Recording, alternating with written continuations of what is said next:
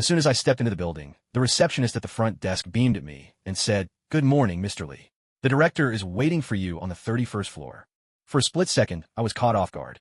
I managed to force a stiff smile, muttered a few words in response, and took advantage of a moment when no one was watching to discreetly wipe the sweat from my forehead. To be honest, even now, I still find it hard to believe. I've actually traveled to another world. My name is still Li Qingfeng, but my identity has changed. I'm now an agent temporarily assigned from the Republic headquarters of the World Federal Bureau of Investigation to the Bureau's America Division. Thankfully, my abilities remain intact. As an elite agent of the Federal Bureau, I'm in top physical condition, trained in more than 50 styles of combat, and proficient with all kinds of weaponry. Tactics, interrogation, investigation, languages, criminal psychology, you name it, I excel at it. Back at the Republic headquarters, I was one of the ace agents, the kind of person who could easily be the lead in an action movie. Fortunately, the World Federal Bureau is an official organization recognized by every nation. Otherwise, I'd have no idea how to survive here. Still, I do wonder if I might be able to sneak in a bit of slacking off now and then in this place. After sorting through my memories and checking the information on my phone, I realized this is likely a parallel world. Here, there's an organization called the World Federation, utterly different from anything in my previous life. The World Federation is the supreme authority formed by the vast majority of nations, divided into permanent and member countries. Unlike the old United Nations, this body actually wields real power. The Bureau of Investigation answers directly to it, with 5 permanent nations, each hosting their own headquarters, independently run but closely coordinated. Take me, for example. With a single transfer order, I was reassigned from the Republic headquarters to the America Division, a testament to the Bureau's integrated structure. Honestly, I'm a bit frustrated. Other people who end up in new worlds either gain memories of their past lives or some special powers, but me? I have no choice but to keep working a true corporate drone by nature. Grumbling inwardly, I stepped into the elevator and pressed the button for the 31st floor. But on second thought, it's not all bad. Now I have the credentials of a bureau agent and a wealth of skills. As long as I keep my head down and stay out of trouble, I should be able to live a peaceful life. The elevator screen was playing the news on a loop as I ascended alone.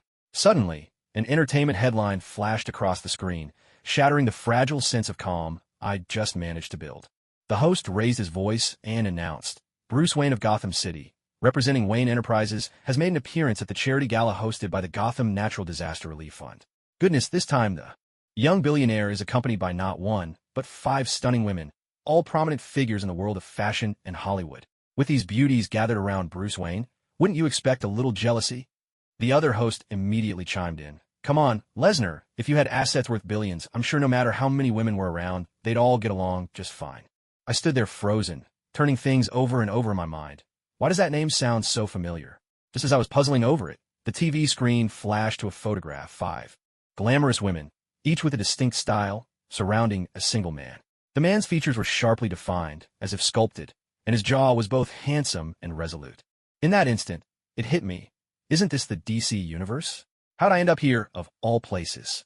The darkness of the DC universe is legendary, and someone as ordinary as me, at best, in this world, I'd barely measure up to a super soldier.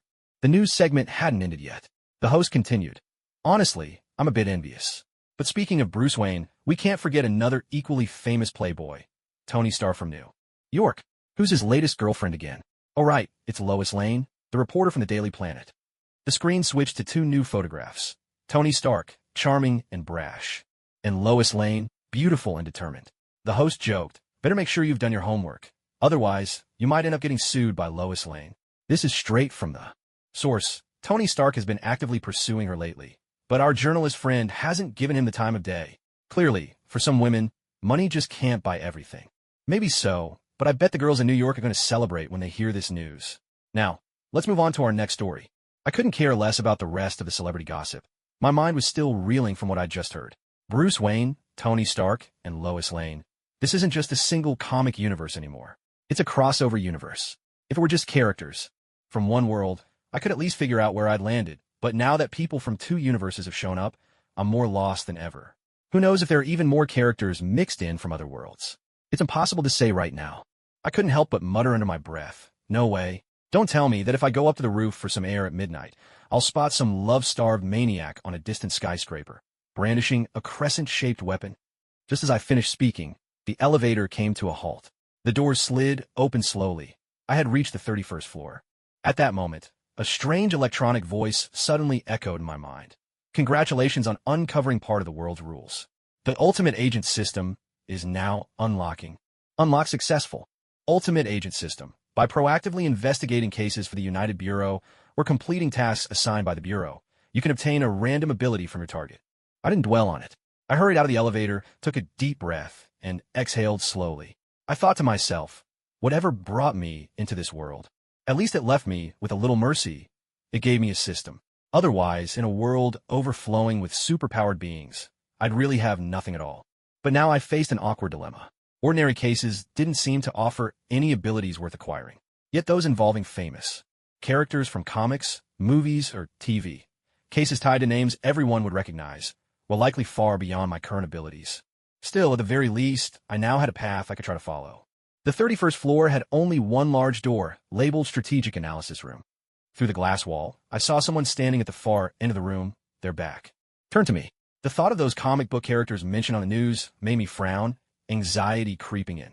Could this be yet another character from a comic or movie? I pushed open the door and called out loudly, "Special Agent Li Changfeng, Republic Bureau, World Federal Investigation Agency, reporting for duty." The man didn't even look back. He simply said, "Come over here." As I walked closer, his silhouette came into clearer focus, a shiny, smooth, bald head. My heart skipped a beat. No way. It can't be. I came to stand in front of him and asked, "Director, you wanted to see me?" He handed me a folder as he turned around. As I looked closely, I realized he was one-eyed. He looked almost exactly like Nick Fury. Having already started to adapt to this new world, I didn't hesitate. I took the folder and glanced at the cover. Arkham Asylum Patient Files? Keep reading. His tone was neutral, simply motioning for me to go on. I nodded and turned to the first page. There was a table, and in the upper left corner, a small photograph was attached. The woman in the photo had platinum blonde hair, the tips dyed red and blue. No matter how you looked at it, she bore an uncanny resemblance to Margot Robbie's version of Harley Quinn. Perhaps the creator of this amalgamated world also thought some comic book costumes and art styles were just too over the top. I couldn't help but purse my lips. I really have nothing to say about the Western comics obsession with skin-tight outfits. But I had to admit, it did make quite an impression. Real name, Harleen Quinzel. Height, 170 centimeters. Weight, 64 kilograms. A specially appointed psychiatrist at Arkham Asylum, she was responsible for treating Gotham's most dangerous criminal, the Joker.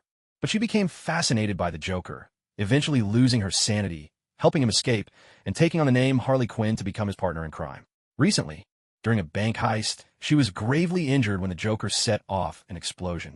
She was then recaptured by Arkham Asylum and is now under treatment once again. Sir, if I may ask, why are you showing me a psychiatric patient's file? What exactly do you want me to do? Ah, didn't I message you about this? Nick Fury feigned surprise, smiling as he spoke. I want you to take charge and assemble a new team. And Harley Quinn will be the first member you need to recruit. Ding. Mission Squad Genesis has been issued. Mission brief. Young agent, assemble your own squad. Your first objective is to recruit members, persuade Harley Quinn to join. This system sure is proactive. A team? With all due respect, sir, I've undergone elite training with the Bureau and have always worked alone. If you need someone to infiltrate enemy lines and disarm a nuclear bomb, or carry out an assassination, I'm your man. But team dynamics? That's not really my strong suit. Li Chingfeng kept a straight face, even looking slightly troubled. And are you absolutely sure that a psychiatric patient could really become a Bureau agent? What kind of joke is this? If this were just a normal parallel world, I might not worry. But now, this is a world brimming with elements from all sorts of fictional universes. Who knows what bizarre events might unfold?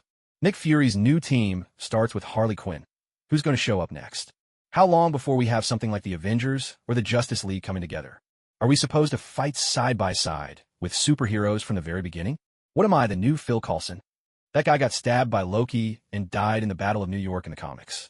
Sure, he was resurrected, but the agony he endured through the Tahiti Project was arguably worse than death. And Li Chingfeng had a hunch.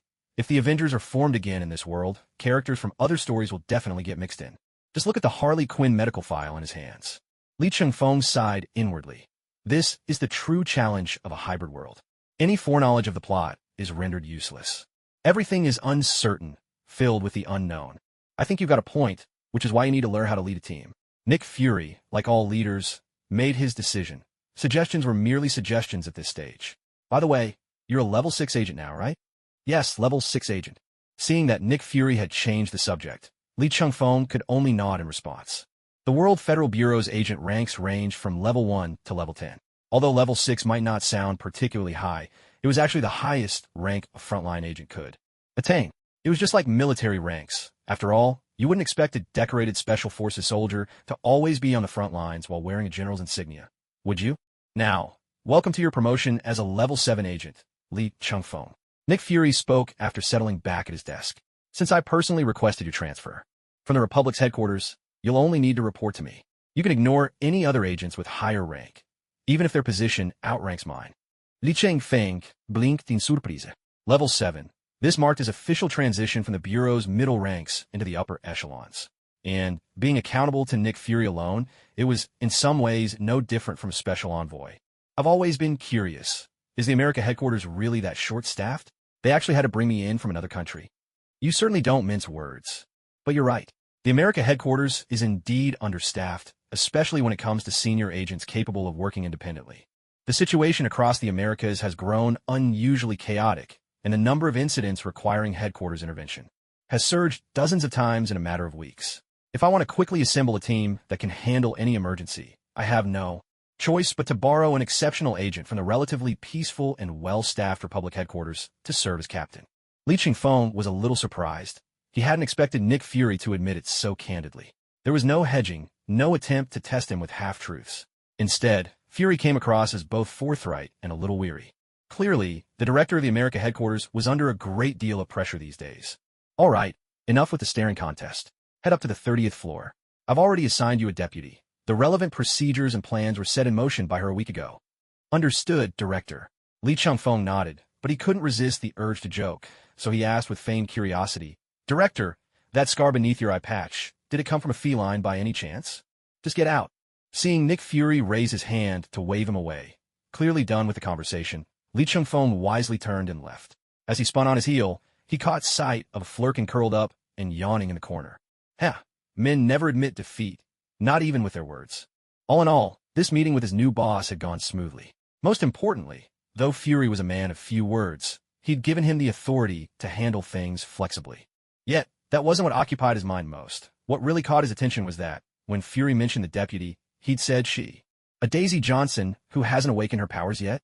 Or perhaps that long-legged aunt, Maria Hill? All of a sudden, Lee Chung-fong started to think that traveling to another world had its unexpected perks. At the very least, he'd never be short on things pleasing to the eye. If a supervisor goes on a date with a subordinate, would that count as abuse of authority? Lee Chung-fong muttered to himself as he stepped into the elevator again. After all, this was the United States, a country that prided itself on freedom. For all he knew, someone might just file a complaint about it. He only needed to go down one floor. So as soon as Lee Chung-fong set foot in the elevator, before the doors had even fully closed, he was already stepping out again. But the scene before him had changed completely. If the conference room on the 31st floor was remarkable only for its sheer size, with a style that screamed classic American law enforcement, then the 30th floor felt as if technology had leapt forward an entire era, the whole office space brimming with a sense of the future. There were plenty of people here, yet everyone was moving efficiently, absorbed in their work. No one spared a glance at the stranger who just barged in. Curious, Lee Chung-fong took a moment to look around. He was engrossed in the flashes of internal information on the large screen when he felt a gentle tap on his shoulder. Agent Lee Chung-fong? Yes, that's me. Lee Chung-fong turned, determined to make a good first impression on his new colleague. His face lit with a welcoming smile. But the moment he saw who it was, the smile froze on his lips. It was neither Daisy Johnson nor Maria Hill, nor was it Mockingbird or Agent 13. The woman in front of him wasn't wearing the standard teal uniform of the Joint Investigation Bureau. Instead, she wore a crimson cheongsam embroidered with golden butterflies, the slit in her dress revealing a holster strapped to her slender thigh. Being allowed to dress at will meant she was at least a level 4 elite agent. Short black hair, an enigmatic aura, and a faint, elusive smile at the corner of her lips. She looked less like an elite agent and more like a mysterious femme fatale, exuding both charm and danger. Hello, Agent Lee Chung-fong. I'm the aide director Fury assigned to you, she said. You can call me Ada Wong. At last we meet. Ada Wong, a name impossible to ignore. In the Resident Evil series, she was a legendary spy who walked the line between good and evil, her shifting identities making her a myth in the underworld. Of course, that was Ada Wong in the games. The woman standing before him, Sister Wong, was a member of the World Federal Bureau of Investigation. Her appearance left Li Chungfeng both surprised and a little delighted. What surprised him was that this world had also merged with the Resident Evil setting. Who knew? A tyrant or a nemesis might leap out from some dark corner at any moment. The reason for my excitement lies in the fact that, compared to the fantastical universes of Marvel and DC Comics, the world of Resident Evil is undeniably much simpler. After all, in the world of Resident Evil, most problems can be solved with firearms. And if that's not enough, you just do it again, a few more times if necessary. Ms. Wong, I've heard so much about you. Compared to the youngest top agent at the Republic Bureau, I must admit I am a bit older. For some reason, Ada Wong's tone carried a faint hint of melancholy. I was only joking, Li Chungfeng hurriedly replied as he grasped her outstretched hand. It's a pleasure to meet you, Ada. The pleasure is mine. Agent Li, Ada Wong answered, her face adorned with a polite yet reserved smile. We should get on our way to Gotham City. I've already reported this mission to headquarters. Are we really leaving so soon? Considering our destination is Gotham, I think it's justified. No one wants to venture into that city late at night, especially when the destination is Arkham Asylum. Li Chungfeng scratched his head, conceding that Ada Wong had made a very good point. More importantly, they were heading to Arkham Asylum to take a patient into their custody, which meant there was a high likelihood of crossing paths with Bruce Wayne, whether the dashing playboy by day or the Batman by night. TSK, the American Bureau really is loaded. They just went and refurbished the old Airborne Command Center for us to use. Li Chungfeng lounged in the spacious rest area, flipping through the files Ada Wong had already prepared. A stack of dossiers formed a small mountain, most of them containing detailed records on various special individuals. The first file, unsurprisingly, was about Harley Quinn. Unlike the case file Nick Fury had given him, this dossier was exhaustive in every sense, from the exact second of her birth to trivial habits like which finger she preferred to use when picking her nose. This was a true testament to the intelligence-gathering prowess of the world's largest law enforcement agency. As for the so-called detailed assembly procedure and plan, it turned out to be a single page, and it wasn't even filled out. Clearly, Nick Fury was in a hurry. What do you mean by future team members are up to you? And, as long as they look human, it doesn't matter if they actually are. Was he being tricked? Could it be that this guy was using the pretext of forming a team just to get him to recruit superheroes? This Airbus was running at full capacity well into the 1990s. Only after the flying aircraft carrier was completed did it become more of a symbol. Still, its performance and payload are both excellent. Ada Wong had just set the plane to autopilot, and now emerged from the cockpit to sit beside Li Chungfeng. I assume you've seen the team assembly plan Director Fury left, haven't you? That's right. After reading it, I felt like I just met a con artist. Can I just arrest him on the spot? Toss that hard-boiled egghead into a telecom scam gang. He'd be running the place in no time. Director Fury does have a fondness for straightforward, no-nonsense plans. But the simpler the plan, the more autonomy this squad is given. Of course I get that. If you're recruiting maniacs for your team, autonomy's a given. If this were our republic, someone would probably report us for abusing vulnerable groups. Still, more than the squad's purpose, I'm curious. Why did Nick Fury choose Harley Quinn as the very first member? Strictly speaking, I was actually the first member of this squad. Ada Wong bit her lush lips, a glimmer of moisture in her eyes. As for why Harley Quinn was chosen, the reason is simple. She used to be one of us. One of us? Li Chungfeng's interest was piqued by this statement. A psychiatrist from Arkham Asylum, the Joker's criminal partner, and yet a legitimate federal agent refer to her as one of us. To be precise, she almost became one of us. Before she even graduated, she was already on the Bureau's talent reserve list, granted the status of a probationary agent. Otherwise, how could she have landed a job at a high-risk institution like Arkham Asylum straight out of school? Ada Wong maintained her air of mystery, tinged with mischief, her fingertip gliding lightly over Li Chungfeng's hand as she casually picked up Harley Quinn's file and flipped through a few pages. I wrote everything in great detail. Did you only read the first and last pages? You're too long-winded. With so much material, who could read it all? Sister Wong truly was a bona fide femme fatale. He had zero resistance to her type. It was impossible not to be drawn in. Still, Li Chungfeng was genuinely astonished by the fact that Harley Quinn had once been a probationary agent for the Bureau.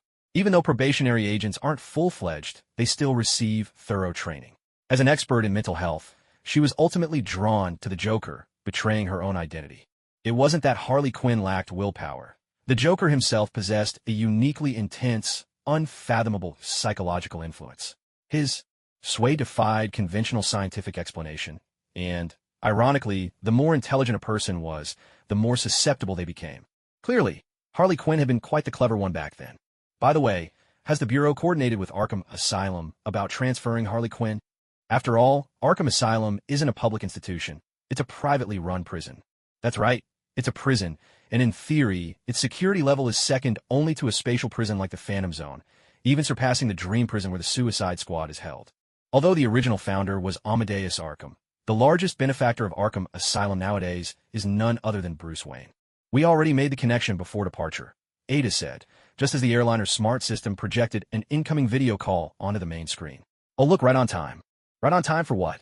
Li Chingfeng looked up and responded instinctively, then noticed the video call request on the screen. The caller was Bruce Wayne. Cheesecake, go ahead and answer. Ada Wong deftly manipulated the floating 3D interface. Moments later, a deep, magnetic voice filled the lounge. Good evening, Agent Li Chingfeng. Is everyone able to call me by name these days? Am I really that famous? Even Gotham's own Bruce Wayne knows who I am. I'm not some starlet or model desperate for the spotlight, you know? I can hear the sarcasm in your voice, but I'll take it as a compliment. Bruce Wayne on the screen didn't seem fazed by Li Chingfeng's tone. He simply nodded, his chiseled jaw and noble demeanor making it hard to associate him with the legendary playboy. Nick Fury and I go way back. Wayne Enterprises is also one of the Bureau's external partners. Li Chingfeng thought to himself with a wry smile. Who would have guessed Nick Fury and Bruce Wayne were old friends? If Tony finds out, is he going to get jealous? This really is starting to feel like a soap opera. So, if you and Nick Fury go way back, you must know who Harley Quinn is. Li Chingfeng leaned against the sofa armrest, propping his chin with his right hand, a hint of teasing in his voice. But it seems you're especially concerned about her. Dr. Harleen Quinzel was once a friend of mine. For someone like me, true friends are rare, especially female friends. Well then, you have my word. This will only be good for her, not the other way around. When I say something, I mean it. If that's the case, then I'm reassured. Bruce Wayne nodded. I have other arrangements tonight and can't see Dr. Quinzeloff in person. Please, both of you, make yourselves at home. Life is always full of regrets. Even a bat doesn't catch its prey every time, right? At these words, Bruce Wayne's expression remained unchanged, but his eyes grew complex, sharp, pensive, and tinged with suspicion.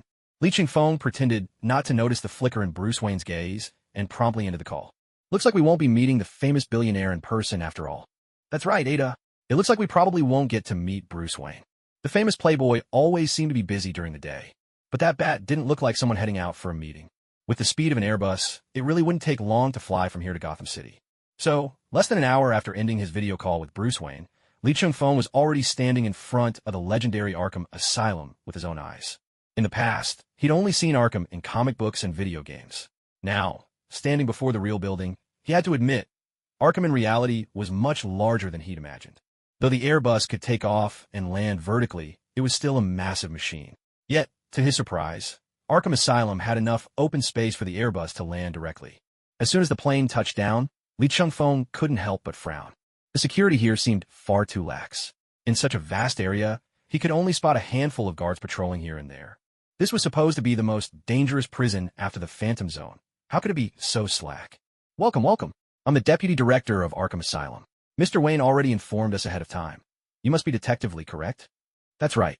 Please, lead the way. I hope to take Harley Quinn into custody as soon as possible to prevent any accidents, Li Chingfeng said, shaking the Deputy Director's hand. After all, she's deeply entangled with Gotham's most dangerous figures. You're absolutely right. With maniacs as extreme as the Joker around, no one can ever predict what he might do. The Deputy Director wiped the sweat from his forehead as he walked them forward, launching into a detailed, if somewhat rambling, introduction of Arkham Asylum's history and its facilities. Meanwhile, Li Chingfeng kept in touch with his internal team using the Bureau's personal terminal. As a Level 7 agent, he was issuing instructions for colleagues to investigate related matters, responding to the Deputy Director's chatter with only half his attention. Because of Harley Quinn's high risk, her room was located at the very end of the facility, accessible only by navigating a maze of corridors. Even with the Deputy Director leading the way, it still took a good while to reach their destination. A heavy iron door bore a nameplate, Harley Quinn. There aren't even guards patrolling inside, and for such a dangerous patient as Harley Quinn, you didn't assign anyone extra? You might not realize, this room itself is the most secure defense we have. If she ever managed to escape from here, trust me, ordinary guards wouldn't stand a chance. Fair point. Li Chingfeng nodded in agreement, though inwardly, he didn't buy a word of it. Harley Quinn already possessed the physical prowess of a gymnast and the basic skills of an agent. After her mind unraveled, She seemed to disregard her own limits entirely, and her combat ability soared. Some say that madness often unleashes astonishing strength in a person. It seems that might not be an exaggeration. But that's no reason to leave her unsupervised.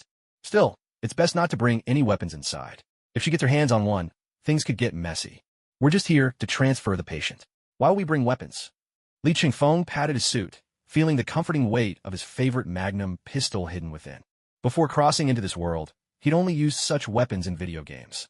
Now, he even slept with it tucked under his pillow. All right, then I must ask you both to be extremely careful, the deputy director said, moving to unlock the door to the patient's room.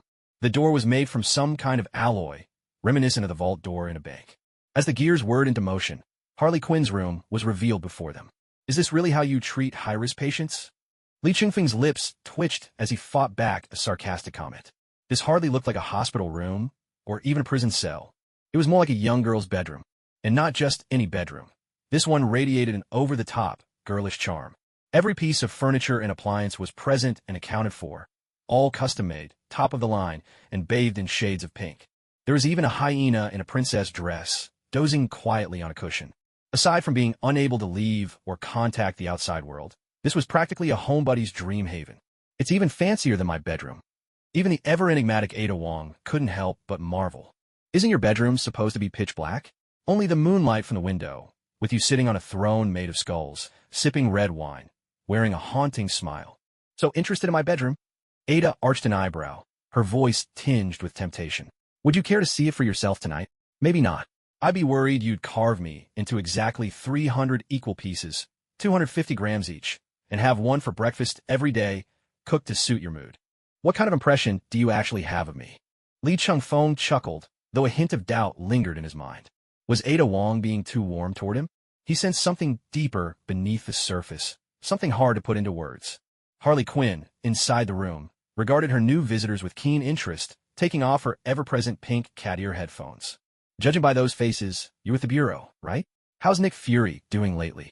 You know Nick Fury well? We're not exactly close. He was my graduate advisor in criminal psychology, and in passing, he also helped me complete all the preliminary agent courses. Li Qingfeng paused for a moment, glancing instinctively at Ada. He found her wearing a resigned look, as if to say, I told you to finish reading the file. The way this world's logic is woven together is downright wild.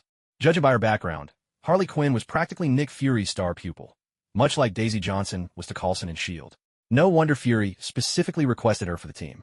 With age comes a certain fondness for looking out for the younger generation. And then there was Bruce Wayne, who once said he considered her one of his few true friends. All the gadgets in this room were probably the fruits of their collaboration. Still, the Harley Quinn before him didn't seem the least bit unhinged. In fact, Li Qingfeng felt that the person he was talking to now was less Harley Quinn, the Joker's sidekick, and more Dr. Harleen Quinzel, the psychiatrist. All right, don't just stand in the doorway. Come in and make yourselves comfortable. Perched on the wide sofa, Harley Quinn sprang to her feet and landed, nimbly with a backward somersault. Anything to drink? Coffee? Tennessee whiskey? Or perhaps one of those neon green sodas that taste like pure guilt? Coffee will be fine. She bustled about with the ease of a perfectly ordinary host entertaining guests. Yet, as Ada Wong stepped into the room and looked around, her expression grew uncharacteristically grave. Li Qingfeng followed her uneasy gaze. The only normal part of the room was the sliver visible from the hallway. Every other wall was plastered from floor to ceiling with photographs, all of the same person. Green hair, ghostly white makeup, and a crimson smile slashed from ear to ear. Gotham's Prince of Crime, the Joker, so many names, each a source of terror. But on every photo, half of his face was blacked out or crudely slashed through. The conflict and torment were painfully clear. Unless this Harley Quinn was actually Two-Face in disguise. I know the scene looks a bit odd, but trust me, it's not the strangest thing you'll see. With her back to them, Harley Quinn called out as she made coffee. Have you ever seen someone whose wounds spouted fireworks and streamers? Harley Quinn's perspective lets you see things most people could never imagine. She was referring to herself in the third person. Dr. Quinzel? That's right, I'm Dr. Quinzel now. But you can keep calling me Harley Quinn. I've gotten used to it. Turning around with a tray of coffee, Harley Quinn smiled. There's room for all four of you. The couch is big enough. At the very moment she turned around, Li Qingfeng swiftly drew his magnum pistol and aimed it at the door. Behind the group, a figure draped in a classic black cape stood perfectly still as if he had been there from the very beginning, unmoving and silent.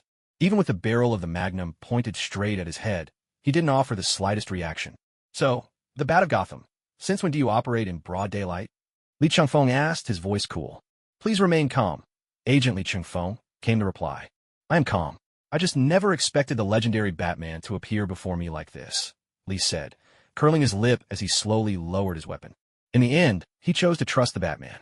Besides, a simple handgun hardly posed any real threat to someone like him. "I do not agree with the Bureau's decision to transfer Harley Quinn out of Arkham Asylum," Batman said in a deep, measured tone, stepping forward. Though he addressed Li Changfeng, his gaze remained fixed on Harley Quinn. "She is not just the Joker's accomplice. She is, at this moment, the only lead we have to track him down." He paused for emphasis, then added, "Right now, she is our only clue." Li Changfeng tapped the barrel of the magnum lightly against his own temple, muttering inwardly that, as expected, it all came down to these headache-inducing reasons again. At times like this, it was truly hard to tell if Batman was driven by his obsession with justice, or just by his obsession with the Joker himself. This twisted game between you and the Joker. Don't drag innocent people into it, Li Changfeng said, refusing to back down as he stood face-to-face with Batman. Due to their difference in height, he had to tilt his head back to look up at the only part of Batman's face left exposed, his jaw. Those who don clown makeup to commit crimes, and those who wear masks and capes at night under the guise of justice. They're equally mad at heart. You're one of those who believe that vigilantes and so-called superheroes are just as guilty as the criminals, aren't you? Batman took a step back, positioning himself by the door. "I have no comment on the Bureau's agents or their abilities. Don't bring our abilities into this. I know you're good people, maybe even true heroes," Li Changfeng shrugged, leaning back against the sofa. "But being a hero and being a madman, those two things are not mutually exclusive. All right, gentlemen, can the ideological clash between a federal agent and a Dark Knight be put on hold for now?" Harley Quinn, cradling a cup of coffee, spoke up from the edge of the bed. At this moment, she was most likely more Dr. Harleen Quinzel than Harley Quinn.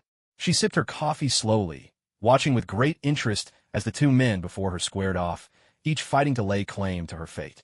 "In short, we have to take Harley Quinn with us." Li Changfeng spoke firmly on the surface, though inside he felt uncertain. After all, standing before Batman, who could predict what this man might do? As for the Joker's whereabouts, you could easily work with the Bureau, couldn't you? After all, our Bureau is nothing like those useless American agencies. Despite his pointed words about America, Li Changfeng's manner was actually quite sincere.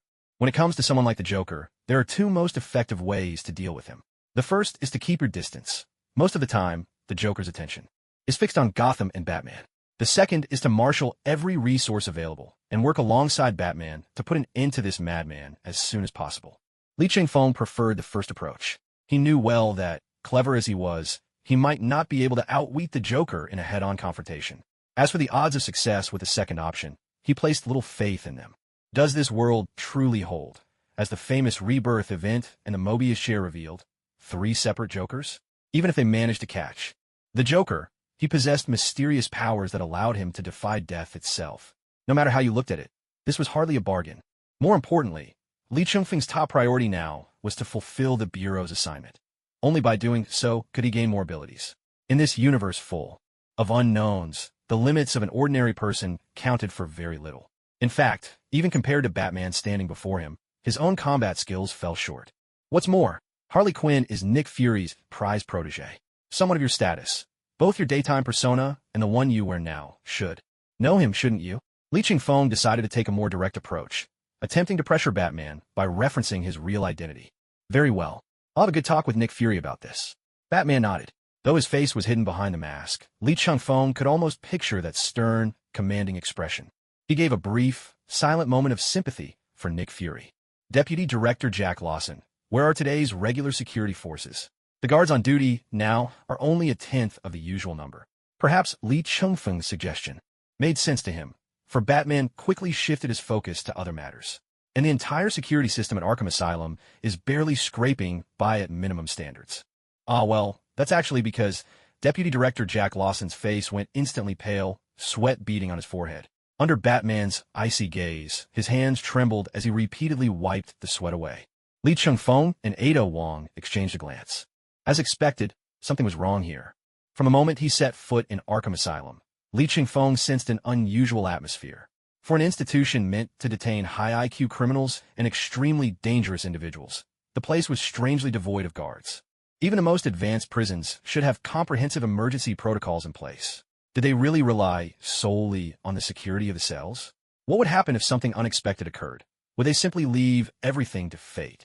The deputy director, who was tasked with receiving Li Chengfeng, brushed off all these abnormalities as routine, clearly trying to cover up the truth. But Li Chengfeng was not someone easily deceived. Just then, his personal terminal buzzed with a low vibration. Instantly, Li Chengfeng moved to Ada Wong's side and activated the screen. Officer Li, Agent Ada Wong, this is Ingrid Hunnigan from the Field Support Division. Agent Hunnigan, how is the investigation progressing? Li Chengfeng asked. Hunnigan reported, as you requested, I've investigated the backgrounds of Arkham Asylum's management. The deputy director, Jack Lawson, recently received $3 million in his wife's overseas account. At the same time, his 10-year-old son has been missing for a week, yet he hasn't reported it to the police. Excellent work, Agent Hunnigan. This intelligence is crucial. Now I can confirm that Jack Lawson has not only been bribed, but his son is also being held hostage to ensure the plan goes smoothly. As he spoke, Li Chengfeng shot a sharp look at the deputy director, who was now sweating profusely. Then he continued issuing orders to Hunnigan. Right now, using my authority, mobilize the field teams and the Gotham Police Department to search for Jack Lawson's son. He's likely being held somewhere in Gotham. Follow any leads you can find. Understood, sir. Hunnigan replied crisply and immediately closed the terminal. Her decisiveness made it clear she was a woman of action. Li Chengfeng was grateful he'd involved the Field Support Division early on. It had led to a critical breakthrough. He turned to the deputy director. Listen, the one who pays the price for this should be you, not your son. The Bureau will do everything it can to rescue him, so you don't need to worry about that. As Li Chengfeng spoke, he suddenly reached out, gripping the man's chin like an iron vice, and demanded coldly, what you ought to worry about is yourself. Who bribed you? And what exactly did you do?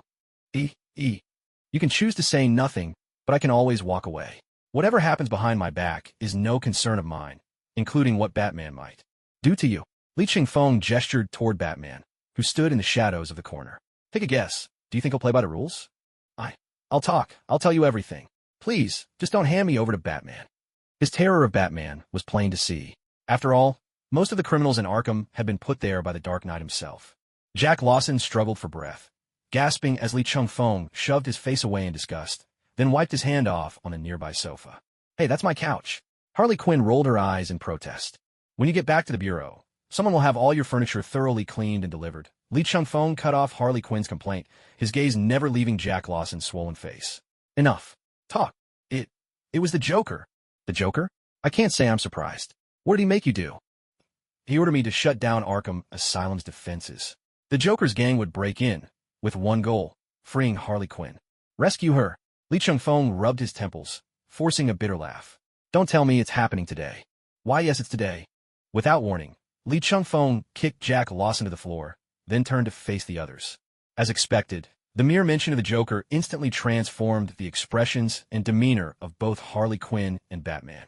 Harley Quinn, in particular, seemed to shed her doctor's persona in an instant.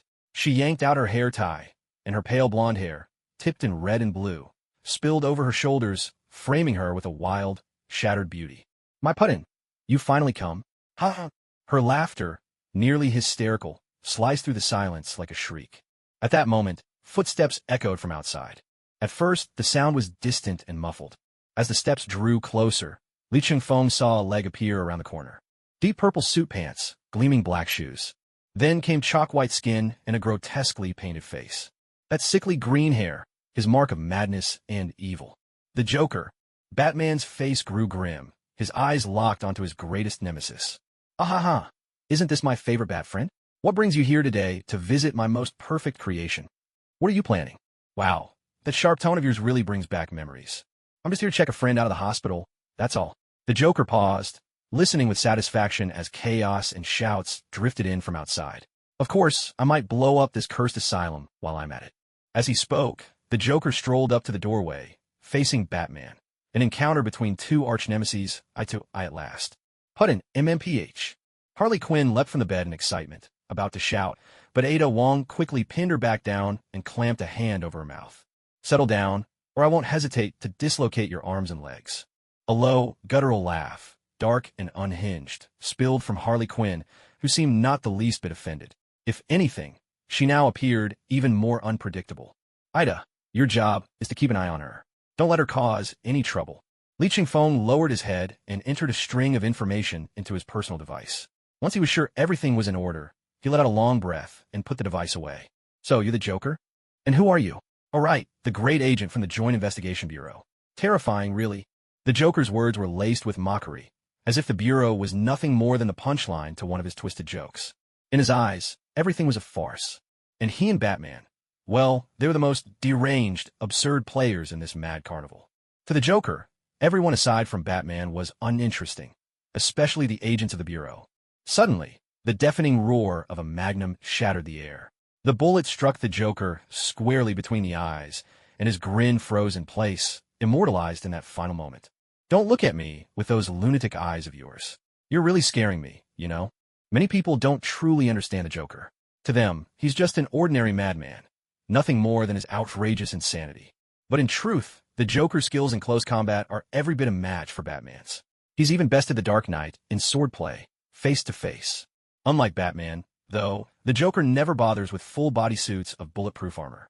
Perhaps it's his chaos and madness, his unshakable overconfidence. After all, his greatest adversary is a hero bound by a vow never to kill. As for everyone else, the Joker never gave them second thought. To him, they were insignificant extras in his drama. But the regretful reality is this. The world isn't a comic written for Batman and the Joker alone. This is reality. Anyone can lose their footing in the gutter. The Joker is no exception. One slip, and death is real. More importantly, Li Chingfeng never saw himself as the gutter. He just had no interest in playing the Joker's games of morality and intellect. Sometimes, direct action works far better than wrestling with endless schemes. Well, the Prince of Crime from Gotham. Down for the count. Li Chingfeng stepped forward, studying the Joker's corpse with keen interest. His face betrayed none of the unease of a first-time killer. Batman, are you planning to put his body in a display case? With your dark and brooding aesthetic, that would suit you perfectly. What have you done?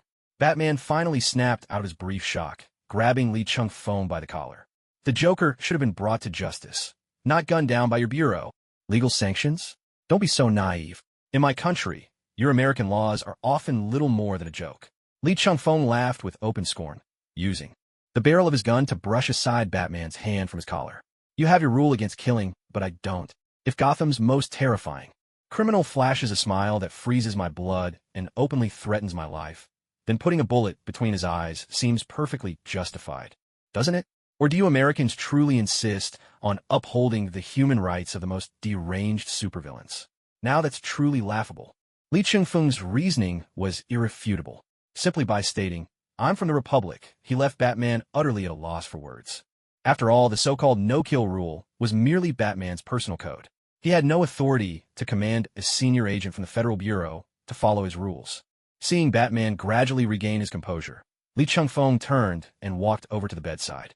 At this moment, Harley Quinn's eyes were empty and unfocused. Her face was marked by helplessness and despair, much like a child who has just lost her father. Li Chingfeng let out a soft sigh and said, Ada, let her go. Are you certain?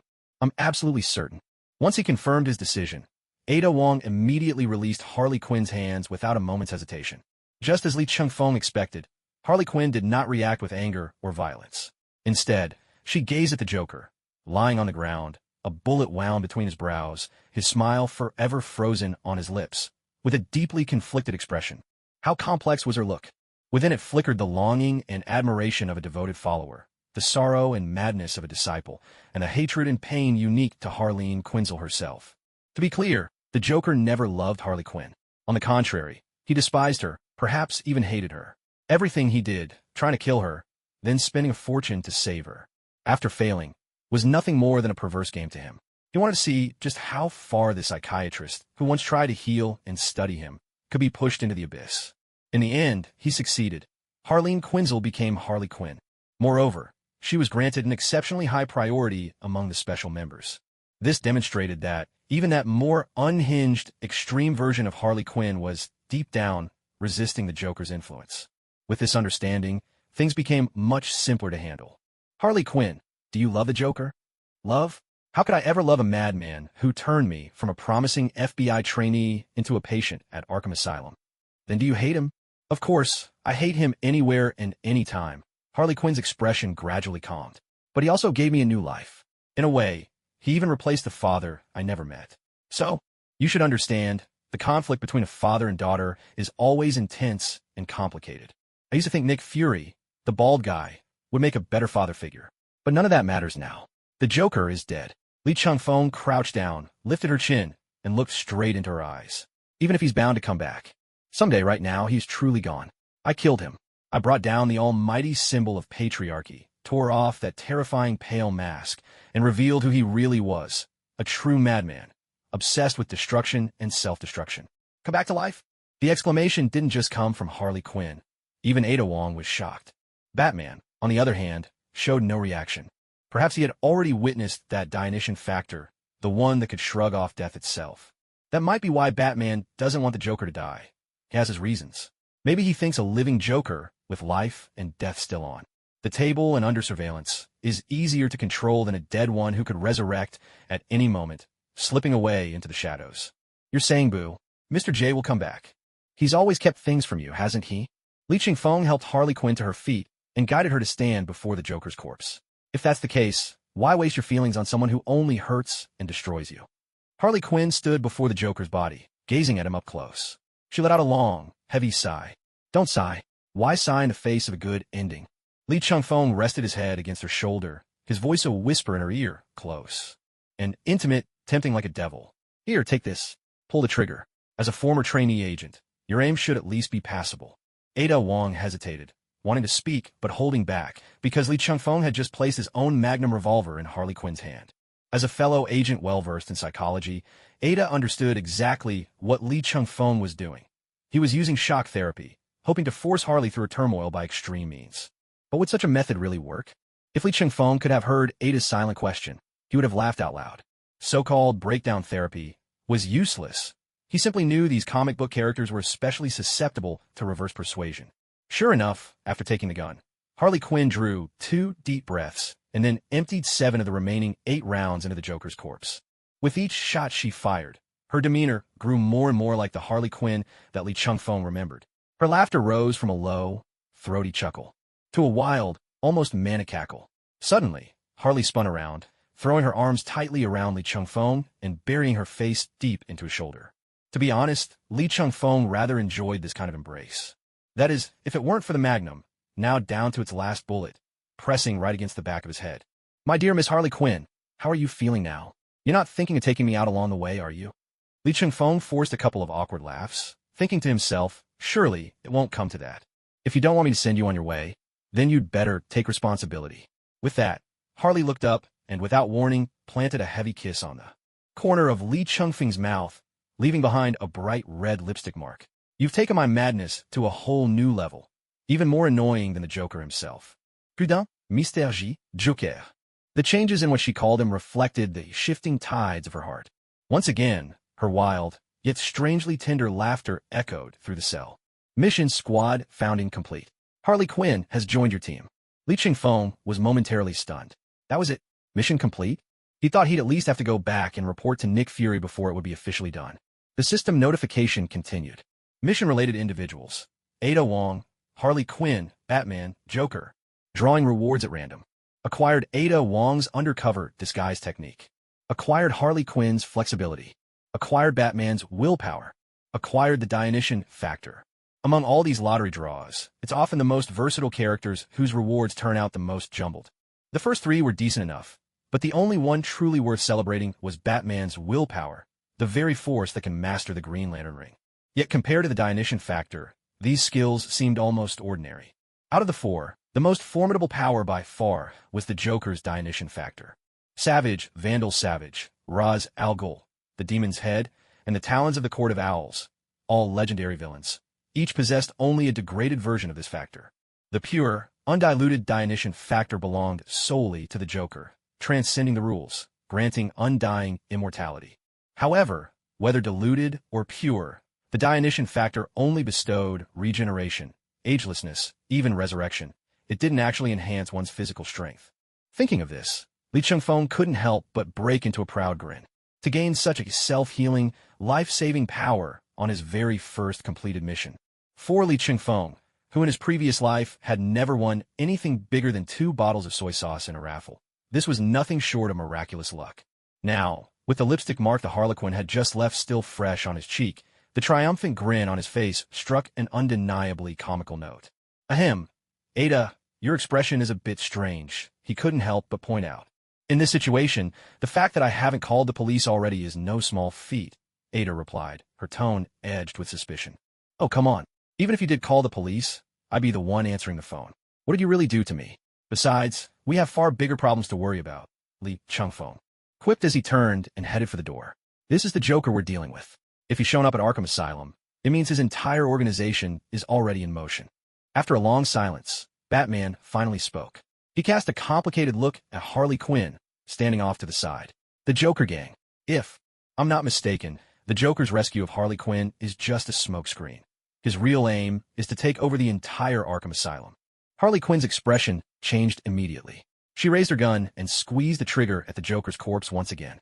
The last bullet buried itself in the lifeless body. The sharp click of an empty chamber snapped everyone's attention. Magazine, Harley said matter-of-factly, extending her hand to Li Chingfeng. I'm out. Li Chingfeng passed her all 3 magazines without hesitation.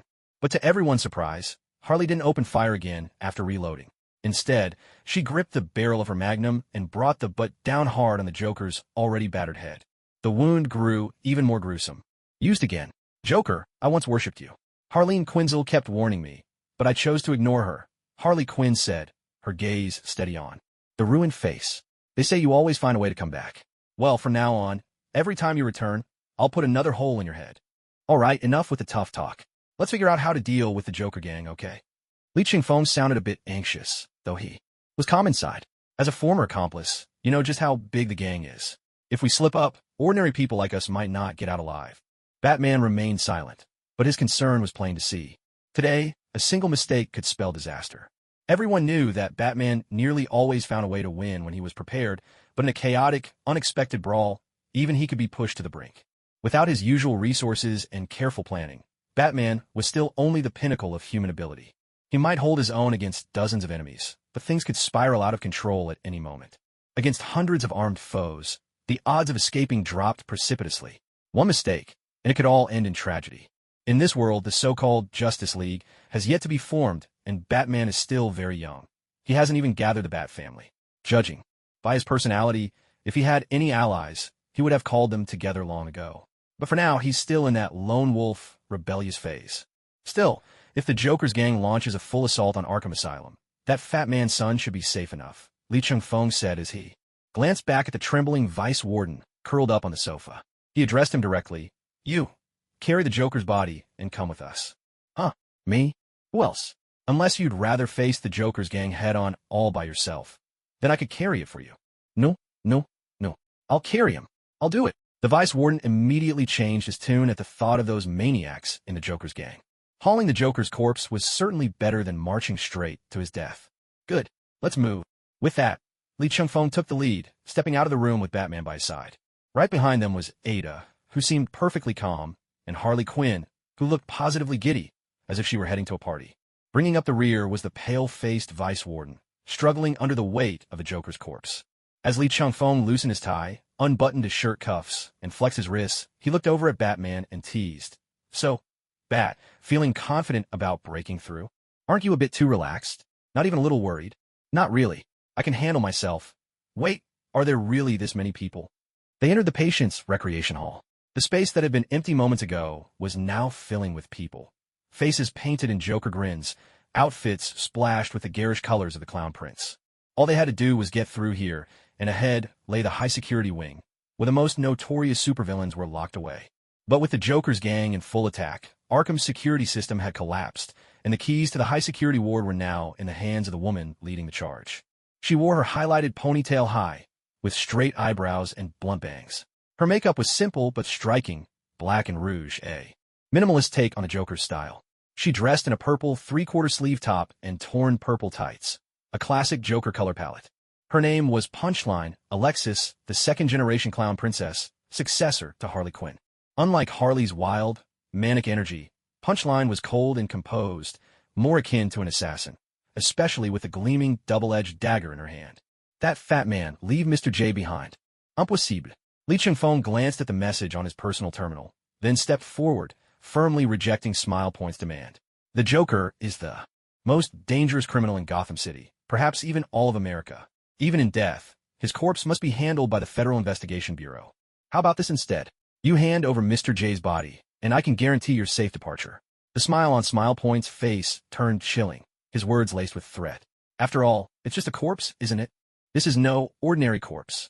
Li Chengfeng's tone remained calm. That's a body with the potential to rise from the dead. Giving it back to you would be like releasing a tiger back into the wild. How would you even know? Smile Point's words trailed off as he waved the knife in his hand, barking out an order. Rip them all apart. And don't let that bat get away either. This is madness. Why do criminals always think of attacking law enforcement? Li Chengfeng shook his head, his face a mask of confusion. I'll give you one last chance. Surrender now, and the Bureau might still show you mercy. If you insist on resisting, I'll have no choice but to take you all down. Batman swept a cold gaze over the Joker gang members before them and asked Li Chengfeng in a low voice, do you really think the few of us can take on the whole Joker gang? There may only be a few dozen inside, but there are hundreds more outside, maybe even more. Li Chengfeng gave a short, mocking laugh. You're Gotham's guardian. I don't believe you don't have a backup plan. If you can't handle the Joker gang without the Joker, then you might as well hang up your cape. He caught the deepening chill in Batman's eyes and added, but save your trump card for the real monsters. Leave this one to me. Sir, you gonna take them all on alone? Ada rushed forward, trying to stop him, but she was too late. Li Chengfeng strode straight toward the increasingly agitated gang members, arms open wide, turning his head to address Ada Wong. Ada, don't forget, we're agents of the Bureau, official representatives of the government. We have people backing us up.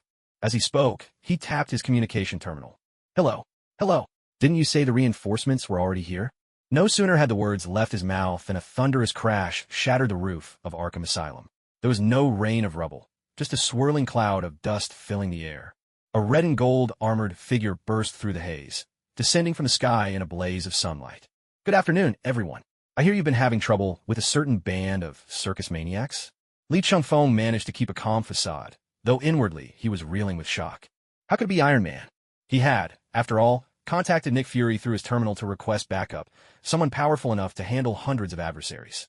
But this was more firepower than he had ever imagined. He certainly hadn't planned to blow Arkham Asylum to pieces. Tony Stark, what are you doing here? Giggle's eyes widened in disbelief as she shouted. Dealing with an unprepared Batman had already made things tricky, and now there was a billionaire playboy in a flying suit of armor thrown into the mix. This was bad. Very bad. Giggles shot Li Chengfeng a vicious glare, and saw nothing but smug satisfaction on his face. Clearly, from the looks of things, Iron Man was backup summoned by this Bureau agent. Damn it. Retreat. Trying to run? Do you really think Arkham Asylum is a place you can waltz in and out of at will? Or that the Bureau would just let a gang of hundreds walk away unscathed? Li Chengfeng flasha a confident. Smile. Mr. Stark, do as you see fit. As long as the Joker gang's main force outside loses their fighting power, that's enough.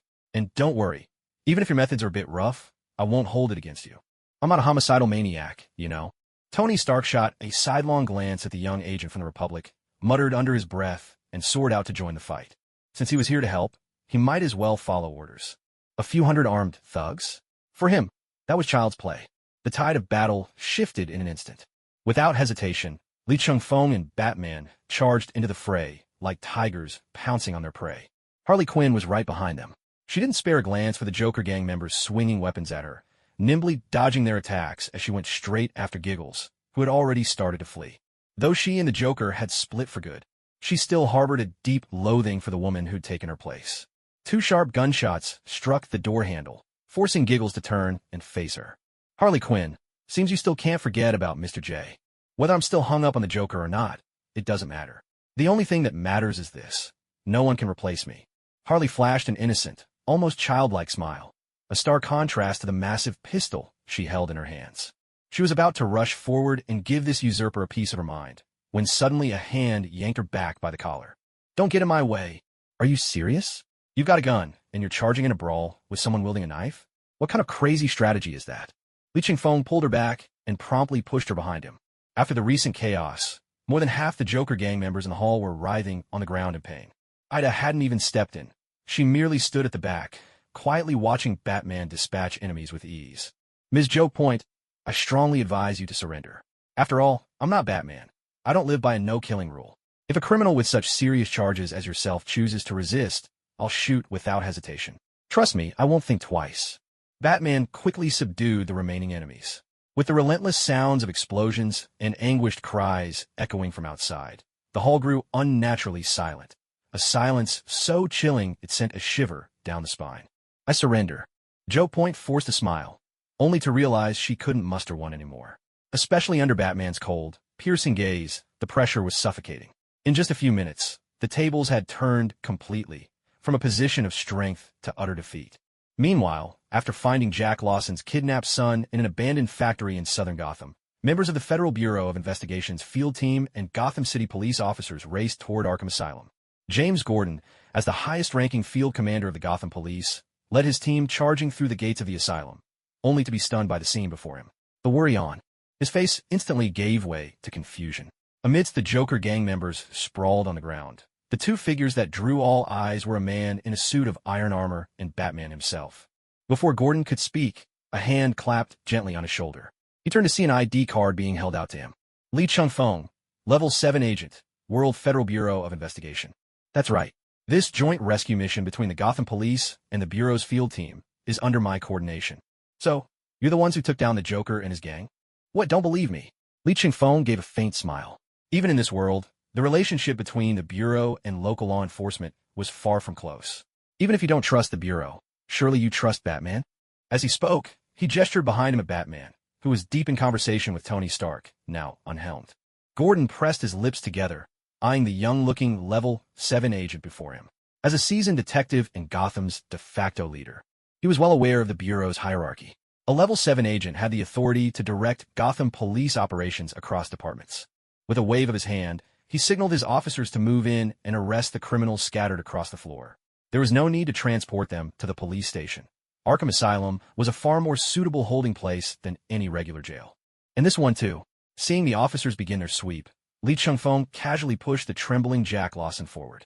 The Joker's henchmen can be locked up here in Arkham, but this man doesn't belong with the lunatics. But I'm afraid he won't be able to keep his position as deputy director for long. Wait, is that Harley Quinn? Gordon's heart skipped a beat. Instinctively, his hand went to his holster again.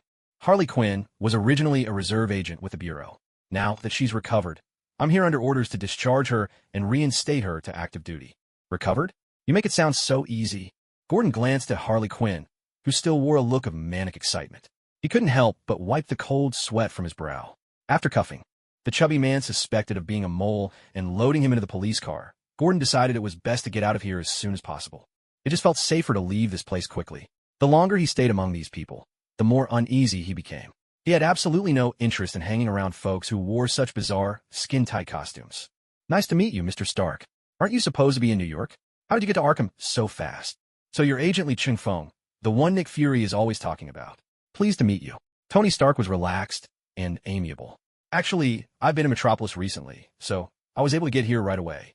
Everyone knew Metropolis and Gotham were separated by nothing more than a river. Still, what was he doing in Metropolis? Li Chungfeng's mind wandered to a bit of tabloid gossip he'd seen not long ago. You didn't go to Metropolis just to chase after Lois Lane, did you? Well, Mississippi Lane is the first woman who's ever been openly indifferent to me. That makes her rather special. Mr. Stark, are you some domineering CEO straight out of a cliché romance novel? Oh wait, you actually are. Li Chungfeng rubbed his forehead. But seriously, doesn't anyone think what you just said was incredibly cheesy? Of course they do. Mississippi Lane said exactly that. Tony Stark grinned, completely unfazed, and extended his right hand to Li Chungfeng. Just call me Tony from now on. After exchanging contact information with Iron Man Tony Stark, Tony took off and flew in the direction of Metropolis. Looks like he hasn't given up yet. Li Chungfeng shook his head, hoping this guy would know when to quit before he ended up provoking a certain powerhouse from Kansas. Otherwise, his Iron Man suit wouldn't stand a chance against that kind of destruction. So that's why Tony Stark disappeared from the public eye for so long. He was building that suit of armor. What's the matter? As a fellow billionaire known for your romantic escapades, do you feel outdone? Armor doesn't interest me. That's missing the point. Unless Batman didn't respond to Li Chungfeng's jab. Instead, he let out a quiet sigh. Unless I come up against a foe I truly cannot defeat. Just now, I I was clearly hinting that I know your true identity. Don't you think your reaction was a little too calm? When we first spoke on the phone, didn't you already make it quite clear? Li Changfeng and Batman stood side by side, silently surveying the nearly unrecognizable outer wall of Arkham Asylum, shattered by Tony Stark's explosives. They said nothing more. Hearing their exchange, both Ada and Harley were left utterly speechless in shock. Batman is actually Bruce Wayne. I've known Bruce Wayne for at least a decade, and yet I never picked up a single clue. Sigh, I have to admit, when it comes to dealing with lunatics, I'm still far behind him. At that moment, seeing that the cleanup was nearly complete, Li Changfeng nodded toward the Joker's corpse at Ada's feet. Batman, you'd better be the one to take this body. You want me to take it? Are you sure? Of course. The Bureau won't pay much attention to a corpse. Even though I know there's a chance he could come back to life, they might not believe it. So it's safer. In your hands. At least you'll stay vigilant and make sure he's locked up for good. Li Changfeng smiled. Consider this a gesture of friendship, Mr. Bruce Wayne. By the time they left the Airbus, their feet were already on Washington soil. At that moment, every agent in the hangar seemed to turn their gaze toward Li Changfeng and his companions. Why is everyone staring at you? Are you guys that unpopular with your coworkers? Don't tell me you're the victims of some good, old American workplace bullying. Li Changfeng asked. Lady, have you no self-awareness? Obviously, they're looking at you. Harley Quinn replied helplessly. Li Changfeng glanced at Harley, who looked genuinely puzzled. With her unnaturally pale skin, thanks to chemical exposure, and the red and blue tips of her hair, she drew attention no matter what, regardless of her infamous partnership with the Joker. Don't be fooled into thinking Bureau agents have seen it all. Most of the desk workers have never been in the field, and they're just as curious about anything out of the ordinary. Just then, a tall woman jogged over to them. Mom, I'm Ingrid Hannigan, Special Agent, Level 4. Starting today, I'll be handling logistics support for Team Starfall. Pleased to work with you, Agent Hannigan. Li Changfeng shook her hand, then raised an eyebrow. When you say Team Starfall, you don't mean us, do you? That's right. Director Fury approved the team's code name just 10 minutes ago. That's an awfully casual name. Please follow me. The director is already waiting for you all in the strategy analysis room. Led by Hannigan, they arrived at the familiar 31st floor. Nick Fury still had his back to the group, but the moment he heard the door open, he turned around at once. Although his expression remained calm, Li Changfeng could instantly see the tension and urgency beneath his surface. Harley Quinn, you made quite a mess lately, but there's still a chance for you to clear your record. TSK, Professor Fury, you're still as strict as ever. Among this group, Harley appeared the most at ease. She casually picked a seat and began joking with Fury. If I were truly strict, I wouldn't have let you transfer to Arkham Asylum to study the most dangerous criminals. That may be so, but now I'm one of those most dangerous lunatics you always talk about, Professor. That's all right.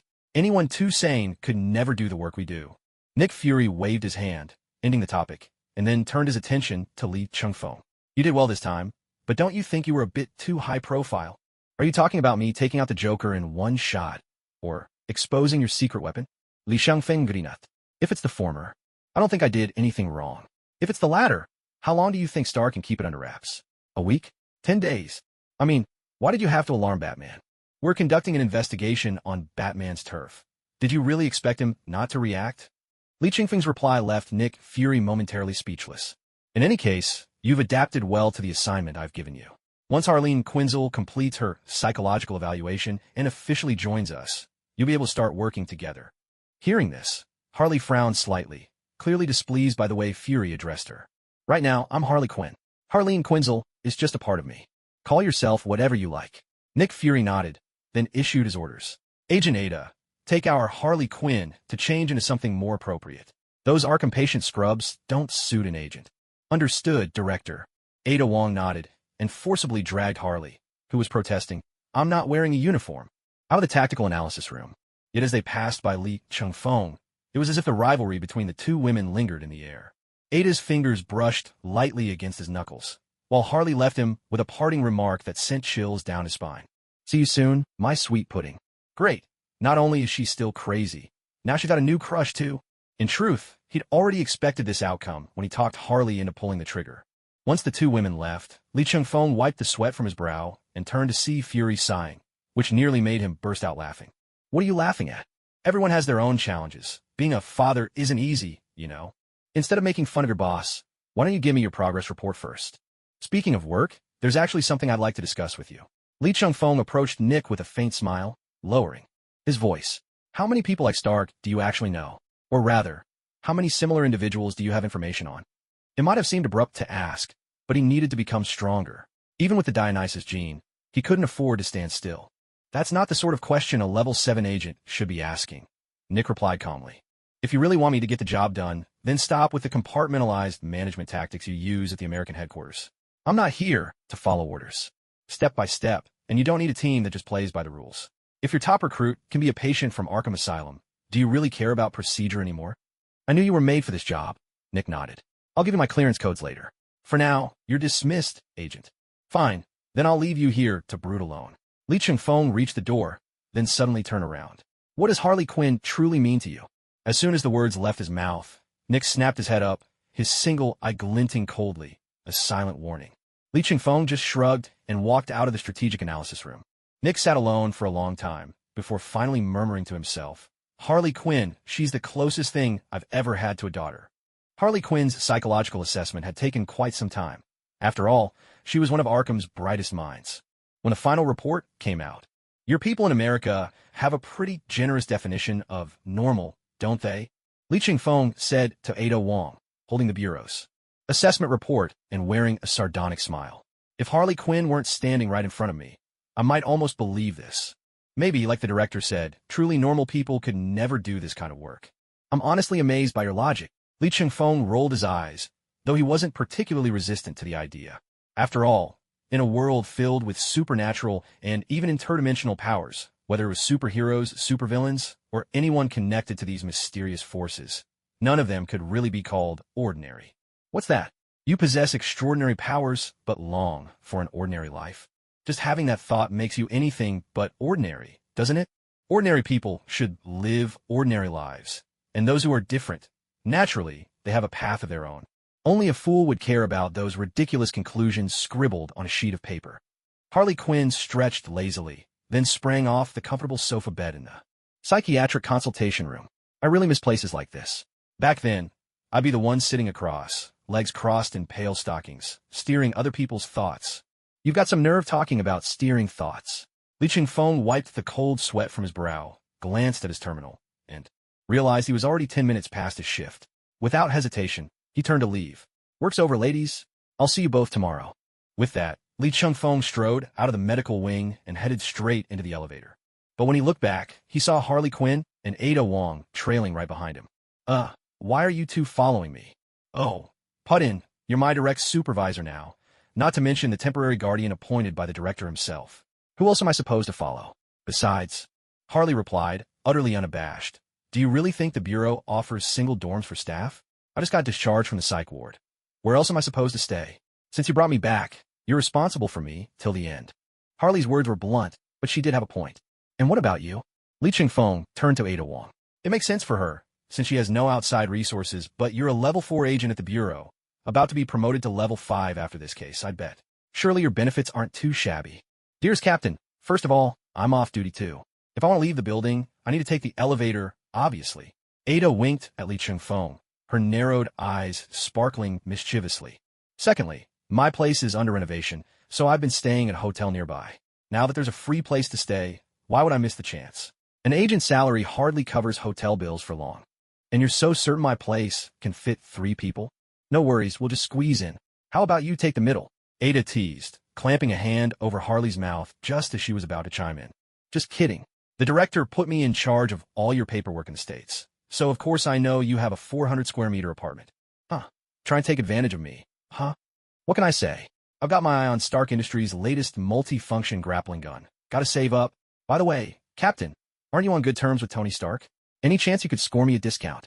With what you just said about your salary, you managed to make Bureau agents sound like ordinary beat cops. In the end, Li Chengfeng relented, heading home with these 2 wildly different women by his side. All along the way, he kept surveying this version of Washington, D.C. in the merged universe. To be honest, America, aside from the diversity of skin tones among the people on the street, it really wasn't that different from the Republic. Here, just as over there, you'd find people slumped by the flower beds, vomiting after too much to drink, and unlicensed street vendors frantically pushing their carts away at the first sign of law enforcement. At one point, he treated the 2 ladies to a surprisingly authentic hot pot meal, and only then did it truly feel like he was off the clock. It was strange to think that just a few hours ago, he'd been face to face with one of the most dangerous and deranged villains around. Yet now he was happily dipping tripe in a bubbling broth, watching Ada Wong's nimble tongue dart out again and again as she tried in vain to handle the spicy heat. A scene unexpectedly warm and comforting. They even made a detour to the mall, stocking up on all manner of household essentials. Come to think of it, whether in his past life or this one, Lee Chung-fong had always been the quintessential bachelor. His 400-square-meter apartment contained nothing but a single pair of slippers and one set of tableware. He couldn't very well expect the two ladies to make do with just the clothes on their backs, or worse, with nothing at all. Even if he didn't mind, surely they wouldn't accept that. Especially Ada Wong. She might be a natural flirt, but apart from her deliberate provocations, most of the time she instinctively pulled her collar tighter and kept a safe distance. The way she maintained her boundaries was captivating. By the way, what's actually going on with you two now? At that moment, Lee Chung-fong lay on his bed, eyes wide open, hands folded neatly over his chest and stomach. He looked for all the world like a mummy. Because just earlier, Ada Wong's teasing remark had come true.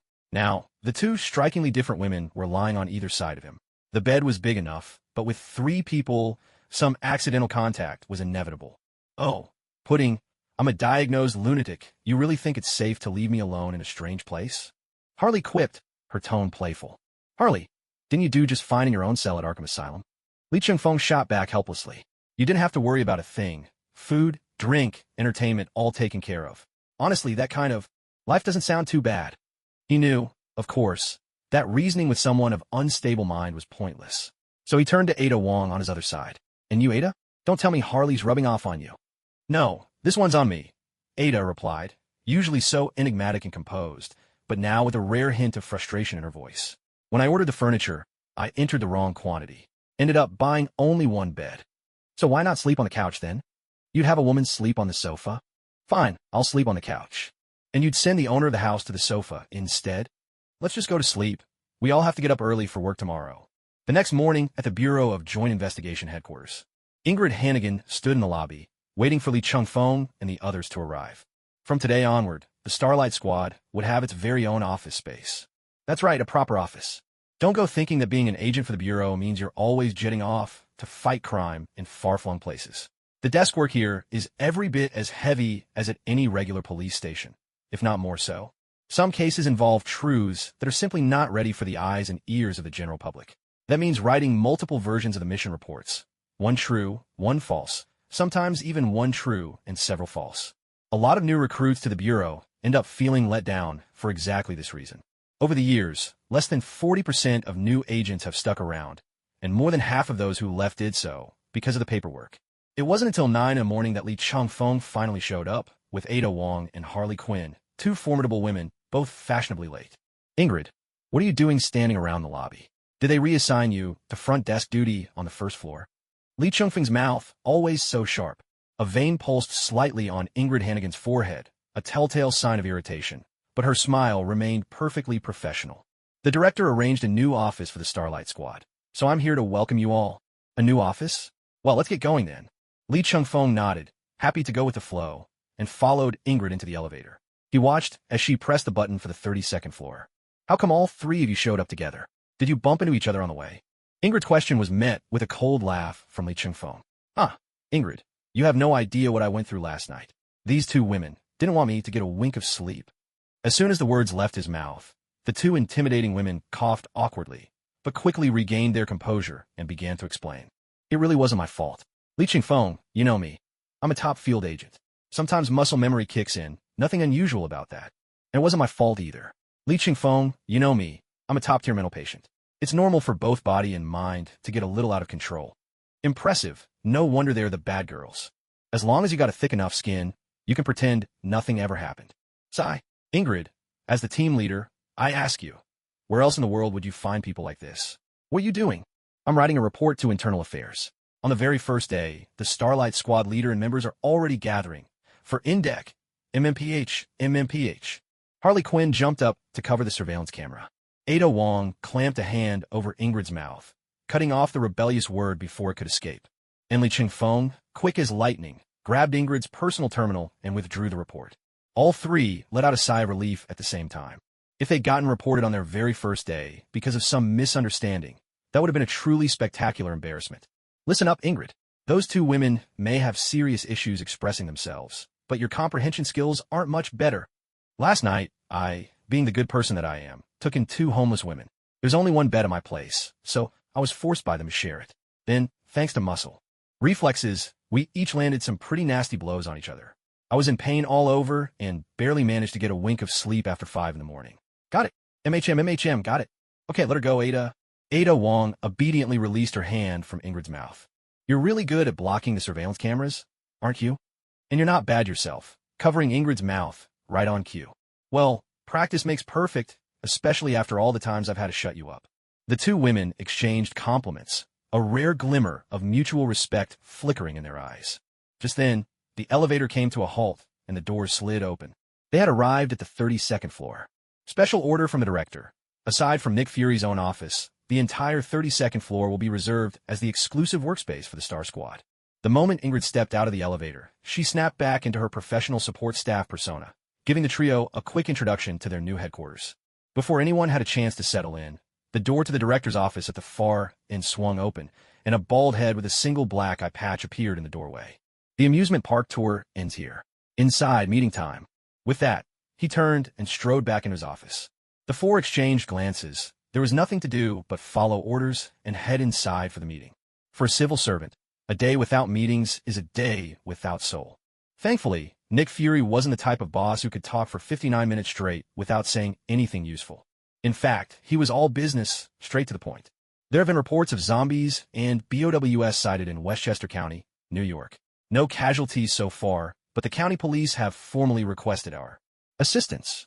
As Nick Fury spoke, he pulled up the relevant files on a massive 3D holoscreen. Ada, you're our bureau's expert on BOWS. This operation is yours to brief. Yes, Director. Ada Wong was all business when she worked. After reviewing all the available footage and files without so much as a flicker of emotion, she turned to the group and began, the zombies are standard T-virus infectees, but they're moving within a fixed area, which means someone is using special means to control them. The unknown BOW seems to be a new model tyrant, possibly a hybrid, of the Nemesis and Ivan series. The number may be an issue. We've already seen 4 in the video, so the actual count is likely higher. Ding. Mission Resident Maniac has been issued. Mission Brief. Fresh Face Captain, this is your squad's very first operation. Clear out all zombies and BOWS, and uncover the mastermind behind it all. As expected, right after Ada Wong finished her thorough briefing on the mission, the system issued its own task notification. But Li Chingfeng wasn't about to let himself be so easily fooled by the system. Just like the last mission, supposedly, all he needed to do was persuade Harley Quinn to surrender, but it turned into a furious showdown with the Joker and his entire gang instead. In this hybrid universe, who knows what bizarre characters might crash the party? Ada, these BOWS, shouldn't modern firearms be enough to take them down? That's right. Compared to those superheroes and supervillains, BOWS are actually a rather straightforward problem. As long as we're packing enough firepower, we can handle them. The real challenge this time is tracking down the culprit behind the scenes, the one controlling the zombies and BOWS. After all, BOWS never show up out of nowhere. Every incident comes with a hidden scheme. Do we have enough weapons stocked on the Airbus? More than enough. Worst case scenario, we can just launch the Quinjet for some good old-fashioned saturation bombing. In that case, I'm all set. Li Chingfeng clapped his hands, got to his feet, and strode toward the exit. Star Squad, it's time to move out. He had to admit, he thought his silhouette in that moment looked pretty cool. But Nick Fury's next words slapped a grimace right onto his face. What's the rush?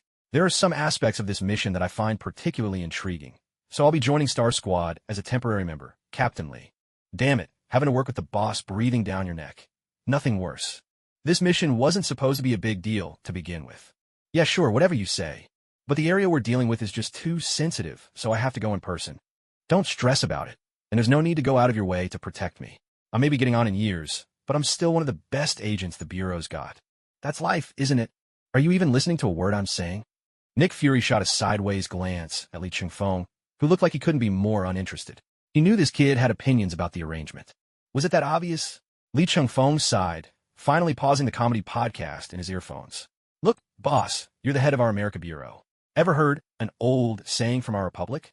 A wise man keeps away from crumbling walls. The whole Bureau still needs you in command. Listen to me. Since we haven't even left the special district yet, why don't I drop you off somewhere? You can grab a cab and head back to HQ. You really don't want to do this mission with me, do you? Nick Fury sounded genuinely puzzled. No need to treat me like the director. Right now, I'm just another temporary member of Star Squad. I'll take all my orders from you. Do you even believe what you're saying? Li Chingfeng stood up, made his way to the bar, and poured himself a glass of that wicked, decadent carbonated drink, downing it in one go. That's right, there was actually a bar in the lounge area of this Airbus. Back in the day, these agents really knew how to treat themselves. All right, Fury, I'll stop teasing you. But you have to tell me, what exactly is so special about this place? After all this build-up, Li Chingfeng finally asked the question that had been burning in his mind. What could possibly be so important that Nick Fury, the director of the American Bureau, would risk everything to come to the front lines himself? Li Chingfeng's curiosity was piqued. But the problem is I don't know. Nick Fury hesitated for a moment before speaking. I have absolutely no recollection of this region. My memory is a complete blank. Yet for some reason, there's this inexplicable sense of familiarity, as if someone forcibly erased my memories. Wait, is that even possible? Hold on. Are we going to Westchester County? Li Chingfeng paused, as if something had just clicked. He picked up his terminal and called Ada Wong. Ada, come to the lounge right away. It wasn't long before Ada Wong arrived from the armory, bringing Harley Quinn along with her. Ada, you compiled the data on Westchester. Tell me, doesn't that place have some sort of school for gifted youngsters? That's right, there's the Xavier School for the Gifted, Ada Wong replied, nodding after a brief moment of thought. She didn't even need to check her files. Damn, so it really is them. Li Chingfeng tapped his forehead, then turned to Nick Fury. I can confirm it, Fury. Your instincts aren't wrong. You really have been brainwashed. Nick Fury, Harley Quinn, and Ada Wong all gasped in shock at the same time. What a stunning revelation. The director of the American Bureau, brainwashed? Unbelievable, beyond outrageous. Someone trying to brainwash Nick Fury. Harley Quinn's initial shock wore off, and her psychologist's instincts kicked in. Impossible. Never mind the challenge of capturing Fury without anyone noticing. His willpower alone makes him immune to ordinary hypnosis or mind control. You'd need specialized machines, and even then, it would take a significant amount of time. But the Bureau runs a remote health check on my vitals and confirms my location through my secure terminal every 8 hours. There's never been a single incident, Nick Fury added, picking up the thread. So the timing just doesn't add up. Your reasoning is flawless, but there's a branch of humanity in this world known as mutants. You were brainwashed by a mutant with psychic abilities. What? Mutants? Don't tell me you don't remember a single thing about mutants.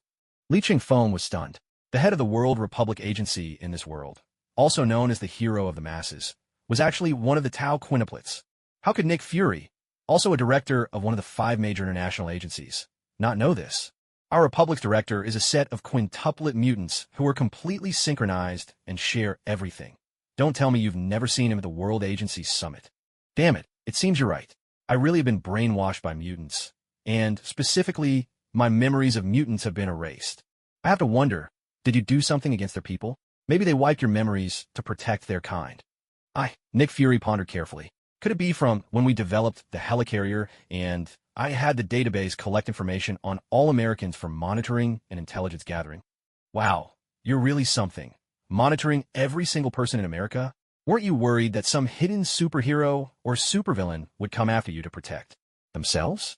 Oh wait, you've already been brainwashed. Li Chingfeng didn't hesitate to mock Nick Fury. Haha, looks like you went fishing and caught a great white shark. Mother, look, it's not like I planned to do anything to them. If you were them, would you be willing to live with a sword of Damocles hanging over your head? The Airbus soon arrived in Westchester County. Li Chingfeng decided to have the Airbus land near the area mentioned in the report where the BOWS had been sighted.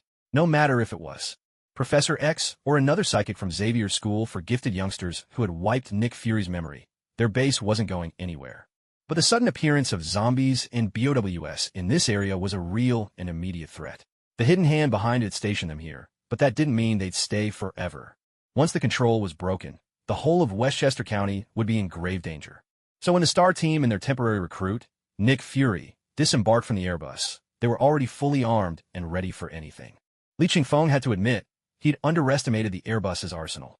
Personal heat ray rifles, photon pulse blasters, sonic grenades. Your American weapons have gotten this futuristic? What are you talking about? These are either prototypes from sandbox labs or cobbled together from Tony Stark's latest tech. No way we could mass produce them. All right, no more excuses. Just remember, next time you get your hands on something good, don't forget your favorite STAR team. Li Chengfeng flipped off the safety on his photonic pulse blaster and charged toward the horde of zombies not far ahead. Stellar Squad attack. T-virus zombies are indeed dangerous when you lack firepower. But with enough firepower, they're nothing more than slow-moving heaps of rotten flesh. So clearing out the zombies on the perimeter went remarkably fast. And that was with Harley Quinn swinging her beloved baseball bat left and right through the crowd. I'm really curious, what on earth is that bat made of? She smashed so many bones, and yet it still looks brand new.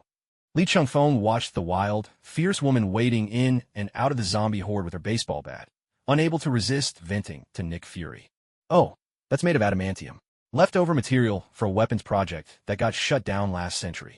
Nick Fury offered the explanation with perfect composure. Aren't you spoiling her a bit too much? Adamantium? You bald schemer, you really went all out. Doting on your daughter too much can only end in trouble.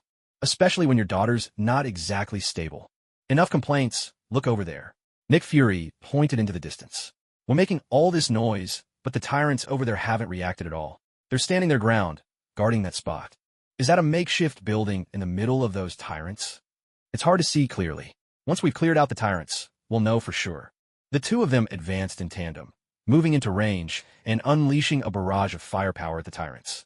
All you could say was, these limited edition sci-fi weapons were leagues ahead of conventional firearms. Even these unknown models of tyrant didn't last long under their onslaught.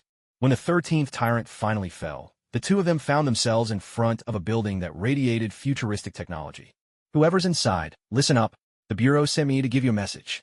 Surrender your weapons and give up peacefully, and the Bureau will guarantee you a life of luxury.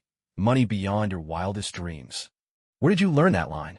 Classic sketch comedy from the Republic's New Year Gala. Stop clowning around. Li Chengfeng glanced at the speechless Nick Fury and could only shrug, then fired a shot that melted half the door. He was just about to kick it open and deliver an iconic FBI line when the remaining half of the door suddenly blasted outward, torn off by a force from inside.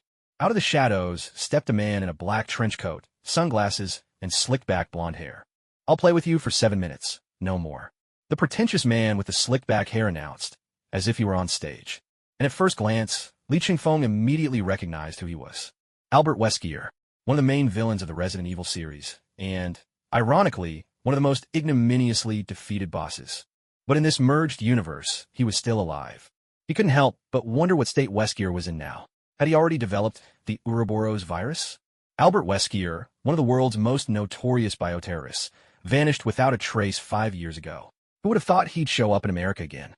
Bioterrorist? Ordinary people could never comprehend my vision, Wesker replied, shaking his head. In the blink of an eye, he seemed to teleport, materializing right in front of Nick Fury. With terrifying speed, Wesker struck before Fury could even react, knocking the hot beam rifle from his hands. A single punch sent the old director reeling, blood and bile spilling from his mouth as he crumpled to the ground.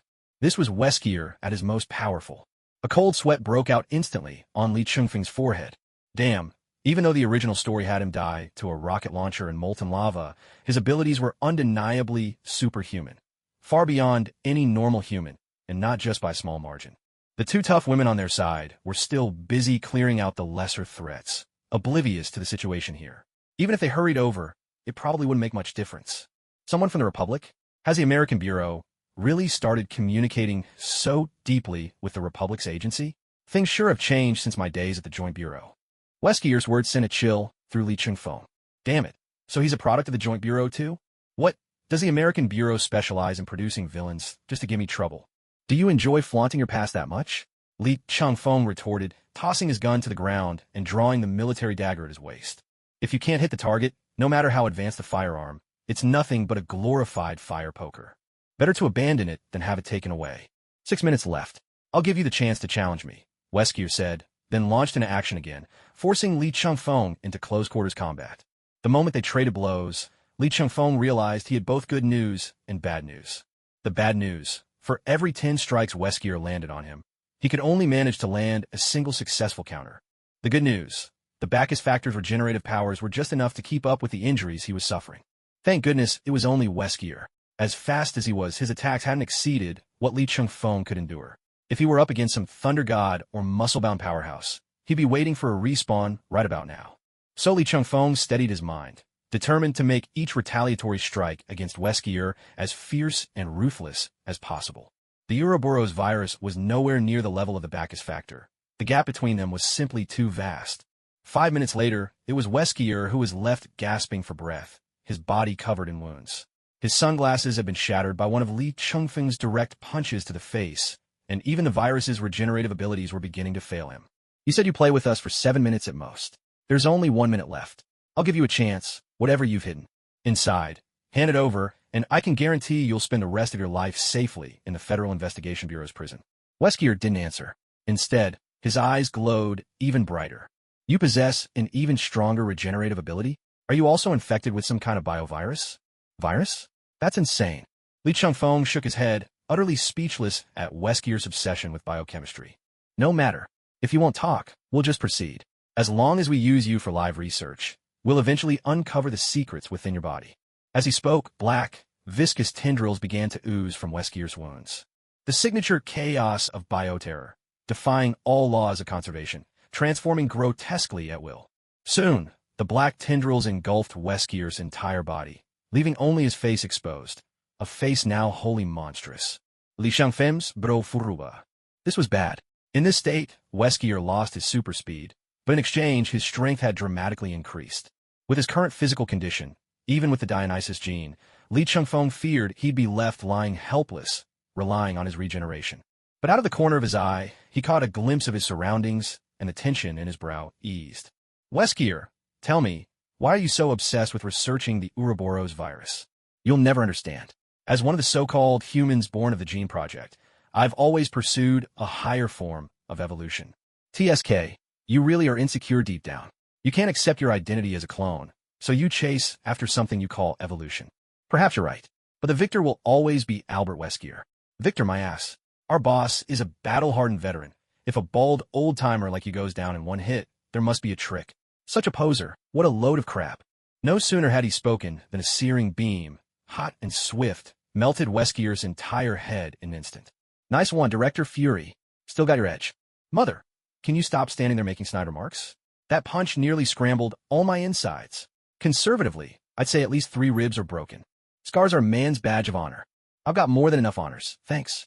Right now, I'd gladly trade some for fewer aches and pains in these old bones. Li Chengfeng strode forward, giving Weskier's corpse a kick before stepping over to help Nick Fury up. Looking at Fury, sweat streaming down his dark forehead, Li Chengfeng couldn't help but sigh. The former king of agents had truly aged, no longer fit for high-intensity frontline missions. If not for the secrets hidden in his memory, he wouldn't have had to endure this ordeal at all. At that moment, Ada Wong and Harley Quinn, who had been busy clearing out the zombies, hurried over as well. Don't worry about me. I just need a moment to rest, Nick Fury said, settling down to the side with Ada's support. Go find out exactly what Weskier is researching. He's willing to risk exposing himself and mobilize so many new model tyrants just to buy time. There must be something big going on. Li Chengfeng didn't hesitate. He kicked open what remained of the swaying door and stepped into the makeshift shelter. The moment he entered, he was dazzled by a flurry of various instruments and devices.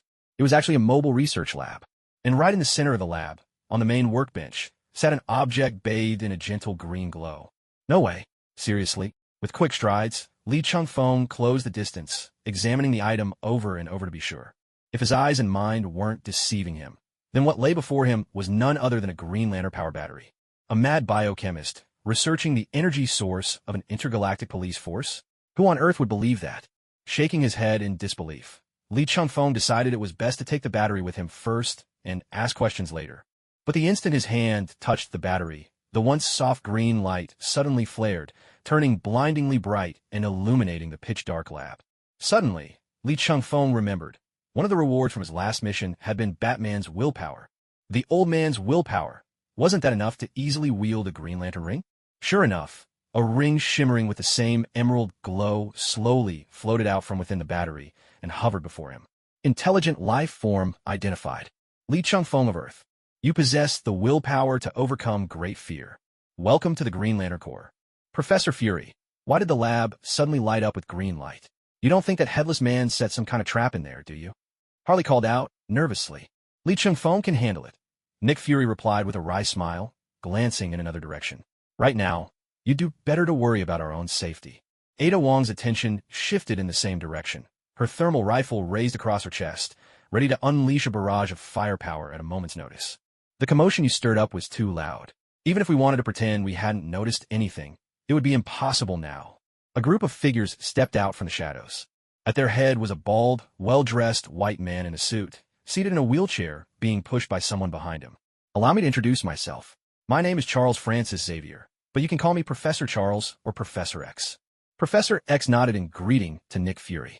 It's been a long time, Director Fury. This baffling greeting left Nick Fury utterly perplexed. Professor X? I've never heard that name before, and I'm quite certain we've never met. No, you have met me, Professor X replied, his face calm and composed as he continued. In fact, we even worked together briefly 20 years ago during a cooperation involving the American government. It was I who erased your memories, every memory of me and of our mutant kind. What? You're the mutants Li Changfeng spoke about. Li Changfeng. Professor X furrowed his brow, pressing his fingers to his temple. In the next instant, realization dawned on his face. Ah, the agent from the Republic's Joint Investigation Bureau, one of the Tao brothers' people. In that moment just now, you read our memories? Fury's single eye widened in shock. I didn't feel a thing. Are mutant abilities really that powerful?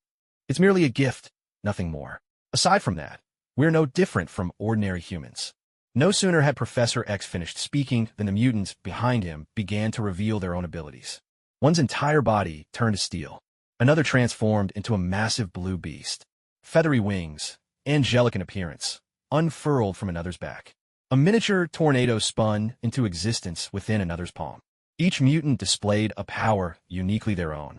Nick Fury, Ada Wong, and Harley Quinn stared in astonishment at the spectacle before them. They'd always known that supernatural forces existed in the world, but never had they imagined there were so many. So you've chosen to reveal yourselves. What is it you want? Fury, after a brief shock, quickly regained his composure. Of course, he had little choice but to remain calm. These mutants were, by any measure, far more formidable than ordinary agents. We are here to seek an alliance, Professor X said, remarkably unruffled. Our people have drawn unwanted attention.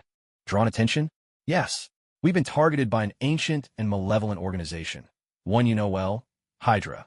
All of Weskier's research these past years, his move to Westchester County, it was Hydra pulling the strings and supplying the funds. At the mention of the word Hydra, a chill ran down Fury's spine. He was about to press further when, from behind him, a rhythmic oath resounded. In brightest day, in blackest night, no evil shall escape my sight. Let those who worship evil's might beware my power, Green Lantern's light. In the next instant, Weskier's makeshift laboratory was split cleanly in two. Li Changfeng, clad in a green and black suit, stood tall. In his left hand, he held a lantern while his right hand blazed with emerald light, shaping itself into a green sword as mighty as a ship's blade. The glowing symbol of the Green Lantern shone brilliantly on his chest. Good evening, everyone. Li Changfeng glanced at the unexpected newcomers. Without withdrawing from his Green Lantern transformation, he casually tidied his hair and walked over to stand beside Nick Fury. Wolverine, Colossus, Beast, Angel, Storm. What brings you mutant folks out at night, watching a joint task force operation instead of getting some sleep? For once, Professor X's face was no longer composed. He had no idea who this green-clad figure was standing before him, nor did he know what kind of powers this stranger possessed. So, he once again activated his psychic abilities, attempting to probe Li Changfeng's mind. But this time he miscalculated. With the combined protection of the Dionysian Factor and the Green Lantern Ring, Professor X's mental powers crashed into an invisible iron wall, solid and seamless, not a single crack to slip through. Li Changfeng, of course, knew exactly what Professor X had attempted, and he also knew it would be futile. All right, dear Professor X, you may continue explaining your purpose now. Hydra has set its sights on mutants and the X gene that grants us our abilities. Many mutants living alone have been abducted by HYD array, subjected to live experimentation. We've organized several rescue missions, but most of the time, all we manage to recover are the bodies of our kin. And frankly, we have far too few fighters to protect everyone. That's why, at this critical moment, we had no choice but to seek cooperation with the Joint Task Force. After hearing Professor X's reasoning, Nick Fury immediately retorted, Hydra's been our old rival at the American Bureau for years, but I doubt they have the reach to carry out such a widespread hunt for your kind. Director Fury, whether before or after your memory was wiped, your understanding of our people has always been lacking, Professor X replied, shaking his head. Among mutants, those with powerful abilities are extremely rare. These X-Men behind me are truly one in a million. The vast majority of mutants have weak powers, Some even struggle to live normal lives because of them. Li Changfeng chimed in to clarify for Professor X. I once believed that blending into ordinary human society and remaining hidden forever was the best path for mutants. But the existence of Hydra shattered that illusion. Professor X gave a self-deprecating shake of his head. Trying to keep to ourselves only means that one day, the invaders will come and devour us whole. Nick Fury listened silently, then turned to Li Changfeng, lowering his voice. How much of what he's saying can we trust? There's no doubt about his character. He's the world's most powerful telepath. If he wanted, he could brainwash all of America. It'd just be a matter of time. But he hasn't done that. The only time he meddled with your memory was when you posed a threat to his people. He erased my memories, and I'm still supposed to trust him? They say you're fat, and you start gasping for air. Think about all those shady things your America Bureau used to do. All they did was wipe memories of mutants, and that's already merciful. If they really wanted to, they could have turned you into a complete idiot, drooling, calling for your mother, and wetting the bed like a baby. Nick Fury shuddered from head to toe, clearly struggling to shake off the hellish image that conjured in his mind. Even as the kingpin of agents who never truly trusted anyone, he found himself half convinced. Honestly, if Professor X were replaced by Li Changfeng and his notorious pettiness, he'd probably end up exactly as described in that little rant. So, do you have any ideas? Huh? Nick Fury, don't tell me you're really going senile, Li Changfeng said, eyeing Fury the way one might look at a patient with dementia. Did you forget that our America Bureau is desperately shorthanded too? From what I know, every single agent in the Bureau hasn't had a day off for 4 months straight. They're working overtime every day, and even the folks from internal affairs have been reassigned to help in other departments. So what you're saying is, you've got a ready-made team of superpowered people, and you're not bringing them into the Bureau? You'd rather wait for Hydra to brainwash and recruit them first. Nick Fury slapped his dark forehead, losing blood and nursing his wounds. His mind was indeed a little sluggish. Of course, while the Bureau is busy dealing with supernatural events, the X-Men are out there tackling the Hydra threat. Why not join forces and help each other out? It's a win-win situation. With consensus reached, Li Changfeng immediately straightened up, dropping his Green Lantern transformation while he was at it. He really couldn't get used to those skin-tight super suits. So embarrassing. If we're going to talk partnership, let's at least find somewhere decent. I have no interest in negotiating while sitting on a pile of corpses. Led by the X-Men, Li Changfeng, Ada Wong, and Harley Quinn made their way to the gates of Xavier's School for Gifted Youngsters. As for Nick Fury, after handing the negotiations entirely over to Li Changfeng, he headed back to the Airbus automated medical pod to rest up. Getting old means bones just aren't what they used to be. Along the way, a few young mutant kids occasionally dashed past. Li Changfeng was perfectly unfazed, but Ada Wong and Harley Quinn were wide-eyed with curiosity. Especially Harley. If Ada hadn't kept a firm grip on her, she would have already joined those mutant kids for a game of soccer. There's something to be said for how sprightly insanity can make a person. After a stroll through the school grounds, they finally arrived at the principal's office, which was also the original site of Xavier's Manor. To call it an office was a bit of an understatement. It was more like an entire old mansion. This was, after all, where the very first Xavier School for Gifted Youngsters began. But instead of heading straight into the manor, they stopped in open space nearby. Beast walked over to the second flower bed on the right and pressed a few hidden switches. Moments later, a concealed passage opened up in the ground before them, leading underground. They stepped into the passage, and the scene changed completely. Everywhere they looked, the place was outfitted with cutting-edge technology. A few other X-Men were stationed there as well. Emma Frost, Cyclops, Jean Grey, and Mystique. Professor, what's the situation with these three? Cyclops approached Professor X, lowering his voice. Are we really bringing them here?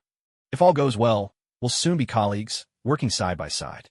There's no need for secrets here, Professor X replied. Li Changfeng found the professor's words quite to his liking. He thought to himself that the white egghead really knew how to play the game. Cyclops, hearing this, glanced at Li Changfeng through his visor, then led everyone to a conference table. Please have a seat, agents, he said.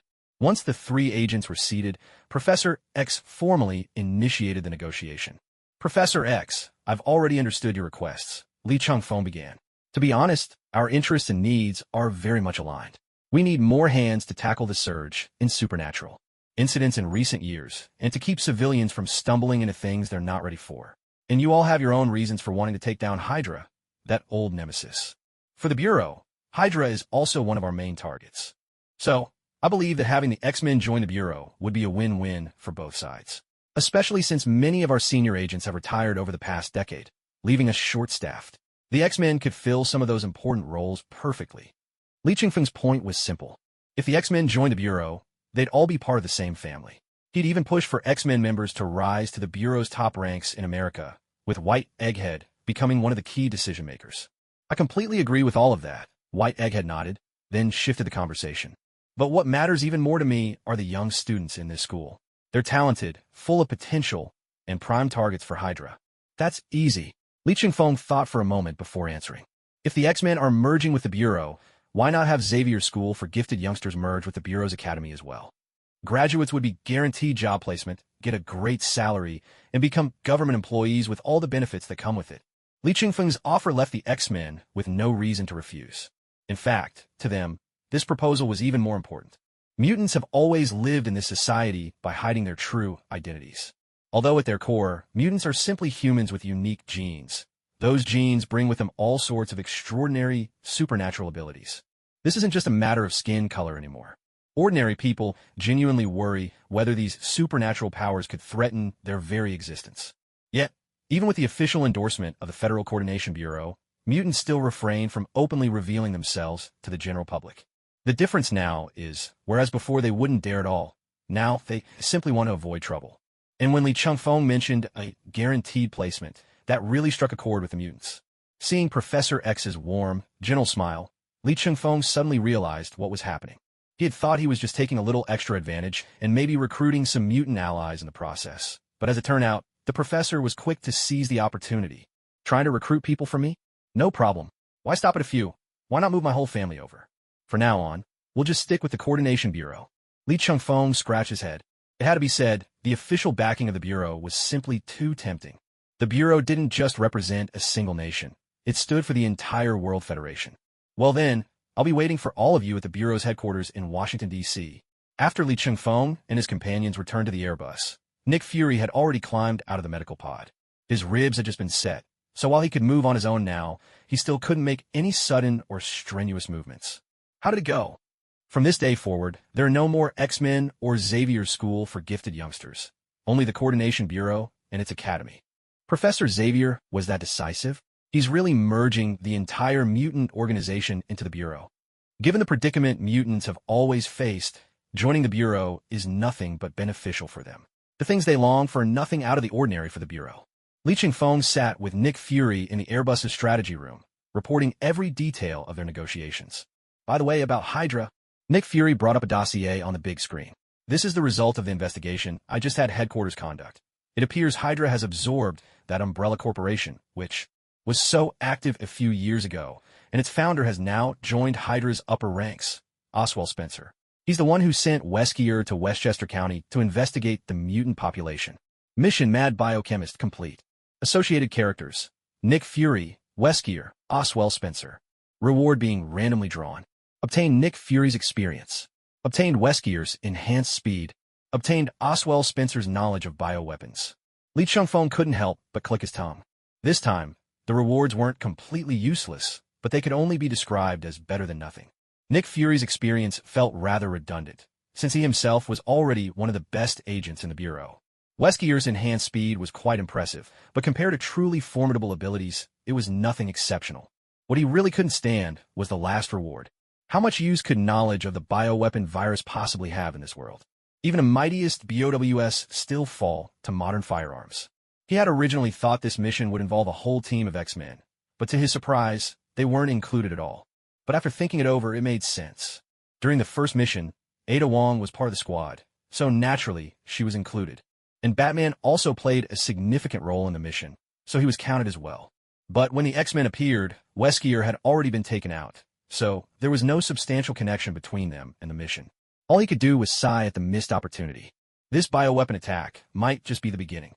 There's no way Hydra will settle for a single probing operation. That's right, which is why I've already contacted the intelligence agencies of various countries and asked them to thoroughly investigate any possible Hydra presence within their borders. We should have a consolidated report in a few days. Pay special attention to small countries like Latveria. With Hydra's vast resources, manipulating a few minor nations in secret would be child's play. I've considered that too, but it's not our place to interfere in the internal affairs of other countries. Only the World Federation can step in. Nick Fury's expression was grave. It was only after reading the files that Li Changfeng realized Hydra in this world was far more powerful than its original counterpart, because here they weren't up against a single shield, but the United World Federation. Still, Hydra both covets and fears the power of mutants. Our successful partnership with the X-Men is essentially a trump card that could completely crush Hydra. In the days following his return to Bureau headquarters, Li Changfeng gave a detailed report on the entire mutant community and the X-Men's specific combat capabilities. And ever since, Nick Fury had been in such high spirits that he seemed to be enjoying 6 meals a day. A good mood does wonders for the appetite. What? Worried that they might harbor ill intentions towards ordinary people or the Bureau. According to Li Changfeng, they had so many powerful telepaths, you could almost round up a dozen of them. If they had wanted to do something nefarious, they could have done it ages ago. Their mind control abilities made Hydra look tame by comparison. Besides, judging by their code of conduct, they clearly just wanted to live peacefully, a simple down-to-earth attitude. The X-Men were formed mainly for self-preservation. But Nick Fury, after all, is the kind of man who would lie even to himself, cunning and suspicious by nature. It was only because Li Changfeng had given Xavier, the leader of the mutants, such high praise that Fury was so accommodating from the very beginning. Li Changfeng is now his greatest trump card. Although Fury didn't know exactly how powerful Li Changfeng had become, he sensed that this man had changed since the first time they met. Just from the healing abilities he displayed in the fight with Weskier, Fury could see hints of something extraordinary. Yet deep down, Fury had an inexplicable feeling that he could trust this man from the Republic without reservation. Wow, your gaze is really intense. Just so you know, I'm into women, especially the type with long legs and a slender waist. Hey, slandering your superior. On behalf of the government and the people, I sentence you to be shot. With what? You know I have a healing factor now, right? An ordinary gun would just tickle me. Healing or not, I'd still shoot you twice just to feel better. Li Changfeng had always treated Nick Fury this way. In truth, he never really saw Fury as his superior. And Fury, for his part, never truly regarded Li Changfeng as a subordinate. After all, what kind of subordinate could get away with teasing their boss like that? Perhaps this was their own strange way of building trust. At that moment, an administrative officer entered Fury's office. Report, Director Fury, Agent Li Changfeng. The guests from Xavier School for Gifted Youngsters have followed your instructions and are now in the conference room. Understood. We'll head over now. Yes, Director. Upon hearing this, Li Changfeng immediately stood up and followed Fury to the official conference room on the 20th floor. As soon as the door swung open, the first thing they saw was Professor X's gleaming, bald head. That egg-white dome truly lived up to its name. Honored guests from Xavier School for Gifted Youngsters, let me introduce myself again.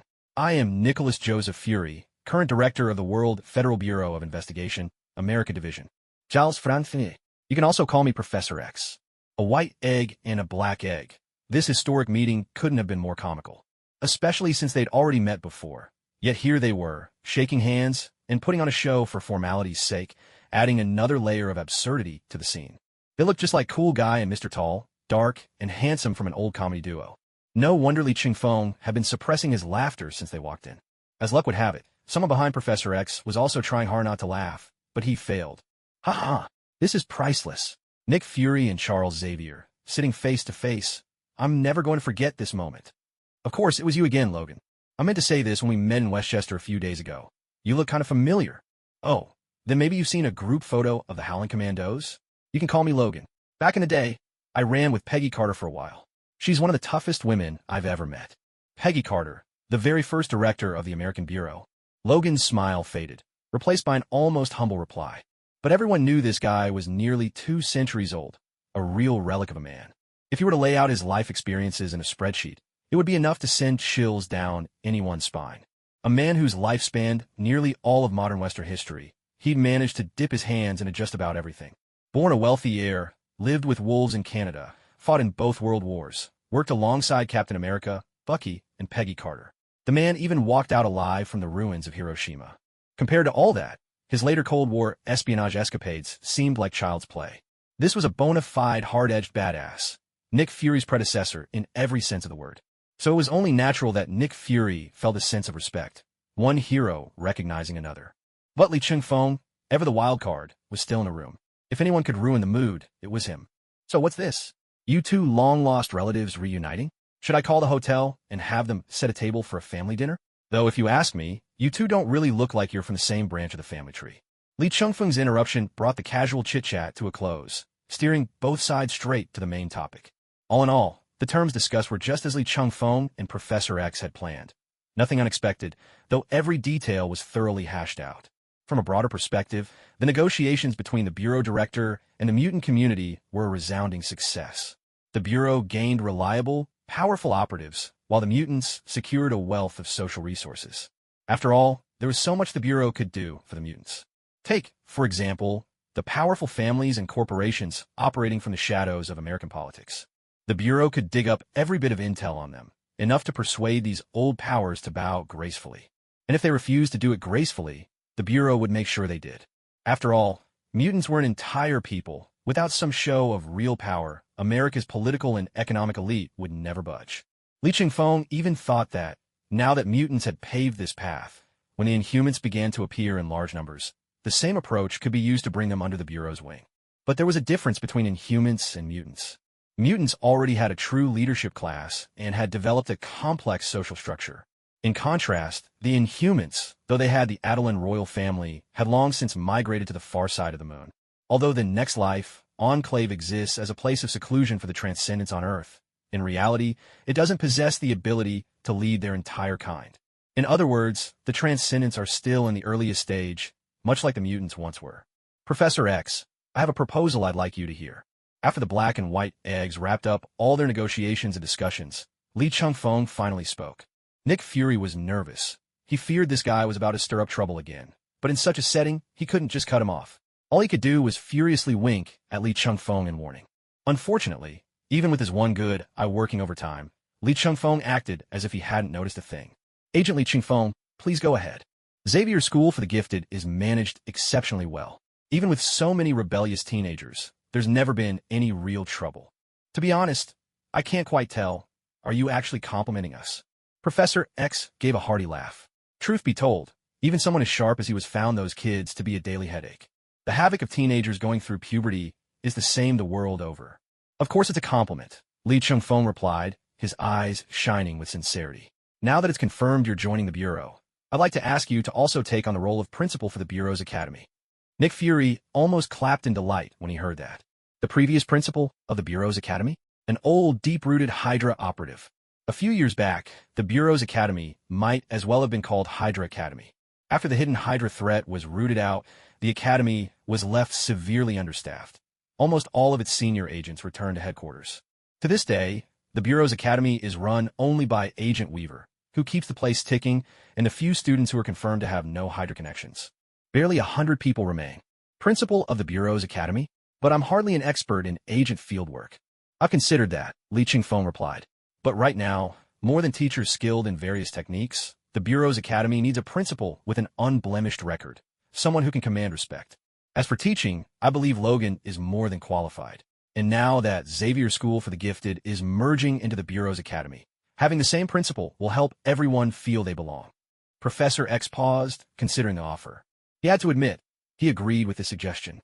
After all, the ultimate goal of Xavier's School was to empower young mutants to choose their own destinies. A few would join the X-Men, but most would return to society. If they could join the Bureau, that would offer mutants a promising path. Given the depth of this partnership, mutants inside the Bureau would never face exclusion or discrimination. Charles, I think there's no problem at all. After a long stretch of silence, Wolverine, Logan, finally spoke up. So don't be fooled by Uncle Wolf drinking, brawling, stirring up trouble, and bullying the younger kids all the time, acting like a total roughneck. Within the X-Men, though, his words carry real weight. You could even say his authority is second only to Professor X. Even a usually idle second-in-command seemed reliable at this moment, making Professor X nod in agreement at last. In that case, I'll take on this job. I was such a fool, honestly. Li Chengfeng lifted his head, revealing eyes that were dull and lifeless. Before continuing, I knew there were troublemakers at Xavier's School for the Gifted, but I had no idea the Joint Task Force Academy was just as bad. I must have lost my mind 2 days ago to agree to teach at the new Joint Task Force Academy. You only taught one class at the beginning of the term, and then you vanished. Ada Wong took a calm sip of her coffee. Of course I did, because I quit. Li Chengfeng sprang up from the floor in one smooth motion. If I'd stayed with those little punks any longer, I might have snapped and smacked them. You already did. Ada Wong glanced at Li Chengfeng, who looked utterly exasperated and couldn't help recalling the utter chaos of the new academy's opening day 2 days earlier. That day, the top brass of the Joint Task Force had all gathered together. At the academy's entrance ceremony, Charles Francis Xavier, who had just become the new headmaster, delivered the opening address. Leaders, teachers, students, good morning. With the breeze of spring and the blossoms of summer, in this beautiful autumn, we come together to celebrate the merger of the Joint Task Force Academy and Xavier's School for the Gifted, and to mark the grand opening of the new Joint Task Force Academy. Together, we're welcoming a brand new beginning, a bright new future. First, please allow me, Charles Francis Xavier, as the headmaster of the new academy, to extend my sincere greetings and highest respect on behalf of our leadership team to all agents and teachers working on the front lines. Nick Fury and Li Chengfeng, sitting on either side of him, could do nothing but grit their teeth in agony, feeling their brains about to boil over. No wonder he's an old-school headmaster. This speech could rival those delivered by high school principals back in the Republic. The most impressive part?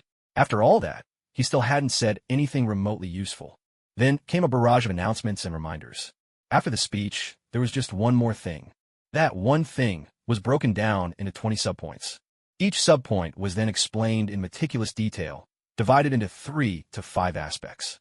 And before wrapping up, he'd go over the key points one last time, just to make sure no one missed them. It wasn't just Li Chengfeng and Nick Fury suffering. Didn't you see Mystique and Wolverine both put on their headphones and zone out into another universe? At the same time, they came to realize something important. These top agents, when it came to gathering intelligence, investigating supernatural cases, or even going deep into enemy territory to solve problems, they were absolute experts. But teaching? In this field, they were all complete outsiders. Just look at the professionals. Those giants in the world of education really are something else. Every sentence they speak is broken down, explained in detail, and practically spoon-fed into your mind, as if they're terrified you might not understand even the smallest nuance. The only flaw, perhaps, is that they can be a bit long-winded. Li Chengfeng felt as if he'd been transported right back to his high school days. Finally, after Li Chengfeng repeatedly signaled him, Professor X's speech drew to a close. But the very next sentence plunged the students in the lecture hall into despair. Next, let's welcome the captain of the Star Squad and our new Academy Field Liaison for the Joint Investigation Bureau, Agent Li Chengfeng. Please give him a warm round of applause. What that there's more. Li Chengfeng was utterly caught off guard. He distinctly remembered that this wasn't part of the schedule. Cursing silently, Li Chengfeng guessed that Professor X had gotten carried away, and when he saw Li signaling him, he must have thought Li wanted to say a few words as well. So he decided to let him have the spotlight too. Suddenly put on the spot, Li Chengfeng had no choice but to switch on the microphone. Listening to the scattered, half-hearted applause and a chorus of resigned sighs from the audience, he managed, after a long pause, to force out a single sentence. This concludes the opening ceremony. Dismissed. For a full second, the students were stunned. Then, cheers erupted as they bolted from this terrifying cage. Those poor kids, Professor X had really put them through the ringer. A few mutant students even used their powers to escape this place as quickly as possible. But those were just minor details. Overall, the new semester was off to a resounding success. The arrival of over 100 young mutant students had breathed fresh energy into the Joint Investigation Bureau's half-paralyzed youth training program. Perhaps, in fact, a bit too much energy. And with this new vitality came new problems. Surprisingly, the troublemakers weren't the mutant teens, but rather the batch of young newcomers Nick Fury had recruited from all walks of life. Peter Parker, Daniel Rand, Ava Ayala, Luke Cage, Sam Alexander, Tyrone Johnson, Tandy Bowen, and Doreen Green. Just seeing those names might make you pause. Maybe it's clearer if I say it another way. Spider-Man, Iron Fist, White Tiger, Power Man, Nova Cloak, Dagger, and Squirrel Girl. This was the group Li Chengfeng was most familiar with household names. In other words, the new Joint Investigation Bureau Academy was now home to a whole crop of future superheroes. Some of them were destined to be legends. A glimpse was enough to reveal the whole picture. In this world, many heroes are still in their formative years, waiting to be discovered. As for these agents from the Bureau of Joint Investigation, they're bona fide high school students themselves. Their setup is almost identical to what you'd see in the animated series Ultimate Spider-Man. But within this blended universe, it makes perfect sense. After all, from the public's perspective, the concept of a superhero has only just emerged. Harley Quinn had thrown a white lab coat over her ripped, edgy outfit, despite still being as wild as ever. It didn't change the fact that she was currently the best psychologist at the Bureau's American headquarters. And as everyone knows, teenagers, especially those with special abilities, needs psychological counseling more than anyone. It might not always be used, but it absolutely has to be available. She flipped through the student roster in her hands and suddenly pointed to a name. Wait a minute. Has this girl named Jessica Jones not checked in? Lee Chung-fong paused, double-checked the attendance records, and found that everyone had signed in, except for her. He was no stranger to the name Jessica Jones, either. She was practically the poster child for Marvel's street-level heroes and troubled youth. With that, he pulled up his personal device and started a video call with Ingrid. Captain, any instructions? Jessica Jones, new student at the Bureau Academy. I want all her information, including real-time location, on my terminal in 5 minutes. Share everything with me. Consider it done. Ingrid nodded, then ended the call. She's just skipping class, right? Wouldn't it be easier to send a couple of internal agents to check it out? Are you crazy, or am I? Oh, right, you actually are crazy. Hey, was that an insult? Look, do you really think any student handpicked by Nick Fury for the new Bureau Academy is going to be easy to handle? I bet if you send just a couple of agents, they'll get their butts kicked. So, I guess it's up to me to go myself. What a hard life I lead. 1 bottle of Tennessee whiskey and 2 packs of menthol Marlboros. Jessica Jones slapped the cash down on the convenience store counter, her tone impatient. But the cashier, instead of rushing to fulfill her order just because she'd handed over a few big bills, reached out and asked her for something. Miss, I'll need to see some ID. A perfectly reasonable request. After all, you need proof of age to buy cigarettes and alcohol. Jessica Jones was still a high school student. She was 18, but that fell short of America's legal age of 21. No big deal, though. She had half a dozen fake IDs in her pocket. Jessica Jones slapped her ID on the counter and headed straight for the liquor shelf, not waiting for a response. Fisk, why is it all Irish? Oh, there you are. Jessica Jones finally spotted her favorite, Tennessee whiskey, wedged between rows and rows of Irish bottles on the shelf. She twisted the cap off, tilted her head back, and took a swig. That hits the spot. She'd already paid for it, so nobody minded her opening it right in front of the counter.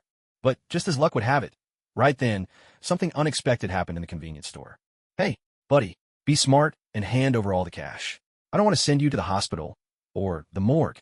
A burly white man stood at the counter, pressing a sharp folding knife against the cashier's throat. Jessica Jones, standing by the shelves, glanced over with cold indifference, pausing only for a split second. Then she took another drink. She knew full well that with her abilities, she could turn this bastard into an unrecognizable pulp before he even knew what hit him. But she didn't care to get involved. She was selfish by nature and had never understood what people meant when they talked about helping others, especially that Peter Parker kid back at school. She couldn't stand his sunshine and virtue routine. Of course, the cashier behind the counter had no idea that the woman drinking nearby could easily lift the car and toss it aside. All he could do was tremble as he handed over every last bill from the register, desperately trying to catch Jessica Jones's eye, hoping she'd take the chance to run. What the hell are you looking at? The robber, nerves stretched tight, immediately caught that look.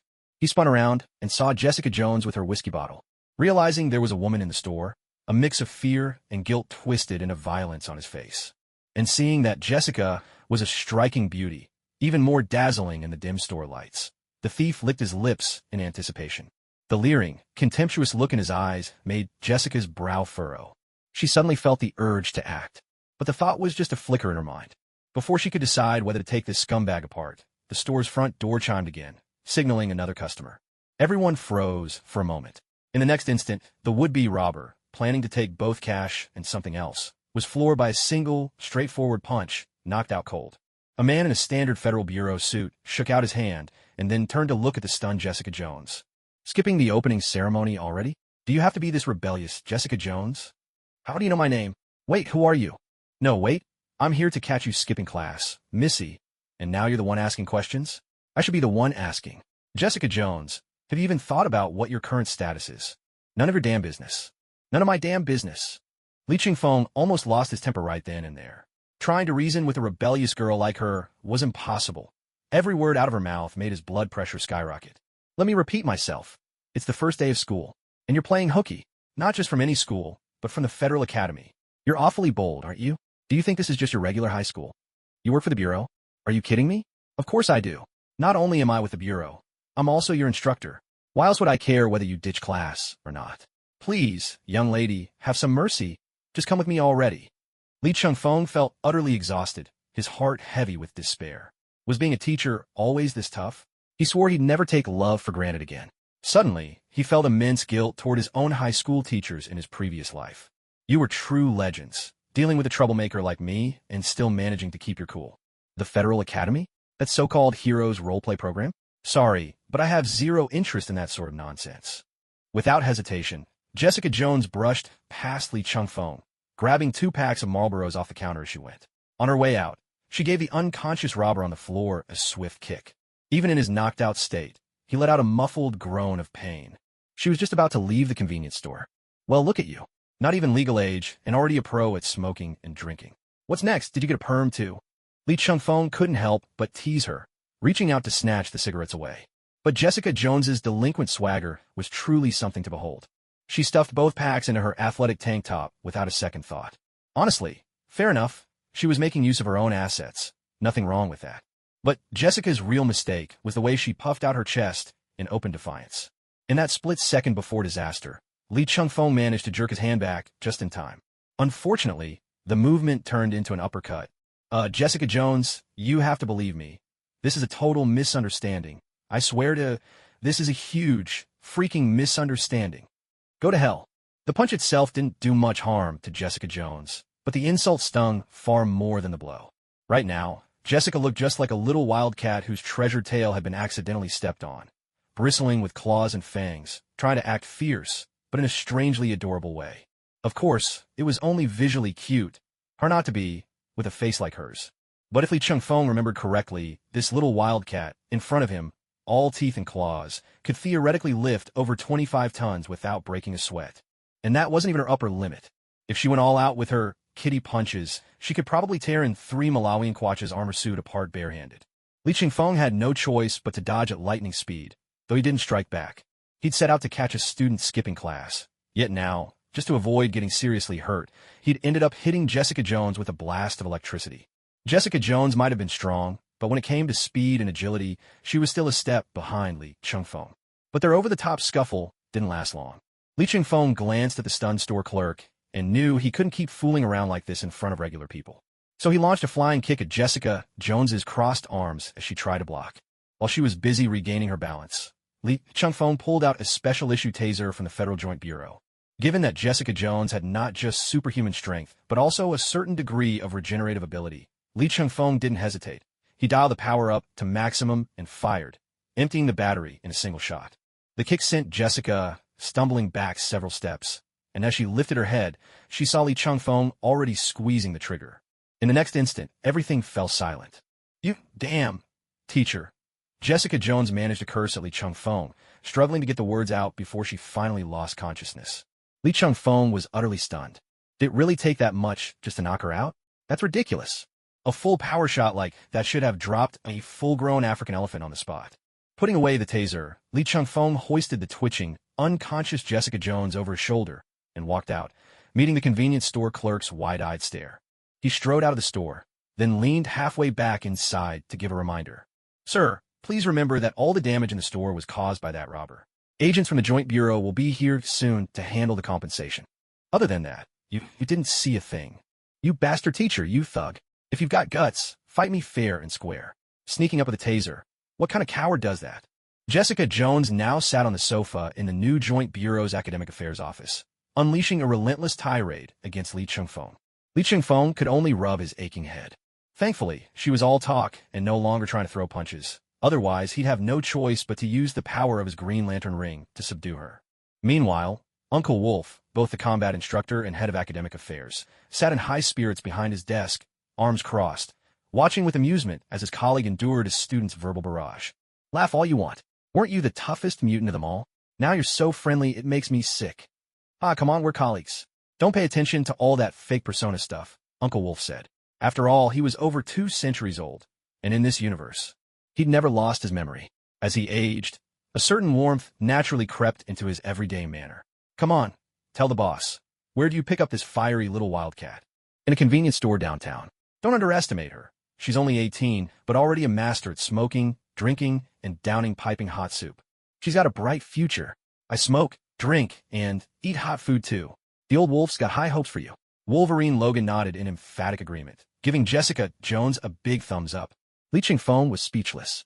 From the sincerity in Logan's eyes, you could tell he genuinely believed there was a bright future in those vices. And then, Jessica Jones gave Uncle Wolf a sweet response. Two elegant, slender middle fingers.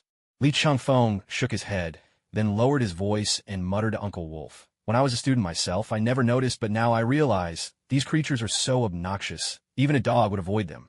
How do my teachers ever put up with me? Hey, she's just teasing you a little, nothing serious. In my book, that already makes her a top-notch student, both in conduct and academics. Uncle Wolf chuckled as he pulled out a cigar, lit it, and took a deep drag. Blowing out a ring of smoke, he continued, back in the day when I first joined Xavier School for the Gifted, I had to lay down the law with those brats more than once. You have no idea. Some students even tried sneaking into my room at night to take me out. I have to say, those really were some wild and wonderful memories. Uncle Wolf, are you sure your definition of wonderful and wild isn't a bit off? Li Chingfeng rolled his eyes in disdain.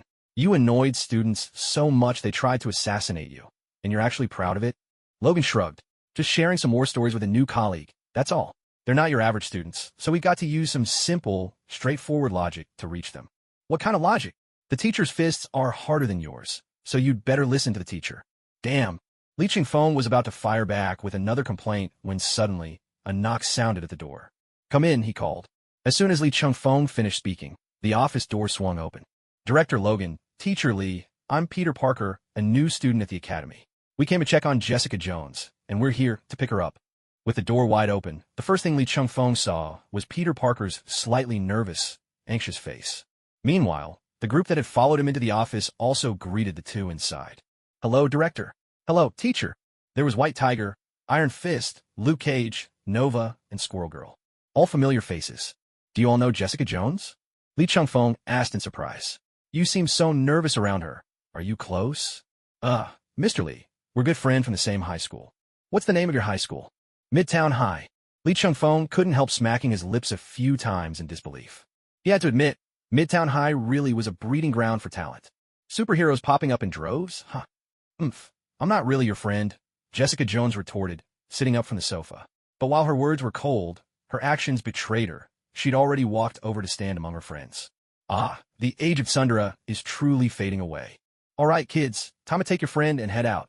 Logan, seeing this, stood up at once and, with a combination of gentle shoves and nudges, herded the not-yet-graduated, fledgling superheroes out of the office.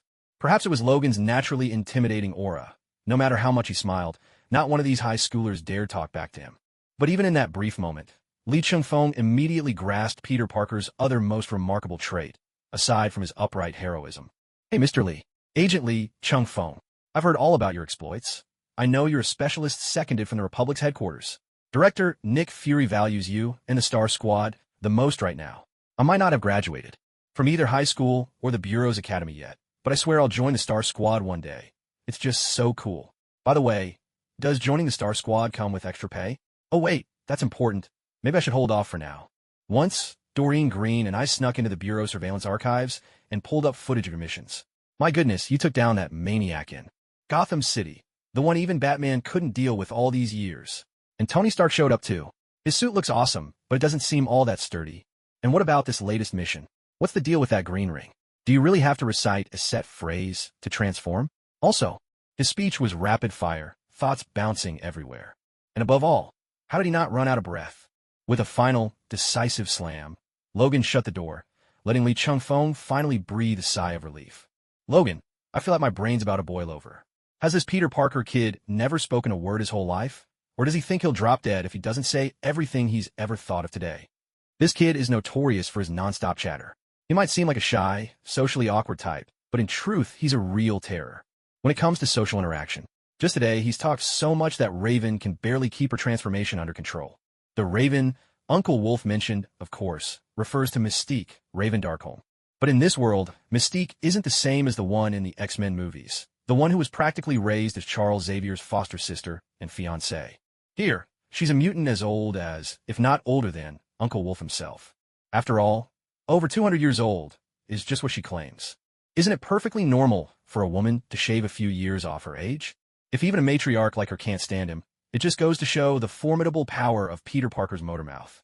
Truly, he deserves the title of Deadpool's best buddy. The two of them could talk your ear off in their sleep. But Emma actually seems to like Peter Parker.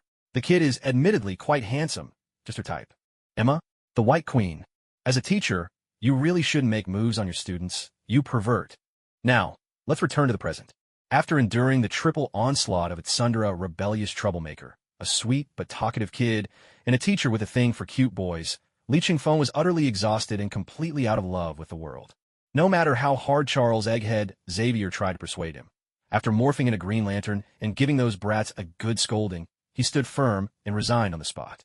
Teaching, he decided, was simply not a job for mere mortals. Besides, Nick Fury had been preoccupied these past couple of days with setting up the new Bureau Academy, so Li Qingfeng simply gave himself a 2-day break and holed up at home, dead to the world. Ada Wong, meanwhile, stayed with him like the perfect gentle wife. But with a bad girl like Ada around, the fire was always burning, yet she never let him get close enough. It was sheer torture for both his body and mind. All he could do was brew some green tea to cool himself down. And as if that weren't enough, there was also Harley Quinn, a mentally unstable soul who'd transferred her affections from the Joker, constantly butting heads with Ada. It just so happened that today she'd gone out for a medical checkup, leaving Li Qingfeng and Ada alone together. I can't shake the feeling that I'm gradually becoming just another prop in the little game you and Harley play, he muttered. Don't be silly. You're our captain, Ada replied. Then could you at least wear a different pair of white stockings? Captain, you wouldn't want the whole bureau hearing about your workplace harassment, would you? Fine. Then how about some leather pants? It's getting chilly these days. You know it's for your own good. Who in their right mind wears a high-slit cheapao at home every day? I'll think about it. Ada pondered for a moment, then disappeared into the bedroom, the soft rustle of fabric signaling a change of clothes. Moments later, she emerged in a crisp red shirt, black leather pants, and matching black boots. Just like that, Ada had transformed from her Resident Evil 4 persona to her look from Resident Evil 6. Li Qingfeng's Adam's apple bobbed up and down, his mouth suddenly dry as heat welled up inside him. He really needed to drink some more tea. Just then, Sister Wong's personal terminal rang. When she answered, it turned out to be Nick Fury, whom they hadn't seen for several days. Ida, let Li Qingfeng know he is to report to headquarters for a meeting immediately. Fury's tone carried a note of gravity. We've made a new discovery regarding Hydra. Yes, Director. Ida Wong instantly dropped her teasing attitude toward Li Qingfeng and spread her hands to him. Let's go, Captain. Looks like our brief moments of leisure are coming to an end. TCH, your America really does have a never-ending supply of problems. My America has its own national circumstances, you know. After receiving Nick Fury's call, the two of them didn't head straight to headquarters. First, they went to pick up Harley Quinn, who was going through her follow-up examination. Oh, my pudding, what brings you to pick me up and take me home all of a sudden? Though Harley now wore a normal face of makeup, the mischievous glint at the corner of her eye and the ever-vivid streaks of red and blue in her hair still gave her identity away. Nick Fury's ordered the Star Squad to assemble for a meeting. Unless I'm mistaken, we've got a new mission. A new mission? Harley cried out with excitement, leaping up to wrap herself around Li Qingfeng. Planting a fierce kiss on his neck, she left a bright red lipstick mark. Fantastic! Is it zombies again? I didn't get enough of that last time. Can't you get a normal hobby for once? Now that I'm an agent for the Joint Task Bureau, I can't just drag some poor sap into an alley and whack him a few times like I used to. But if I'm not even allowed to enjoy fighting zombies, what's the point of living? All right, have it your way. From now on, every biohazard case the Star Squad gets is yours, deal. Li Qingfeng rolled his eyes and pried Harley Quinn off himself. A demon queen type, a psychotic queen type. Why did he always end up with such bizarre women? With Harley Quinn in tow, the three of them headed straight for the Joint Task Bureau headquarters. Upon arriving at the strategic analysis room, they found a group of people who had clearly been waiting for some time. There was the old black egg, the white egg, and a whole lineup of well-known mutants. Li Qingfeng nodded at the two eggs and led Ida Wong and Harley Quinn to sit beside Old Man Logan.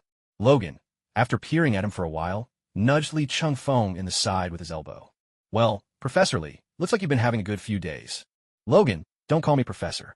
If you keep it up, my PTSD will start acting up. TSK, don't try to change the subject. You really are living a charmed life, aren't you? I just realized in the entire Star Squad, aside from you, even the logistics officer is a stunning, mature woman. You've got a real type, don't you? Look at you, acting all high and mighty. Do you even know what true camaraderie on the battlefield means? Or what the three treasures of a strong, independent woman are? If you don't get it, don't go spouting nonsense. All right, Mr. Untouched and brimming with youthful energy. You sure talk tough, don't you? Uncle Wolf shot Li Qingfeng a mischievous grin, then fell silent. Meanwhile, up on the stage, Nick Fury spotted that Li Qingfeng and the others had arrived and gave him a nod. Receiving the signal, Ingrid began tapping away at her terminal. Moments later, all the intel was projected onto the giant screen in the strategic analysis room. As you can all see, after our last warning to the other national bureaus, the major countries have discovered and dismantled a number of Hydra branches within their borders. But as expected, Hydra has mostly planted intelligence agents in these big countries. They don't dare to make any overt moves. That's why we conducted a widespread sweep of third-world nations facing internal unrest. As a result, we discovered a long-standing Hydra research base in Latveria, Eastern Europe. And what they're studying there is mutants. The moment Nick Fury uttered those words, every mutant in the room, even the usually unflappable Uncle Wolf, grew somber, except for White Egg. Mutants had always kept to themselves precisely to avoid situations like this. But despite their efforts, Hydra had still managed to capture many of their kin. This only made them feel more certain that joining the Interbureau was the right move. After all, the authority and intelligence network of an official organization were things the mutant community could never achieve on their own. Then, White Egg picked up the thread and continued. So, our next mission is to raid this research facility. Since they're experimenting on mutants, there's no way they're working in isolation. They must be connected to other Hydra factions. For this mission, speed is of the essence. Our top priority is to rescue the mutants being experimented on. We can't give Hydra a chance to destroy the test subjects. According to our intel, the facility is run by Baron Strucker. He must be brought back alive.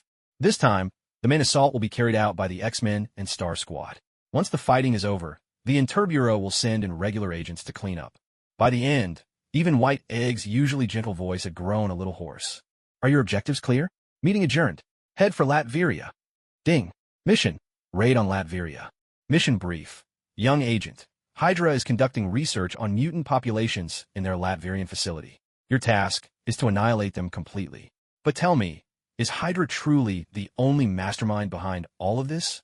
The Quinjet sliced through the clouds at breakneck speed, flanked on either side by the X-Men's own aircraft.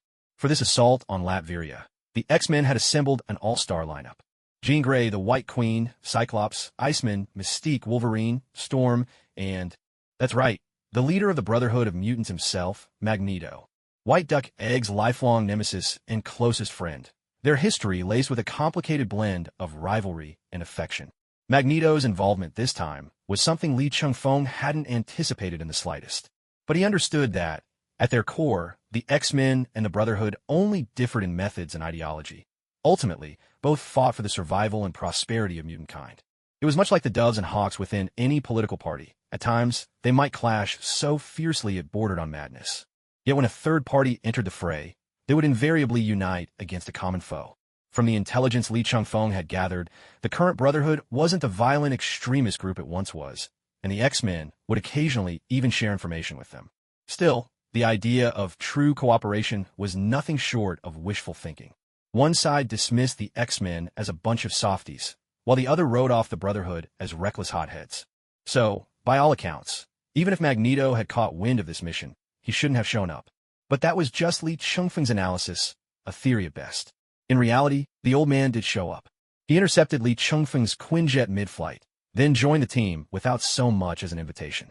Even Logan couldn't figure out what the old guy was really after, so he simply left the X-Men's jet and hopped aboard Li Changfeng's Quinjet himself. Not for anything serious, just to see how things played out. Greetings, Magneto, Eric Lyncher. I'm curious, who tipped you off about this operation? Li Changfeng asked. Agent Li Changfeng, there's no need for concern. I come without ill intent, Magneto replied. The middle-aged man had none of the violent edge one might expect from the leader of a radical group. If anything, he seemed affable, almost gentle. It was so at odds with his usual aura that it felt awkward, almost comical.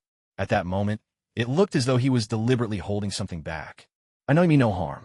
If you did, you could easily attack us from a distance, Li Changfeng nodded. But good intentions aside, I have to know why you're here. Neither the Joint Task Force nor the X-Men can risk having a dangerous wildcard with unknown motives tagging along. All right, all of this is what Xavier told me. As for the reason, take a look at this and you'll understand. With that, he pulled out 2 intelligence reports from the Federal Investigation Bureau. Li Changfeng scratched his head and took the documents. It turned out that after their departure, the Bureau's deeper investigation into Latveria had yielded fresh intel. Within Hydra's research facility in Latveria, they had discovered a pair of siblings who were being used as primary experimental subjects. They had already confirmed that the siblings really did possess the X gene. But it wasn't something that manifested naturally. Instead, their powers had been forcibly awakened by some unknown external force. As a result, the development of their abilities was unclear and highly unstable, with quite a few side effects to boot. The sister was Wanda Maximoff, and her brother was Pietro Maximoff. After reading the files Magneto brought, Lee Chung-fong couldn't help but glance at him several more times. Scarlet Witch and Quicksilver have so many origin stories. Originally, they really were Magneto's children, but the latest version had changed it, so they came from a family of Roma sorcerers, tricked into believing Magneto was their father. Could it be that, in this world, Quicksilver and Scarlet Witch truly are Magneto's flesh and blood? No wonder he's so eager. Turns out he's here to clean up his own romantic mess. Otherwise, why would this mutant overlord stick his nose into X-Men business for no reason? On another note, it was clear that the egghead had real affection for his old friend. My gut tells me you're not thinking anything nice in there. Logan sidled up to Lee Chung-fong and said with a big grin, "See through it if you want, but don't say it out loud. We're still buddies." Lee Chung-fong stood up and cast his eyes around the entire Quinjet. There was Magneto, practicing his friendly smile so hard that, the more he tried, the more he looked like a shark. Logan, off to the side, watching Magneto's attempt and breaking into a crooked grin himself. Ada Wong, completely focused on piloting the jet, and Harley Quinn, asking her, "Hey, does wearing leather pants make it weird when you fart?" What a damn harmonious bunch. Does this look like a team about to take down an evil organization's stronghold across international borders? This vibe, honestly, feels more like a springtime field trip than a covert mission. After a long stretch of flight, the two jets finally entered Latvian airspace. The moment they crossed the border, both aircraft switched to stealth mode, wiping themselves off the radar. Both teams were instantly on high alert. It was fine to relax during the journey, but everyone on this mission was a seasoned fighter. Well, maybe Harley Quinn was the exception. But all of them knew exactly when it was time to get serious. At last, they landed about 2 kilometers outside Hydra's research facility. Both teams disembarked from their jets. The X-Men and Magneto exchanged glances, each side brimming with dissatisfaction toward the other. The X-Men were annoyed by Magneto's sudden interference in this mission. Magneto, on the other hand, was furious that these so-called heroes had allowed mutants to be bullied so badly by Hydra. And to make matters worse, the ones being bullied were his long-lost children. Seeing the tension escalating, Lee Chung-fong quickly coughed twice, using the pretext of a pre-battle briefing to break the standoff between the two sides. The Hydra base is in an old castle. Altogether, there are probably about 1,000 soldiers defending it. No small number, and they're well armed, with both light and heavy weaponry. They even have tanks and armored vehicles. To put it bluntly, this armed force is enough to topple a small nation. But for us, that level of defense is practically paper-thin. Come on now. With a team of mutants wielding extraordinary powers as our main force, and with the full logistical support of the Federal Bureau behind us, what chance does a 1,000-strong Hydra army really have? So, agents, just remember one thing. When you're wiping out the enemy, try not to cause unnecessary destruction to the terrain. After all, this land belongs to the local people. As for lives, well, don't burden yourselves with guilt. Lee Chung-fong spread his hands. They chose to become Nazis. They should have expected this day to come. Nazi scum like them deserve no mercy. That was Lee Chung-fong's message to the X-Men. Lee certainly doesn't pull any punches, someone remarked. But he's not wrong. Iceman and Cyclops glanced at each other, then shared a high five with a grin. They liked Lee Chung-fong's style, and they were already itching for action. Watching both teams disembark from their jets, the X-Men and Magneto exchanged glances, each filled with their own discontent. The X-Men resented Magneto's sudden interference in this mission. Magneto, on the other hand, was furious that these incompetents had allowed mutants to be bullied by Hydra to this extent. To make matters worse, the victims were his own long-lost children. Sensing the mounting tension, Lee Chung-fong quickly coughed twice, using his role as field commander to break the standoff. The Hydra base is an ancient castle, he began. Their garrison totals around 1,000 men, hardly a small number. They're well-equipped, with heavy and light weaponry, and even a few tanks and armored vehicles. To put it bluntly, this force could overthrow a small country. But for us, he continued, this level of defense is, frankly, rather flimsy. Come on, we're talking about a squad of mutants with extraordinary powers, backed by all the logistical support of the Federal Bureau. What chance does Hydra's 1,000-strong army have against us? So, agents, remember one thing. When you take down the enemy, try not to cause excessive destruction to the terrain. After all, this is the land of ordinary people. As for lives, Lee Chung-fong shrugged. There's no need for guilt or hesitation. They became Nazis. They should have expected this day. Frankly, being a Nazi is a death sentence in itself. That was Li Chengfeng's message to the X-Men. Li's way of putting things is really quite blunt, someone remarked. But he's not wrong, another agreed. Iceman and Cyclops caught each other's eyes, then grinned and high-fived. They liked Li Chengfeng's style, and the excitement in their eyes showed they were ready for action. Observing all this, Mystique, White Queen, Jean Grey, and Storm, the powerful women of the team, let out a collective sigh. Men, one of them muttered. They never grow up, another added. Everyone move. Get back to your stations now, an urgent voice commanded. This is not a drill. You hear me? This is not a drill. We are under attack. Repeat, we are under attack. Meanwhile, in the lower levels of the castle that served as Hydra's research facility, a brother and sister were trapped inside a transparent, unfamiliar isolation chamber. Fear etched across their faces as they watched the Hydra Nazis descend into chaos. Damn it, who's attacking the research center?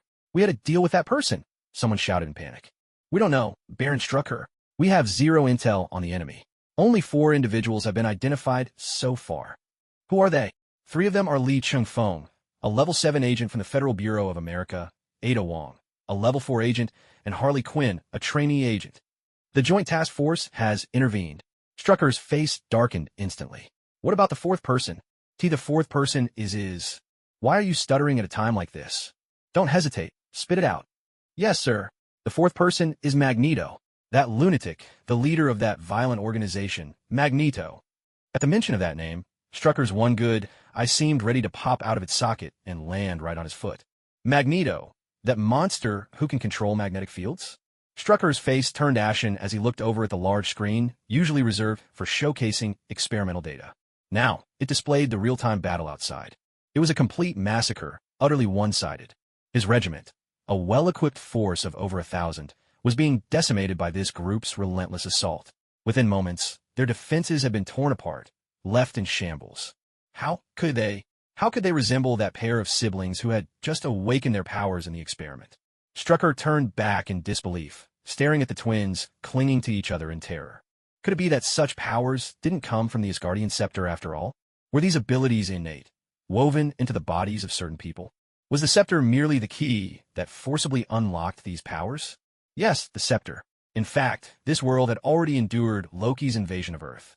Only that it happened 2 years before Li Chengfeng's arrival. And this time, Loki's target hadn't been New York, but rather Metropolis, just a stone's throw away. That was when humanity first learned what superheroes and superhumans truly meant. The Chitauri army never even managed to pour through the wormhole. They were beaten back, and Loki disappeared after the battle. Even Li Chengfeng and the Joint Task Force had gotten their assessment wrong. Hydra, more precisely, this Hydra cell led by Strucker, knew only that some people possessed special abilities, but hadn't realized there was an entire race of mutants. But now, Strucker must have realized the truth. After all, Strucker was a brilliant scientist. His achievements in his field could rival Bruce Banner and Tony Stark. If not, he'd never have figured out Loki's scepter. And that thing housed a Mind Stone, after all. One of the Infinity Stones. Everything was wrong. Our research was misguided from start. We thought the scepter granted them power, but never imagined that a scepter of such power was only a key. As Strucker's emotions spiraled, his right-hand man leaned in close, lowering his voice anxiously. Baron Strucker, it looks like our defenses are about to collapse. We need to retreat now. Retreat? How are we supposed to retreat from a group of people with such overwhelming superpowers at a time like this? Baron Strucker forced a grim smile. There. Timing is too perfect. If only they'd arrived a few days later. No, even 30 hours later, the protective field powered by the scepter would have been completed. Then, as if channeling a chameleon's ability to change in an instant, his face transformed from despair to wild fanaticism. He shouted to the clueless Hydra soldiers around him, rallying them with fervor. Damn those clowns the Joint Task Force sent in their skin-tight suits, here to test our faith and loyalty. We will never surrender. Hail Hydra! Hail Hydra! Spurred on by Strucker's incitement, the soldiers' eyes burned red with frenzy. They looked as if they couldn't wait to storm the battlefield, each ready for a suicidal charge. Satisfied with the effect, Strucker gave a small nod, then turned to his trusted lackey and quietly ordered, "Delete the files. I'm going to surrender. If the Joint Task Force gets a hold of our research data, they'll turn it into reality in no time." While Strucker was stalling for time by riling up his troops as bait, he was already preparing for his own surrender in secret. Suddenly, the top floor of the castle exploded open. Descending from above in an elevator constructed of vibrant green willpower were a man and two women. It was Li Changfeng, transformed into the Green Lantern, accompanied by Ada Wong and Harley Quinn. So you're Strucker, huh? Baldy, your time's up. I surrender. Everything here is yours. I'll hand it all over. Just spare my life. Li Changfeng didn't really care what fate awaited Strucker, but this bald-headed villain definitely got on his nerves. Was there any lower way to beg for mercy? Wailing and desperate, Strucker was willing to trade everything he had just to save his own skin. Originally, Li Changfeng hadn't planned to kill him outright. Now, he was starting to reconsider. Why couldn't Strucker learn a thing or two from his fellow Hydra zealots? Now, they knew what it meant to stand unyielding, shouting, "Cut off one head, two more shall take its place," or "Hail Hydra," as they marched bravely to their deaths. If someone who didn't know Hydra's true nature saw this, they might actually mistake it for a revolutionary group serving their country and people. Only those who could see through the Nazi roots and pyramid scheme would realize they were staring at real monsters. Meanwhile, the X-Men had finished dealing with the remaining armed forces outside and entered the research facility. Strucker, true to form, started bawling and pleading again. But Old Man Logan was as dependable as ever. He grabbed the bald villain by the collar and dragged him out. After a round of screaming and struggling, things finally quieted down. By now, the infamous Baldy was probably only half alive. Raven, has the military been completely wiped out? All the soldiers have been wiped out, but all the administrative staff, including the researchers, have been ensured survival and remain in stable mental condition. Mystique, Raven, is as shrewd and seasoned as Wolverine, a wily, blue-skinned femme fatale whose actions are anything but reckless abandon. After so long away from the battlefield, the assassin's blood within her surged again, but she never let go of her reason. She understood well. These researchers were of great value. Even if the awakening of the X-gene relied on the power of Loki's scepter, it still required a foundational understanding of the X-gene itself. To reach this stage of research without even fully grasping the mutant race was nothing short of miraculous. If they could be given knowledge about the X-gene, perhaps they could devise more controllable ways to trigger abilities. They might even discover methods to enhance these powers. It didn't matter that they were Hydra. Right now, the Joint Investigation Bureau and its academy had no shortage of telepaths. Monday, Psylocke. Tuesday, Multiple Cuckoos. Wednesday, White Queen. Thursday, Jean Grey. Friday, Omega Kid. Saturday, White Egg. And on Sunday, White Egg would lead the group in team-building activities. 7 days a week, 24 hours a day, relentless telepathic brainwashing. Even if there were 900 Hydras, they'd all be left with minds as blank as newborns. As the main force tasked with clearing out the heavy weaponry, Magneto arrived last. He stood at the very rear of the X-Men, exchanging not a single word with anyone. Not even with Mystique, his former partner in arms. By this time, Li Changfeng, having shed his Green Lantern transformation, led the X-Men down to the castle's lower levels, the very heart of this Hydra research facility. At the center stood two transparent holding cells. The siblings, who had just moments ago shared a cell, were now separated. Without a word, Magneto suddenly accelerated, striding past everyone in a single, decisive movement, still silent. Yet his expression shifted rapidly. Anger, regret, hope. Li Changfeng leaned into gossip quietly with Cyclops. Why did Magneto, as a mutant, fall out with you all? Aren't you the same people? He looks at you guys as if you owe him millions. That's where you're mistaken, Cyclops replied. He was once our leader, just like Xavier, one of the most powerful mutants in our entire race. But our beliefs split us apart. In the end, we became the Brotherhood of Mutants and Xavier's School for Gifted Youngsters.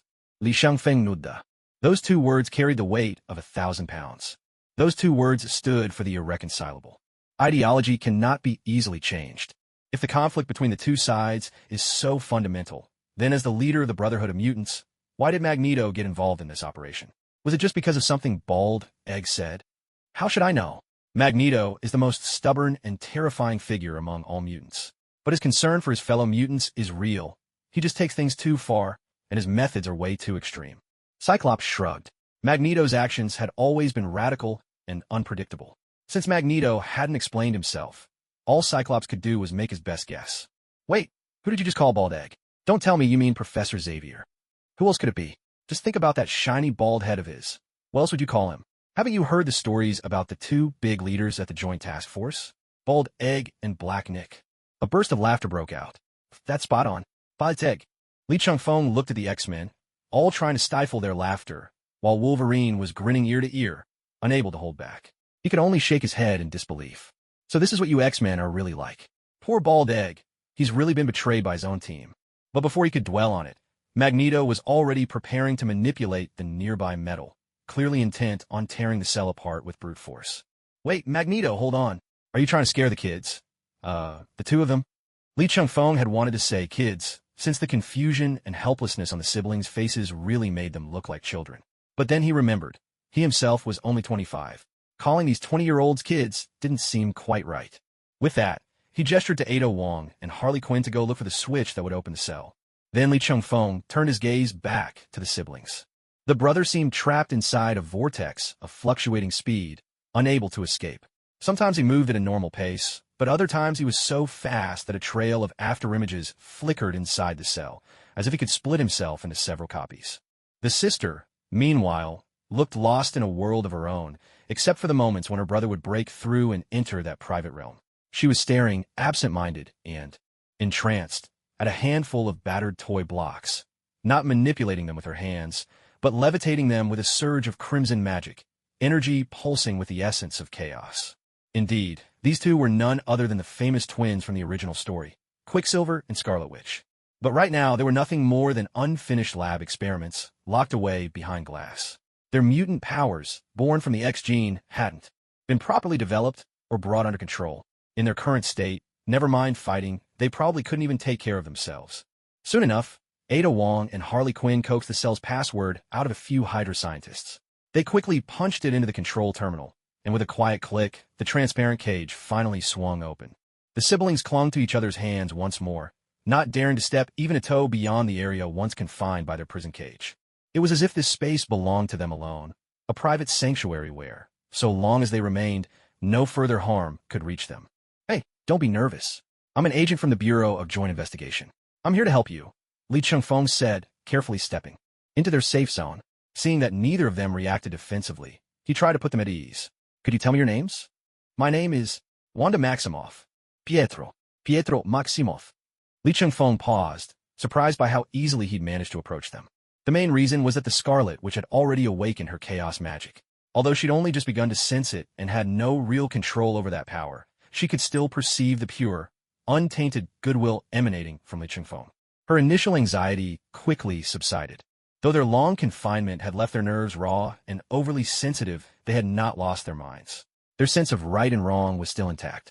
For instance, the Hydra agents who had experimented on them were clearly no good, and the agents from the Bureau who had just eliminated those Hydra operatives, well, at least in this moment.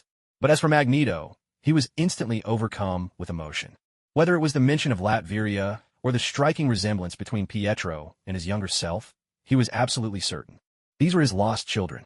Back when Magneto was still young and full of vigor, he had hidden away in Latveria, living in anonymity for many years. He fell in love, married, and started a family. The happiness of those days, with a wife and 2 children, had even begun to soften his once extreme views. But as his true identity was exposed and anti-mutant groups hunted him down, it was the betrayal by his neighbors that broke him completely. Magneto lost all faith in ordinary people. And after his children disappeared, it was this heartbreak that forged the Magneto who would wipe out entire families at the slightest provocation. Polaris? That's a story for another time. But now, with the siblings' identities confirmed, the old man was visibly moved. His trembling hands suddenly seemed to show their age. Do you too remember your father? Our father? If you mean our adoptive parents, they're gone, Wanda replied, her once confused gaze sharpening with the memory. The slightest trace of hatred flickered in her eyes. During the civil unrest in Latveria, they died under a Stark Industries bomb. It was for revenge that we became the lab rats locked in this glass cage. You volunteered for Hydra's experiments, hoping for the power to take revenge. Li Changfeng nodded, understanding.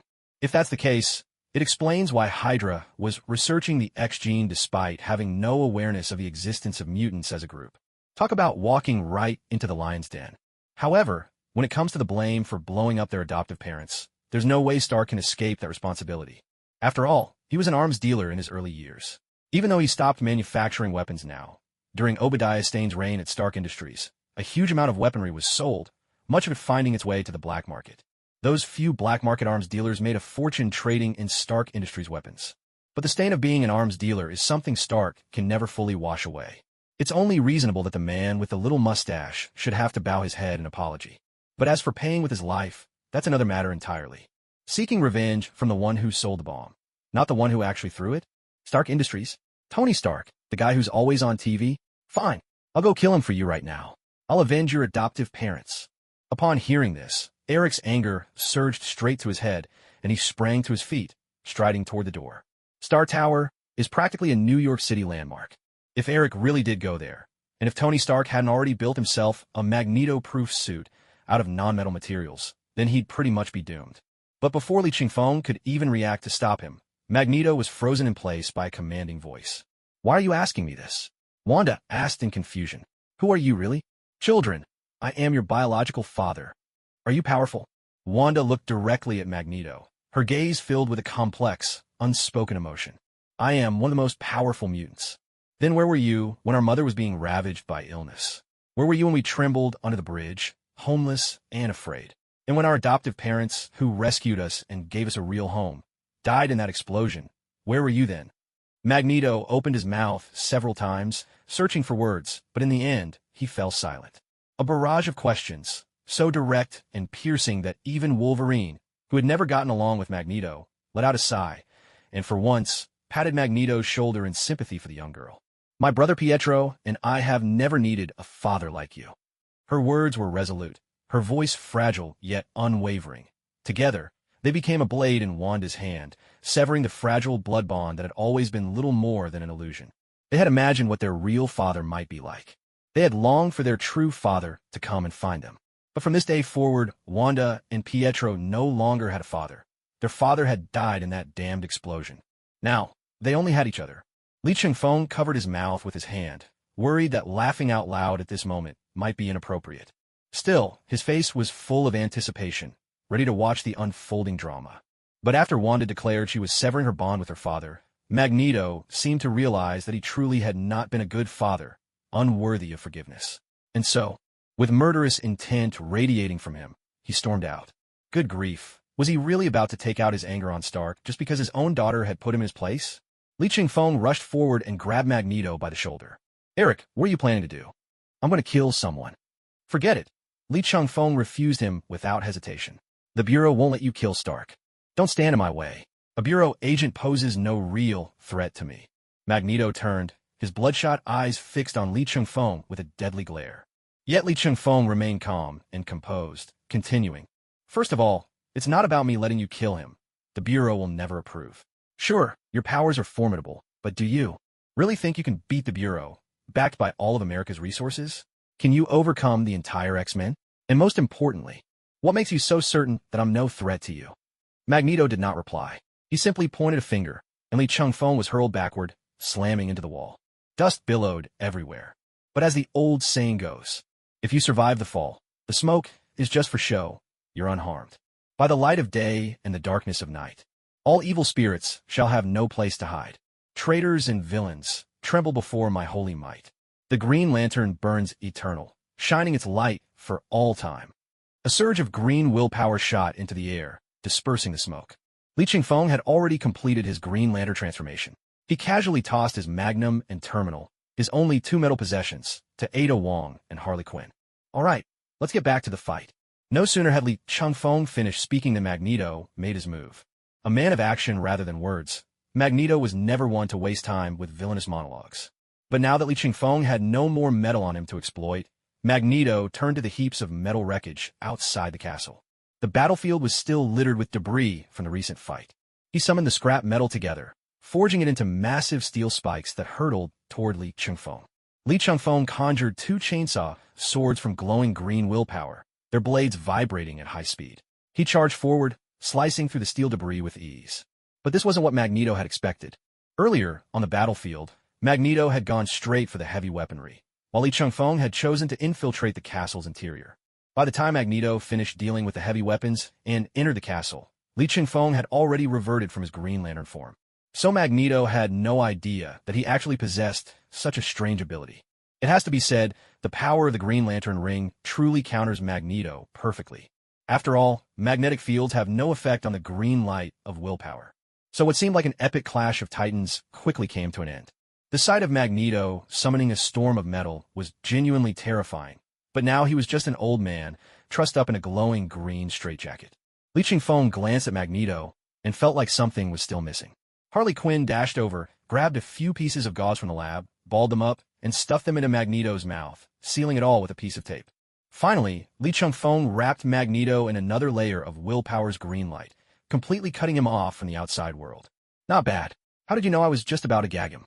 In my old kidnapping days, this was standard procedure. Saw it enough times, just picked it up. The exchange between Li Chingfeng and Harley Quinn drew some strange looks from the surrounding X-Men. Come on, folks, we're supposed to be federal agents. Aren't we supposed to play by the rules?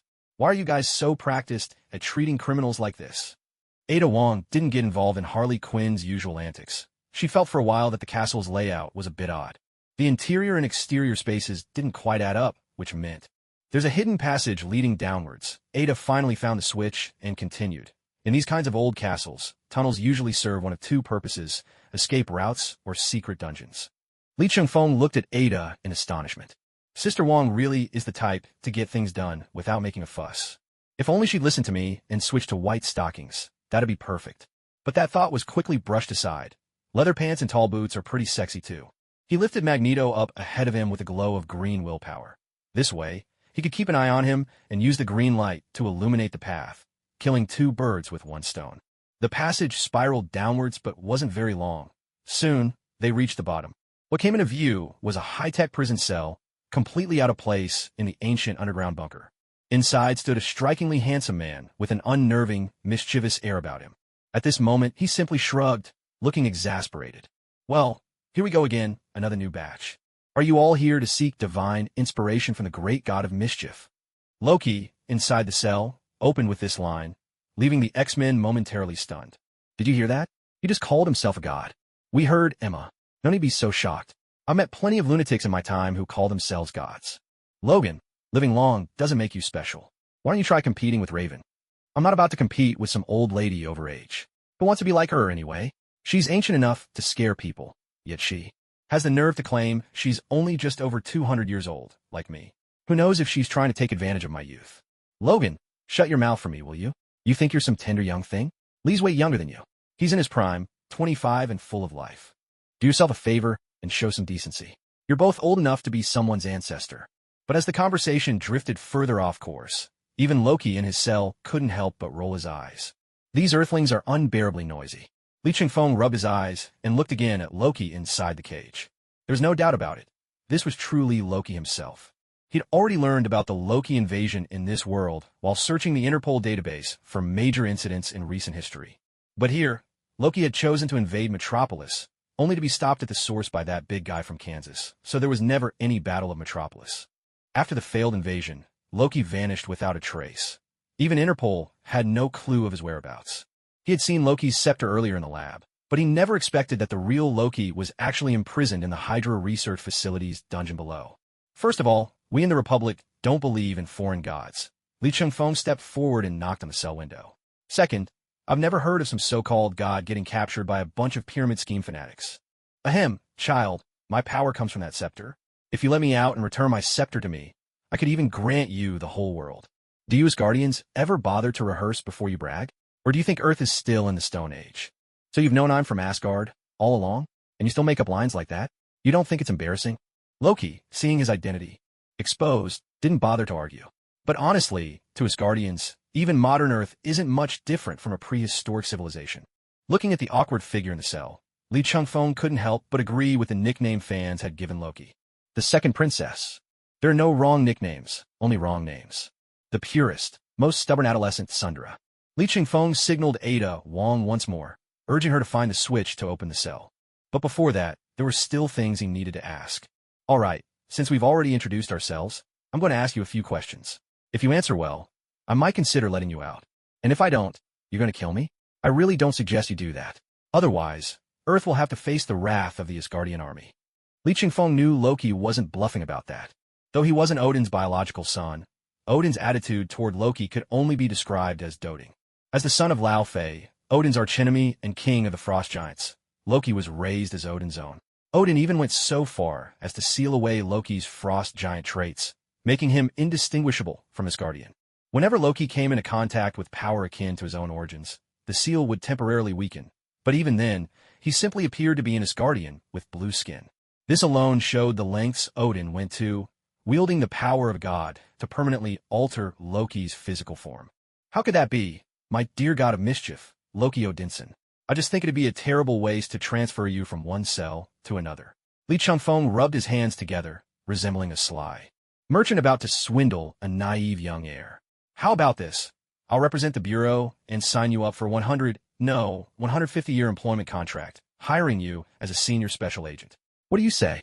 Employment? Are you joking? Loki said this, but Lee Chung-fong could tell from Loki's eager movements. He was definitely tempted. Loki might be cunning and shrewd, but patience was not one of his virtues. Even being carted straight back to Asgard for a scolding from Odin would be preferable to staying in this blindingly white prison cell. Choose, then, a prison cell or a restricted freedom.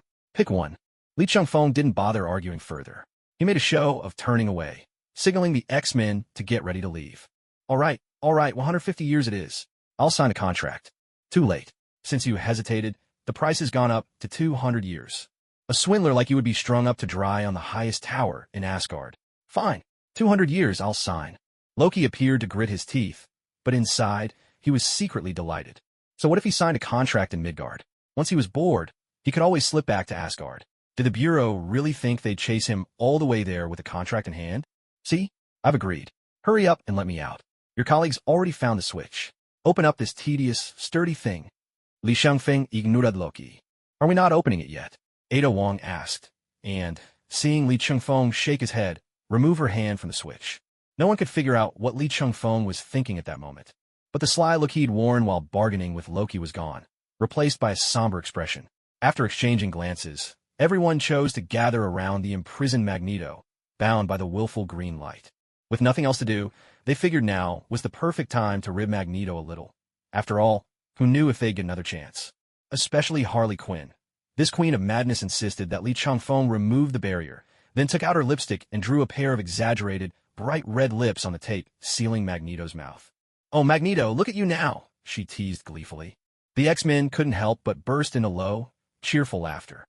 The White Queen and Mystique, both bold women who had once belonged to the Brotherhood of Mutants, even took Harley's lipstick and added their own creative flourishes.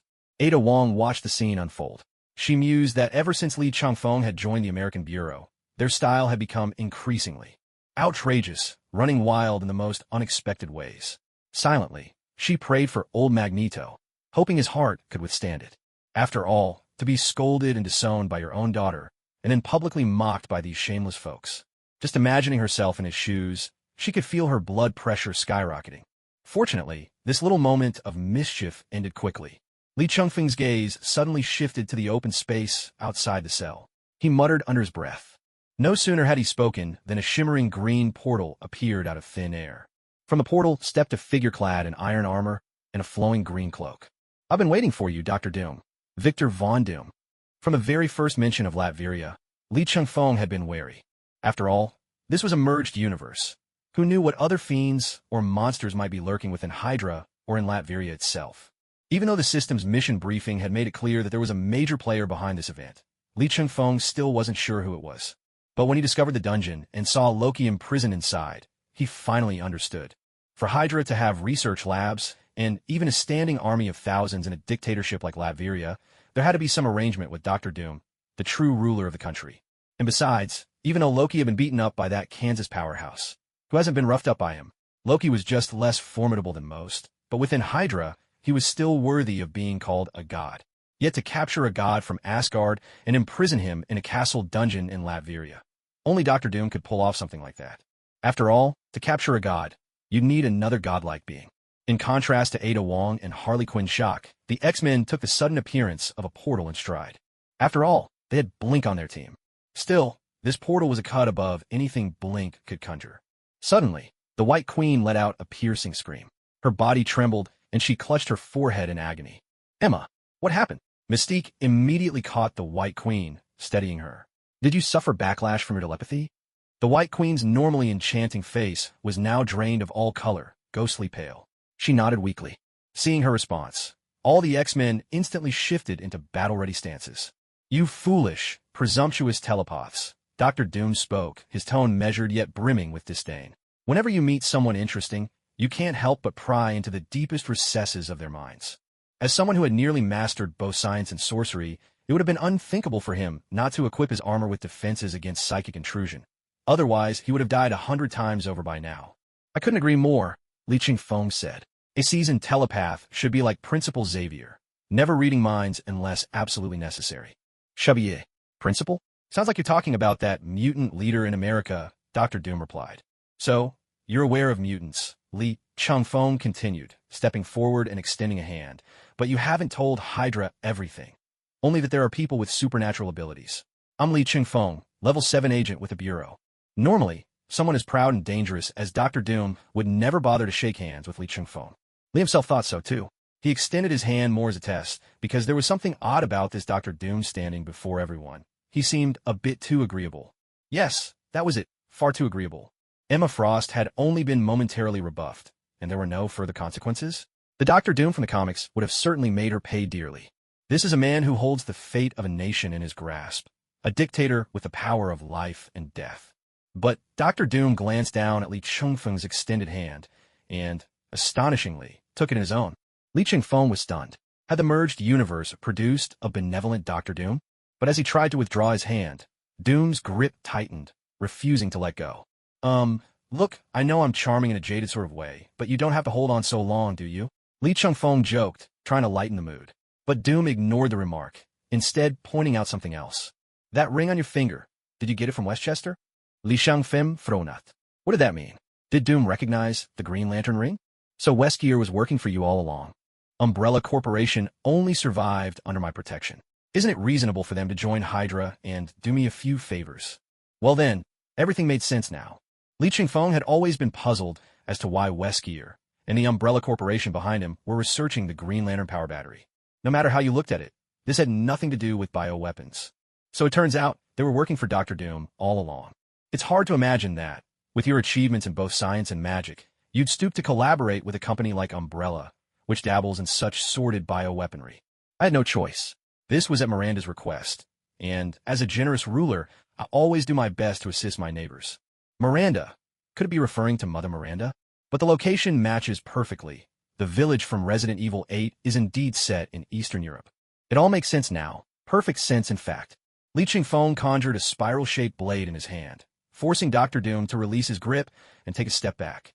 Although Doom's mysterious armor could withstand most physical and magical attacks, it was easily breached by an assault forged from the green light of willpower.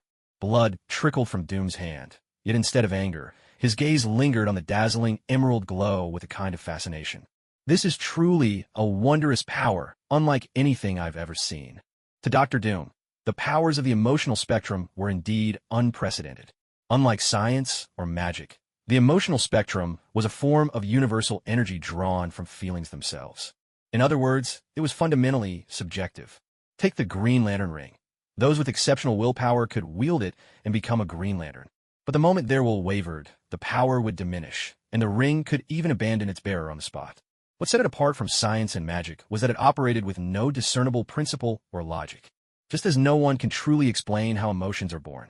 Dr. Doom stepped forward again, but this time, instead of shaking hands, he gently touched the Green Lantern ring.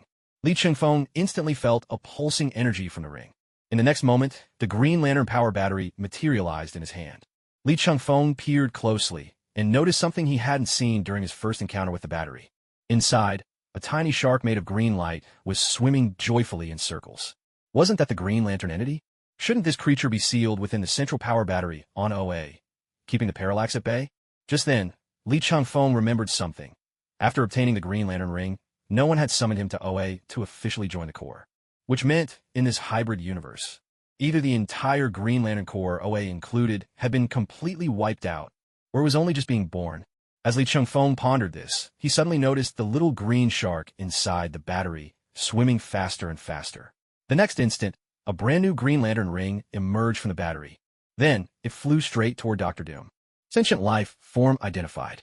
Victor Von Doom of Earth. You possess a formidable willpower that overcomes fear. Welcome to the Green Lantern Corps. Li Qingfeng watched the scene unfold before him and drew in a sharp breath. Though he felt that, personality-wise, Dr. Doom would be a better fit for the Yellow Lantern than the Green Lantern Corps, he wasn't actually surprised that Doom was chosen by the Green Ring. After all, in theory, Dr. Doom's willpower was so strong that he could resist psychic abilities through sheer force of will. With that level of determination, it made perfect sense for him to become a Green Lantern. What truly shocked Li Chungfeng, however, was the Green Lantern battery in his own hands. So it really was up to him to build the Green Lantern Corps from scratch?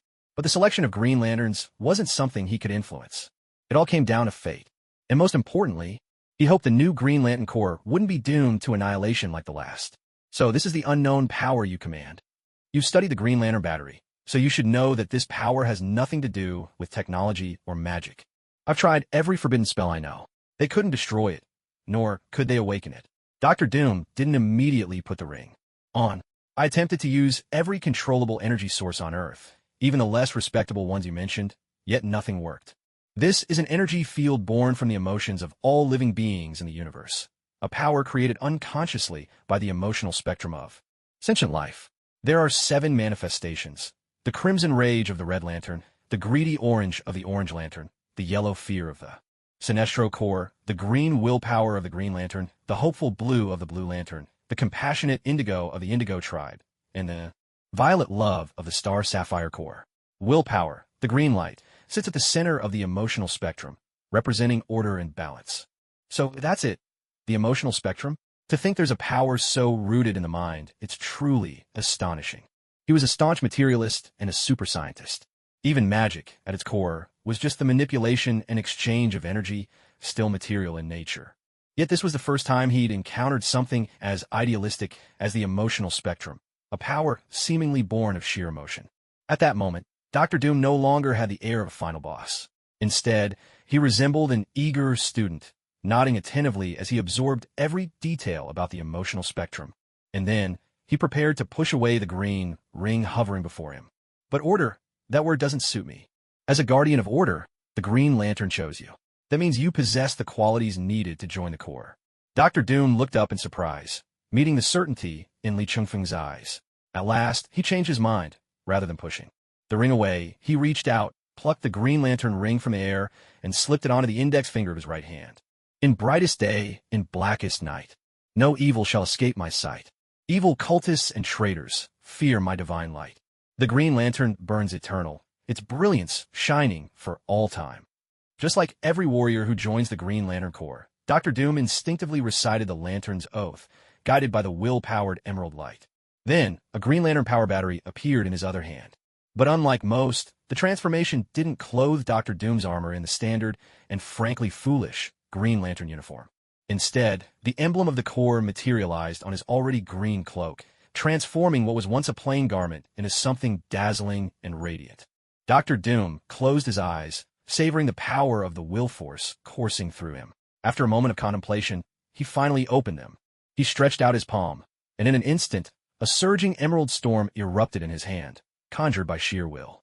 In just this short time, he had already fused his original magical abilities with the power of the green will, wielding them as one. Astonishing, he murmured, gazing at the storm of will in his hand, visibly amazed. This power is not only formidable, but it also lets me advance even further in my studies of science and magic. So remarkable was this fusion that, to exaggerate only a little, Dr. Doom might never need another magic circle or research lab again. With the power of the Emerald Will, he could conjure what he needed with a mere gesture. Indeed, the emotional spectrum is every bit as potent as any mysterious energy in the universe. Li Chungfeng interjected at just the right moment. But remember, each color has a will of its own. If you stray from the Corps' oath or your resolve falters, the ring will abandon you. Is that something you control? Dr. Doom asked. No, that's the decision of the Emerald Will itself. A character like Doom, as long as you don't threaten his nation, is unlikely to cause trouble. After spending some time with him, Li Chungfeng realized that this world Dr. Doom had the temperament of a researcher above all. Aside from his peculiar fixation on antagonizing Mr. Fantastic, his true passion was the study of unknown forces. And as for Li Chungfeng's dramatic warnings, well, they were partly meant to keep Dr. Doom in line. Although he couldn't decide who the willpower chose to join the Lanterns, with his primeval Green Lantern power battery, enhanced by the newly awakened Ion Shark, he could revoke anyone's access to the ring at will. In other words, who joins is up to the Emerald Will, but who leaves can be up to Li Chungfeng. I see. Dr. Doom nodded in acknowledgement. Then he said, I have detailed files and intelligence on Hydra. I'll send them to you shortly. How are you planning to do that? Should we add each other on social media? No need to worry about the details. With that, Dr. Doom cast a sidelong glance at the baffled X-Men standing nearby.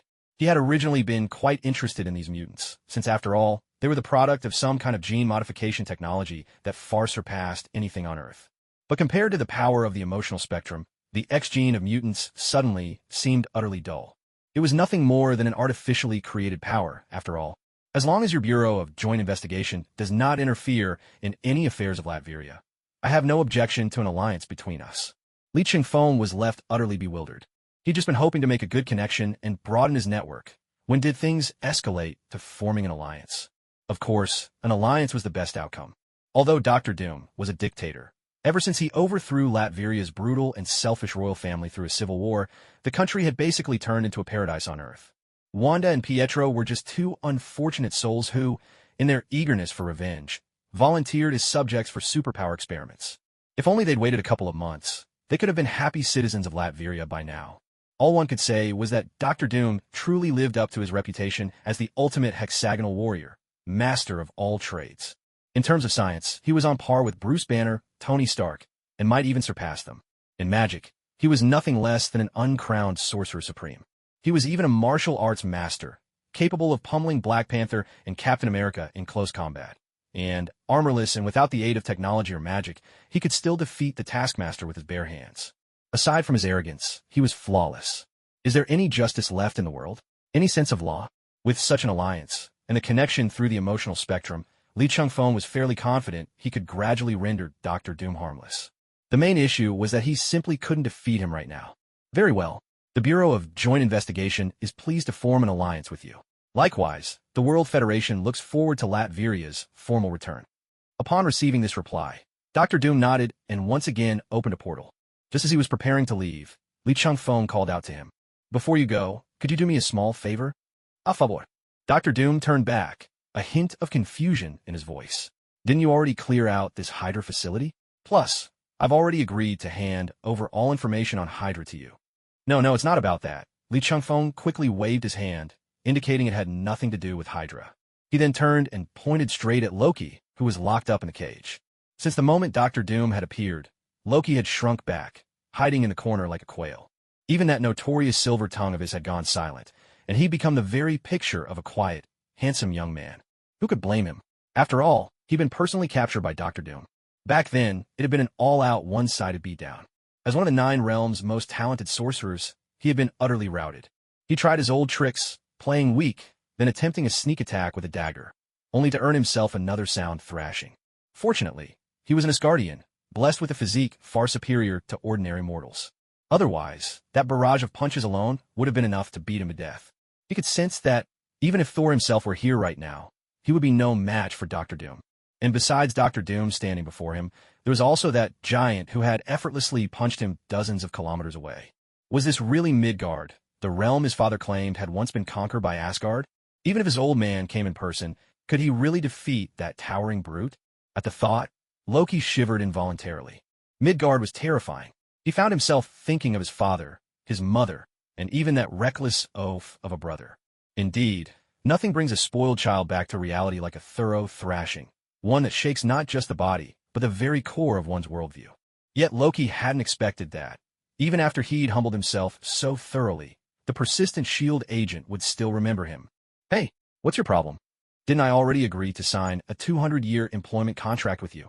Oh, don't worry, Li Chengfeng replied, his smile warm and pleasant. I simply don't trust that you'll be bound by Earth's laws and morals. So I'm preparing something a bit more effective. Li Chengfeng's kindly expression now struck Loki as even more infuriating than his brutish brothers ever had. At least his thick-headed brother cared for him a little. Didn't he? 200 years? Asgardian? Employment contract.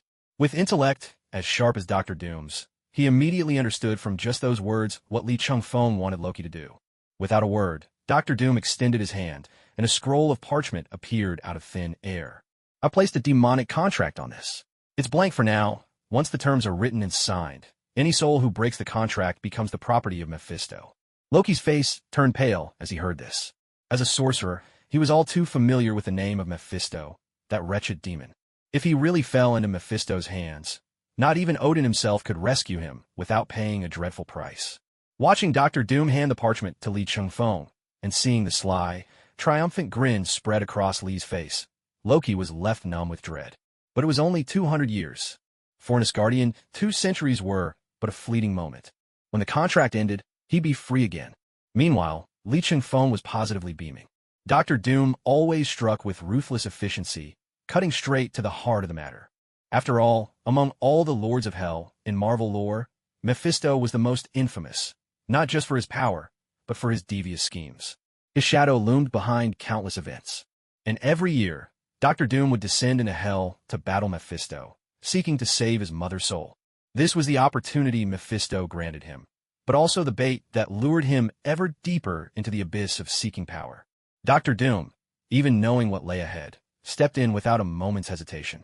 This was the very reason Dr. Doom yearned for every unknown source of power. He needed strength to defeat this cunning, devious, and incredibly formidable adversary. But clearly, he hadn't been idle either. After years of entanglement with Mephisto, Doom had thoroughly mastered the magic tied to demonic dimensions, which had led to the creation of this very scroll. "I'll leave this to you," he said. "Pleasure doing business." Li Chungfeng extended his hand again, and this time, his smile was far more genuine than before. Dr. Doom paused in surprise, but eventually reached out to shake Li Chungfeng's hand. How long had it been since he'd interacted with someone in such an ordinary, human way? One interesting man from the Republic, Doom mused. And just as Dr. Doom's silhouette vanished through the portal, the system chimed with a mission completion prompt. Ding! Mission. Raid on Latveria complete. Mission-related characters. Wolverine, White Queen, Mystique, Dr. Doom, Loki. Acquired. Wolverine's heightened senses. Acquired. White Queen's diamond form. Acquired. Mystique's slowed aging. Acquired. Dr. Doom's teleportation magic. Acquired. Loki's physique. Li Chungfeng listened to this string of rewards, biting back a grin with all his might. He forced himself to recall the 3 most heartbreaking moments of his life, just to avoid laughing out loud in front of everyone. Last time, the mission results were, at best, a consolation, a last-minute windfall thanks to Batman's iron will, which let him snag the primal Green Lantern. But this time, every single reward was outstanding. Wolverine's heightened senses might not be the most famous ability, but in truth, this beastly intuition was on par with Spider Sense. With it, Wolverine could even predict and intercept Quicksilver at full speed. As for the White Queen's diamond form, it needed no further explanation. Diamond hard without the brittleness, able to withstand extreme temperatures. While it wasn't as terrifying as her telepathy, Li Chungfeng was never fond of telepathy anyway. He disliked the feeling of knowing too much. Mystique's slowed aging was, in essence, longevity, and it also meant prolonging the prime years of his body. Dr. Doom's teleportation magic hardly needed praise. This was the supercharged, deluxe version of Blink's ability. Blink could barely manage Earth-to-Moon distances, while Doom's teleportation could even bridge entire dimensions. And finally, Loki's physical constitution, though it might seem a bit comical at first glance, was no joke. He was a true scion of frost giants, every bit the equal of the Asgardians. He only seemed frail and unassuming when compared to his brother, Sif, and the trio of top-tier Asgardian warriors. According to the official Marvel power ratings, Loki is classified as a level 5 in strength, meaning he can lift up to 75 tons at his peak. This was exactly what Li Chungfeng needed most right now. His physical abilities, which had once been at the pinnacle of human potential, were starting to fall short. After receiving his reward, Li Chungfeng turned around and nodded to Ada Wong, who was already standing by. "Open the door," he said. No sooner had he spoken than the cell door slid open with a low, mechanical hum. Loki made no attempt to escape. At this point, running wasn't even an option for him. "Come on, then Loki, trickster god of Asgard. Sign this contract, and from now on, we'll be colleagues in the same boat." "I have no desire to be in the same boat as you. Doesn't your Joint Investigation Bureau even issue uniforms?" "It's a figure of speech, you uncultured furball of a god." Loki glanced at the green ring in Li Chungfeng's hand. He looked again at the bizarre crowd of mutants gathered behind him. With tears brimming in his eyes, Loki signed a contract, a term of employment lasting a staggering 250 years. "You damn swindler. Why does the price keep going up? I'm letting you go now, so don't go berserk, you hear me?" Leaving the dungeon behind, they ascended back to the surface. Li Chungfeng pointed at Magneto's nose, giving him one final warning before releasing the hold of the green willpower light. Magneto wasted no time ripping off the duct tape and spat the gauze onto the ground. But as his anger flared, seeing his son and daughter immediately cooled his temper by a third. Then he looked at Li Chengfeng again, remembering that he probably couldn't win against this joint bureau agent. Most of the remaining fire in him fizzled out. Your grudges with Hydra and the Asgardians have nothing to do with me. All I want now is to take my children and leave. Children? What children? Li Chengfeng feigned surprise, turning to Wanda and Pietro, who were now calm under Emma Frost's psychic influence, and asked, "He says he's your father. Do you know him well?" "Not really," they replied.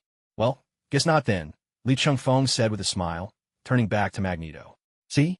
Even they say you're not their father. If you keep pestering them, doesn't that get a little pathetic? What, trying to kidnap people right under the nose of a law enforcement agent?" Magneto looked like he wanted to argue, but then he caught sight of Wanda's cold, resentful gaze out of the corner of his eye. The old man felt his heart shatter.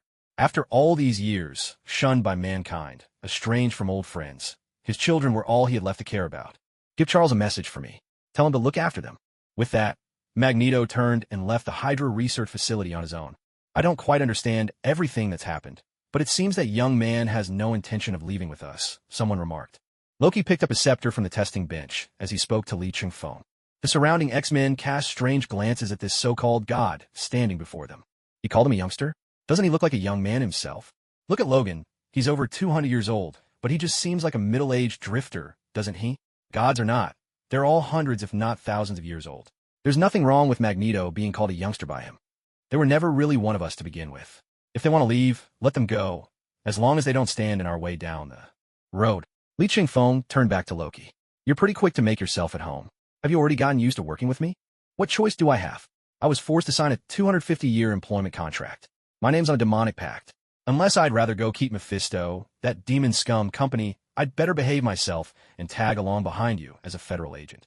Trust me, being a federal agent is a lot more fun than stirring up trouble all over the universe." During this raid on Latveria, aside from gaining new abilities from the system's lottery, they also intercepted a batch of deep research data on X genes that hadn't been destroyed. Along with the captured Hydra scientists, the X-Men could now dig even deeper into the mysteries behind their mutant abilities. On the way back, Li Chengfeng had the White Queen give these scientists a thorough mind wipe, ensuring their absolute obedience. Their first task was to run some tests on him to see if he possessed the X gene and whether it had been activated. Now that he had acquired the White Queen's diamond form, would that activate his own X gene?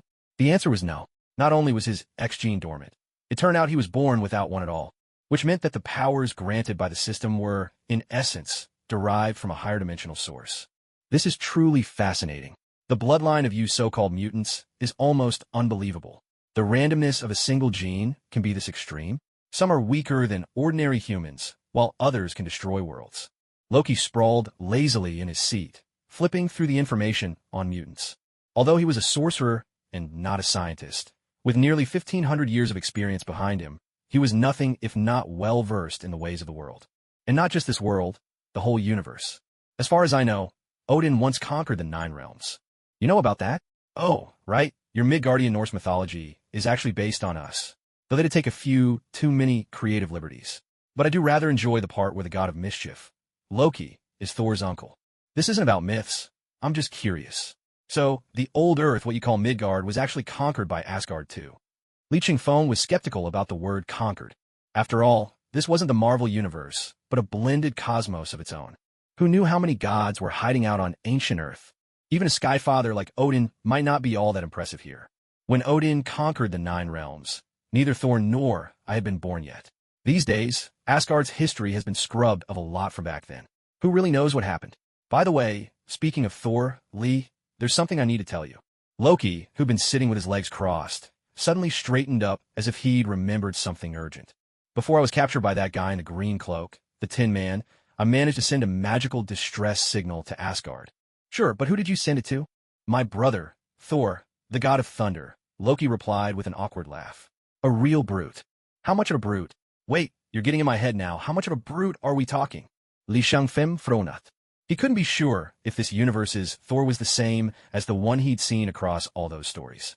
After all, Dr. Doom here was already a version much more inclined toward research. Thor could just as easily be different. Still, judging by Loki's attitude, Thor's strength probably hadn't changed much. Maybe he'd be a little stronger, maybe a little weaker, but not by much. With his current abilities, Lee figured he wouldn't stand a chance against someone at Odin's peak, but a still green Thor who was relying on his hammer? That shouldn't be a problem. After all, at this point in his journey, Thor had power, but not much control or mastery over it yet. He wondered, with his own righteous character, whether he could actually pick up Mjolnir, the hammer bound by Skyfather-level rules. He's reckless, the kind you can't talk down once he gets going. He once charged into Jotunheim, the land of the frost giants, all by himself. If anything, he's only gotten bolder since then. But if he got your distress signal and comes to Earth, wouldn't that mean he's here to save you? Shouldn't you be happy? I'm happy. But if he's reckless enough to show up in front of you, I want you to take him down. What do you mean? Why would I take him down? I've been forced to work for 250 years. 250 years without going home. What's wrong with dragging a poor sucker? No, a loving relative, to work alongside me. TSK. Loki, you really don't hold back when it comes to setting up your own brother. Li Chingfeng shot Loki a thumbs up. Sticking unwaveringly to the pit brother route, this kid truly has some conviction. After returning to the Bureau of Joint Investigation Headquarters and reporting back to Black Boiled Egg and White Duck Egg, Li Chingfeng invited Wanda, Pietro, and Loki into the room. The two-egg duo exchanged puzzled glances at Li Chingfeng's actions. Hadn't he already given a general report on this operation's details? Was there still more to be done? These two siblings are Wanda and Pietro, the children of Magneto. Li Chingfeng announced with a single sentence that left White Duck Egg Charles completely dumbfounded. As for the other one, he continued, he's the real culprit who opened that giant wormhole above Metropolis. The god of mischief from Asgard himself, Loki. He's now a new special agent who just signed a 250-year labor contract with our bureau. This second revelation left Black Boiled Egg, Nick Fury, just as stunned. Both turned to Li Chingfeng with questioning eyes. He really had pulled off something big this time. Weren't you supposed to be out there with the X-Men dealing with Hydra? How do we end up with Magneto's kids and a literal god from Asgard? You're certain these two are Eric's children? Absolutely sure. The moment we got back, I compared Magneto's DNA with theirs and ran a paternity test. The results were conclusive. A paternity test? White Duck Egg hesitated for a moment. If they hadn't brought it up, how did you even get Eric's DNA? Kidnapping? Li Chingfeng, seeing the confusion in White Duck Egg's eyes, simply shrugged and said, anyway, it's just the beginning of a long story between a father and his children. After Li Chingfeng's retelling, embellished and laced with his own perspective, White Duck Egg quickly grasped the whole sequence of events. I see. Since they're Eric's children, let the X-Men take care of... No, better yet, send them to the Bureau Academy. That place is full of mutants and kids with strange abilities. They won't be seen as outsiders there. With that, White Duck Egg turned to look at Wanda and Pietro. Children, don't be afraid. I was once a close friend of your father's. You can call me Professor X or Headmaster. I'll look after you from now on. His natural warmth, coupled with his telepathic calming abilities, made the siblings feel at ease with Professor X. Sorry, Professor. We'd like to stay with him, said Wanda. She and Pietro exchanged a glance. Then both pointed to Li Chingfeng. Li Chingfeng, who had been watching the drama unfold, was completely caught off guard. Huh, me? He pointed to himself in stunned confusion. How did this become his business? Yes, Li.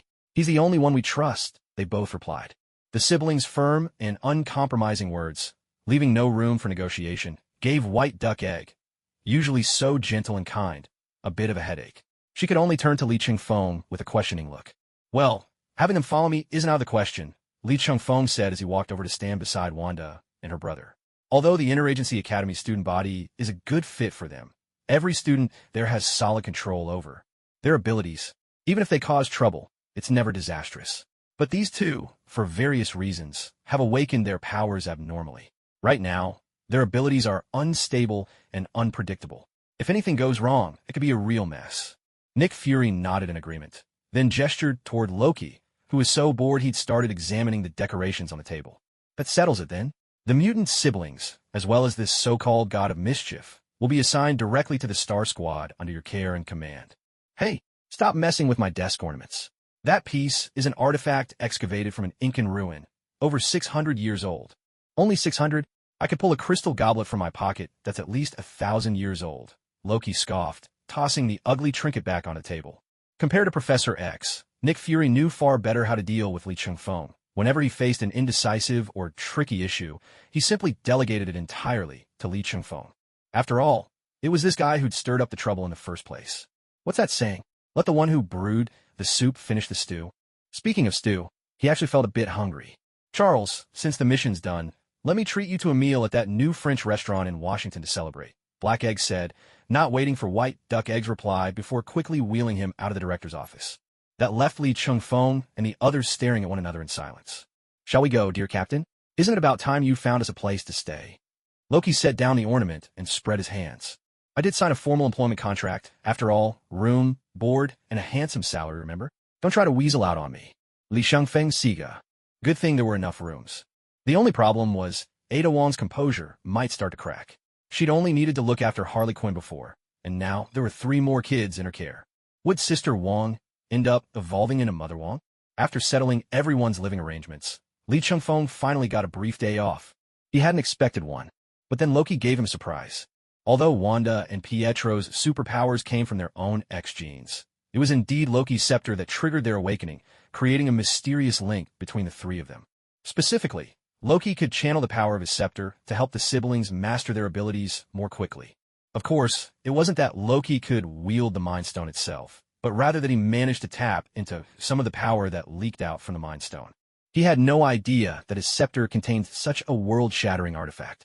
Loki, is incredibly clever, but when it comes to certain things, he's as oblivious and heavy-handed as Thor, a true chip off the Odinson block, you might say. How did they end up so alike without even being related by blood? After finally being freed from the task of babysitting, Li Chengfeng at last had the time to properly experiment with his newly acquired abilities. Physical enhancements? No need to test those. As for Uncle Wolf's heightened senses, he'd already witnessed them firsthand. When he first got home, Pietro had a sudden surge of excitement, causing his powers to spike and his speed to multiply dozens of times. Yet, the instant Pietro took off, Li Chengfeng detected it and instinctively intercepted him. Otherwise, Pietro would have turned into a human cannonball, flying straight through the air. That left only the diamond form and teleportation magic to try out. First, the diamond form. Li Chengfeng muttered as he activated the power. He watched as the transformation spread from his diamond heart to the rest of his body, and in the blink of an eye, he was completely encased in diamond. He flexed his fist. There was a boost in strength, but nothing dramatic, maybe a ton or 2 at most. But in terms of durability and resistance to extreme temperatures, the difference was astonishing. What pleased Li Chengfeng most about this form, though, was the seemingly limitless stamina it provided. All right, next up is teleportation magic. Let's see, where should I go? Li Chengfeng scratched his head, undecided. So he grabbed a globe, spun it with his eyes closed, and jabbed his finger at a random spot. Norway? That works. Time to find out just how lonely Norway's forests really are. With that, Li Chengfeng cast his teleportation spell. After calculating the coordinates, a portal identical to Dr. Doom's sprang into existence. He stepped through in one stride, and in an instant he arrived on the other side of the world. Where am I? Instead of Norwegian forests and seas, Li Chengfeng found himself inside a vast underground city. He looked up, seeing nothing but a pitch-black stone ceiling above. Who goes there? A hoarse yet alluring female voice drifted out from the darkness ahead. Li Chengfeng Fronat. There were actually people alive down here. Could it be someone stranded while hiking? No time to think. Li Chengfeng instinctively dashed toward the voice. Are you trapped here? What's your name? He called out. There was a moment of hesitation before the voice replied. That's right, I'm trapped here. As for who I am Hela, the firstborn of Odin, commander of the Asgardian legions, first in line to the throne, and the goddess of death. The goddess of death, Hela, is not the same death as the one among the 5 great cosmic entities of the Marvel Universe. Her rank is far below that level. But then again, that's only in comparison to beings of creation itself. Among all the superheroes and villains currently known on Earth, aside from that, Red and Blue, underwear on the outside powerhouse who's simply in a league of his own, probably only Dr. Doom could wrestle with a being of her caliber. Back in the day, when Hela followed Odin into battle across the 9 realms, she was truly a figure on par with the All-Father. Because of her divine nature, she holds dominion over the cycle of reincarnation for the gods of Asgard. When someone dies, their soul leaves the body. But for Asgardians, their souls remain within their bodies after death, until the goddess of death herself comes to lead them away, to their final place of rest. If you're looking for comparison, she's something like the Asgardian equivalent of the earthly Empress Hutu, with a hint of reincarnation's 6 realms in her essence. It's precisely because of this that, when Hela stands upon the soil of Asgard, her power is every bit a match for Odin, the All-Father of the gods. And now, this goddess of death, who is, in theory, Asgard's true heir to the throne, sits upon a rough throne carved from obsidian. Though her surroundings are Spartan, her regal air remains utterly undiminished. If one could somehow overlook Hela's somewhat wild and adorably disheveled hair, she could easily be the most strikingly beautiful, queenly woman Li Chengfeng had ever laid eyes on in his life. And when I say queenly, well, Hela does stand an impressive 2 meters and 13 centimeters tall. Who could resist that? I was sealed away for over 1,000 years, then exiled from my own home. So, is this my own road to ruin? I am Asgard's rightful heir, destined to rule the 9 realms. Now, mortal from Midgard, kneel before your queen. Li Chengfeng scratched his head. As much as he liked queens, this wasn't exactly the kind he had in mind.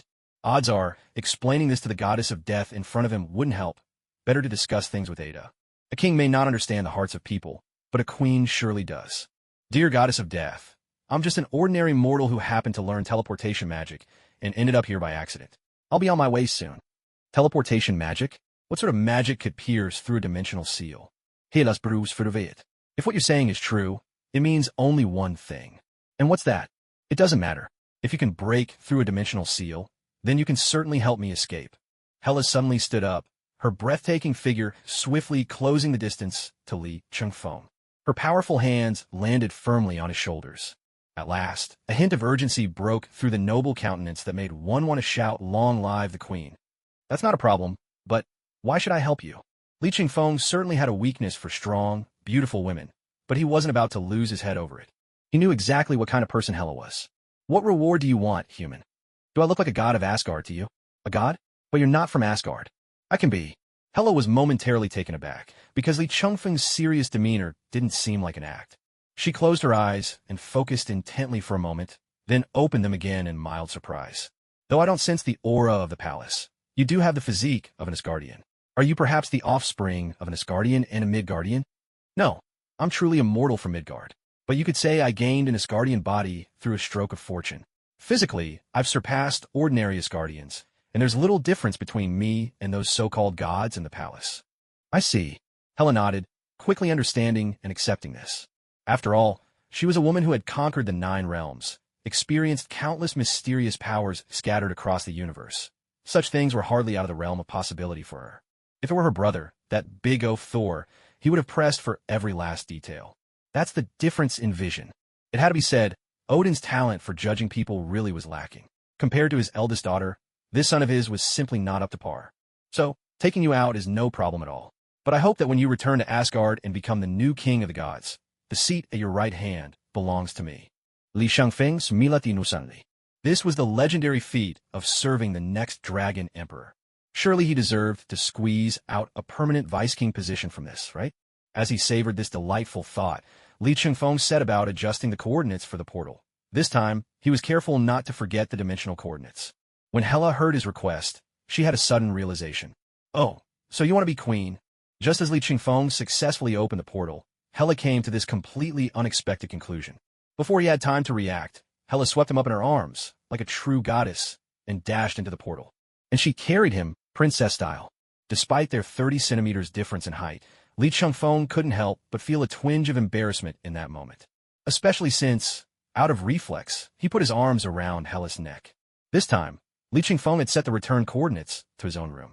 He cracked the door open and glanced around, only to discover that the house was completely empty.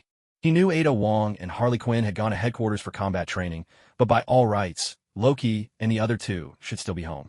How could they have disappeared in just this short while? Did Loki take Magneto's 2 kids out on the town again? In truth, given Loki's wit and intelligence, along with the kindly and patient guidance Li Chengfeng had imparted to him, he really shouldn't be out making trouble with others. At most, he might just take Li Chengfeng's salary card and splurge a little. Still, to be on the safe side, Li Chengfeng decided to open his personal terminal and get in touch with Ingrid. Hey, dear Ingrid, good afternoon. Captain, you do realize today is a damned holiday, right? Disturbing a lady's beauty sleep means first getting your head caught in a door and then being kicked to death by a mule.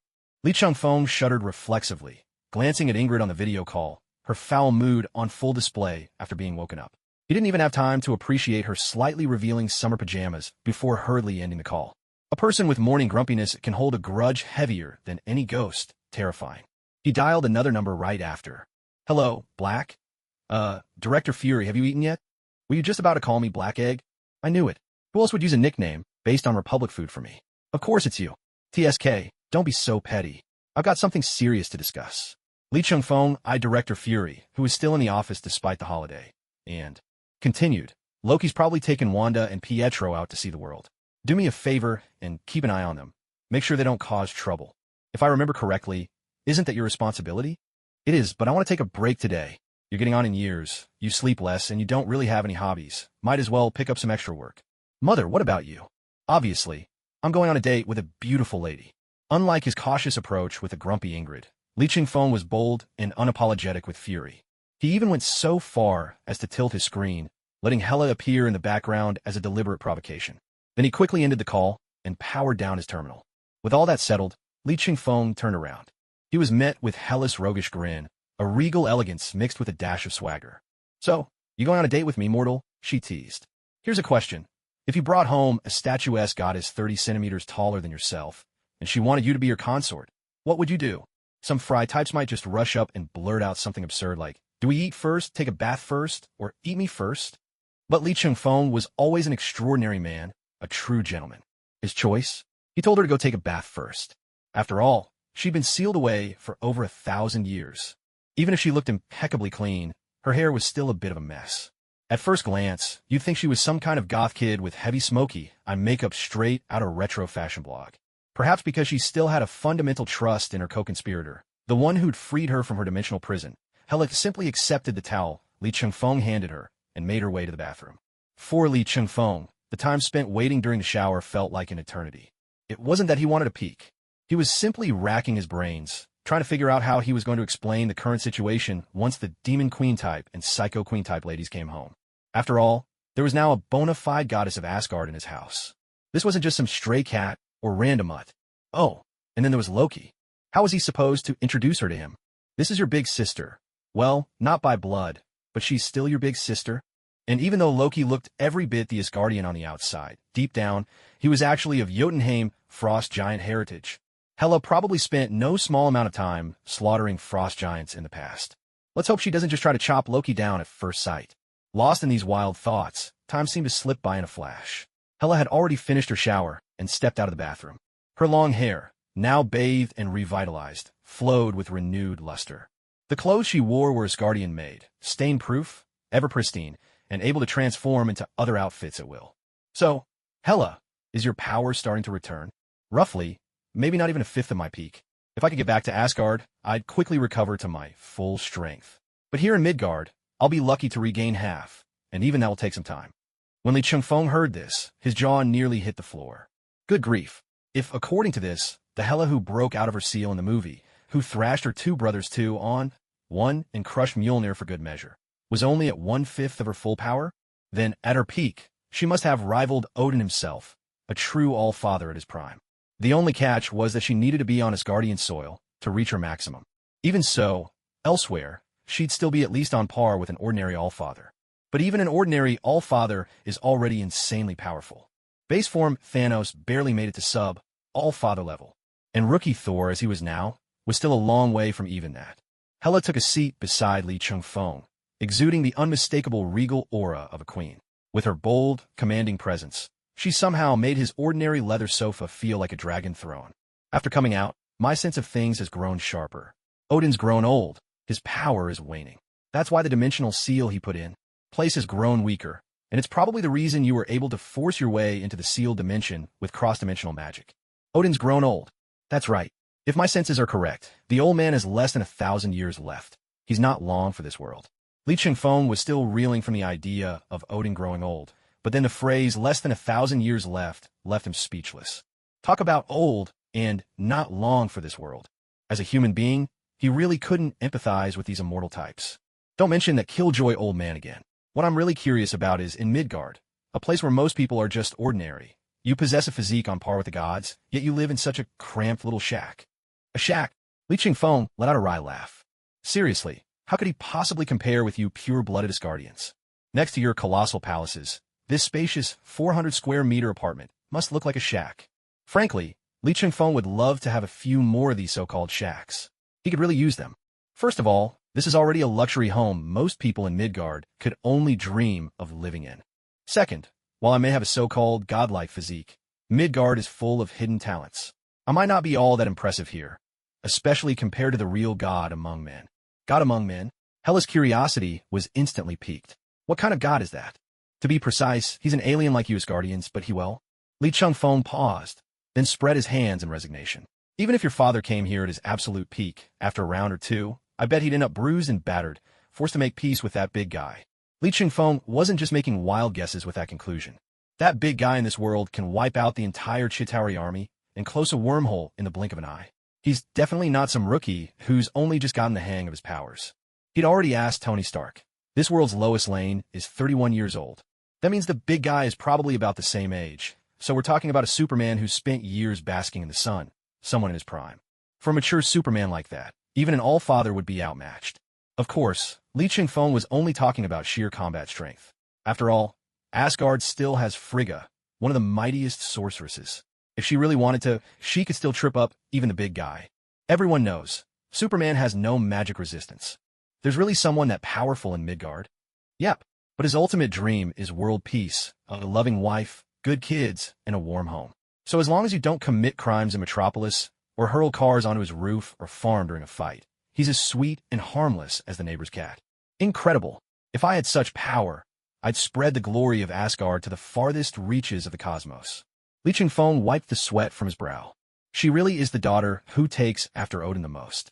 Just like him in his younger days, a pure-blooded war fanatic. If there's no battle, she just can't sit still. While Hela was busy speculating about the big guy's species, the sound of a fingerprint lock echoed at the door. Loki strode in, dressed in a flamboyant dark green suit, with Wanda and Pietro trailing behind him, their faces filled with admiration. "Haley, I took these two kids out for a little spin. Who are you?" Loki smiled at Li Changfeng, but then noticed a tall woman sitting beside him. His instincts, as the god of mischief, immediately sounded the alarm. This woman was extremely dangerous. In a flash, he conjured his two favorite daggers, pointing them straight at her. He looked bold and fearless, but in reality, his feet were already subtly preparing a teleportation spell. After all, this was no Hydra prison that could block his magic. Oh, Odin's bloodline. No, the bloodline of a frost giant? How fascinating. So you're a frost giant whose appearance has been permanently transformed. By Odin's primal power, Hela's attention was instantly drawn to Loki. But I must say, you do resemble Odin in his younger days.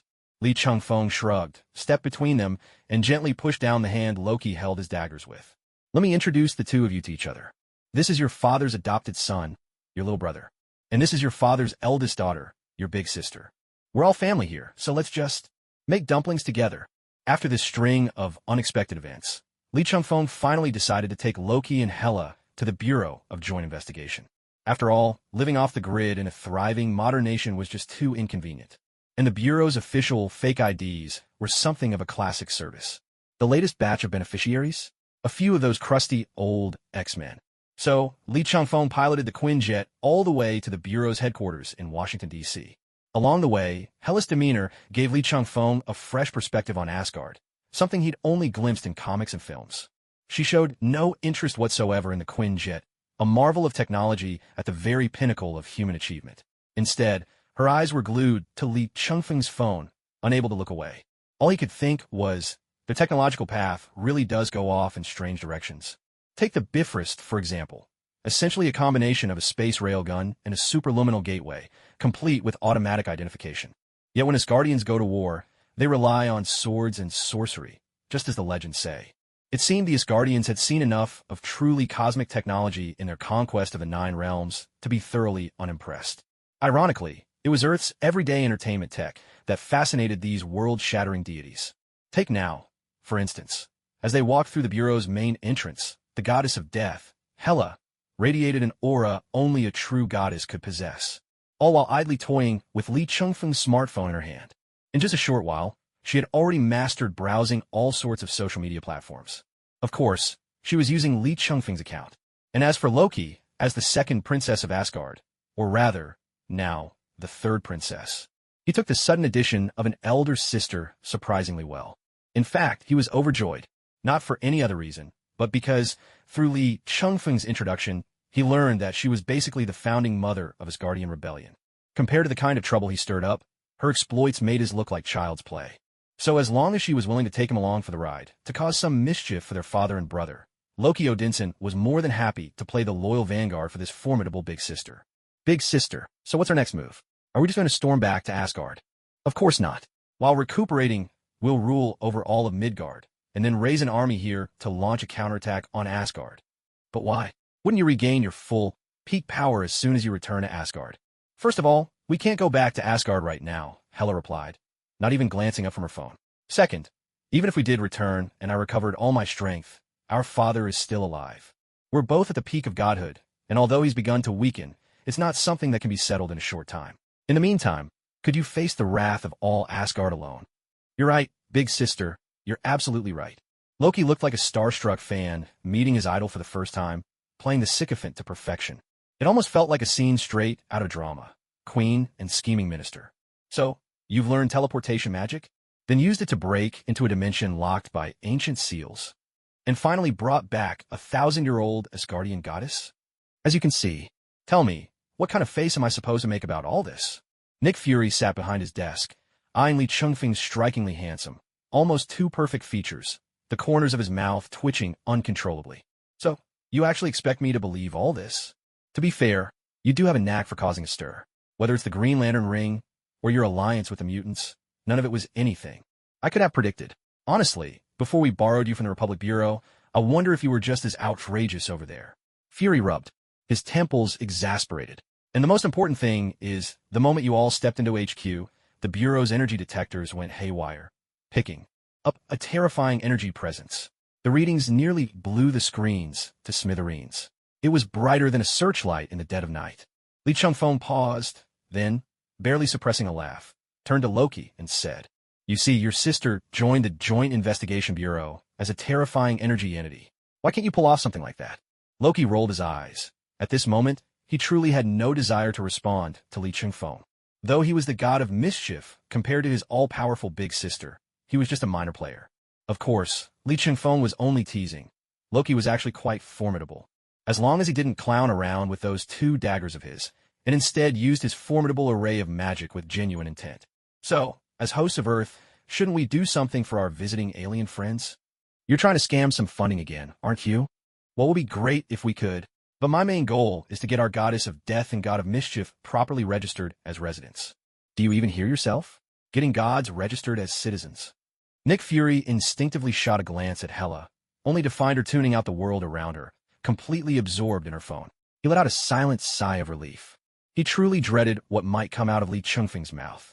If he accidentally offended this ancient goddess before him, he might have to put the entire bureau on the line. What's the matter? You got something against aliens? Or is it gods you dislike? Li Chungfeng slapped the table. Just give me a straight answer. Are you registering them or not? In America, this shouldn't be difficult, right? If you really can't handle it, I'll take them back to the Republic and get it done there. We have a tradition for this. Mazu herself has an ID card. Is the real issue here whether registration is easy or not? Nick Fury had a love-hate relationship with Li Chungfeng, rescuing Harley Quinn, merging with the X-Men, and helping them defeat Hydra, one feat after another. Sometimes Nick Fury felt like giving this little rascal a big kiss. But then came moments like this, when he wanted nothing more than to put a couple of bullets in him. Enough, I won't argue with you. I'll have the Interior Department handle the identity and registration. So what names will these gods use? Hela Odinsdatter and Loki Odinson. Li Chungfeng Shuja. These were, after all, the true names of two Asgardian gods. The surnames made perfect sense, daughter and son of Odin. All right, now that you've got what you wanted, shouldn't you do me a little favor in return? You think I owe you, huh? Hey, don't get all sulky. Why so touchy? Whatever the task is, if I can do it, I will. If not, I'll do everything in my power to try. Satisfied? Nick Fury, for the moment, didn't want to deal with Li Chungfeng any longer. He simply slid the file in his hand across the table, signaling him to take a good look. Li Chungfeng accepted the file and opened it. On the very first page, a photograph stared back at him.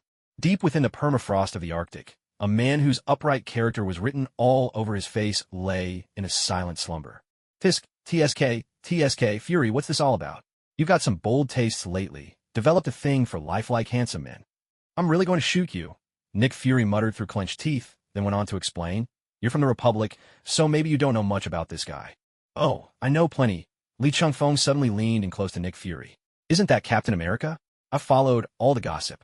Just never knew what's true or not. Tell me, Did Captain America ever have that kind of thing with our first director, Peggy Carter? Ahem, that kind of thing? Which kind of thing? Nick Fury's feigned cough only earned him a look of utter disdain from Lee Chung-fong. Of course, I mean, did they ever go stargazing together? Oh, you meant, did they ever go stargazing? What did you think I meant? I thought you meant taking a drive together. PFF, you old rascal.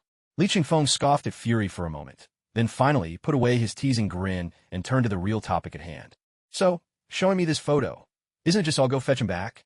That's right. Since you're already familiar with Captain America, Steve Rogers, you should know that a super soldier injected with the serum won't die just for being frozen. It only puts him into a state similar to hibernation, and the aging that was already slowed nearly comes to a halt. But as far as I know, Lee Chung-fong replied, super soldiers created by the serum are only just beyond the human limit in terms of combat power. For the Joint Task Bureau, which already has the X-Men and the Star Squad, it's not exactly urgent to bring him back, is it? I get what you're saying. Nick Fury shook his head, and even his solitary eyes seemed to glimmer with longing. But Steve Rogers is the spiritual symbol of the American Bureau. He's the standard by which we measure humanity and character. He reminds us, when we're walking the edge of the abyss, to stay close to his example and never truly fall in. Hearing this, Lee Chung-fong nodded in sincere agreement. Captain America really was all about integrity and humanity. If people picked a superhero to befriend, unless they had some highly specific needs, you couldn't go wrong with either Superman or Cap. Superman was a god among men, the perfect blend of character and power. Cap might not be as powerful, but when it came to loyalty and friendship, he was second to none, especially in terms of leadership. No matter how strong that big guy from Kansas was, he just couldn't match a centenarian who'd fought Nazis and Hydra on the front lines of a world war. Of course, Nick Fury wanted Lee Chung-fong to bring back Captain America not only for the symbolism, but also in hopes that the captain's return could rally the regular agents of the Bureau and get them back into the fight. Lately, it seemed that the rising stars in the Bureau were always mutants or so-called gods. As an organization devoted to shielding ordinary people from being prematurely exposed to the realities of the world, it now seemed as though there were far too few ordinary people left among them. This time, besides sending the Star Squad, I'd also like someone else to go with you, Fury said. Someone to go with me? Who is it? Is it a beautiful lady? Lee Chung-fong's interest was instantly piqued. Is it Commander Maria Hill or Mockingbird? I'm not picky. You're not picky? That's great. A grin spread across Nick Fury's face, and Lee Chung-fong immediately caught the hint of schadenfreude in that solitary eye. Fury pressed a button on his desk communicator and said, "All right, come on up." A minute later, the doors to the Star Squad, also the director's office, swung open. Lee Chung-fong turned around, full of anticipation. Whether it was Maria Hill or Mockingbird, both were striking, commanding women. But then he saw who it was, an older man with a slightly receding hairline. "Hello, Agent Lee Chung-fong. I'm Phil Coulson, Level 7 agent from the America Central Bureau." With a sigh, Lee Chung-fong's enthusiasm deflated instantly. He collapsed onto the sofa, slumping against Hella's shoulder as she scrolled on her phone, looking utterly defeated. Hella didn't mind at all. In fact, she even freed up a hand to pull Lee Chung-fong a little closer by the waist. "Hey, you're getting a little too comfortable with this," she teased. "In the Asgardian army, there were quite a few who once volunteered to share my bed," Hella remarked, raising her head, perfectly at ease with the topic. She looked at Lee Chung-fong with a hint of curiosity. Strangely enough, they were all fierce female warriors. Eventually, they all became my personal guards. Lee Chung-fong rolled his eyes. So much for being the darling of the ladies. Still, facing Coulson for the first time, he knew he couldn't treat him the way he did Nick Fury. He immediately sprang up from the couch and strode over to Coulson. "It's an honor to finally meet you, Agent Coulson. I heard that when you first started out, you worked under Nick Fury? That must have been tough." "Nick Fury was once the best agent in the America Central Bureau," Coulson replied. "I still am." Nick Fury interjected, clearly unwilling to admit he was past his prime. "These days, our top agent is Lee. Though he's technically on loan from the Republic Bureau," Coulson said, his voice always gentle, his smile making everyone feel instantly at ease. Lee Chung-fong was truly puzzled. How could a middle-aged man manage to look a bit handsome without a trace of greasiness, despite his receding hairline? It must be the charisma. What a mysterious thing. "Lee Chung-fong, Phil Coulson, if you two keep teasing your superior, I'll send one of you off to Tibet to play games with the monks, and the other to Antarctica to play house with the penguins." After Lee Chung-fong finished joking, well, teasing, Nick Fury, sure enough, the system's task notification sounded in his mind. Ding, new mission issued, the perfect man in ice. Mission brief. Dear Captain of the Star Squad, you are to follow Nick Fury's orders and head to the Arctic glaciers to rescue Captain America. But be very careful. The Arctic is more than just endless frozen ice. There are other things lurking there. Reading the mission brief, Li Qingfeng once again fell silent. With a task like this, there was bound to be some sort of twist. But what could possibly be lurking in the Arctic? It couldn't be some bizarre Cthulhu element, could it? Whether it's Marvel's or DC's take on Cthulhu, none of them would stand a chance against the powerful goddess standing behind him. If that's the case, even if there are some unknown hidden threats, it shouldn't be too difficult. The only problem was, there probably weren't many characters involved in this mission. He wondered if bringing Hela along would count. Lost in thought, Li Qingfeng walked toward the Airbus, which hadn't taken off in quite some time, alongside Phil Coulson. Ada Wong and Harley Quinn, who had previously come to headquarters for combat training, were already waiting on board. Ever since Hela stepped onto the plane, both the Demon Queen and the Madwoman had their eyes glued to her every move. From time to time, they'd shoot Li Qingfeng a sharp, cutting glare. Li Qingfeng sat up straight, fixing his gaze rigidly ahead. He didn't know if the mission itself would be dangerous. But no matter how risky it was, nothing could be as perilous as this battlefield of jealous women inside the Airbus. The Star Squad's Airbus soared high above the stratosphere, racing toward the remote Arctic glaciers at top speed. But Li Qingfeng couldn't focus on the mission at all. The current situation felt way too hostile for his liking. 3 women, each occupying their own sofa. Hela, the queenly goddess, seemed unbothered, still fiddling with Li Qingfeng's phone. Thanks to the in-flight Wi-Fi, she had no fear of losing connection. Meanwhile, the Demon Queen and the Madwoman exchanged glances, then zeroed in on Hela with all their attention. This stance, both oppositional and cooperative, was thoroughly contradictory. At first, Coulson was still watching the drama unfold, grinning without a care in the world. But it was Loki who sized up the situation and promptly escorted Coulson out of the lounge. Watching the scene play out, Li Qingfeng couldn't help but sigh. Fortunately, this universe never had the Battle of New York. Otherwise, you'd never witness such a bizarre scene. Murderer and victim, arm in arm like old friends. But soon enough, he lost all interest in making jokes about Loki and Coulson in his head, because Harley Quinn shoved him down onto the sofa and straddled him, face to face on his lap. "My sweet Puddin', I didn't expect you to be such a playboy." Harley's eyes sparkled with mischief and laughter, but her words sent a chill straight down Li Qingfeng's spine. "You tempted me into putting a hole in Joker's head.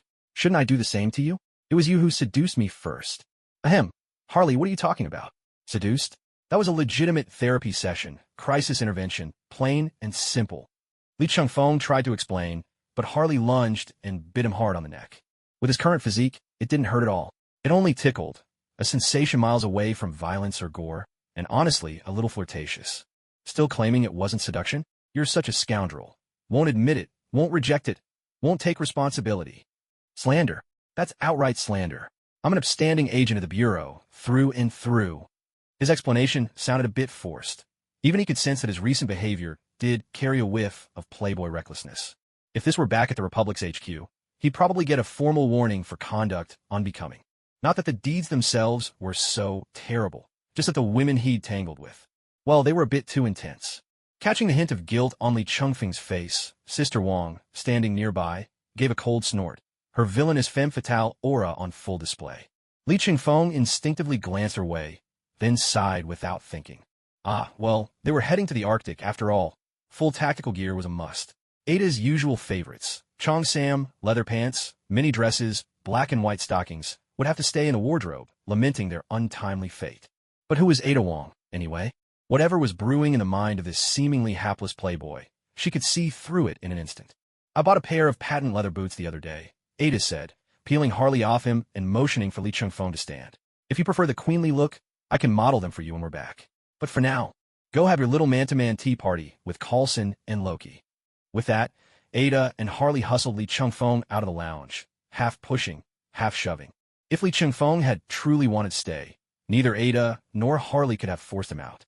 But he had no complaints. Escaping this emotional minefield was pure relief. "Well, I'll be damned. You actually made it out alive," Loki remarked dryly, taking in Li Qingfeng's just-escaped disaster look and wasting no time in getting in a jab. But Li Qingfeng had long developed an immunity to this kind of banter. He simply gave a middle finger in reply, a gesture of casual sympathy, then walked straight over and took a seat beside Coulson, getting right down to business. "Nick Fury sent you along with me on this excavation mission. There's no way he did that on a whim, right?" Li Qingfeng poured a drink for both Loki and Coulson, a bright green soda that Harley Quinn had named Fell Energy. No matter how unreliable he might seem, he always stuck to his rule of no alcohol during missions. Let me guess, he continued, clinking glasses with Coulson, you've been in the field a lot longer than I have as a level 7 agent, so it's obviously not about gilding my resume or having you join my star team. That means you're here to build another special team, right? One that can handle the lighter supernatural incidents, led, of course, by Captain America, Fury's hand-picked leader. I keep telling Director Fury he should just transfer you here permanently, not just loan you out. You've got an even stronger sense of the big picture than he does. You're the most suitable candidate for the next director. Cough, cough. Don't praise me like that. You'll make me blush. All right, no more flattery. Back to business. A few years ago, I actually died once. My heart stopped for more than a minute, or so they say. If it weren't for the Bureau's doctors, I wouldn't be here. When I finally recovered and came back, Director Fury did have me assemble a special emergency team. At this point, Coulson managed to smile, but his left hand instinctively touched his chest, the memory still vivid and unsettling. A brush with death, the terror of it. Every time he recalled those moments, the feeling returned. To be honest, there wasn't a plan for this originally, but the star team kept getting more and more overpowered. You can't keep using a cannon to swat mosquitoes, right? So the special emergency team was born, a kind of budget star team, if you will. Phil Coulson was an open book with Lee Chung-fong, holding nothing back. He trusted his colleague completely. It was a world apart from the paranoia of Nick Fury. So, from Coulson, Lee Chung-fong learned that once Fury granted him the authority to build this emergency team, Coulson had almost finished assembling it. Unlike the star team, which was purely a combat unit, the special emergency team was more versatile. Fighters, scientists, hackers, ready to handle whatever came their way. Lee Chung-fong had expected this team to be just like the main cast of the Agents of S.H.I.E.L.D. TV series. But after hearing Coulson's explanation, he realized he'd still underestimated the creative twists of this hybrid universe. First, let's go over the parts that remain unchanged from before. Grant Ward, level 6 agent, is second only to Black Widow, Natasha Romanoff in combat skills. His hidden identity is that of a Hydra operative. He joined Coulson's team to uncover the secret behind Coulson's miraculous resurrection, because his true superior, John Garrett, is already on the brink of death. Skye, a probationary agent and genius hacker, is so skilled she could take down the FBI's billion-dollar systems with nothing but an old, battered laptop. Her real name is Daisy Johnson, an as-yet unawakened Quake. Of course, when it comes to these two, Coulson only knows the first half of their stories. Then there are Leo Fitz and Gemma Simmons, the dynamic science duo. Nothing's changed with them, either. But the next person on the list was enough to set Lee Chung-fong's long-dormant nerves tingling again. A level 2 agent at the Bureau, a forensic specialist. His sudden outburst gave Coulson, who was handing over the files, quite the shock. Lee, what's wrong? Are you all right? If you're going to compare me to him, shouldn't you be asking if I'm okay? Loki, who'd just been sprayed full in the face with soda, hesitated. For a long moment, before finally forcing a smile. With a casual wave, a spell whisked every trace of stickiness away, leaving him spotless. Shoo, you overgrown trickster god. If you've got nothing to do, go loiter somewhere else. Lee Chung-fong waved Loki away with obvious distaste. He then turned his attention back to the stack of personnel files Coulson had given him. He needed to double-check. Had he really seen what he thought he'd seen just now? Reading the details, Lee Chung-fong could barely contain his amazement. Born in Central City, father imprisoned for murdering his mother. To clear his father's name, he joined the Central City Police Department's Forensics Division after growing up. He was later recruited by the Bureau. From his appearance and background, this was unmistakably the Barry Allen from the TV series. Only this Barry Allen hadn't yet gained his speedster powers. He was just a 22-year-old forensics expert, slow-moving but brilliant in his field. At this point, Lee Chung-fong couldn't help but give Coulson another searching look. Was this guy's luck just off the charts or what? And as for the Bureau, no wonder it dwarfed S.H.I.E.L.D. in the comics. Was it possible they had a whole stash of superheroes and supervillains with hidden or undiscovered identities tucked away in some forgotten corner? With this thought, Lee Chung-fong moved on to the next file. The first thing that caught his eye was the face of a rakish, handsome young man. Oliver Queen, the billionaire playboy of Star City. He set sail with his father and his girlfriend's sister, only for disaster to strike. A shipwreck left him the lone survivor. He washed up on an island in the southern seas of the Republic called Purgatory, where he witnessed a series of dark events and grew ever stronger in the process. 5 years later, he returned to Star City and became the well-known local vigilante known as the Green Arrow. Afterwards, through contact and recruitment by the Federal Coordination Bureau, he became a level 4 agent, on the condition that the Queen Group would become one of the Bureau's partners, and agents would be assigned to protect his mother and sister. What more could Lee Chung-fong say? He could only exclaim, "Impressive." The last Barry Allen, to be honest, wasn't too bad. Sure, the Speed Force was outrageous, but at least he hadn't gotten his powers yet, right? But this is already a fully fledged Green Arrow. In theory, Green Arrow's personal abilities are not inferior to Batman's. Essentially, he's like a Batman specialized in long-range combat. The main differences lie in wealth, strategy, and connections. Green Arrow has so many personal attachments, but that's exactly what makes him feel more real, more human than the old man. Where did you find all these gems? How come I've never seen or heard of them? Has Nick Fury really been hiding them all this time? Actually, they were originally my initial picks for the Star Squad, but Director Fury rejected them all. Now that I've been asked to form another team, I couldn't help but take them in. A trace of pride finally flickered across Coulson's gentle smile. His judgment was spot on. Even Lee Ching-fong was genuinely impressed by these talents. If you ask me, you're the best fit for Director Coulson, Lee Ching-fong said, not joking in the slightest. Just based on your eye for people, you're way more suitable than Nick Fury. What can he see with that one eye of his, anyway? But I was discovered and promoted by Director Fury, after all. Coulson shook his head with a smile, dropping the subject and gesturing for Lee Ching-fong to keep reading. Lee Ching-fong didn't press further and opened the next and final file. Wade Wilson?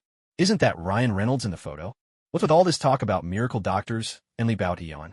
But this Ryan Reynolds, no, let's stay focused. This Wade Wilson's background is nothing like Deadpool from the comics or movies. He's only 18, an outstanding early graduate from the old Bureau Academy, and before he dropped out of Central City High, he had been good friends with Peter Parker, the future Spider-Man. After the old Bureau Academy was infiltrated by Hydra, he went undercover within Hydra, eliminated quite a few of their leaders, and brought back a trove of intel. He was immediately promoted to Level 4 agent with the codename Deadpool. He doesn't have that signature healing factor, but all his other combat skills are far more refined and powerful than the original Deadpool's. It's just that his mind truly lives up to his codename's reputation, quick-witted and utterly unpredictable. He never takes part in any of the Bureau's various exams or evaluations, and sometimes even deliberately scores poorly. Otherwise, with Grant Ward's skills alone, there's no way he'd surpass him to become second only to Black Widow. There's another point worth mentioning. According to the records, Wade Wilson actually requested to join Coulson's team of his own accord. After reading through the file on Deadpool, Wade Wilson, Lee Ching-fong found himself seeing Coulson's team in a whole new light. Grant Ward, Green Arrow, Oliver Queen, and Deadpool, Wade Wilson. And soon, they'd be digging up the old soldier from the ice, Steve Rogers himself. This lineup packs a punch that can't be underestimated. As long as they're not up against someone like Thor or Hela, and with all sorts of advanced tech at their disposal, taking down Loki shouldn't be much of a challenge. Phil Coulson, Lee Ching-fong couldn't help but think of him as the god of card-pulling. Loki, excuse me? What about me? Still, with these heavy hitters as backup, Grant Ward, the Hydra Mole, is there really any need for him to stay in Coulson's team any longer? Even if he's unlikely to stir up real trouble now, he's still a lurking risk, small, but not negligible. Is this everyone? Lee Ching-fong set down the file and turned to ask Coulson. That's right. Once we bring Captain Steve Rogers out of the ice and wait for him to wake up, my team will finally be complete. Need some advice? I'm all ears. You've got a lot of loose cannons in your team. What you're missing is someone with both strength and seniority to keep everyone in line. Lee Ching-fong pointed at the files for Sky, Oliver, and Wade, then went on. You alone might not be enough to hold them together. Sure, you've got the experience and authority, but you're not exactly known for being fearsome. By the way, I heard there's a senior agent in internal affairs, recently retired from the front lines, who happens to be from my hometown. You mean? Of course, Melinda May, the woman known as the Cavalry. Lee Ching-fong offered up his last piece for Coulson's team puzzle. I read in the files that Melinda May was once your partner in the field. With that history, you should be able to convince her to come out of retirement. The reason for recommending Melinda May wasn't just because she was the kind of person Coulson's team needed. She was also the perfect replacement for Grant Ward's soon-to-be vacant spot. That's right, Lee Ching-fong was already preparing to help Grant Ward make a graceful exit after this mission was over. He wouldn't let Ward ruin his own plans for the Inhumans.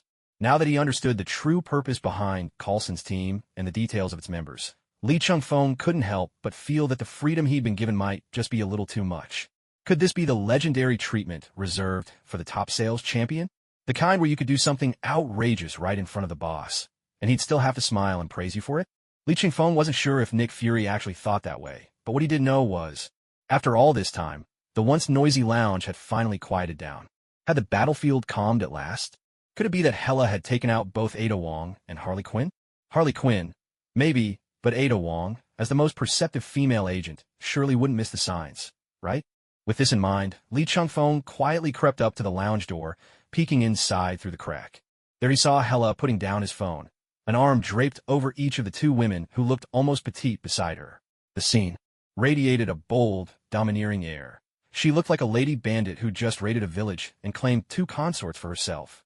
Any hostility that Ada Wong and Harley Quinn had felt toward Hella had long since vanished.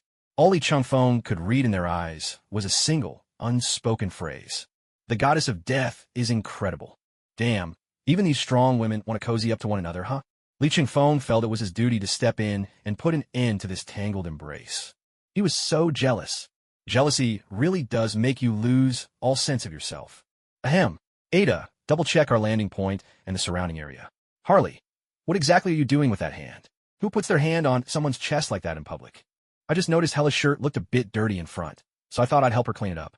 Harley Quinn replied shamelessly, striking a pose that reminded Lee Chung-fong of his younger, wilder days. Then she and Ada Wong squeezed past Lee Chung-fong at the doorway. This crazy, seductive woman even gave his rear a firm squeeze as she passed, blatantly taking advantage of him. Don't you know I only sell my skills, not my body? That's a different price altogether. My dear Pudding, you've been a bit childish lately. Why not learn from Hella? If you insist, I'll let you squeeze me back after the mission. Harley Quinn tossed Lee Chung-fong a flirtatious wink before sauntering away with a laugh. As if I'd believe you, Lee Chung-fong grumbled, shooting a resentful glance at Hella, the goddess of death. This is all your fault. How did you manage to win them both over? All women love me. When Hella said this, there was no trace of boastfulness in her tone, not even much emotion at all. It was as if she were stating a law of nature. That kind of effortless confidence was the deadliest of all. After a long, grueling flight, the Star Squad's Airbus finally arrived at their designated landing site. Only then did Lee Chung-fong realize this wasn't some desolate wasteland. The scientific excavation team assigned to the dig had already set up camp here, assembling the massive machinery needed for their task. To be honest, Coulson, if it were up to me, we'd be playing mahjong on the return flight within 10 minutes. Last time I won big, a pure suit and a winning tile straight off a quadruplet. A proper, heavenly hand. I'm not sure I completely understand what you meant by the second half of that, but Coulson shrugged. You got to let us regular agents and temporarily assigned folks have something to do too. You really ought to get used to the fact that within the Bureau, you're top-tier combat strength. Coulson's words were spot on. With great power comes great responsibility, but that doesn't mean you need to take everything on yourself. For instance, digging through this ice layer. Sure, he'd be a lot faster if he transformed into a Green Lantern, but leaving the job to a professional team would get it done just fine. But if someone like Thanos or General Zod showed up as one of the Bureau's most powerful assets, Lee Chung-fong would have to be the first to step up and fight. Everyone has their role to play. Lee Chung-fong's real concern was that if the excavation took too long, whatever other things were hinted at in the mission brief might just decide to make a dramatic entrance once the slow cooking was done. Still, we're already here. If there's a faster way to dig, and we just stand around watching them set up equipment, isn't that a waste of time and effort? The classic line from the Republic. Since we're here already. Coulson probably had never been to the Republic. At most, he'd worked with Melinda May, whose family hailed from there. And knowing May, she'd never be one to say something like, since we're here already. You've got a point. If we can save time and resources, why not? Coulson was clearly pleased with Lee Chung-fong's suggestion. After all, as far as getting Cap out was concerned, it didn't matter much to him how it was done. His job on this mission was just to coordinate, not to take the lead. And besides, he was eager to finally meet the childhood hero he'd always admired. Coulson had become an agent largely because of the captain's legendary deeds. He even kept a Captain America trading card in his suit pocket, a memento from his boyhood. All right then, Ada, Harley, broadcast to the expedition team and tell them to halt the deployment of heavy machinery. Have them maintain a security perimeter, that's all. Lee Chung-fong said. Then he turned to Coulson. Come on, I bet you want to witness firsthand the return of the most iconic superhero in the Bureau's history, don't you? I can go in with you. Coulson had assumed Lee Chung-fong would use his powers to handle the excavation alone, and that he'd be waiting on the surface for Cap's return. He hadn't expected that those powers could bring him along too. You make it sound so complicated. I mean, it's just bringing someone along. If I couldn't get you down there, how would I manage to fish out that old popsicle beneath the ice? With that, Lee Chung-fong led Coulson off the Airbus, with Hella and Loki trailing behind. The moment they stepped out, every eye in the vicinity turned their way, not because of their striking looks or any imposing aura, but simply because they were woefully underdressed. Loki was relatively presentable, at least clad in a dark green suit. Hella on the other hand, was a different story. Her battle armor left both shoulders bare. Fortunately, they were the goddess of death and the god of mischief. Otherwise, an ordinary person dressed like that in the Arctic wouldn't last more than a few minutes. Ahem, you two might be a little too conspicuous in those outfits, Li Chengfeng whispered urgently, having noticed the issue. Even though there were plenty of agents with special abilities in the Bureau now, this research team included personnel seconded from other departments too. Best not to push it. As the Asgardian most attuned to Earth's ways, Loki instantly picked up on the hint. A swirl of emerald magic swept over the surrounding onlookers. When the glow faded, he and Hela were both shrouded in fur-lined cloaks, radiating a distinctly Western fantasy flair. They'll snap out of it in 10 seconds and forget seeing us get off the plane, he announced. As a sorcerer, you finally realized you could solve problems with magic, Li Chengfeng remarked dryly. Loki shot him a haughty little side-eye. He understood the logic, of course, but magic was for work. Close quarters with his beloved daggers was for pleasure. Li Chengfeng couldn't hear Loki's inner mutterings, nor would he have cared if he could. A few more hard lessons, and Loki would realize just how ridiculous it looked for a mage to charge in waving a pair of tiny daggers. They led the group to the area already marked out by the research team. Last time, it was a research member who'd accidentally slipped into a crevasse. They'd thought it was certain death, but the jagged fissure led directly to where Captain America was frozen in the ice. After the rescue, they'd reported it to the Bureau, which was how the Americans learned of the discovery. Now, Li Chengfeng's job was to dig along the path of that icy crevice. By the way, Coulson, you haven't actually seen my powers in action yet, have you? No, I haven't. Right now, all information about you in the Bureau requires level 10 agent clearance just to access. All I know is what Director Fury told me personally. Something about green light. Level 10 clearance. Li Chengfeng Skufa. Honestly, Nick Fury was being a bit overcautious. Is he worried someone with an agenda might come after me? After all, the Bureau of Joint Investigation is just the Bureau of Joint Investigation. It can't dictate the government's decisions. The American government has always been at odds with the Bureau, cutting its budget year after year. After all, politicians' minds work differently from normal people. Coulson spoke with a sense of helplessness. So, as a citizen of the Republic, it's best if you keep your identity as secret as possible. Politicians, huh? TSK, I get it. Li Chengfeng forced a broad, easygoing smile. But anyone who knew him well would realize just how petty he could be. Yet after hearing Coulson's words, Li Chengfeng reconsidered what to do with Grant Ward. He had originally planned to either drive him off or quietly neutralize him. But now, he'd thought of a way to get rid of two problems at once. Let the tiger devour the wolf. Master Sun's wisdom never failed him. They arrived at the edge of the ice crevasse, and Li Chengfeng had to admit he'd underestimated the majesty of Mother Nature. This wasn't a crack in the ice. It was almost a canyon. Coulson, tell me, how careless would a team member have to be to fall into a crevasse this large? Were his eyes just for decoration, or was he using them to breathe? You're being unfair, Coulson replied with his usual gentle smile. But the way he kept fidgeting gave away how excited he'd become. Originally, it was just a barely noticeable fissure in the ice. It was just wide enough for a person to disappear without a trace on the Arctic ice sheet. But the accident happened a week ago. Then, just a couple of days back, before the investigation team arrived, there were two earthquakes. Up here, they weren't very strong, but they cracked the ice shell and shifted everything. That's why it looks like this now. Li Chengfeng Fronut. Of all the times for an earthquake, it had to be now. But he didn't dwell on it. He immediately began his transformation. With a solemn oath, the Green Lantern appeared. Drawing on the limitless imagination of a traveler between worlds, Li Chengfeng conjured a glacier shuttle, a machine that could move freely through the ice, brought to life by the emerald light of his willpower. Once Ada Wong and Harley Quinn finished relaying his orders and joined the group, Li Chengfeng wrapped everyone in a cocoon of green light, even giving each person a custom-made seat and seatbelt. Those who'd seen the Green Lantern's powers before weren't surprised. But Coulson and Hela were utterly stunned. Coulson was simply awestruck by the wonders of supernatural abilities. Hela, however, saw something deeper. The manifestation and shaping of pure energy. Within Asgardian understanding of power, such a feat was almost unthinkable. Moreover, this energy known as the willpower green light is astonishingly stable, without the slightest risk of going out of control. Perhaps its power hasn't yet reached the level of the Heavenly Father, but it seems only a matter of time. What exactly is this power? Oh, you mean this? Li Chengfeng shook the hand wearing the Green Lantern ring. This is called a Green Lantern ring. It was born from the green of willpower within the emotional spectrum, drawing its energy from will. The stronger your willpower, the stronger the ring becomes. Green Lantern ring? Emotional spectrum? Willpower? Hela nodded tågtfully. Though I've never seen such a novel force before, I can sense the stability and adaptability of this energy. I suppose it must be the most orderly power within this so-called emotional spectrum, isn't it? Li Changfeng couldn't help but take another look at Hela. That's right. The green of will sits at the center of the emotional spectrum. You could even call it the light of order. She truly deserved a reputation as a peak heavenly father. Even with less than a fifth of her full strength, her insight and perception remained formidable. What surprised him, however, was that over these past days, Hela had come into contact with his Green Lantern ring quite a few times. Back then, Dr. Doom had been chosen by the Green Lantern ring the instant he touched the willpower green light.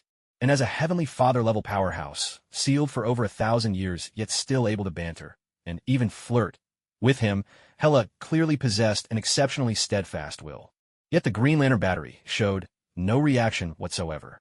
Could it be that she was more attuned to other forces within the emotional spectrum, and thus was rejected by the Green Lantern? On reflection, given Hela's history, the powers of the Red Lantern or Yellow Lantern might suit her better. With that thought, Li Changfeng decided not to dwell on it. Too many Green Lanterns could be a problem anyway. What if it triggered a party-wide debuff? All right, buckled up, everyone. Old Li's about to put the pedal to the metal. Shouting at the top of his lungs, Li Changfeng immediately piloted the willpower-energized glacier shuttle into the ice layers. Although the crevice had widened considerably, the basic structure hadn't changed much. Li Changfeng quickly calculated the approximate route in his mind. It looked rather winding, and then he charged straight through. Why bother sticking to the path when you have the power of the Green Lantern ring? What a waste of time that would be. As long as you reach the destination, that's what matters. Those permafrost layers, frozen for who knows how many years, crumbled easily under the force of the willpower green light. In just over a minute, Li Changfeng led the group straight through the ice, emerging into a vast natural ice cavern. Once on solid ground, he dismissed the shuttle's manifestation, transforming it instead into several brilliant green lanterns that bathed the dark surroundings in a vibrant, emerald glow. Soon, they spotted something in the ice not far ahead.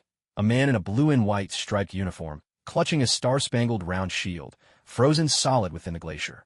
The temperature here was noticeably colder than outside. Even though Wang Jie, Harley Quinn, and Coulson were wrapped up in thick, insulated clothes, the chill seeped through, making them all shiver. Yet the cold was no match for Coulson's excitement at meeting his idol. Some fans would wear a wedding dress to a concert. Others would scream, "Hey Shy, I'm your fan," and then charge into a wild brawl on the road. But Captain America's fans? They'd brave the eternal ice of the Arctic just to bring their hero back to the world of the living. Inside this frigid cave, Coulson's face flushed with joy, his cheeks glowing red. Li Changfeng instinctively glanced at him. This guy was completely swept up in the moment. "Coulson, calm down. Your idol's still an icicle right now. Even if you're Captain America's #1 fanboy, hold it in until we get him back to headquarters." Ahem, ahem. Fanboy? Says you. You're the fanboy, and so's your whole family. Coulson coughed a few times to cover his embarrassment, then shot back at Li Changfeng. It's hard to believe, really. The most iconic hero of America, frozen in the Arctic for almost a century. What's even harder to believe is that after all that time, he's still alive. I mean, I'm not doubting your American scientists or anything, but this is tech from over 100 years ago. If this were the regular Marvel universe, Li Changfeng wouldn't even have bothered asking more questions. But in this mixed-up universe, nothing surprised him anymore. "There's no need to worry about that," Coulson replied, half launching into a scientific explanation. They factored in extreme environments when they developed the super soldier serum, so he's highly resistant to both heat and cold. But as he spoke, he let slip the real reason. And more importantly, when the research team found him, their equipment detected that Captain America still had signs of life. Li Changfeng rolled his eyes. "So you guys already knew he was alive?" Still, Li Changfeng couldn't blame Coulson. His excitement was understandable, and it was a wonder he remembered to mention it at all. Anyway, first things first, get him out. Li Changfeng conjured up more green willpower, materializing a full set of glowing green tools that hovered in the air.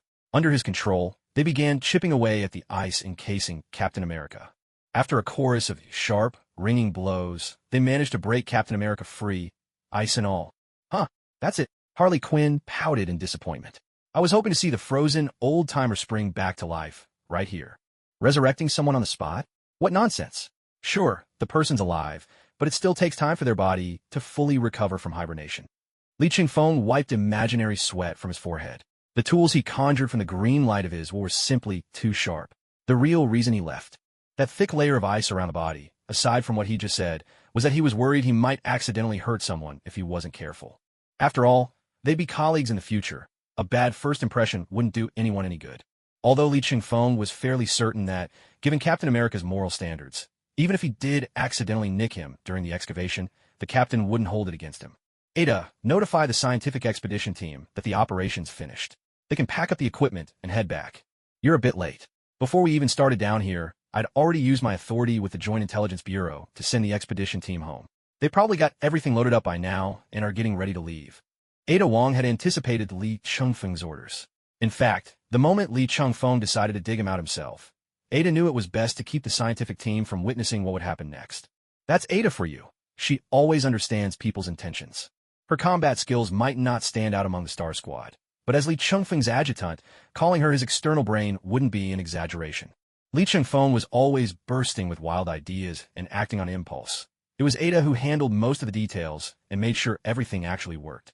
Seeing that Ada had everything arranged, Li Chengfeng nodded and promptly opened a portal leading into the Airbus. What is this ability? Coulson's eyes went wide with astonishment. This wasn't in any of the files. This is teleportation magic. Just a little trick. I doubt it's in your records. After all, I just acquired it, and this is my first time using it in front of you. While speaking, Li Chengfeng tossed what looked like an irregular ice coffin, basically a giant popsicle, into the portal, then motioned for Coulson and the others to follow. Coulson, Ada Wong, and Harley Quinn stepped through the portal first. Coulson and Ada headed straight for the equipment room to see if they could find anything to start thawing the ice. The block of ice was massive. Moving it wouldn't be easy. Harley Quinn, perhaps numbed by the cold, seemed to have temporarily frozen that wild, erratic brain of hers. For once, she didn't go off the rails, but instead prepared to head to the medical bay to grab a set of monitoring equipment to double-check Captain America's vital signs and condition. Seeing this, Li Chengfeng was nearly moved to tears. Harley Quinn was actually doing her job. All his self-sacrifice in becoming her new obsession hadn't been in vain, even if every time he saw her, she tried to smother him with kisses, and sometimes bites, on his neck. Every day, he's stuck with those hickeys and lipstick marks. His reputation is in tatters. The three agents, whose physical abilities were still within the bounds of ordinary humans, returned to the Airbus. Li Chengfeng turned back, ready to call his dear goddess of death and that troublemaker younger brother of hers, the god of mischief, to board as well. But then he noticed the siblings standing right where Captain America had been. Now, only a huge crater remained, and the two of them stood there with their heads bowed, staring into it. Hela, Loki, it's time for us to go. No, my queen. Come here, Hela replied, not even bothering to lift her head as she summoned Li Chengfeng over. Something's not right here. I keep telling you, I'm not interested in being anyone's queen. Forget it. So what's wrong here? Li Chengfeng closed the portal first, then walked over to see what the Asgardian siblings had discovered. Loki was one thing, but Hela was a being on the level of a true deity, a god among gods. Her senses and reactions were a cut above his. Wait. Hela raised her hand, and from thin air, a night sky sword materialized. This was a move not unlike how he conjured the green light of willpower. Li Chengfeng shaped his will with imagination, while Hela used her night sky sword as a mold, compressing her divine power and shaping it with the elements around her to create a replica. It sounded complicated, but in reality, it all happened in the blink of an eye. What did you find? Why the sword? Li Chengfeng's heart skipped a beat, and his expression grew more serious. He hadn't forgotten the part in the system briefing about other things.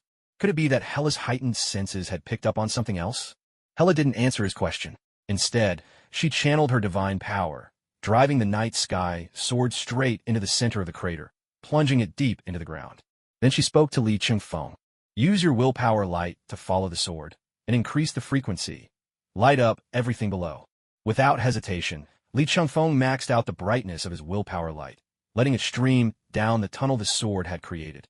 After about 10 meters, Li Chengfeng felt his light touch the seawater beneath the ice. The willpower light illuminated the glacier and the water below. And in the glare of that dazzling green light, an enormous eye, as large as the very ice sheet they were standing on, suddenly snapped open. Li Chengfeng froze for less than half a second, then immediately activated his communicator and shouted, "Take off now. Move. Mother, there's a giant sea star down here." He sounded the alarm, then instantly opened a portal, kicked Loki through it, and while Hela was distracted, grabbed her hand and dashed through after him. On the other side of the portal was the open ground in front of the helicopter. As soon as Li Chengfeng burst through, he immediately scanned his surroundings. Li Shengfen, when you told me to go through the portal, did I have any choice? Was that kick to my backside really necessary? Stop whining, you stubborn brat. Say one more word, and I'll have your sister give you a beating. Though Loki still wore a look of indignation, he closed his mouth obediently. He didn't have any real bond with his so-called big sister, but Li Chengfeng had once saved her life. Now, she even referred to Li Chengfeng as my king, which made it clear she'd started to see him as her own. Most importantly, Loki knew he was no match for either of them. If he kept talking, he'd only be inviting a double team from both sides. After putting Loki in his place, Li Chengfeng let out a breath of relief. Fortunately, before dropping down into the icy crevasse, Ada had already ordered the research team to retreat. By now, their vehicles had traveled a safe distance away. At least they didn't have to worry about rescuing anyone for the moment. It really is a colossal life form. Ever since I first entered that ice cavern, I could sense faint pulses beneath my feet. At first, I thought it was something odd about that frozen human, but soon I realized the source was deeper, right below him. Hela showed no sign of fear. In fact, she seemed excited that her instincts had been correct. She even turned to Li Chengfeng and asked, "So, Midgard's Arctic hides such enormous creatures? How many more surprises are waiting for Asgard's future king? My dear Queen Hela, this thing isn't even from Earth." Li Chengfeng shrugged and began to explain the origin of the massive starfish below. This creature is called Starro. It's an intelligent cosmic monster, drifting among the stars in search of the perfect environment to infest. That's right, it's a parasitic being. Once it finds a suitable place, it can reproduce asexually by splitting itself, releasing countless spores to control and enslave the local native species. Wherever it lands in the universe, it brings about catastrophic destruction. Unlike other cosmic monsters, who act purely on instinct, devouring and destroying everything in their path, Starro is different. A lone monster's rampage, after all, only goes so far. But Starro specifically targets the dominant native species at the top of the food chain, parasitizing and controlling them.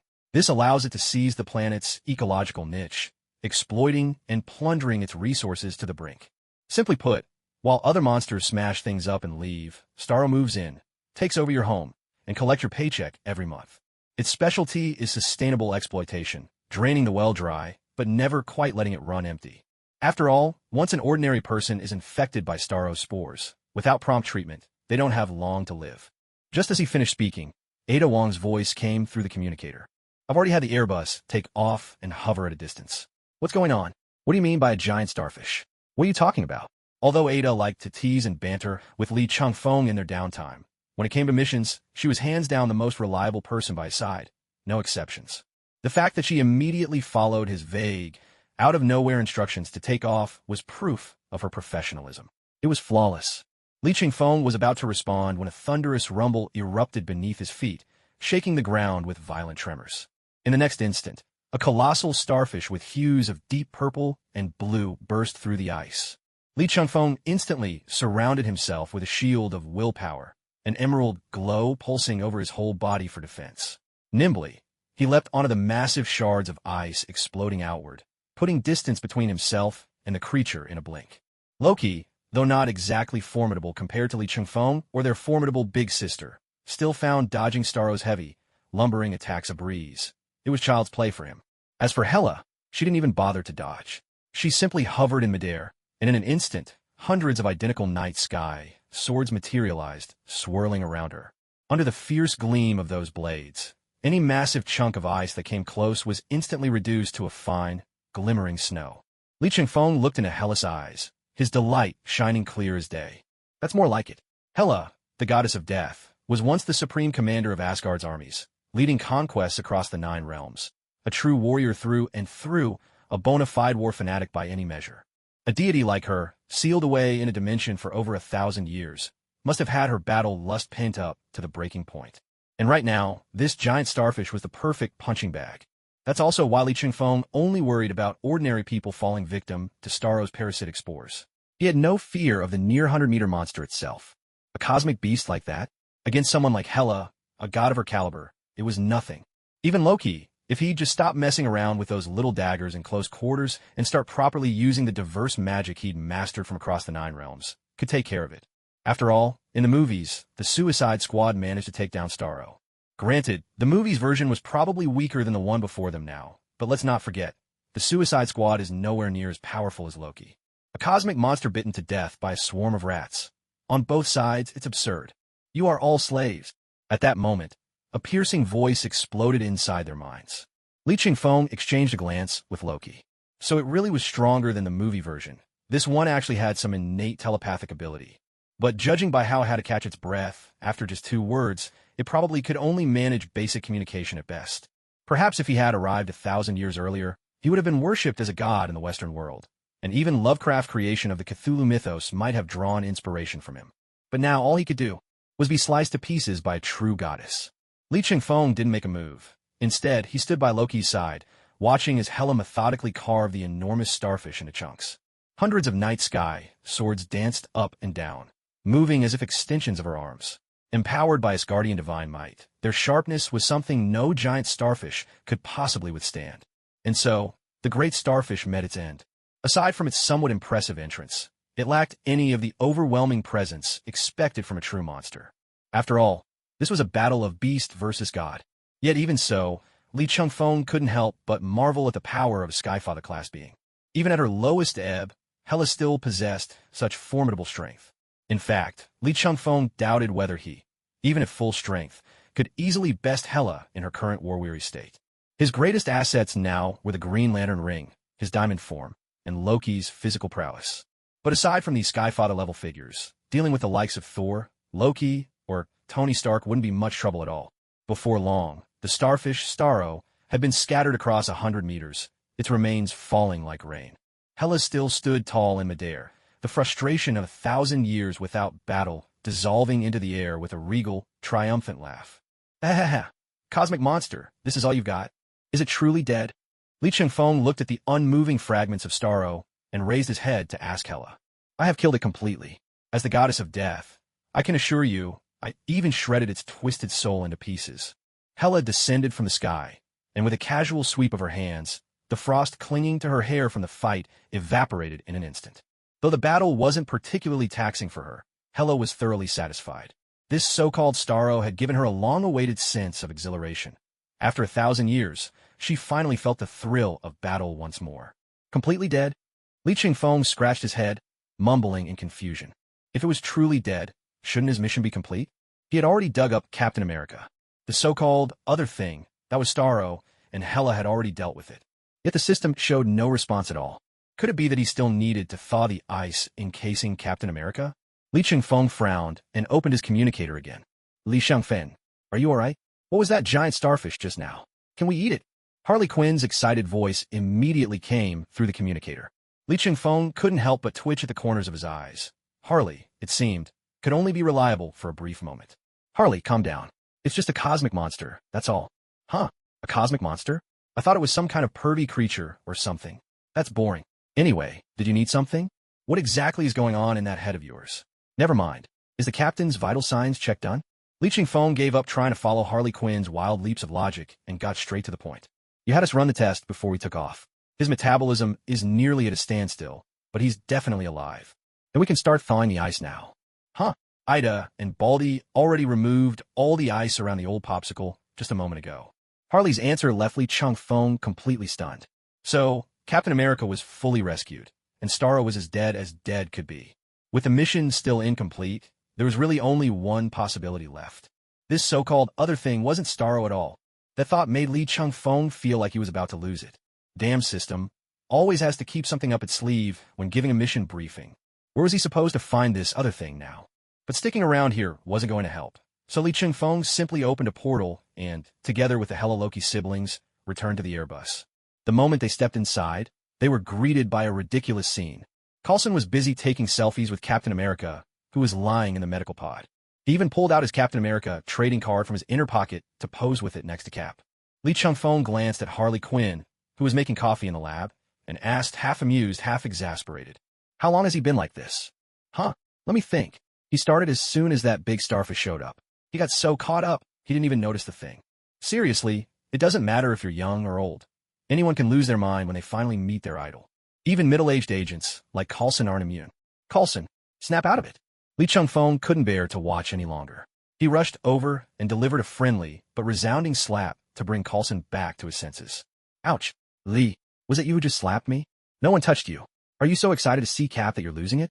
That's not how an agent should behave. Sorry, I just got a little carried away. It seemed Coulson really had been out of it for a moment.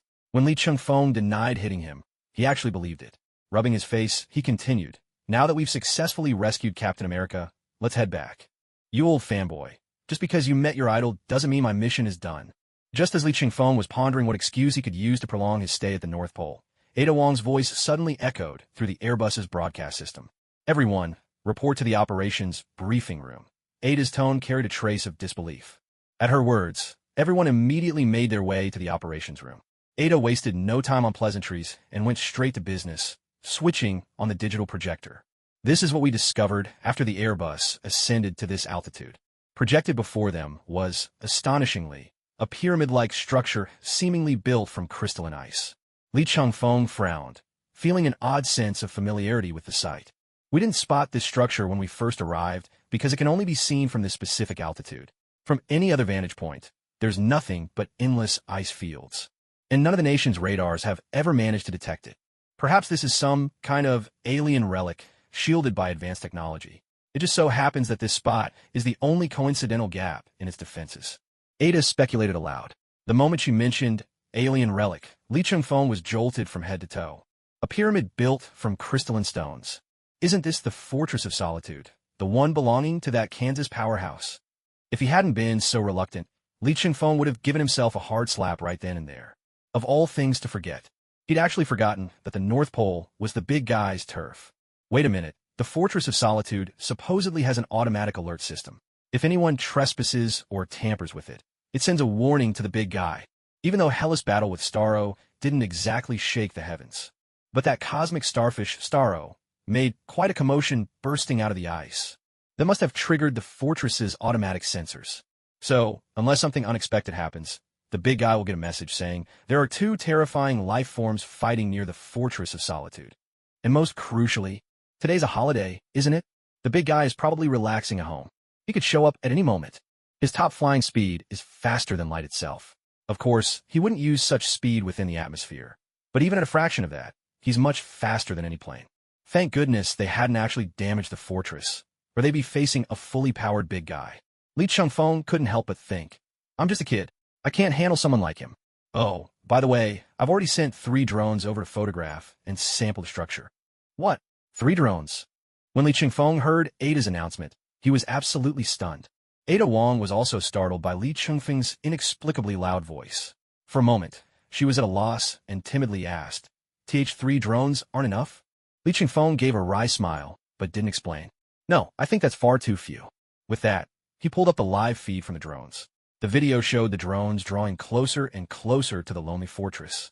Suddenly, all 3 camera views flashed with a shadow, and then the signal was lost. Lee Chung-fong smacked his forehead. While everyone else was still wondering why the cameras had cut out, Hella abruptly turned her gaze toward the Airbus's hatch. The hatch was yanked open with sheer force. A burly man in a blue bodysuit stepped in, clutching all 3 drones in one hand. He immediately shut the hatch tight behind him. He managed to be both intimidating and oddly polite at the same time. Hey there, folks. Are these noisy little toys buzzing around my place yours? Is the Arctic your private property? Oh no, but then that's fine. What's wrong with us releasing drones in the unclaimed Arctic for exploration? I suppose there's nothing wrong with that. In that case, shouldn't you apologize to us? And maybe compensate us for the drones you broke? Do I look like an idiot to you? If you ask me, you look a lot like Clark Kent, born on Krypton, raised in Kansas.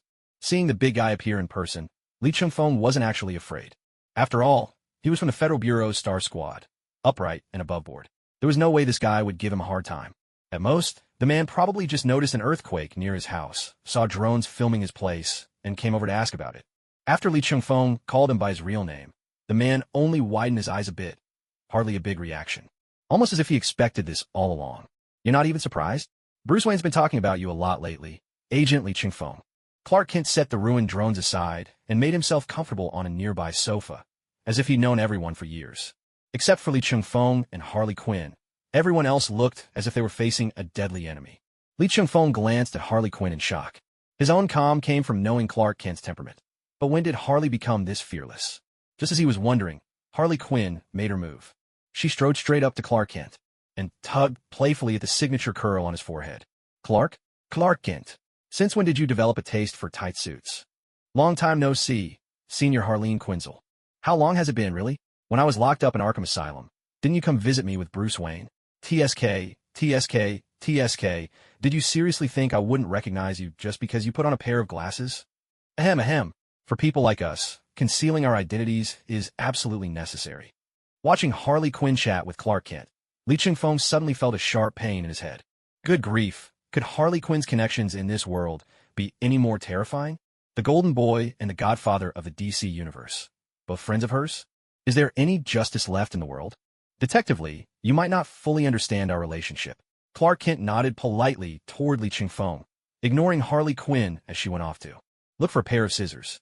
Lois, Harleen Quinzel, and I all went to the same university. When I was a freshman, Lois and Harleen were already juniors. Li Ching-feng blinked in astonishment. Unbelievable. Absolutely overpowered. Those two sentences were loaded with information. He met these two powerhouses in college, then got to know the bat after graduation, and now he's aiming to wring me dry. Hold on. Aren't you supposed to be the protagonist here? Besides, Lois Lane is known to be 31, so Clark Kent, being 2 years younger, should be around 28 or 29. But a Superman, not even 30, already approaching his prime? That seems a bit like cheating, doesn't it? So, you and Lois Lane. Yours is an older woman, younger man relationship? How should I put it? I'd rather not tie our relationship to age. That kind of thinking just reinforces stereotypes. Don't listen to him babble. Harley Quinn came back empty-handed and a little annoyed, plopping down beside Lee Ching-fong. Hearing Clark Kent's words, she immediately started mocking him. Whenever someone mentions Lois Lane, Clark Kent just starts spouting nonsense. People would think they've been together forever, but from college till now, he's never even managed a real confession. Harley Quinn's look of disdain made the not-quite-30 powerhouse blush, like a kid caught in a lie. But Lee Ching-fong was anything but calm. What? You and Lois Lane aren't together yet. Detectively, are you close with Lois Lane? Why do you ask? Ahem, ahem. Of course, I've heard of the famous reporter Lois Lane, but the reason I care is because I think you and Lois Lane are a perfect match. Li Shangfeng leaned in closer to the big guy, lowering his voice as if sharing a secret. Since you've always admired Lois Lane, you must at least know about Tony Stark, right? The big guy froze for a moment, surprised that a senior federal agent like Lee Ching-fong could be so gossipy and so approachable. As a reporter for the Daily Planet, he often had meetings with people from various government agencies. With the exception of those from the Federal Coordination Bureau, almost every department seemed to harbor a natural disdain and wariness toward the media. However, the few times he had met people from the Federal Coordination Bureau, it was a completely different story. They were always approachable, even down to earth. So, was this the overall vibe of the entire Federal Coordination Bureau? But when Lee Ching-fong mentioned the name Tony Stark, Clark Kent's expression changed. There was no murderous intent in his eyes, but his attitude was far from friendly. Of course I know Tony Stark. Lois and I once did an exclusive interview with him. Ever since then, Tony Stark has been chasing after Lois. He even bought shares in the Daily Planet just to get closer to her.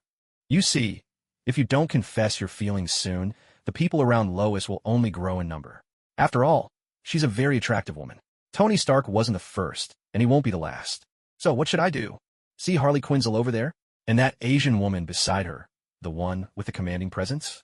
And the older lady who's been glaring at you with those dangerous eyes? I can handle myself perfectly among all of them. With my advice, you've got nothing to worry about. Loki watched as Lee Ching-fong, brimming with confidence, patted Clark Kent on the shoulder, feeling a bit of a headache. These two, one dares to teach, and the other dares to listen. While Lee Ching-fong was whispering with Clark Kent, the gods and agents nearby finally let out a sigh of relief. It seemed that this man called Clark Kent truly had no hostile intentions. Big sis, is this Clark Kent guy really that strong? Loki lowered his voice and quietly asked Hela beside him. Even though he had once been sent flying by a single punch from this man with the S on his chest, he was still curious about his true strength. Hela frowned, giving a brief answer to Loki. But after a moment's thought, she added, I can sense it. If he unleashed his full power, I would hardly be able to put up a fight. Loki's breath caught. Hardly able to put up a fight. Even if Father himself came down to Midgard, Big Sis probably wouldn't be so powerless, would she? What about if you were on Asgardian soil? If I stood on Asgard, awakened my army of the dead with the eternal flame, and wielded both Mjolnir and Gungnir, perhaps I could hold out for a while. But in the end, the result would still be inevitable. The people of Asgard actually share a rather admirable trait. They may be stubborn, but they never pretend to be tougher than they are. Over the Arctic, inside the hovering Airbus, the atmosphere in the lounge had become so tense, it felt as if sparks might fly at any moment. Everyone's faces were flushed. The room was a cacophony of arguments. Except for Hela and Clark Kent. Hela, who had been astonished by Clark Kent from the very beginning, was now so bored that she picked up Lee Chungfeng's phone again to scroll through the Republic's Weibo. Clark Kent, though not swept away by excitement, seemed at a complete loss, casting a pleading glance toward Hela. Young god among mortals, you'll have to get used to these inexplicable disputes. I really can't get used to this, Clark Kent replied with a wry smile. Right in front of them, Coulson had shed his usual calm and refined demeanor. He took off his suit jacket, loosened his tie, rolled up his shirt sleeves, and removed his watch. He slapped the table, looking every bit as if he were about to get into a brawl with Lee Chungfeng. If Clark Kent is truly fond of Lois Lane, then why can't he just confess? Does he really need to wait until he dies, separated forever by fate, never to see each other again? Coulson shouted, his voice cracking as his eyes grew moist. He couldn't help but think of Audrey, his ex-girlfriend from before his sacrifice, a gentle, intelligent cellist, the one bright moon that illuminated his entire career as an agent. But his previous death had sealed his fate. He could never appear before Audrey again. Under normal circumstances, he could suppress these emotions. But today's emotional roller coaster had been far too much, especially when Lee Chungfeng, out of nowhere, started discussing Clark Kent and Lois Lane's relationship, even asking him, as the older and more experienced one, what he thought. Coulson answered that he saw it with his own eyes. And so, over Clark Kent's romantic troubles, Coulson and Lee Chungfeng ended up in a heated argument. Soon even Ada Wong and Loki were dragged in and joined the fray. Only Harley Quinn joined the chaos purely for the fun of it, cheerfully stirring the pot. She kept chiming in, my brother's got a point. Same here. Harley Quinn, officially support this. Although Lois Lane has plenty of admirers, Clark Kent is definitely the most special one. Besides, Lois is a famously career-driven powerhouse. He should take his time, not rush things, and then use his Superman identity to chase off the others. Lee Chungfeng grinned, letting out a sly chuckle. All's fair in love and war. That's emotional trickery. You're just a heartless player. Ada snapped. With a twist of her elegant waist, Ada unleashed a sharp spinning kick at Lee Chungfeng. Aren't we supposed to be talking about someone else's problems? This is getting personal. Don't take it out on me, Ada. You short-lived mortals are so shallow. Love and romance? Please. Ruling the universe is the true destiny of us gods of Asgard. Get lost, you ancient virgin. After everyone finished mocking Loki, the atmosphere reached a fever pitch. Clark Kent looked around in confusion, unsure whose advice he should follow. Hela lifted her head. A commanding aura radiated from her at once. Mortal god from beyond the Nine Realms, Clark Kent, your power is immense, but your mind has yet to catch up to it. Hela set down her phone and continued. I've lived for thousands of years. Let me give you some advice. Please, Lady Hela, go ahead. Don't let others sway you. Follow your heart. Follow my heart. I understand, Lady Hela. Clark Kent's furrowed brow finally relaxed. He nodded gratefully to Hela and then opened the hatch in the same manner as before, taking his leave. Still that unique style, equal parts forceful and polite. What did you even understand?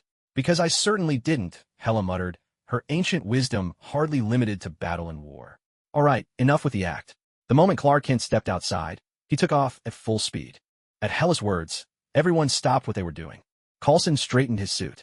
Li Shangfeng streshalazili. Ada Wong stepped up to see if the drone's storage devices could be salvaged, while Loki wandered over to pour himself a martini, a drink he only allowed himself after a successful mission. Only Harley Quinn was still out of the loop. Why did everyone stop arguing? Keep going. I was just starting to get into it. Drama queen, Lee Chungfeng rolled his eyes at Harley. This psychotic femme fatale certainly lived up to her reputation. Oh, my pudding, that look you just gave me was simply irresistible. Oh, excuse me, everyone. I need to check if I brought a spare pair of shorts. With a string of outrageous words and under everyone's gaze, Harley Quinn dashed off toward her room aboard the Airbus. Not bad, Coulson. Your acting nearly had me fooled. You looked genuinely fired up. Yes, exactly, it was all just my acting. You weren't actually getting emotional, were you? Lee Chungfeng eyed Coulson with suspicion. Who's the woman you can't get off your mind? No way. I'm a cold, ruthless senior agent of the Bureau. Watching Coulson force a smile, Lee Chungfeng's mouth twitched. We're supposed to be improvising to fool the big guy. How did you manage to get so into it? Maybe Nick Fury really does need to check on the mental health of his agents. Lee, the memory storage on all 3 drones is destroyed. As expected, Clark Kent was just a bit more innocent than most. He certainly wasn't naive. Li Chingfeng had lost interest in the Fortress of Solitude by now. Since he had already formally met the big guy, chances were high that their paths would cross again in the future. Maybe it was about time the Avengers and the Justice League started to form alliances. Or perhaps they could just go all out and establish a Justice Avengers League? Of course, it was only an idea for now. There hadn't yet been any universe-level crisis serious enough to force these usually solitary heroes into collaboration. All right, Ada, set a course. This time, we really ought to head home. Once the autopilot had locked in their route, the old Airbus finally released from its hovering state. This model was pretty outdated, and hovering in place really guzzled fuel. On the way back, Li Chingfeng had already made up his mind. He had to squeeze some extra funding out of Nick Fury. As the Airbus soared high into the sky, leaving the Arctic far behind, the system notification finally chimed in. Ding! Mission, the perfect person in ice completed. Associated characters, Coulson, Captain America, Loki, Hela, Superman. Acquired, Coulson's Kree blood. Acquired, Captain America's super soldier serum.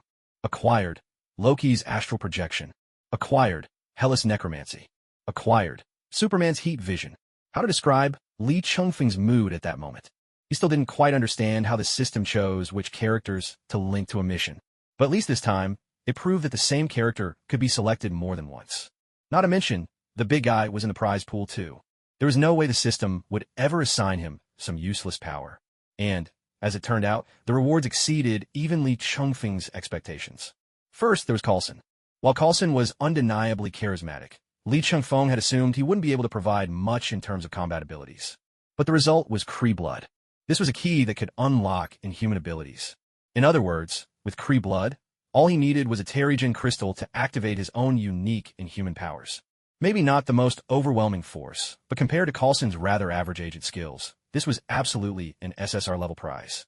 As for Captain America's super soldier serum, there was no need to say more. It was another all-around enhancement of his physical abilities. Simple, straightforward, and remarkably effective. Then there was Loki's astral projection and Hela's necromancy. Astral projection might sound a little mysterious, but in plain terms, it was essentially soul separation with retained power. Necromancy from the goddess of death was, naturally, powerful, though it hardly matched the public image of a S.H.I.E.L.D. agent.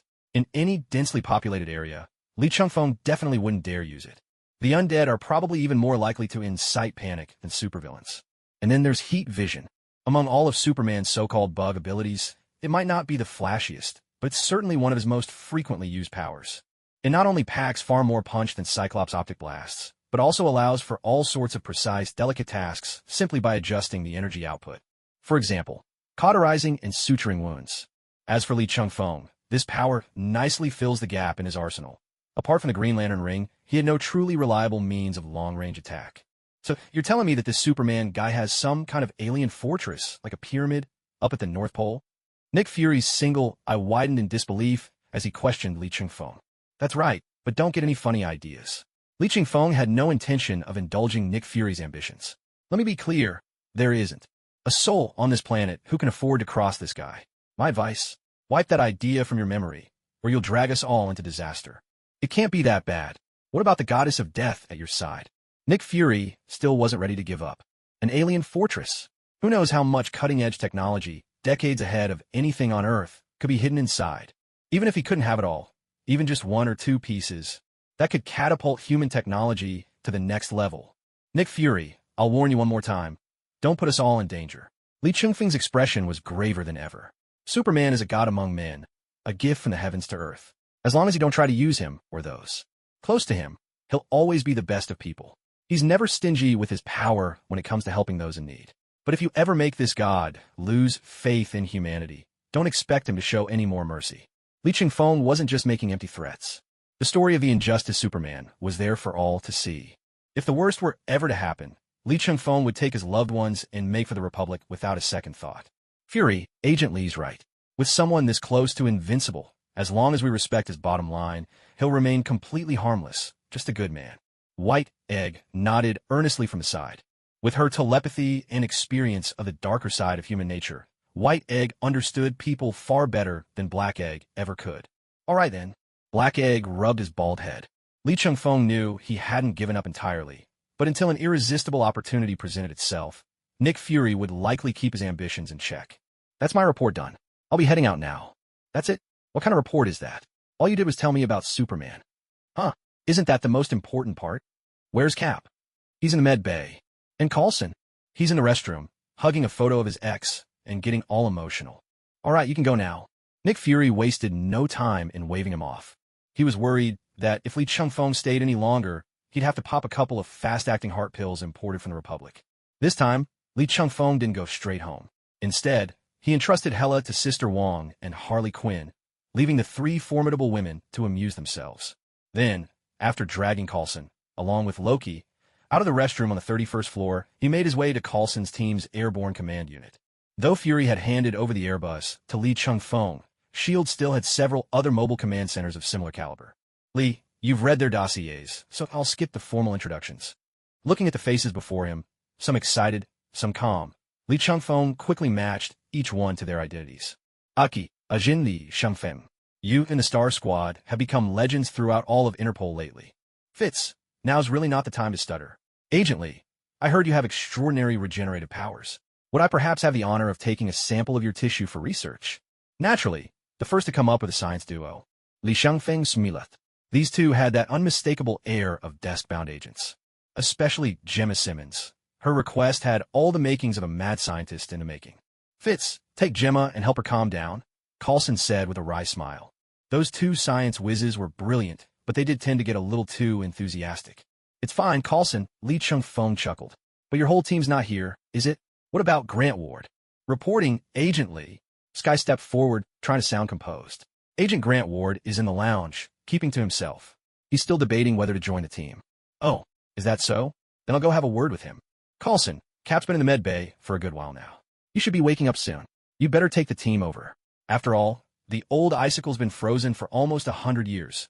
He'll probably be a bit jumpy when he first comes around. Lee Chung-fong waved to everyone and headed toward the lounge. Halfway there, he poked his head back to speak to Sky. Little one, next time you want to look, just look openly. No need to sneak around. With that, he ignored Sky's face, which flushed bright red, and strode straight into the lounge of the airborne command unit. Along the way, he casually switched off all surveillance devices. Hello, Grant Ward. As a member of Hydra, do you really feel no pressure at all sitting here? What are you talking about? Agent Lee Chung-fong. I'm just here on my own, having a beer. Grant Ward, that scoundrel, put on a flawless act. Even when caught off guard, he didn't let a single hint of emotion slip through. Lee Chung-fong had to admit, if he weren't someone who knew the truth, he'd have been completely fooled by this bastard. Drop the act. Keep pretending, and you might just convince yourself it's real. Lee Chung-fong sat down beside Grant Ward and whispered quietly into his ear, assassination, infiltration, deep cover. You're one of the best agents the Bureau has, and one of Hydra's finest operatives, too. Grant Ward smiled at those words, but his hand had already slipped to draw the silver Glock at his waist. Lee Chung-fong, however, was far quicker. The very moment Grant reached for his gun, Lee Chung-fong's hand was already there, pressing the pistol right back into its holster, and for good measure, flipping the safety on with a practice flick. Grant Ward stared in shock at what had just happened. His mind caught up, but his body simply couldn't keep pace with Lee Chung-fong's movements. All he could do was reluctantly loosen his grip on the weapon, his expression capturing the very essence of a steadfast warrior who still fights back, even when cornered. Who are you really? Are you the Hydra agent who infiltrated the Bureau? Damn it, I won't let the events from years ago repeat themselves. Watching Grant Ward's performance, Lee Chung-fong couldn't help but applaud, truly impressed. Why bother with Hydra at all? With acting skills like that, not to mention those looks, he could sweep through the entertainment industry, leaving all those so-called stars in his dust. If Grant wanted, Lee Chung-fong would personally send him straight to stardom in the Republic. Of course, that was just a joke Lee Chung-fong kept to himself. Heavens above, your acting is truly otherworldly, isn't it? Honestly, just now I almost believe you might actually suffer from some kind of split personality. One side, Agent Grant Ward of the Bureau, the other, Hydra's own Grant Ward. That would explain why you never fell victim to Hydra's brainwashing. Most people with psychological disorders are immune to brainwashing. Or mind control. Take Harley Quinn, for example. Unless Hydra literally rewired her brain, there's no way she could be brainwashed. Lee Chung-fong spoke with genuine admiration, his face the very picture of mock amazement. While he was at it, he reached for a bottle of beer sitting right in front of Grant Ward. Ward still wore that guarded expression, but now, beads of sweat were clearly trickling down his forehead. Just now, his voice questioning Grant Ward was very loud, yet failed to attract anyone's attention. This could only mean that not only was the mobile command center in the air completely deserted, but all surveillance equipment had either been switched off or destroyed. Grant Ward realized that he was now utterly isolated, with no one to call for help. And this environment, there could be no doubt it was deliberately set up by the man from the Republic standing before him. Most importantly, there was no way he could be a match for this beer-drinking, superpowered monster. Oh, right. If I remember correctly, your former supervisor was John Garrett. Isn't that so? I have nothing to say. Don't think you'll get any information out of me, you Hydra scum. I really don't want to keep complimenting your acting skills. Your sense of conviction is truly unbeatable. Li Chingfeng gave Grant Ward a thumbs up, but the sharpness in his gaze grew even more intense than before. John Garrett, a leader of Hydra, and you, his most loyal lapdog. At these words, Grant Ward felt a chill run down his spine, cold sweat instantly soaking his collar.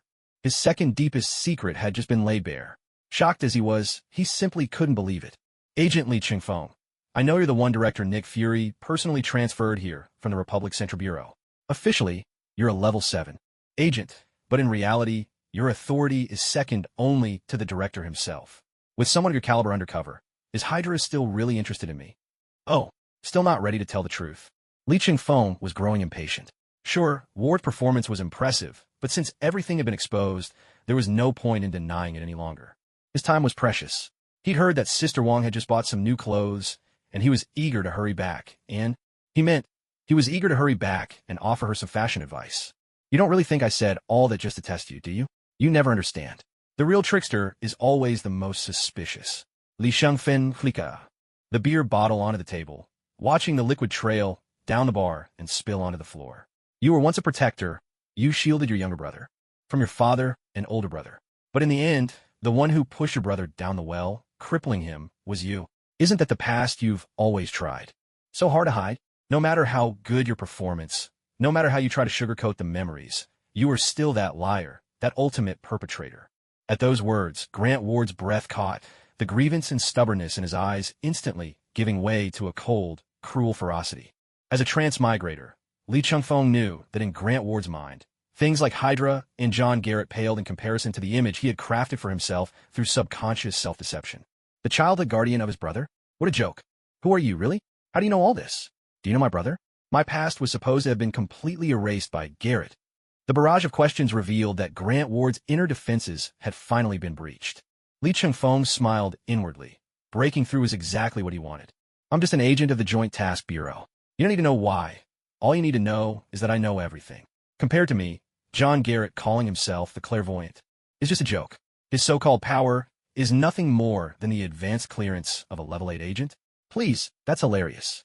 I could laugh about that for the next 10 years. As Li Chingfeng laid bare every detail about Grant Ward and John Garrett, including the fact that Ward preferred older women, leaving nothing hidden, Ward, rather than panicking, seemed to calm down. What do you want me to do? Oh, you're not going to fly into a rage and kill yourself? That's not very Hydra of you. At this point, the entire airborne command is in a state where no help will come, no matter how loud I shout. My chance of escaping is 0 or less. But you still haven't made a move. So, you must want something from me. Resigned, Grant Ward knew he was outmatched, and with all his secrets laid bare, surrender seemed like the only option left. All he could do was metaphorically wash his neck and wait to see what fate had in store for him. It's not like he had ever been that loyal to Hydra or Garrett in the first place. That's right, very perceptive. Now, I want to give you a chance to stay alive. I wonder if you're interested? Grant Ward was momentarily taken aback. What do you mean by that? Don't overthink it. I mean exactly what I said. Only by helping me with a few things can you keep your life, and your secrets will stay safe. Li Chingfeng gave Ward no room to argue, nor did he intend to. Ward seemed to be weighing his options, his expression growing darker and harder to read. So, what do I get out of this? What? You want a reward too? Li Chingfeng was genuinely astonished. Was this guy really that desperate to survive, or not at all? I'm offering you, a Hydra agent, a chance to stay alive, and you're still asking for benefits? Isn't that already the biggest reward you could hope for? All right, I get it. Sai, whatever happened to life is precious. Love is priceless. But for freedom, both can be given up. How come you toss all that aside just to stay alive? Is this all there is to the promised land and the so-called land of freedom? Li Chingfeng couldn't help but scoff at American and Western values, though his sarcasm seemed to have little effect on Grant Ward. He was loyal neither to America, nor to HYD or A, and certainly not to John Garrett. Grant Ward was loyal only to himself. Survival trumped everything else. So he kept his mouth shut. Kai Licheng finally dropped his mocking expression and continued. It seems you've come to your senses. Then the first thing you must do is help me kill someone. You have quite a list of targets. First up is one of the top brass at the Bureau, Agent Sitwell. Most of the Hydra agents within the Bureau were brought in by him, and his political ties are far too extensive. He's recruited too many high-ranking officials under Hydra's banner. So, you need to take him out. Li Changfeng paused, then went on, oh, and while you're at it, send all those politicians who colluded with Hydra to there. Maker, there might be quite a few of them, but I trust that, for the sake of your own neck, you'll get the job done. Am I right? You're even more ruthless than Hydra itself. Even Grant Ward, a man who could kill without batting an eye, couldn't help but suck in a sharp breath after hearing the first assignment Li Changfeng gave him. He wasn't averse to killing. What stunned him was that this mission came from an agent of the Republic, a country famed for its civility and manners. Grant Ward, please, use your head. Did you really think I'd use humane methods on a bunch of people who are, at their core, Nazis? As for those bloated American politicians, frankly, the more of them that die, the better, at least for ordinary Americans. With that, Li Changfeng reached out both hands, partially transforming them into diamond, and slowly ground the beer bottle in front of him into fine glass powder. The display made Grant Ward's eyes go wide in shock. You mean, besides your regenerative abilities, you have other superpowers? Li Changfeng curled his lip and let his diamond form fade. Who told you I only had one ability? And even if I did, it'd still be more than enough to turn you into an unrecognizable pile of meat. Now get out, Grant Ward. And don't forget to tell Coulson you're quitting the team. Grant Ward stood up, his eyes filled with fear of Li Changfeng and a sense of narrow escape, then hurried out. Given the choice between killing others and being killed himself, he decisively chose the former. Li Changfeng watched Ward's retreating figure, a cold smile playing at his lips. He remembered the key players, but he knew little about Hydra's web of connections in the political world. But that didn't matter. Grant Ward understood them perfectly. When a group destroys itself from within, that's the most efficient way of all. As for Sitwell, that bald-headed man, Li Changfeng hadn't expected that this guy managed to stay hidden during the last purge of Hydra remnants. He'd managed to survive under Maria Hill's command all the way until now. Clearly, the Bureau still needed another internal cleansing. No Hydra operative could be allowed to slip through the cracks. But for the Bureau as it was now, pulling that off would be almost effortless. After all, the X-Men had at least a dozen telepaths on their side. And when it came to rooting out moles, there was simply nothing more effective. No matter how skilled an actor or how deeply hypnotized someone might be, a telepath scan would ferret out the truth. Thinking of this, Li Changfeng slapped his forehead and quickly opened a portal. All right, Ada's new outfit still needs my help. I can't miss out on those legendary patent leather boots and glossy silk stockings. Meanwhile, Phil Coulson stood on the tarmac outside the floating headquarters, addressing his team. I'm sorry to inform you all that Agent Grant Ward has left our special response team for personal reasons. But we're also welcoming a new colleague, Level 7 Agent Melinda May.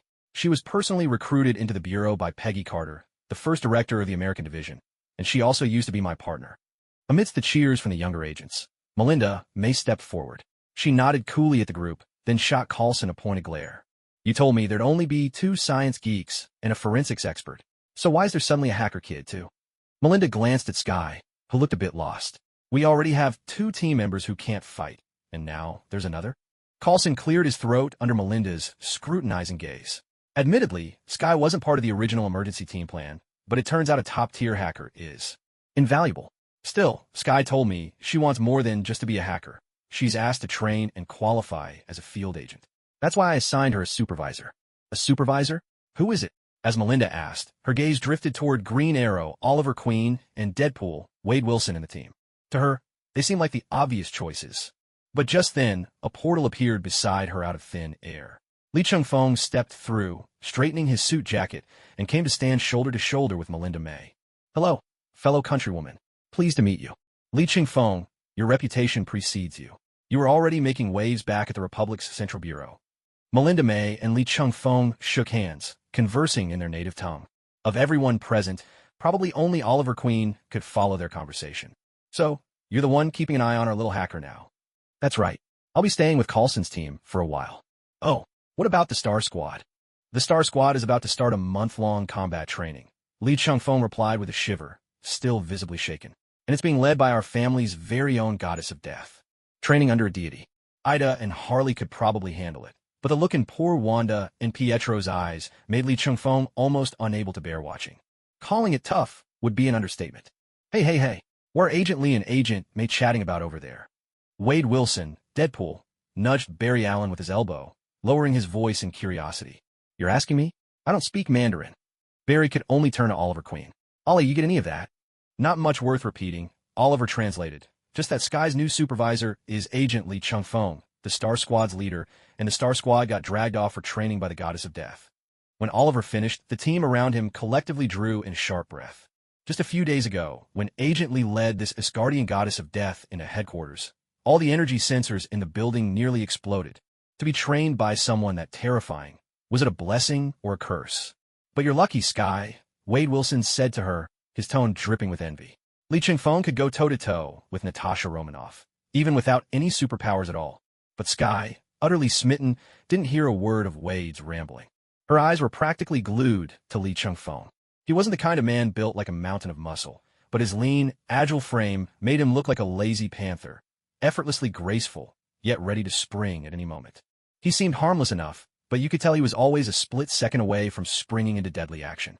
She almost regretted ever going undercover with the Bureau for the Rising Tide. Why hadn't she just stuck to being a hacker? Why did she have to go digging up government secrets? Was this conspiracy just their way of hiding such a stunningly handsome Chinese agent? After meeting the entire Coulson team, Li Chungfeng finally stopped in front of Sky. Hello, Sky. I'm Li Chungfeng, your supervisor. If that's a mouthful, you could just call me Li. Nice to meet you, Li. Sky politely extended her hand, but to her surprise, after shaking it, Li Chungfeng pulled her directly into his arms. She instinctively wanted to curse, but just at that moment, someone flipped up her shoulder strap. In that instant, what crossed her mind was not that she was being harassed, but rather, hidden inside her shoulder strap was a memory card, used to store classified information she'd obtained from within the Joint Investigation Bureau, which she planned to pass on to the Rising Tide organization at the right opportunity. Coulson, catch. Li Chungfeng casually tossed the memory card to Coulson. Didn't you say someone's been bypassing clearance to download internal intel?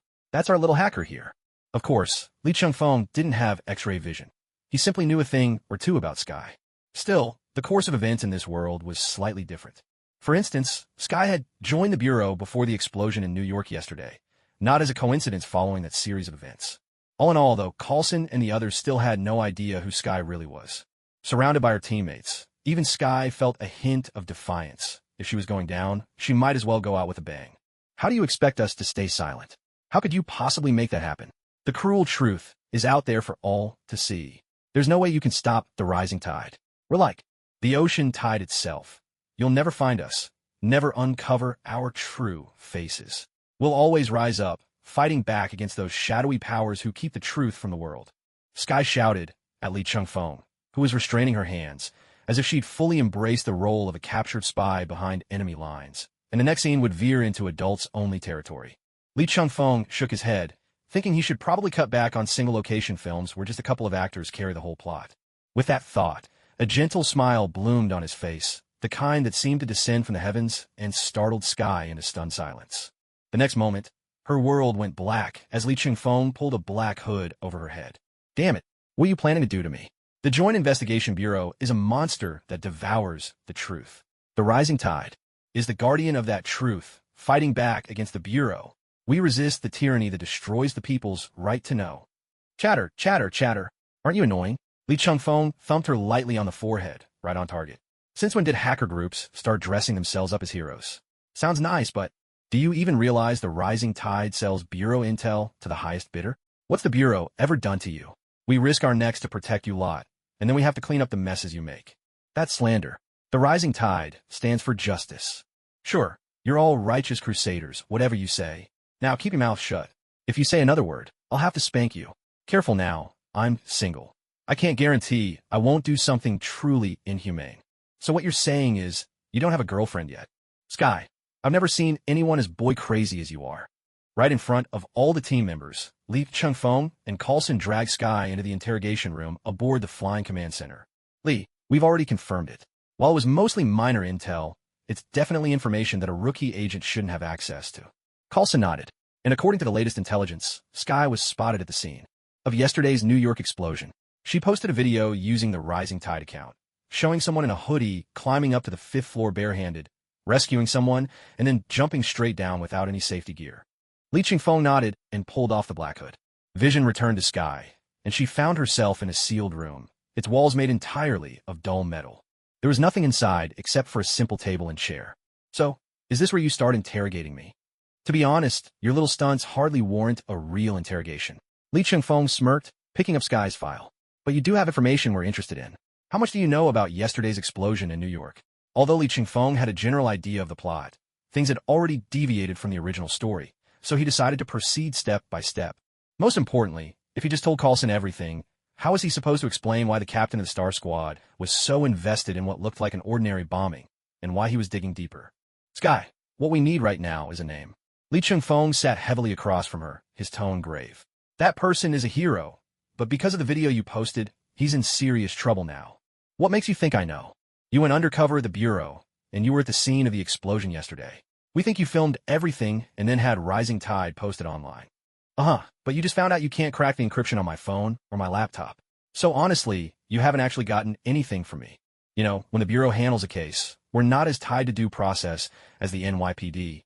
Bottom line, you posted the video. That gives us reason to suspect you staged the bombing just to lure out this superhuman. Hearing that, Sky, who prided herself on her sense of justice, slammed her hands on the table. How could it be me? It's obviously you. Isn't blowing things up always your go-to for covering things up? This isn't even the first time.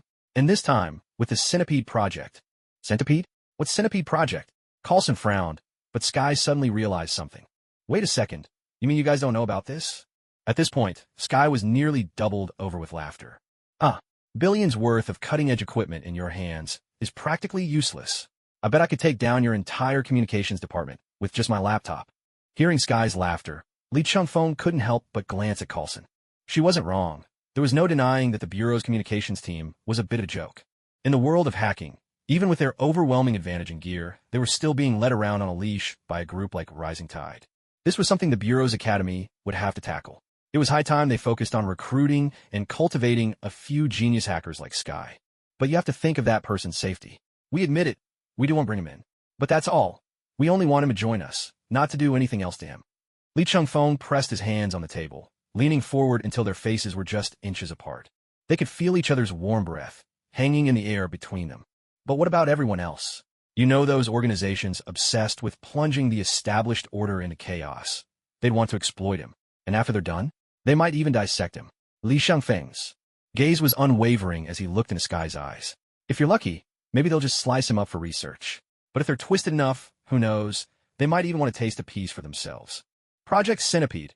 It popped up briefly on the underground recruitment boards, then vanished as soon as they'd found enough people. Later, I traced their MAC access point back to the location of that building where the explosion happened. A flicker of inner conflict crossed Sky's eyes, but in the end, she chose to share what she'd found. Because Sky wasn't stubborn for the sake of it. On the contrary, she was exceptionally smart.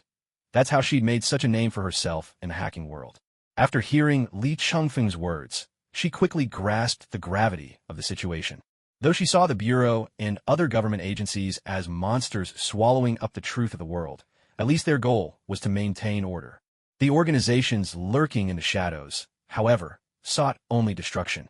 Li Qingfeng looked at this soft-hearted hacker girl with great interest, unable to resist teasing her. Let's see. You've hacked into the Bureau, gone undercover in person, and you're tracking superpowered individuals online. Don't tell me you also hang around under Tony Stark's tower, hoping for a romantic encounter with Iron Man. At this, Li Qingfeng flashed a mischievous grin. You're not secretly a superpowered stalker, are you? How can you accuse me so unfairly? I only did it once, Sky exclaimed, her eyes wide. I was just curious. How can you call a hacker girl a stalker? What followed was a stream of incomprehensible complaints. I really don't care about Iron Man. And did you really say you don't have a girlfriend? Filling the interrogation room with a burst of lively, infectious laughter. But after the laughter died down, Coulson knew that dragging this out with Sky any longer would get them nowhere. The first mission of the Special Response Team had to go smoothly. No room for mistakes. With that thought, a glimmer of cunning flashed in his middle-aged eyes. Coulson reached into his suit pocket and pulled out a gun. A gun-shaped syringe. He set it down in front of Sky, introducing it in a flat but faintly chilling tone. This is a QNB T16. The number might not mean much to you, but this is the latest and most powerful truth serum developed by the Joint Task Force. Even the strongest willpower won't withstand it. Under its influence, people will confess to how many times they wet the bed as a child. The effects last only an hour.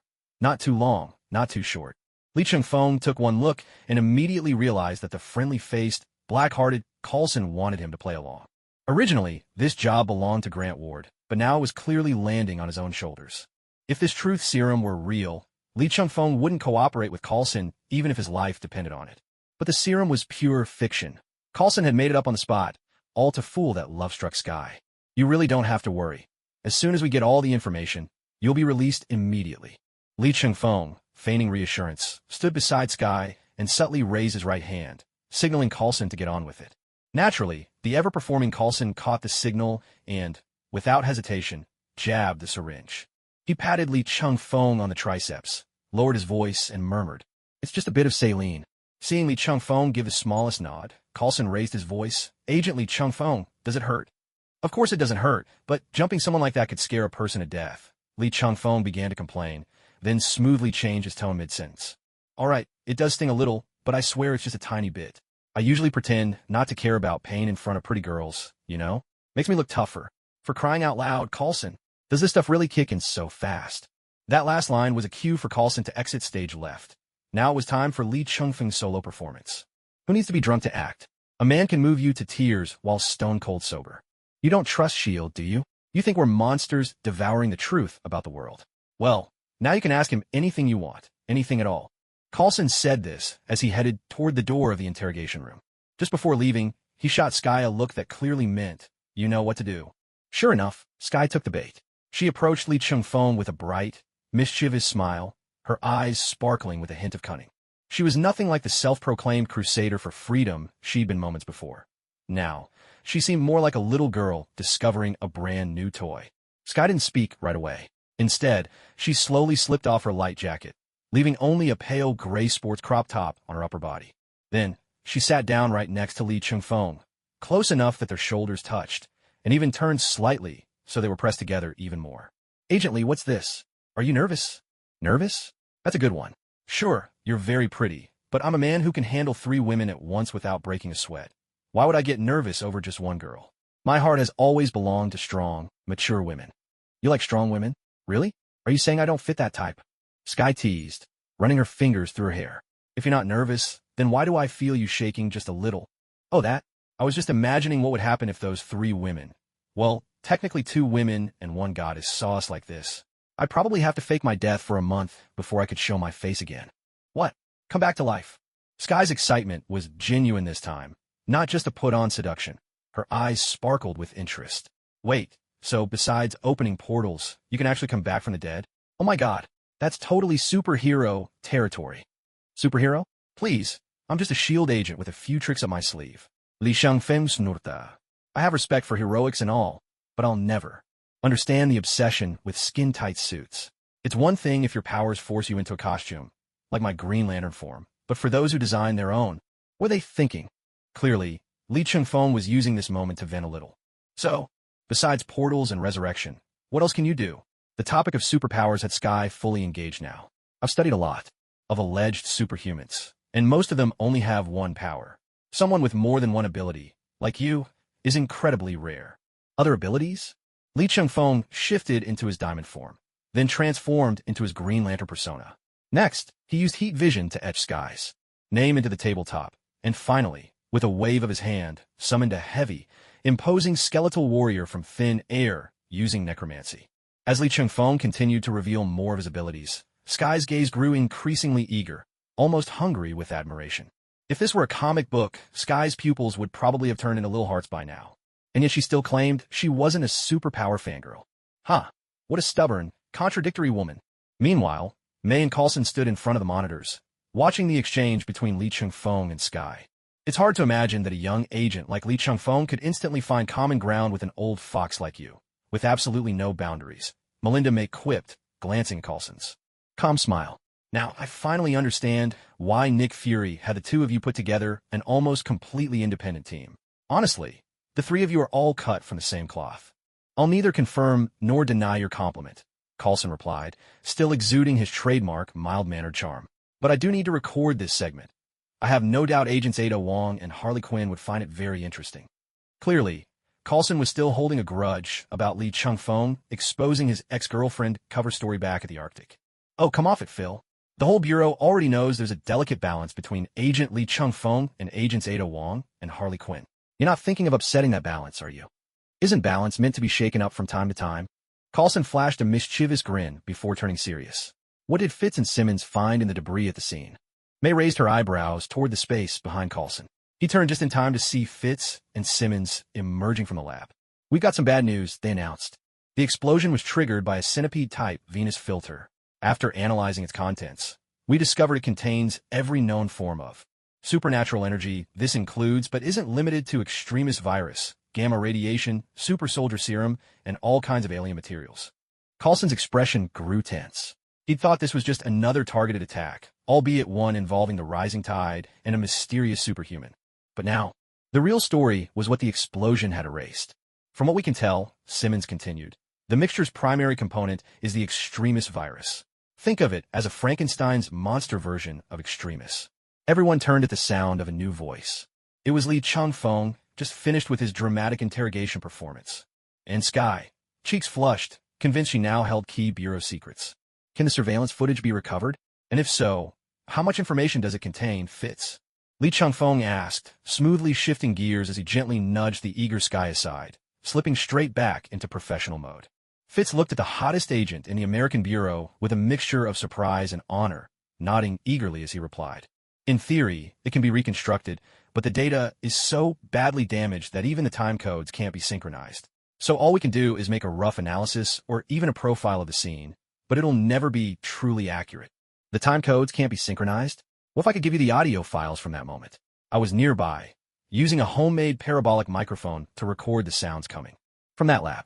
Unfortunately, there's a lot of noise. I thought it'd be useless.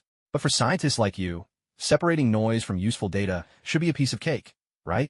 Having regained her composure, Sky stepped forward and addressed the two science prodigies. The electronic version of the audio file is in my van. Fitz and Simmons instantly slipped into their own scientific world. The stream of technical jargon flying between them was incomprehensible to everyone else, until finally, after hashing it out, they reached a workable conclusion and exchanged a triumphant grin. "Thank you so much. If we have the audio, that would be perfect." Coulson watched his team, pleased to see there was no tension among them, and managed a satisfied smile. People like Sky are exactly the type recruited by the Bureau every year. Just as big tech companies are happy to offer fat paychecks to hackers who successfully breach their firewalls. And among these mavericks, the one everyone's heard of but few have seen is the legendary Black Widow, Natasha Romanoff. As long as you're not part of Hydra, the Bureau is more than happy to work with just about anyone. But what really caught Coulson's ear was Sky's mention of her van. "I put all your equipment back in your van, just like you said. You were right. We really couldn't crack the encryption on your devices." "Let me say it again. It's a van, not a junk van," Sky retorted, clearly attached to her vehicle. "And it's totally normal you couldn't crack it. Now that we're on the same team, I don't mind telling you, my encryption system is coupled with a GPS lock. That means my van has to be driven to a specific location before you can even start unlocking it." Sky took no small pride in her little trick. After all, not even a world-class organization like the Bureau could break her encryption. Lee Chung-fong pulled out his personal terminal, tapped a few times, then held it out for Sky to see. "Agents from the Bureau have already driven your van back to the alley where it was first found. Oh, and they even gave it a full detailing, inside and out, free of charge, of course." "What? No." Sky stared at the screen on her personal terminal, looking at her old truck, so clean it practically gleamed, and let out a wail of despair. "My rugged, sexy truck has been ruined by you idiots. I made it look weathered on purpose." Watching Sky on the verge of a meltdown, Lee Chung-fong scratched his head. "So, besides being obsessed with superpowered people, you're also into restoring old trucks? I guess we just gave yours a full-on polish. Are you sure you can handle working on an entire truck with that small frame of yours?" In the end, it was Lee Chung-fong who accompanied Sky to the truck to retrieve the audio files. Originally, it was supposed to be Coulson and Wade Wilson going with her, but Lee Chung-fong volunteered for the job. Although Wade Wilson was one of the best agents in the whole Bureau, compared to Mike Peterson, the death soldier enhanced with centipede serum, he simply didn't measure up. In Lee Chung-fong's eyes, Mike Peterson's abilities were good enough for the Avengers. "So, how much longer are you going to keep watching me like this?" Sky shot a glance at Lee Chung-fong, her earlier fascination with his superpowered status finally subsiding for the moment. With a clatter, she swung open the truck door, revealing an unexpectedly intricate setup inside the battered vehicle. A dozen screens and all sorts of equipment flicker with lights, some new, some old, giving the place a distinctive wasteland punk vibe. You're still an undercover agent from Rising Tide. We haven't completely forgiven you yet, Lee Chung-fong replied with a roll of his eyes. Honestly, I wasn't supposed to be assigned to this little squad. The main reason is, after Cap was thawed out, his physical readings all came back normal, but he still hasn't woken up. Otherwise, it'd be Coulson and Cap watching over you here. What? Captain America? The one who took down Nazis with his fists and kicked Hydra into the dirt. Sky's eyes lit up with excitement, though her hands kept working over the keyboard with professional focus. I can't believe Cap is going to join this special response team. In theory, yes. But you know, after nearly a century on ice, it'll take time for him to adapt to society again. He might not be back on duty too soon. Lee Chung-fong let out a sigh. Putting himself in Cap's position, waking up from the ice after nearly 100 years must have felt like being dragged through hell. He'd crossed almost a century encased in ice, only to find himself in a world completely foreign to him. The only remnants of his past, a tattered flag and a frail, fading woman lost in the haze of old age, were all he had left. And that woman represented everything he had once fought for, and the lover he'd reunited with after so long apart. Just as the elderly Peggy Carter once held Cap's hand and told him, "Sometimes the best thing you can do is start over. We have been apart for too long. It's been too long. Love cannot be defeated by time, but it can become a lifelong regret." Lee Chung-fong wiped his face. Sometimes, when emotions run too deep, it's not necessarily a good thing. I get it. It's like when I grew up in a church-run orphanage. The nuns there gave me a name, Mary Sue Popo. After I left, I had to adapt to society like a newborn, only to realize what a truly outrageous name that was. Sky shut down her computer, pulled out the memory card, and turned back to Lee Chung-fong with a shrug. But life has to go on, doesn't it? All done. All the information you need is on here, Sky said, waving the memory card in her hand. And I went ahead and sent a message to Mike Peterson. You can handle him, right? Handle him in what way? I mean, keep him from completely losing it. Sky looked Lee Chung-fong straight in the eye, her tone earnest. He's a father with a child. Sky might be a hacker willing to bend the rules, but at heart, kindness still took the lead. Growing up as an orphan herself, she didn't want another innocent child to experience the same kind of pain. That was why she'd chosen to help Mike Peterson from the very beginning. Then you've chosen the only right path. That's good. Watch out behind you. Just as Sky looked up, she saw Mike Peterson behind Lee Chung-fong, his hand already raised. But before her words had fully left her lips, Lee Chung-fong, as if anticipating the attack, spun around in an instant. He moved first, his hand clamping down on Mike Peterson's neck. He slammed him against the wall, leaving a dent in the plaster. Who are you? Yeah, now that's the right question. Lee Chung-fong burst out laughing, shaking his head theatrically. I'm the one who's climbed 3 mountains and crossed 5 peaks. If only the sky had a handle. If only the earth had a ring. Acting head of the America Bureau and all counties around Washington. Your true hero, Lee Chung-fong. Finishing his speech, Lee Chung-fong felt a wave of satisfaction. He'd been wanting to use that line for ages. But Mike Peterson found nothing amusing in this performance. Right now, he was like Emperor Gaozong to Wu Zetian, utterly lost. He didn't understand most of the rapid-fire talk, but one word stood out loud and clear. Bureau. Sky, you betrayed us. Didn't you say you came to help me? Didn't you say those men in black suits from the government would hurt us? After being battered by unemployment, homelessness, and violence. And with the extreme instability of this centipede, a stitched-together, monstrous version of the terminal virus. Mike Peterson's fragile grip on sanity was already on the verge of shattering. And Sky, who had repeatedly claimed to help him, had also betrayed him, becoming the final straw that broke the camel's back. As a result, the sudden surge of adrenaline caused the blood vessels all over his body to glow with a bright orange-red hue. Even someone completely unfamiliar with superpowers could tell this was a sign of extreme danger. And indeed, that was exactly the case. Mike Peterson had become a walking powder keg on the verge of erupting. At that very moment, from the back of a nearby truck, a young voice, trembling with fear and worry, rang out for everyone to hear. Dad, Daddy. Just that single word was enough to pull Mike Peterson back from the brink, bringing him a brief moment of calm. Lee Chung-fong let out a sigh and gave Sky a command. Get the child out of here now. Hurry. Then he turned to Mike Peterson, his voice low and urgent. Listen to me, Mike Peterson. Your child is still here. Do you want to see him get hurt too? So calm down now. Only then can I help you. Mike Peterson continued to struggle fiercely, but Lee Chung-fong was stronger and held him down firmly. It wasn't until the final words were spoken that the struggle ceased. With the stillness came a rush of hot tears. For adults, a breakdown often happens in a single instant. Lee Chung-fong managed to restrain Mike Peterson, but now a new dilemma emerged. His abilities could easily neutralize Mike Peterson's imminent explosion, but only if he was willing to kill him. Yet he had just seen that bright-eyed little boy. Lee Chung-fong couldn't bring himself to kill a father in front of his child. At that moment, his communicator crackled to life. Hey, are you there, Lee? It's me, Tony. Carlson told me his team's run into a bit of a tricky situation, so I figured, since I had some free time, I'd lend a hand with some technical support. So, when did you start working with Carlson? Lee Chung-fong had been planning to contact his go-to-science duo for help, but he hadn't expected Carlson, wanting to be absolutely sure, would bring in Tony Stark himself. Wasn't the guy supposed to be in Metropolis, chasing after Lois Lane? Who could have imagined Carlson would just call up this playboy and actually get him to show up? You have to hand it to them. Calling in reinforcements at a moment's notice has really become a hallmark of the Bureau these days. After all, the Bureau's greatest asset now is its sheer manpower. You're working with Carlson too, aren't you? One call from him, and here you are. I just think it's easier to talk to someone who's only balding in the front, rather than a shiny, completely bald egghead. Tony Stark couldn't resist a jab, but then his tone turned.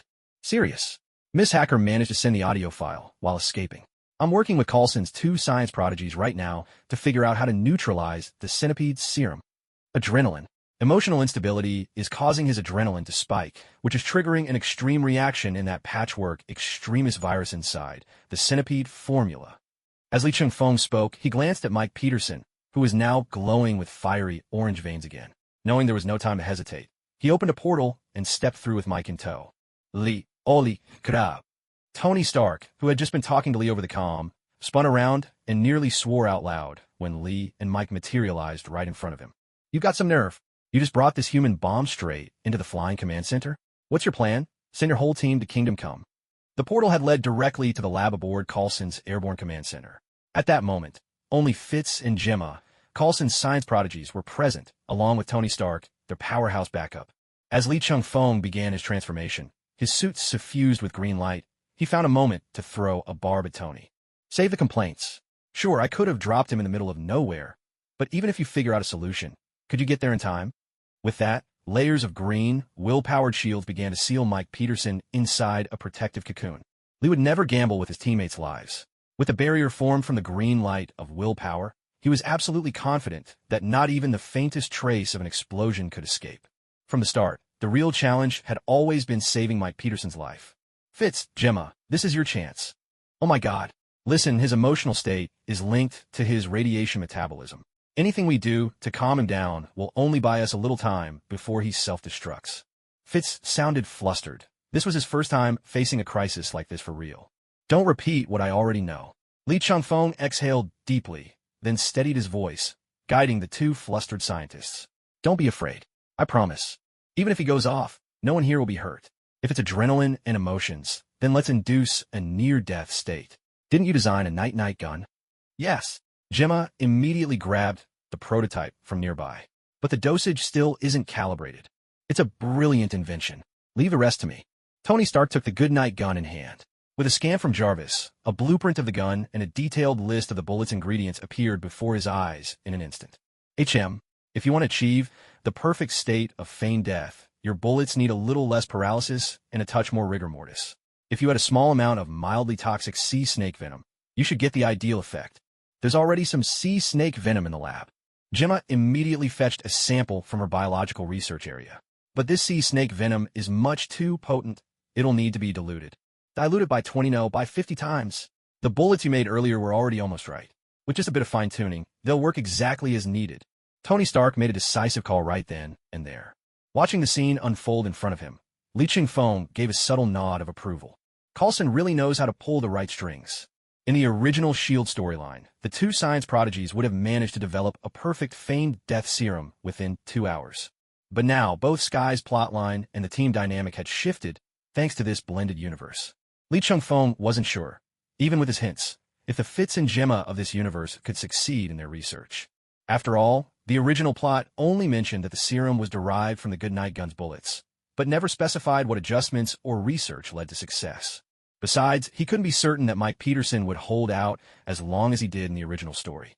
Luckily, they had Tony Stark on their side, a scientist who, at this point in history, stood at the very pinnacle of human intellect, dramatically shortening the time needed for development. Fitz and Gemma immediately set to work, following Stark's instructions. Gemma Simmons took charge of diluting the venom and began preparing the serum. Meanwhile, Fitz considered that, with Mike Peterson's physical enhancements from Centipede, they'd need a different approach. He replaced the bullet with an impact-activated one, designed to release and dissolve upon contact with the skin, entering the bloodstream through the outer tissue. Li Chingfeng was tempted to say that he could just administer the serum himself. Given his strength, compared to Mike Peterson, he could simply force-feed the serum to him. But now wasn't the time to undermine the young team's confidence and initiative. It was clear that Tony Stark had thought of the same thing, and so he held his tongue as well. Meanwhile, after Li Chingfeng's powerful suppression at the outset, Mike Peterson's emotions remained unstable. Yet, with layer upon layer of the green willpower barrier wrapped around him, all he could do was watch helplessly as everything unfolded around him. A few minutes of silence passed before Mike Peterson finally spoke up. "They call you, Lee? Are you the one in charge here?" "That's right. In this emergency, I have complete authority over everything at the scene, and I bear all responsibility." "I see. Then, can you have the Bureau look after my son? If you ask me, when it comes to caring for a child, it's always best if a father does it himself. Wouldn't you agree? Besides, there's no need to scare yourself. Our team has gathered the Bureau's top experts. We'll definitely solve the problem you're facing. Now, before we get started, I have a question for you." Mike Peterson clenched his teeth, struggling to keep his emotions in check. After a moment, he nodded with some difficulty, signaling his agreement. At that, Li Chingfeng pulled a chair over from the lab, sat down, and, adopting the tone of an interviewer, began his conversation with Mike Peterson. A man named Ben Parker once said, "With great power comes great responsibility. Now that you possess such power, are you prepared to shoulder the responsibility and accept the consequences that come with it? You may have gained abilities beyond normal human limits, but has your son? Can you guarantee that you'll always be by his side? What if someone tries to control you by kidnapping your son, forcing you to do terrible things? As far as I know, there's a supervillain called Thousand Eyes who specializes in exactly that. Do you know what he'd do to extract every ounce of value from you? First, he'd implant an electronic eye in the target to monitor and control their actions. After making you complete several missions and leaving your body battered and broken, he'd turn you into a test subject for all sorts of mechanical enhancements." With every word Li Chingfeng spoke, cold sweat streamed down Mike Peterson's face, and his breathing grew even more ragged. "I don't know anything about what you're talking about. I just know that with this centipede, I can become strong enough to do the work of 10 men at the factory. It means I can give my family a better life. So, even if that means putting your son in harm's way, you're willing to pay that price?" Li Chingfeng's final question struck deep, leaving Mike Peterson lost and silent. "I understand. Making a choice is never easy," Li Chingfeng said, patting the barrier of green energy formed by willpower. "But only by making a choice can you move forward in life. I need to provide for my family. That much you don't have to worry about.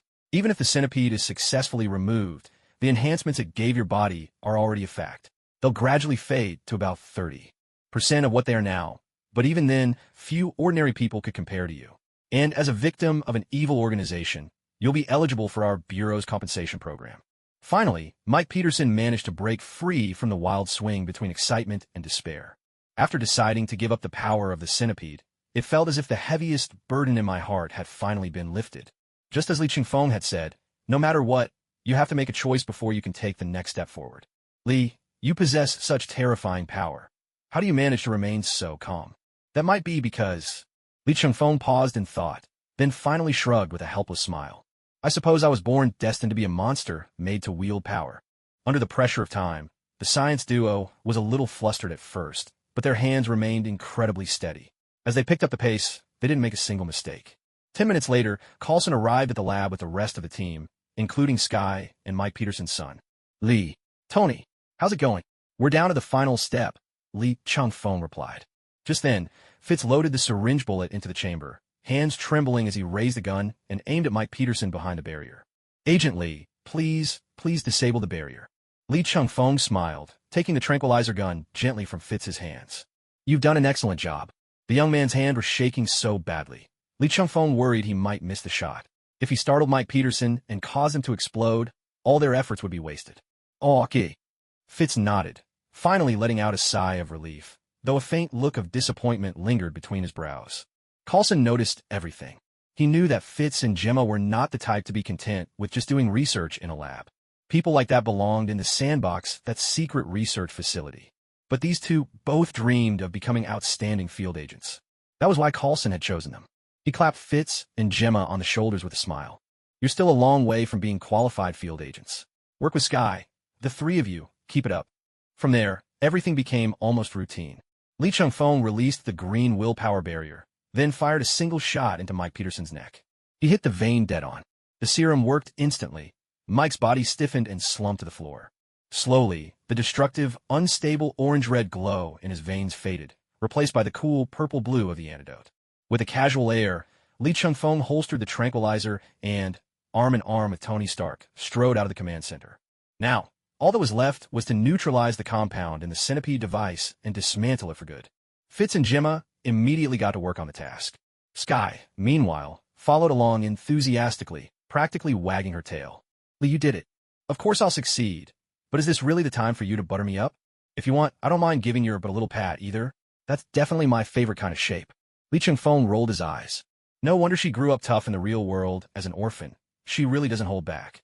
You must be Sky, right? The hacker who sent the information back. Tony Stark gave Sky a slight nod.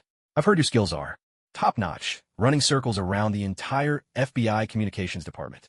Stark Industries could really use a talent like you. Interested? Before Sky could answer, a voice immediately interrupted Tony Stark's plans. Tony, could you please not try to poach my people right in front of me? Sky may have had some questionable moments, but at least a fifth of our agents at the Bureau have similar histories. Once we clear up these minor issues, she'll still be one of our reserve agents. Coulson appeared, holding Mike Peterson's son by the hand, catching Tony Stark red-handed in his headhunting attempt. He then hopped into a flashy, cherry-red vintage Chevrolet. By the way, he named the car Lola. Sky, come with me. We'll take Mr. Peterson's son to his aunt's place, Coulson said as he started the engine. On the way, I can fill you in on some things about Lee. Sky didn't hesitate for a moment before climbing into the car. Watching as Lola made a turn and disappeared down a nearby side road, Tony Stark slung an arm around Lee Chung-feng's shoulder and suggested they go for a drink. Lee Chung-feng was about to suggest they find a bar, but instead, Stark whisked him straight back to Stark Tower in New York. Incidentally, their ride was a Quinjet, one Stark had managed to unlock by having Jarvis hack the startup codes. Trust me, in a minute, Nick Fury is going to call and absolutely tear you a new one. Lee Chung-feng stretched out on the wide sofa, enjoying the sheer space of the office at the very top of Stark Tower. The Quinjet was parked in plain sight on the huge terrace. That tightwad Nick Fury refused to sell me one. I even offered double the price, and he still wouldn't agree. I just wanted to borrow it, not keep it. How is that a problem?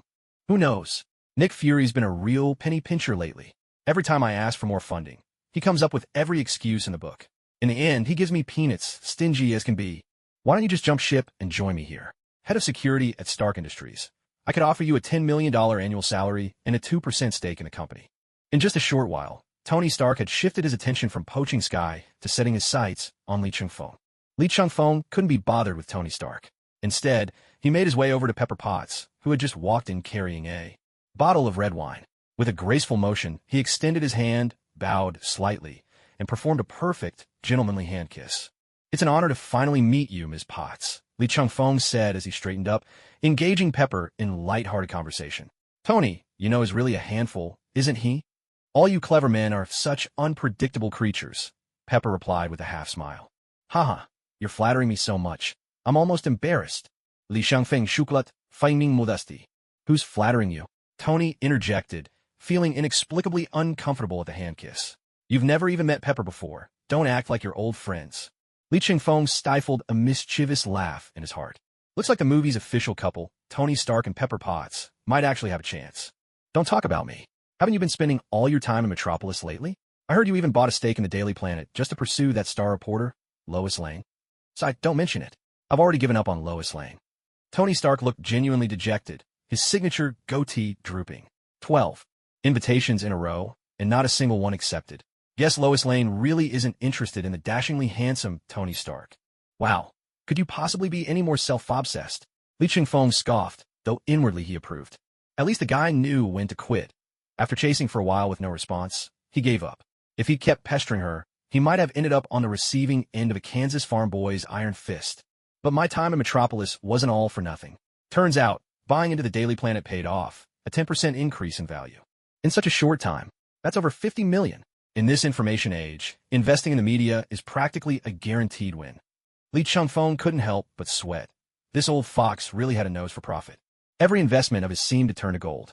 How about you try investing in Tibetan secret fat-burning tea for once? After sharing a few drinks with Tony Stark and Pepper, their small talk finally circled back to the main topic. Lee, the reason I rushed over as soon as I got Coulson's call wasn't just because of our friendship, Tony began. The real reason is that Coulson mentioned this incident is related to the extremist virus. Oh, you're interested in that? It's not me, it's the Bureau of Investigation, Tony explained, finishing his drink. Back in Metropolis, a senior agent from the Bureau kept dropping by, looking to collaborate on projects with Stark Industries, or even buy a major stake in the company at a premium. Li Changfeng's expression grew serious. Given the relationship between Tony Stark, Nick Fury, and Coulson, if S.H.I.E.L.D. truly wanted to pursue further cooperation with Stark Industries, the authorization would surely come from Nick Fury himself. Or, at the very least, he'd send Coulson to handle it. In Nick Fury's eyes, Tony Stark's importance is nothing short of extraordinary. Every time we met, he would drop hints, trying to get information about the extremist virus from me. He even offered me classified S.H.I.E.L.D. files and unreleased technology, hoping I'd find a way to improve the side effects of the virus, Tony Stark recounted, his voice tinged with suspicion. As Li Changfeng listened to Tony's account, a face gradually surfaced in his mind. At this point in time, who else would be so interested in every kind of superpower related to physical enhancement? Could it possibly be him? Tony, let me ask you something. Ask away. Nothing held back. This high-level S.H.I.E.L.D. agent you mentioned, could his name be John Garrett, by any chance? Yes. That's it. Tony slapped the table, launching into an animated explanation. That guy was obviously hiding his real agenda, speaking in riddles and half-truths. He's not someone who wants to do honest business, that's for sure. So I kept stringing him along, claiming I wasn't directly involved in the company's management, that I had to discuss everything with the board. As if I don't even have a board. Pepper's running the whole show at Stark Industries now. You sound pretty proud of yourself. Enjoying life as a hands-off boss, aren't you? Pepper scoffed, clearly exasperated. If looks could kill, she would have given that little goatee a superhero punch right then and there. Li Changfeng didn't get involved in the playful bickering between the two. He focused instead on his own thoughts. John Garrett, a level 8 S.H.I.E.L.D. agent, and at the same time, one of Hydra's top leaders. A seasoned double agent. To the world, his alias is the Clairvoyant, wielding both S.H.I.E.L.D. level 8 clearance and access to Hydra's intelligence network. Every time Li Changfeng thought about this, he couldn't help but find it almost amusing. Yet, Garrett somehow managed to play both sides, trading secrets on a global scale and getting rich off the gaps in information. He even attracted a group of devoted followers who worshipped the Clairvoyant. But, unfortunately for them, their seemingly all-knowing Clairvoyant is already living on borrowed time. In a few months, at most a year, he'll die from multiple organ failures. All because he was the original test subject for the Deathlock program. Decades ago, he suffered grave injuries and had to replace many of his organs with cybernetics. Now, he's only staying alive thanks to the extremist virus, buying himself a little more time. He's also the mastermind behind Project Centipede, seeking to dramatically enhance the human body and extend lifespan. But the experiments failed, the centipede serum proved dangerously unstable, so he chose to cover his tracks with a deadly explosion, destroying all the evidence. But unexpectedly, Li Changfeng and Coulson's team managed to save the last remaining centipede host. With his level of clearance, he must have already learned all the details leading up to this incident. So the only possibility left was to use Coulson to find out what brought him back to life. Yet Grant Ward, whom Garrett had originally placed in Coulson's team as a mole, was forcibly turned by Li Changfeng, becoming a sharp blade for rooting out traitors. Even with level 8 clearance, the mystery of Coulson's resurrection remained completely out of reach. And so now, Garrett truly found himself at a dead end. Well done, Tony. Here's what you do. Keep stringing him along, use every excuse to delay, but make sure to show a willingness to cooperate.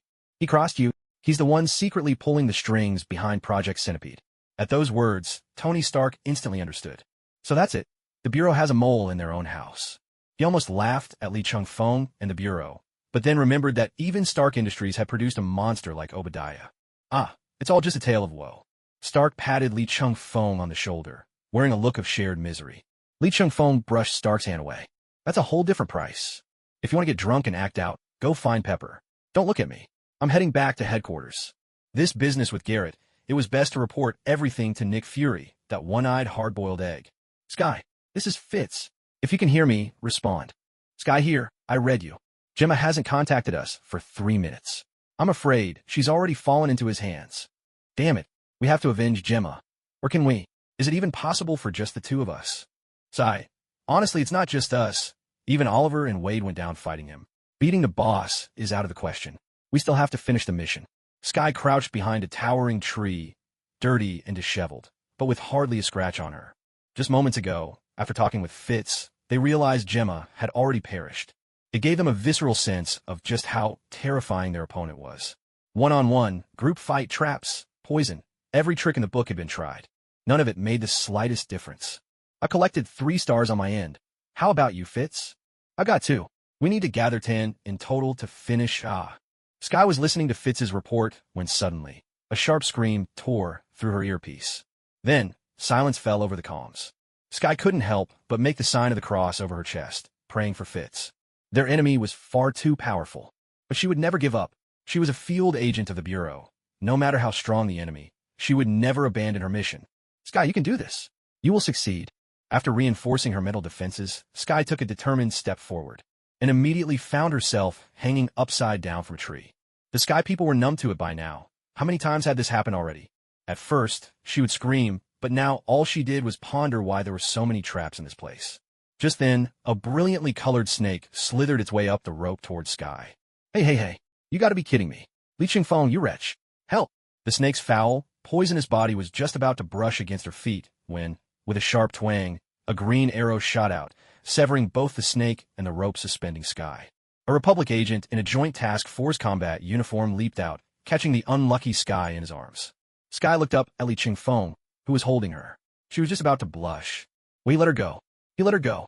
Sky, don't blame me for making things difficult for you, Li Qingfeng said, grinning at Sky, who was now rubbing her sore backside and groaning in pain. That last trap you fell into? Fitz and Gemma, our dynamic duo, set it up during the previous training session. As Sky's supervising officer, Li Qingfeng took his responsibilities seriously. While he was honing Sky's field skills, he was also giving the new recruits of Coulson's team a proper workout. He hadn't lasted long at the Bureau's academy before he bailed, but that was when he was dealing with a horde of rebellious teenagers, kids in the throes of adolescence. A group as wild as Harley Quinn's best days. But the new agents joining Coulson's team, regardless of their individual strengths, at least knew how to follow orders. Well, except for Wade Wilson, who had become addicted to slacking off. The others were doing just fine. And in Wade's case, slacking off was literal. He spent most of his time wrestling with that river, even though they'd been training in this deserted rainforest for nearly a month. You know how I am. Always one for payback.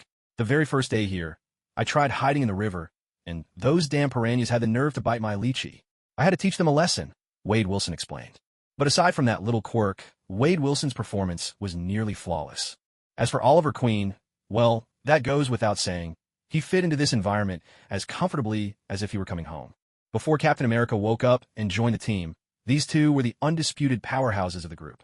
As for the other 4, let's just say they still had a long road ahead. Among them, Sky was actually in the best shape, thanks to her orphan background and years of playing cat and mouse with the Bureau. Fitz and Gemma, on the other hand, they simply didn't have much innate talent. Still, through sheer perseverance, they would probably reach a passable level in the end. Barry Allen, your athletic ability is really impressive, to say the least. Li Qingfeng just couldn't figure out, how could Barry Allen, the future Flash, have such terrible athletic coordination? He was slow and clumsy, completely out of sync. Could it be just to create a stark contrast with his future self? Detective Ali, I know where I fall short. I'll keep working on it. Hearing this, Li Qingfeng could only cover his face, unable to respond. But this kid had such a noble character. No wonder he's the conscience of the Justice League. He was genuinely moved. After savoring the moment, Li Qingfeng opened a portal leading straight to the headquarters of the Joint Task Force. Although none of you have ever beaten me, nor have you successfully completed a star collection mission and delivered it, considering that I might be a bit too powerful for you, I hereby declare, this tropical rainforest field training camp is officially a success. With those words, he gave each of them a swift kick, sending them all through the portal. Returning to the long-missed 31st floor and seeing the ever-diligent faces of the black and white eggs at their desks, Li Qingfeng couldn't help but call out. Well, look at you two old-timers, busy as always. Come on, cough up those gold coins. I see you've been getting more and more disrespectful lately. Nick Fury looked up, his one eye filled with a deep sense of grievance as he stared at Li Qingfeng. That look, I'm not interested in either men or black guys. Do you have any idea how insane things have gotten at the Joint Task Force lately? And you lot. Star Squad's off on tactical maneuvers, and Coulson's team is deep in the jungle for field training. If I hadn't sent Maria and Natasha to back up Coulson just in time, Melinda would have come storming in here to settle the score with me. Li Chingfeng flopped down on Fury's expensive leather sofa and gave the black and white egg a look as if he was watching a pair of fools. I may have kept a low profile lately, but I've been monitoring my personal terminal the whole time. Nothing major's happened, just a few minor biozombie drops, and not even a single BOW. Deployment. Most of the time, those little monsters from the Academy just happened to pass by and cleaned up the mess for you. So, it never occurred to you to assign them some actual missions. They're not mature enough yet. At the mention of the Academy kids, the white egg finally looked up, dark circles under his eyes. The black egg probably had them too, but his skin tone helped hide it. Not mature enough doesn't mean not strong enough. And there's always a way to force them to grow up, Li Chingfeng said with a devilish grin. Just reward them with credits for every mission completed. I guarantee they'll become your best agents. Li Chingfeng really was a bit ruthless, not even sparing child labor. But it was a brilliant idea. The black egg and white egg exchanged a glance, just a fraction of a second, and instantly reached an unspoken agreement. Anyway, these rowdy kids have endless energy to burn. What's the point of making us middle-aged and older folks run around after them? At worst, we could just assign an agent from each team to oversee the process.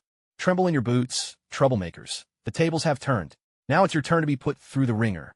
Anything else, old man? If not, I'll be on my way. As team captain, it's agony to be away from my crew for so long. I can't wait to get back. Hold your horses. I got a mission for you. It was only then that Nick Fury remembered the real reason he'd called Li Chingfeng over. He actually had a task for him.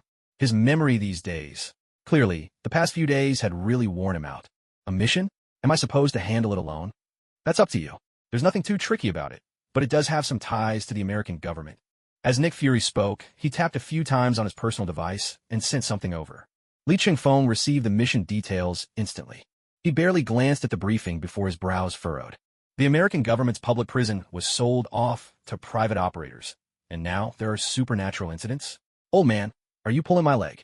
Why would I joke about this? Do I look like a man with too much free time? I'm so busy I wish I could split my one good eye in two.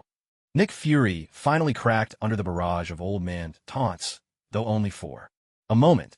He quickly regained his composure. It might not sound like much, but the thing is, we've already sent 4 agents to investigate.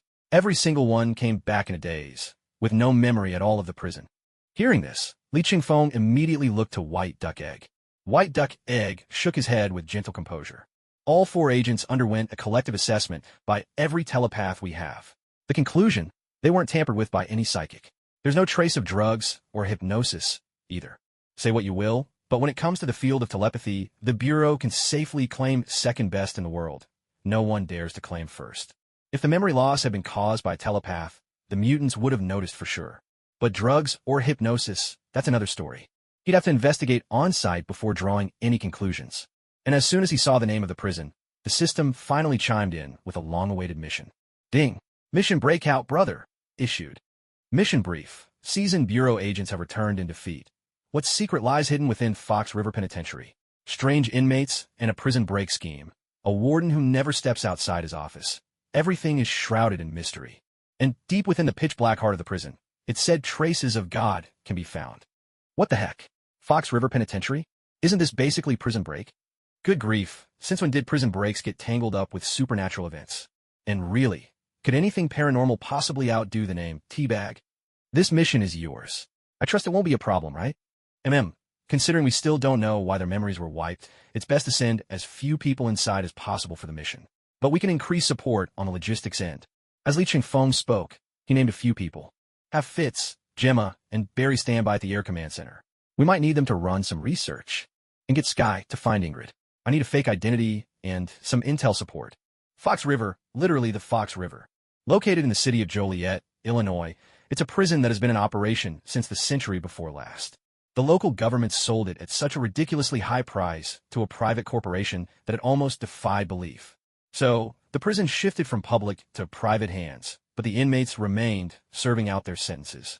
As everyone knows, in America, that magical land, institutions like hospitals and schools are generally better when privately run. Prisons are no exception.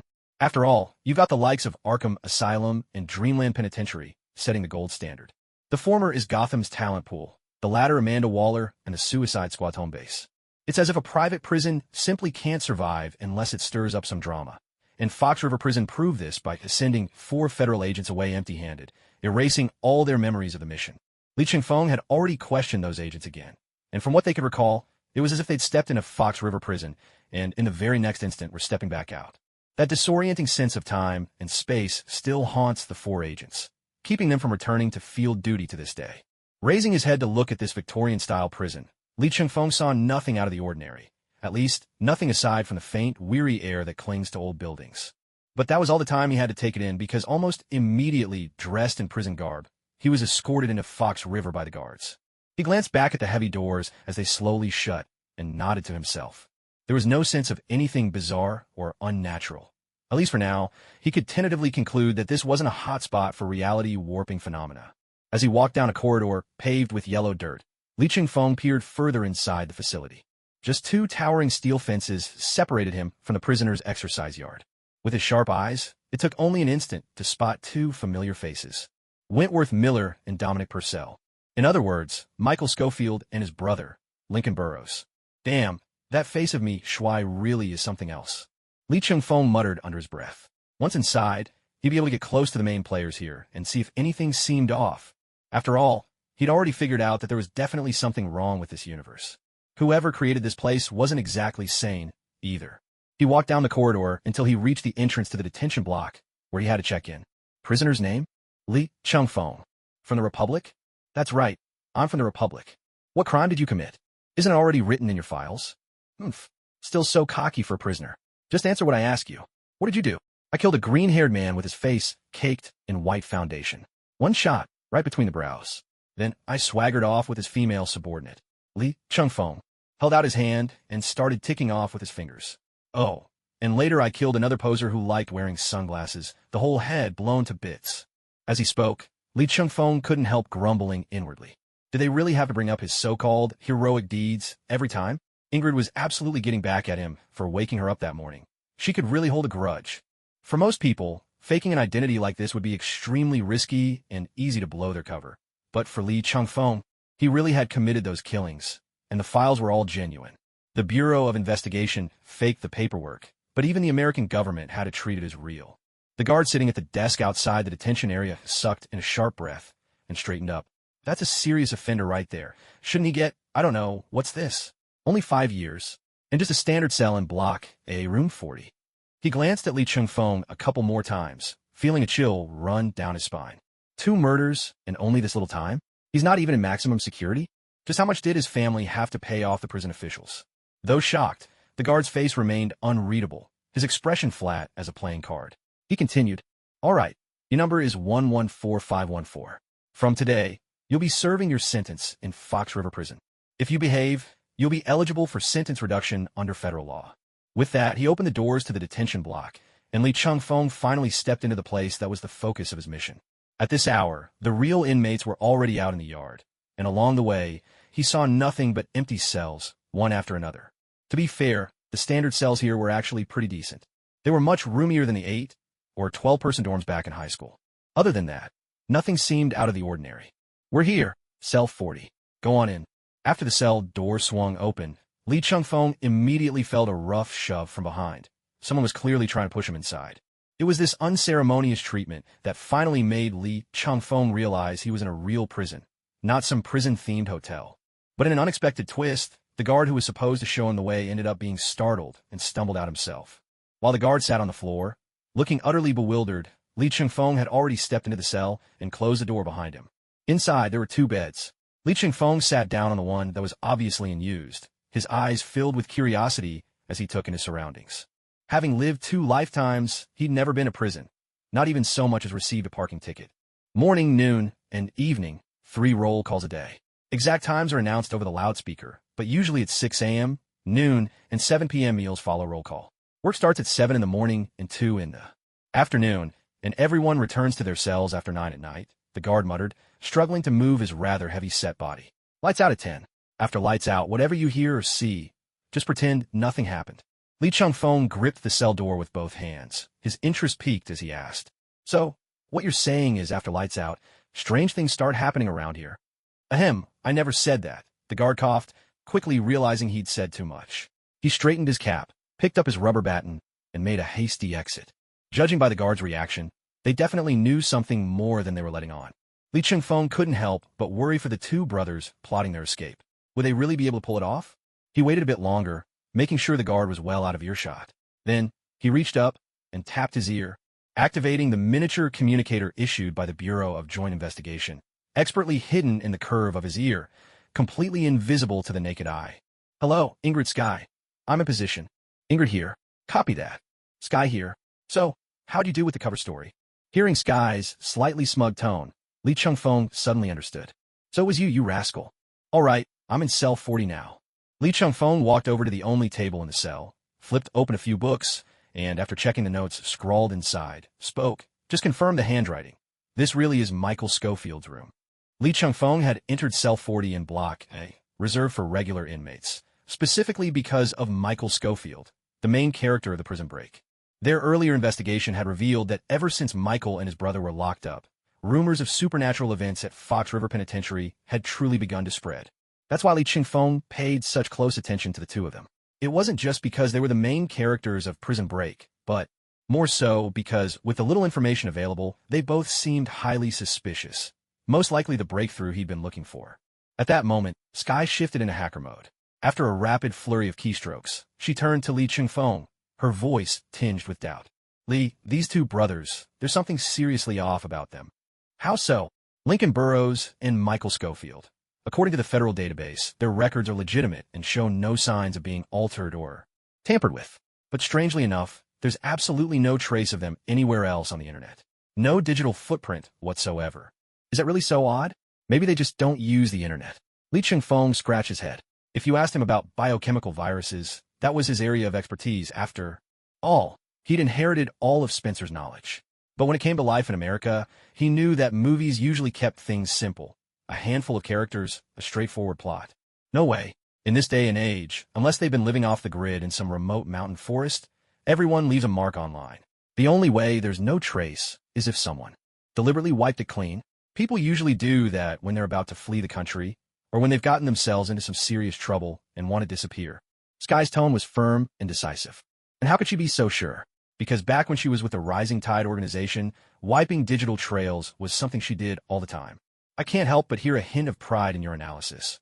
Li Changfeng leaned against the desk, continuing, "So what do you think is really going on with these two brothers?" "Replacement. Identity replacement." Ingrid jumped in. Even though the rumors of supernatural incidents only began after the two of them entered Fox River Penitentiary, I've done the most thorough cross-check on local information. Turns out a year ago, there were already whispers that Fox River Penitentiary witnessed a divine revelation, with a vessel of the gods descending from the heavens. And coincidentally, 1 week later, the Rogers Group acquired the entire facility from the Illinois state government. Li Changfeng was momentarily stunned by this revelation. That timing was just too much of a coincidence, wasn't it? But what caught his attention even more was the rumor about a vessel of the gods descending from the heavens. If this were any other universe, and the authorities treated such a rumor as a legitimate clue, Li Changfeng would have cursed them for believing in fairy tales. But here, that might actually be the most crucial piece of information yet, possibly even more important than the brothers' true identities. Li Changfeng had a strong hunch that everything happening at Fox River Penitentiary was somehow connected to this so-called divine vessel. Don't forget, the mission briefing did mention traces of God at the deepest level of the prison. It looks like tonight, I'll need to investigate the entire Fox River Penitentiary myself. I've already hacked into the internal surveillance system of Fox River. I can take control at any time, but the cameras only cover the maximum security blocks. There's no surveillance in the death row area. Wait, the inmate's yard time is over. All right, let's end the call for now. Li Changfeng reached out to switch off the communicator, then picked up the book on the table again and began to flip through its pages. After reading 3 pages, a shadow stopped right outside the cell. "Who are you?" "I'm your new cellmate, Li Changfeng. Pleased to meet you, Mr. Michael Schofield." Li Changfeng put down the book and nodded courteously to the other man. "The Interpretation of Dreams. Truly an excellent book. I didn't expect a structural engineer to be so interested in psychology." "You are my new cellmate?" Michael Schofield furrowed his brows in that signature, melancholic way of his. To be honest, Even though Li Chengfeng was as straight-laced as they come, looking at that face, he couldn't help but marvel. A blend of features from 10 different nations. This face really lives up to all the hype. Hello, I haven't properly introduced myself yet. Li Chengfeng stepped forward, clasping the other man's hand in both of his. Li Shengfeng. I'm here because I killed 2 people. A murder. Schofield stared at the bright-eyed, cheerful young man before him, his gaze full of suspicion. No matter how you looked at it, this simply wasn't the demeanor of a killer. Unless, of course, this person had never considered murder a crime at all. That can't be right. Someone who's killed 2 people should be in a maximum security block at least. Shame on me. Really, not landing the high-risk wing is my own fault. Li Chengfeng replied, wearing a look of deep remorse. Blame it on me stuffing too much money under the table. Ended up with just a 5-year sentence. Even someone as guarded as Schofield found his mouth hanging open, wanting to say something but swallowing it back down. He had already sensed something off about the man before him. There was a distinct air of instability to him. Please, just don't mess up my plan. In a prison as strange as this, even the tiniest bit of trouble could cost you several times more to resolve. Well, let's just try to get along, Schofield replied, forcing a half-hearted smile. But Li Chengfeng, seemingly oblivious to the tension in the room, leaned over and whispered to him. I already know the truth. Schofield had to fight the urge to punch his new cellmate right in the face. Know the truth, my foot. Did you miss out on the entire internet era? Or something? Who still uses such ancient memes these days? The official entry into the prison happened during recreation time. That window between 12 noon and 1 in the afternoon. For the next half day, Li Chengfeng seemed to shadow everything like a ghost that clings to your back. He never sat directly beside Schofield, yet within 5 steps, Li Chengfeng was always there. Throughout, he maintained a courteous and gentle smile. To most people, it was as refreshing as a spring breeze. But to Schofield and the Lincoln brothers, that smile was nothing short of unnerving. Damn it, what's up with this lunatic? Should I just take him out? Burn him to ashes and be done with it? Did you even hear the words that just came out of your mouth, Lincoln Burrows? Schofield glanced at Lincoln with a placating look, but his tone didn't sound like the devoted brother who'd go to prison just to save his sibling. Instead, it carried the weight of a superior reprimanding a subordinate. And when he called his brother by his full name, he put particular emphasis on every syllable. Hearing his brother use his full name, Lincoln actually calmed down. Yet the simmering anger and violence in his eyes were impossible to mask. He burned with the desire to reduce this man from the Republic, Li Chengfeng, to nothing but ashes. But remembering the reason they had come to this prison, he forced himself to endure. And this entire scene wasn't just observed by Li Chengfeng. It was also displayed in real time on the giant screen in the mobile command center in the sky. Having taken full control of all electronic systems in Fox River Penitentiary, Ingrid Hannigan and Sky operated the onboard terminals, documenting every moment captured by each camera. Coulson's entire team now sat before the monitors, watching Li Chengfeng's mission unfold from start to finish. Even with Agent Li's abilities, playing your cover convincingly is crucial in a completely unfamiliar environment. Coulson said, eyes never leaving the screen, his voice instructive as he addressed his team behind him. Remember, you're not reckless soldiers, nor lone peacekeepers, and certainly not superheroes leaping around in skin-tight suits. You are agents of the Joint Task Force. Your top priority is to complete the mission and neutralize the threat. The team didn't reply, but a voice brimming with righteous energy rang out from behind. That's right, kids. Use your strengths wisely, but don't ever become dependent on them. Everyone turn around. A blond young man in a leather jacket was walking toward them. Coulson's team exchanged glances. There was something faintly familiar about him, but they still couldn't place him. Yet Phil Coulson sat bolt upright, springing from his chair, his right hand repeatedly rising, falling, and reaching forward. He couldn't decide whether to offer a handshake or a salute. Ardol. Oh no, sir, welcome back to the team. I'm not anyone's commanding officer. Right now, I'm just a clueless kid who woke up from the ice. Call me Steve. Steve Rogers, Captain America, wasn't wearing his iconic uniform, nor did he have his vibranium shield with him. He simply walked over empty-handed and took a seat beside Coulson. Then he turned and shook hands with Melinda May, his manner earnest and respectful. I heard you were personally recruited in a shield by Peggy Carter. That's right, sir. Director Carter made an exception and brought me in a shield when I was just 7 years old. When you have a moment, would you come with me to visit Peggy Carter? As you wish.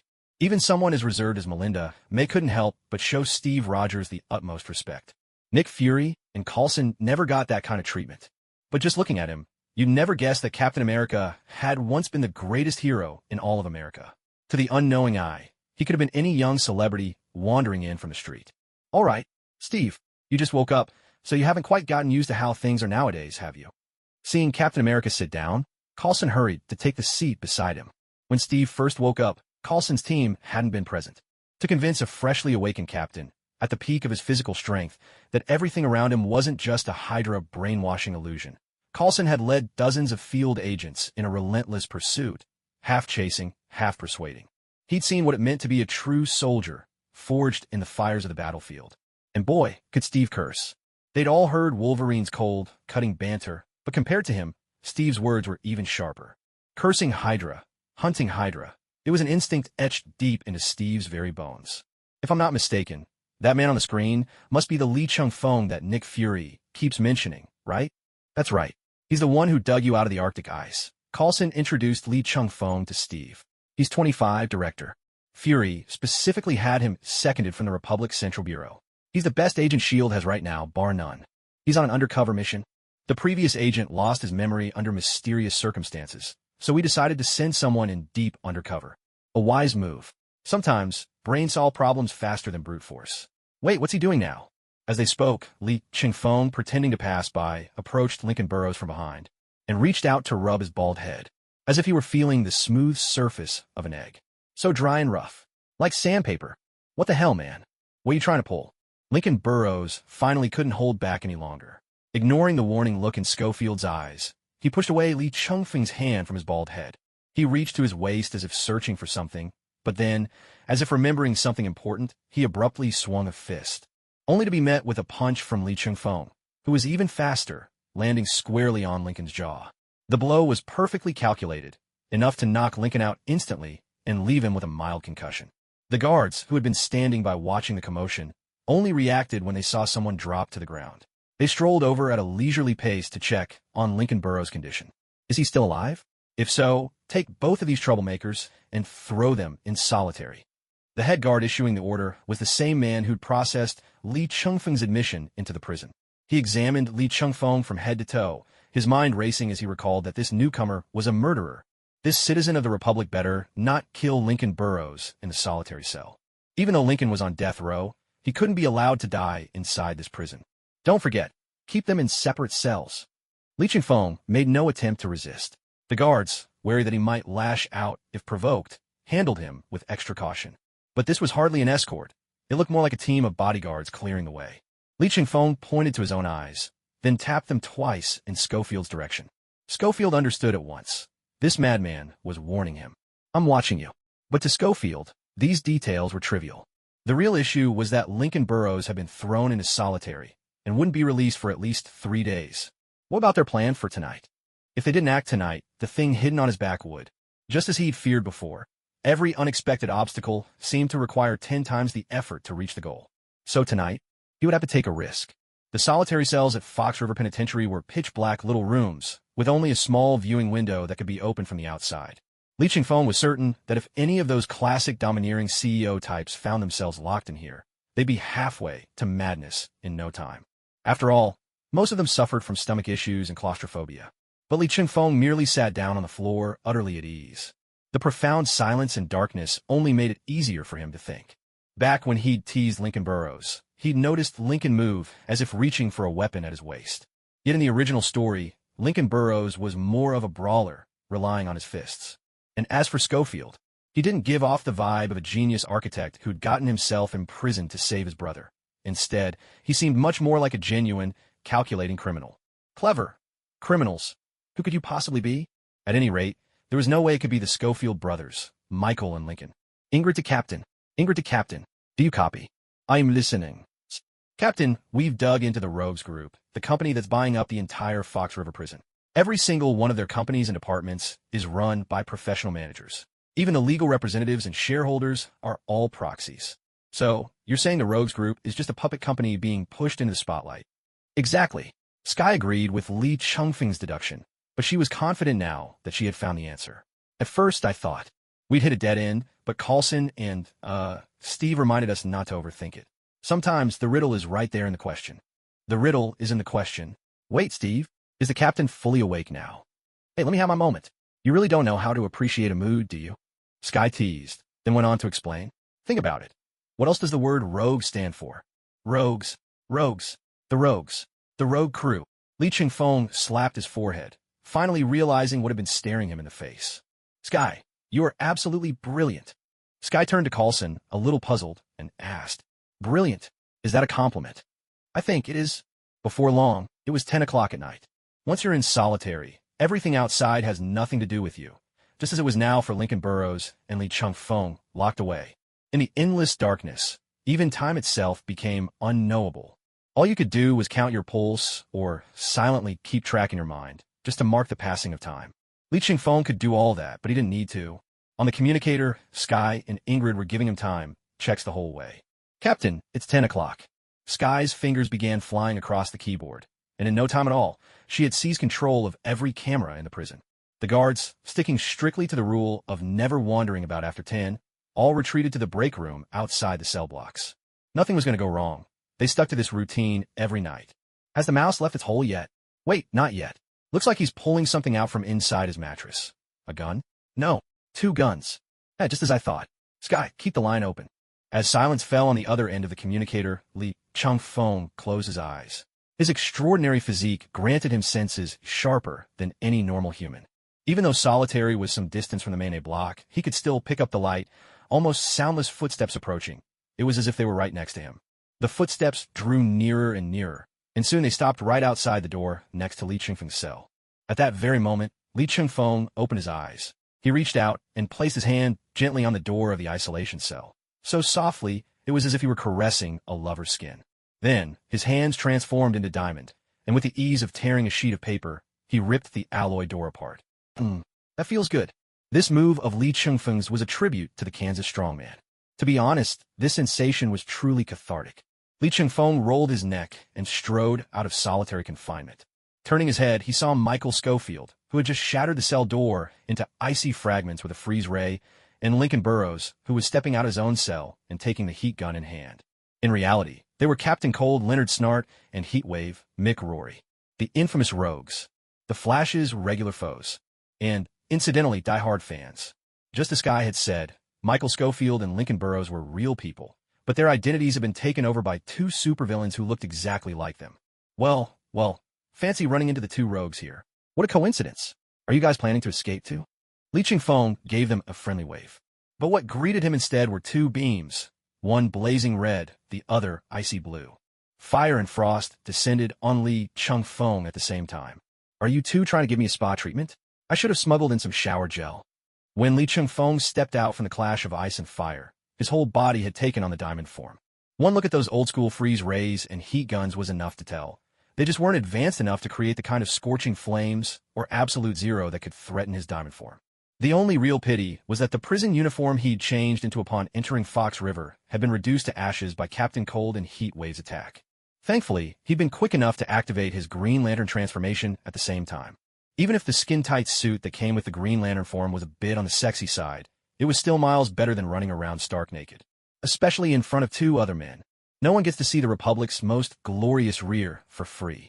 Who are you? Gotham? Star City? Or someone from Hell's Kitchen? Snart demanded, unable to place Li Chingfeng and guessing he must be from one of the cities where the rogues had rivals. He really hoped it wasn't Gotham. While Joker and his crew had been laying low lately, the rest of Gotham's crazies were scary enough as it was. And most importantly, the maniacs from Gotham never negotiated. Well, strictly speaking, I'm here on behalf of Washington, Li Chingfeng replied, putting on an air of mystery. It was rare to come across a villain or hero so out of the loop, and he hoped he could keep his identity hidden until the very last moment. That's the special zone. After all, aside from Hydra, what kind of villain would be foolish enough to set foot there? Hush, don't ask. I'm doing this for your own good. Li Chingfeng's figure flickered, and in a flash, he disarmed both Captain Cold and Heatwave. Snart looked at Li Chingfeng and couldn't help but sigh. Then he raised both hands in surrender. The gesture was so practiced and smooth, it was almost second nature. Why isn't your gang holed up in Midtown like usual? What are you doing all the way out here in Illinois? You even went so far as to buy out the entire prison at a hefty price. We don't know anything. Mick Rory replied in his low, gruff voice. He didn't raise his hands, but now that he was weaponless, he understood there was no way he could take on this man before him. Turning into Diamond? Who could possibly stand up to that? No, you do know. You must know. Li Chingfeng didn't hesitate. He conjured a shimmering green sword of Damocles from his willpower, holding it right above Mick Rory's head. It was clear that Snart and Rory were betting that Li Changfeng was unfamiliar with the place. And in truth, he was, but as long as these two, who knew even more, were afraid of dying, that made things much easier. I'll give you 5 seconds. Tell me why you're here, and who hired you. We really... 5. What are you trying to explain? No matter what you say, the clock is ticking. 4. Our employer is a blonde British bastard in a trench coat who's always got a cigarette in his mouth. He drew a magic circle on my back to store the legendary artifact that supposedly fell here recently. At last, Snart abandoned his usual measured cadence and, speaking faster than he ever had in his life, sold out their employer. A blonde Brit in a trench coat. So you two were hired by Constantine, that scumbag? That's right. Constantine is obsessed with that artifact that fell from the sky.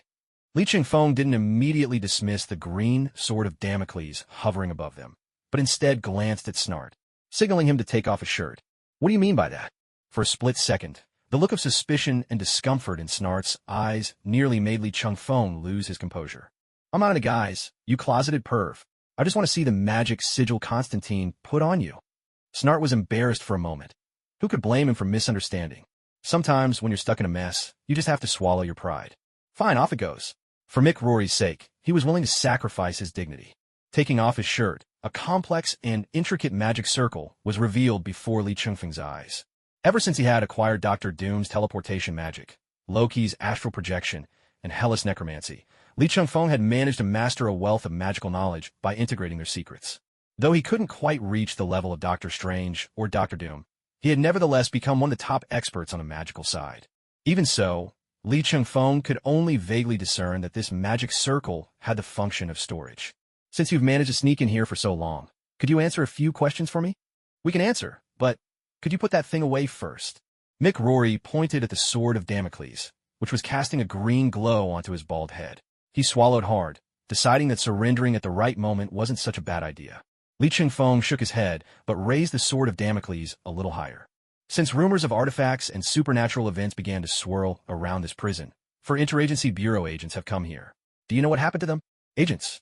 Snart and Mick Rory exchanged glances. You mean those guys in black suits who were summoned to the warden's office? They just went in, then came back out. Nothing happened. Nothing at all. Honestly, even if something did happen, we wouldn't know. That warden has never once left that tower-like office of his. Li Changfeng fronat. Right, the mission briefing had also mentioned that peculiar warden. It seemed he'd have to meet the warden if he wanted to solve the agent's memory loss. But what exactly was this so-called vessel of the gods? After pondering for a moment, Li Changfeng decided to deal with the artifact first. After all, the warden was a die-hard shut-in, unlikely to leave his office. He could save that for last. Just as Li Changfeng was about to speak, Snart quickly raised his index finger to his lips.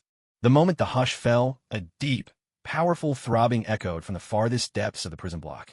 A heavy, rhythmic pulse, like the beating of an unimaginably massive heart.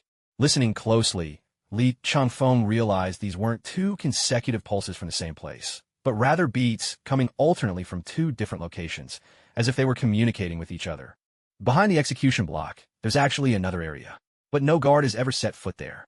It's as if they're deliberately pretending that place doesn't exist. Mick Rory pointed toward a passage shrouded in dim, flickering light, a corridor that seemed less an ordinary part of the prison and more like the gullet of some enormous beast. The so-called rule about ignoring any noises after 10 o'clock, no matter what you hear, just pretend nothing happened, refers to these 2 sounds that will ring out right on time. All right, let's get moving then. And so, Snart and Mick Rory had no choice but to take the lead, heading into the unknown path ahead. The prison gate, which had never been opened before, was pulled open effortlessly by Li Changfeng. There had still been a hint of life in the maximum security wing, but the moment they stepped into this area, it became utterly deserted. Only the pulsing sound in their ears grew clearer with every step. Eventually, they passed through a corridor, and suddenly the space opened up into a vast, circular hall. In the very center was a deep crater, as if left by a meteorite. Without warning, Snart seemed struck by a sudden illness. He slid down into the heart of the crater, and the closer he got to the center, the brighter the magical sigil on his back glowed. Finally, completely spent, Snart dropped to his knees before the artifact, and the magic array on his back was fully activated. It was only then that Li Changfeng realized he had misread the situation entirely. This wasn't a storage magic circle. It was a reverse storage magic circle, which meant, in a burst of brilliant light, a figure emerged from the magical sigil on Snart's back. With a sharp click, he lit a Marlboro cigarette. Taking a deep drag that burned away half the stick, he exhaled with the weary satisfaction of an epic smoker, then lifted his head with a jaded air. Good evening. I am John Constantine. As for this super-powered fellow here, wherever he came from, too bad. This artifact belongs to me now. So, you don't know who I am? Li Chingfeng was a bit taken aback, but he still asked the question, even though it felt completely out of place. Are you some third-rate opera performer from the Republic? Why would I know you? I haven't got a single coin on me to toss in your hat. Despite Constantine's scathing sarcasm, somehow, in Li Chingfeng's eyes, the man seemed almost endearing in this moment. Once again, he couldn't help but marvel. At last, he'd run into two opponents who weren't completely up to speed on the news. Being recognized by everyone isn't all it's cracked up to be. Yes, perfect. Not knowing me is absolutely ideal. Li Chingfeng almost wanted to give Constantine a round of applause. Honestly, with Constantine's level of magical skill, uncovering his identity would have been child's play. But right now, the so-called artifact had completely blinded him to everything else. Captain Cold, Snart, was gasping for air on the ground, which was odd, given that this short distance shouldn't have left someone with his physical conditioning so exhausted. The answer had to be this so-called magical sigil on his back. So what am I supposed to be exactly? A taxi? Mr. Snart, don't look so grim. Constantine grinned at Snart as he spoke. How could you be a taxi? You're definitely a 5-star hotel. Only, every time you open the exit to your pocket dimension, it drains most of your energy. Don't worry, at most you'll just be stuck lying in bed at home for a few months. Li Chingfeng raised an eyebrow. From their exchange, he more or less pieced together the truth. That scoundrel Constantine must have been hiding in the pocket space behind Snart for at least half a year. He wasn't completely cut off from the world, but at best, he'd only kept in touch with folks from the magical community. Did he not realize Li Chingfeng was doing just fine? But honestly, whether Constantine was here or not didn't matter much to Li Chingfeng. What truly amazed him was how this jerk always managed to be the first in line when it came to freeloading magical gear. No matter how many legendary artifacts he snagged, he still wasn't a match for the Demon Nero. Confidence might be the 7th item in an ADC's arsenal, but for Constantine, shamelessness was his cure-all. Even without any artifacts, those infernal creatures from hell couldn't really do much to him. Could they? Just then, Michael, who'd been left behind by Snart and Li Chingfeng, came stumbling over, calling out to Snart. Snart, are you still alive? Damn it, ever seen a corpse wheezing like this? But isn't that a wizard with you? Who knows if he's making you talk from beyond the grave? I've seen it in books and anime. Don't treat fiction as fact. Is our situation any less ridiculous than fiction right now? A guy who can shoot green light and a wizard, sure, they had some skills, but at the end of the day, they were still human. What were they even doing here? Playing chicken with their own lives? Michael tried to keep Snart talking, hoping to stall for time and let him catch his breath so they could get out of there fast. But Li Chingfeng gave him a swift kick, sending him sprawling and clutching his side in pain. Saw the reflex. The only reason Li Chingfeng had the leisure to mess with Michael was that he'd already figured out what that artifact truly was. So, everyone, it's been a pleasure meeting you. Now Constantine is going to reclaim his artifact, open a dimensional portal, and make his grand escape. With an over-the-top flourish, Constantine gave Li Chingfeng a theatrical bow, then strode confidently toward the artifact sitting at the very center of the crater. He bent down, reached out, and grinned triumphantly. Then, putting a little too much effort, he lost his balance and toppled over. Ha! That's what you get for showing off. Fishing for minnows, and you hooked a great white instead, huh? Li Chingfeng didn't hesitate to mock Constantine mercilessly. With a character like him, how could he possibly dream of wielding Mjolnir, the hammer of the god of thunder? An ordinary person simply wouldn't be able to lift it. If it were up to Constantine, he'd probably get struck by 81 tribulations for even trying. Letting him fall flat on his face would be letting him off easy. But why is Thor's hammer, Mjolnir, here in a place like this? Li Chingfeng scratched his head. By rights, shouldn't that big oaf Thor still be in Asgard? Though Loki did once mention he'd sent Thor a distress signal. But in this world, when does help ever arrive the instant you call for it? Especially with how thick-headed Thor is, and how Asgardians as immortals barely notice the passage of time. Making it on time would be a miracle. That's what Li Chingfeng had thought. But now, there was Mjolnir sitting not far away. And judging from Constantine's utter failure to budget, despite all his strength, chances are it's the real deal. Constantine certainly isn't dumb enough to grab a divine artifact with his bare hands for no reason. If the hammer's already here, then can the god of the hammer be far behind? Like they say, every deadly poison has its antidote within 5 steps. Every genius strategist finds their rival close at hand. Where Mjolnir lies within 5 steps, that blonde giant can't be far off. Li Chingfeng cast a glance at the tightly shut door at the end of the hall. Oh, Loki, who would have thought you're actually the favorite child in Odin's whole family?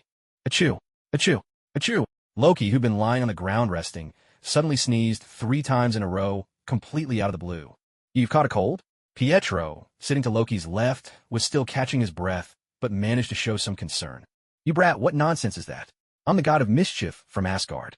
I'm not even human, you know? Sure, I look human on the outside, but inside, I'm built completely differently. If an Earth virus could make me sick, then Earth would be doomed for the next extinction. So someone must be talking about you. Wanda, to Loki's right, was also exhausted, but she kept manipulating scarlet magic energy in her hands, twisting a Rubik's Cube. This was a technique Loki, renowned across the 9 realms as an assassin mage, had taught her, a way to better train her control over magical energy. Huh? Talking about me? And where did you pick up that old wives' tale? I saw it on Hella's phone. The Chinese internet is magical, prophecy, and fortune-telling. You can find it all online. 1 sneeze means someone's cursing you. 2 means someone's missing you. 3 means someone's talking about you. So you believe the internet over me, Loki, the guy who calls the shots in the Guardians of the Galaxy? Loki rolled his eyes. Ever since Li Chingfeng brought these 2 little troublemakers home, he hasn't bothered with them at all. In reality, he's left the job of looking after these 2 superpowered brats entirely to someone else.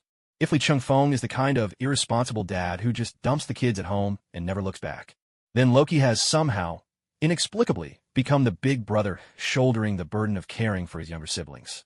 This past month, he's truly exhausted. He's finally begun to understand what it must have felt like for Thor and Odin, always scrambling to clean up after his messes. Can you really be the boss of the Star Squad? If you're so powerful, can you get Big Sis Hela to hit me one last time today? You know how ruthless she is. My little body can't take it anymore, Pietro complained, his face twisted with misery. Loki rolled his eyes with a look that screamed, I can't even.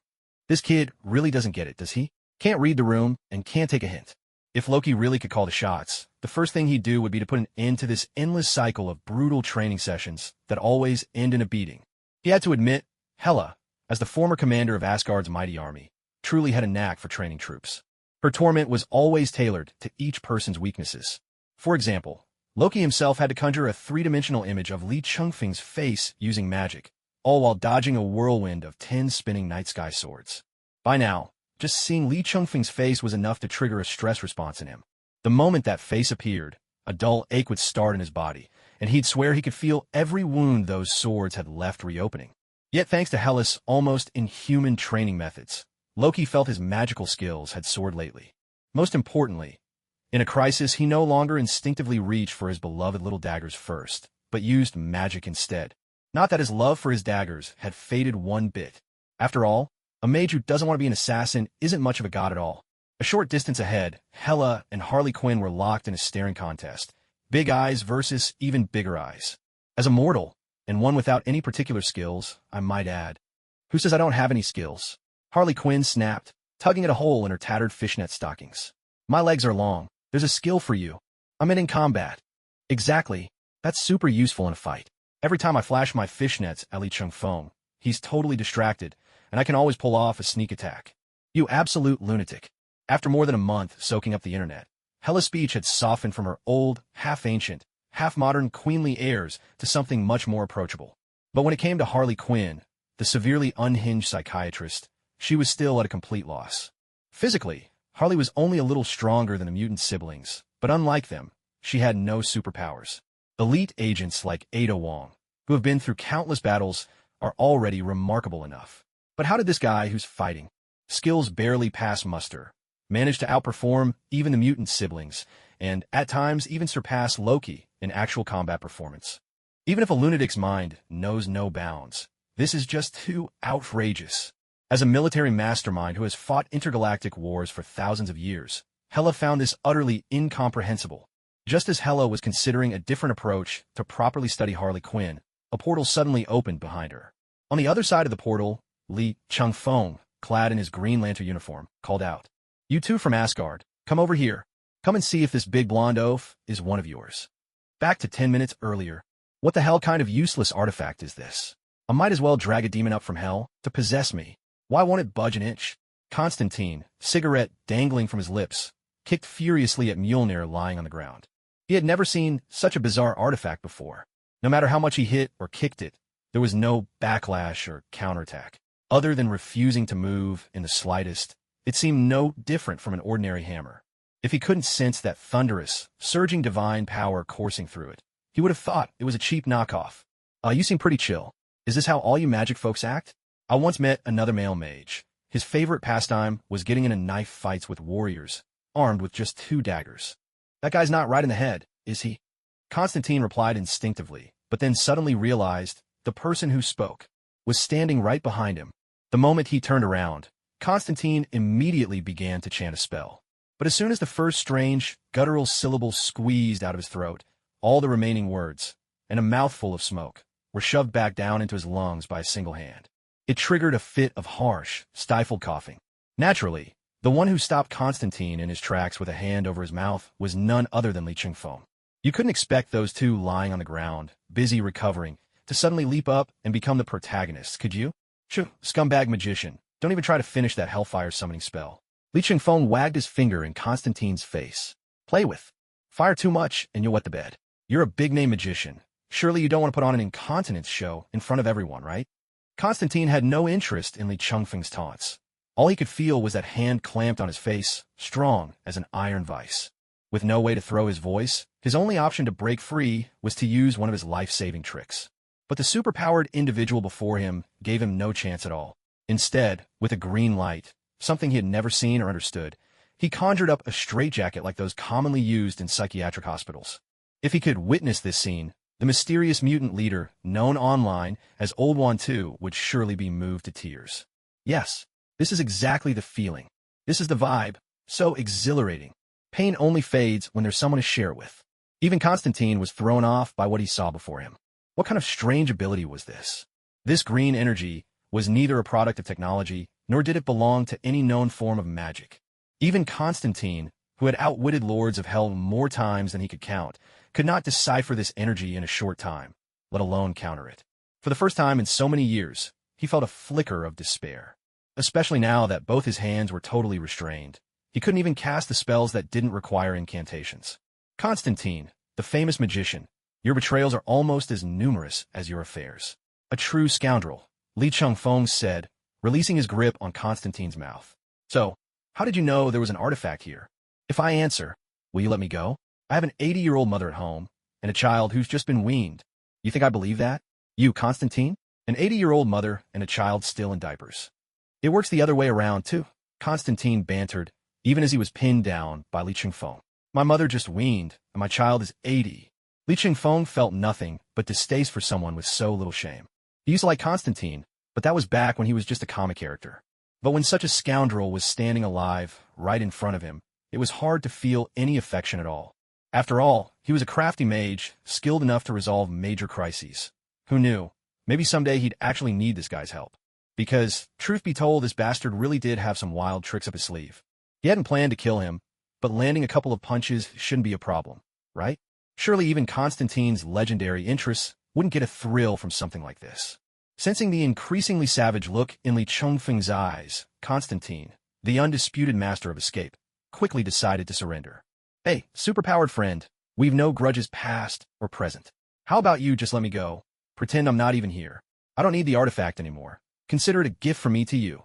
For our first meeting, Li Chingfeng was a bit surprised, because Constantine had said all that in impressively fluent Mandarin. You speak Mandarin too? I once spent quite a long time on an island in the southern seas of the Republic, a place they call Purgatory. Constantine offered a seemingly bashful smile. Speaking of Purgatory, I made a good friend there, and now he's an elite agent at the Bureau of Joint Investigation. We're very close. If I ever went missing, he'd turn the whole of America upside down just to find me. What a masterful choice of words, lowering his guard with conversation, seeking mercy while making a subtle threat. If Li Chingfeng were truly just an ordinary superhuman with no connections, someone who'd even been sent to prison, he might actually have been intimidated. But as luck would have it, that wasn't the case at all. This friend you speak of wouldn't happen to be an archer named Oliver Queen, would it? You've heard of my brother's reputation? Well, that makes things much easier. Let me go. The artifact will still be yours. Wait, what are you doing? Li Chingfeng didn't bother listening to his chatter any longer. Instead, he removed his communicator and switched it to speaker mode. Sky, is Oliver there? He is. He is. Sky's voice rang out from the other end. Not just Oliver. Actually, our whole team is watching your mission right now. It's just a pity there's no surveillance where you are. Don't worry about that. Just have Oliver say a few words. Li Chengfeng pressed her, and 2 seconds later, a deep, magnetic male voice came through the speaker. Agent Lee, is there something you need? There's a British magician in a yellow trench coat standing in front of me. He claims you two went through hell together and became friends back in purgatory. Purgatory? British? Magician? Don't tell me it's that bastard Constantine.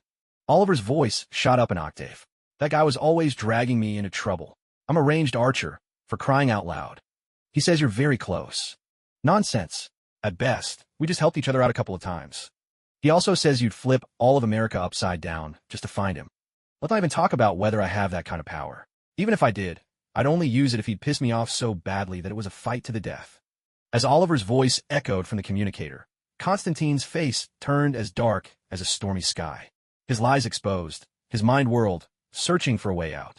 Now, it was clear who the man before him really was, an agent at the Bureau of Joint Investigation, and not just any agent. Even someone as proud as Oliver showed him a certain respect. Ahem, ahem. So you're an agent with the Bureau as well. Constantine suddenly put on a tone of regret and righteousness. Looks like we're on the same side after all. Just a case of friendly fire. You're full of crap. Li Chengfeng didn't believe a single word coming out of this guy's mouth. But Constantine wiggled his hips in a fawning manner and said, "Loosen up a little, will you? My liaison bureau credentials are in my pants pocket. Be careful when you check. Don't grab anything weird." Judging by the look on his face, Li Chengfeng clearly didn't buy the story. Still, he eased up some of the green light restraint and took the credentials as claimed. Just from the cover, they did appear to be liaison bureau credentials, though not from the main American branch. Although the liaison bureau is a unified agency, each major power has its own headquarters, and naturally, the credentials differ. The American headquarters badge bears a bald eagle on its cover. The British headquarters has a lion and shield. But on Constantine's credentials was an emblem Li Chengfeng couldn't be more familiar with a dragon. Damn it. Constantine is holding credentials from the Republic's own liaison bureau. Who would dare forge credentials from the Republic headquarters? Li Chengfeng smiled wordlessly, then pulled out his own ID. The identical emblem instantly froze Constantine's smile. How could he be a member of the Republic's headquarters? Now, a Republic agent is arresting a Brit in America. Forging liaison bureau credential? Even if I wanted to let you off, I couldn't. When this is over, you'll be sitting in a cell for at least a decade. With that, Li Chengfeng gave Constantine no further chance to protest, expertly sealing his mouth with that glowing green willpower. Then he tossed him aside. By this time, Michlery had recovered from Li Chengfeng's kidney punch and made his way down into the pit. He was about to help up Schnatter, but instead, a Constantine bound in glowing green light was thrown right at his feet. Li Chengfeng spotted Michlery as well and gave a casual shrug. You and Schnatter aren't going anywhere. There's still plenty you haven't explained. Li Chengfeng warned them, then gestured to Constantine on the ground. But you can take out your frustrations on him. Consider it a little warm-up for life in prison. Schnatter yelled, "Quick, don't help me up, hit him. Start by breaking that obnoxious British nose of his." Li Chengfeng ignored Michlery's angry shouts, Schnatter's encouragement, and the strangely delighted screams coming from Constantine. He stepped forward to try lifting Thor's hammer, Mjolnir, and failed. There's definitely something wrong with this hammer's recognition system. I've got top-tier character, and even I can't pick it up? Sure, I like sneaking glances at Sister Wong's and Harley's legs, but my character is second to none. Yeah, it's got to be the hammer's fault. Li Chengfeng grumbled in dissatisfaction, but he didn't dwell on it. Instead, he made his way to the cell at the very end. The door was just an ordinary iron door, yet it was covered with an intricate web of magical symbols. When Li Chengfeng tried to break them down, he realized they were all designed to suppress divinity. They had no effect on ordinary people, but for someone like Loki, an alien being imbued with divine energy, stepping inside would sap his strength and strip his powers down to almost nothing. To put it in perspective, it was like a devil fruit user rendered powerless by Seastone. In other words, there really was a god imprisoned here. And with Mjolnir lying in the pit, the identity of this god was practically self-evident. Without a second thought, Li Chengfeng casually tore open the iron door and stepped inside. Sure enough, at the very center of the magical array stood a towering, golden-haired figure with the bearing of a deity, looking, in his present frail and haggard state, remarkably like Su Jinjiang. A weakened Thor did resemble Su Jinjiang even more. After erasing the magical array, Li Chengfeng decisively opened a portal, ready to hand Thor over to the squad, and conveniently bring a whole team over as well. Because at the very moment the array was wiped away, he could sense it.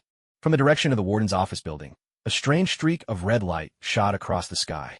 With the portal now open, the first to dash through and arrive inside Fox River Prison wasn't Hela, goddess of death, nor Loki, god of mischief, those as guardian deities, but rather Ada Wong.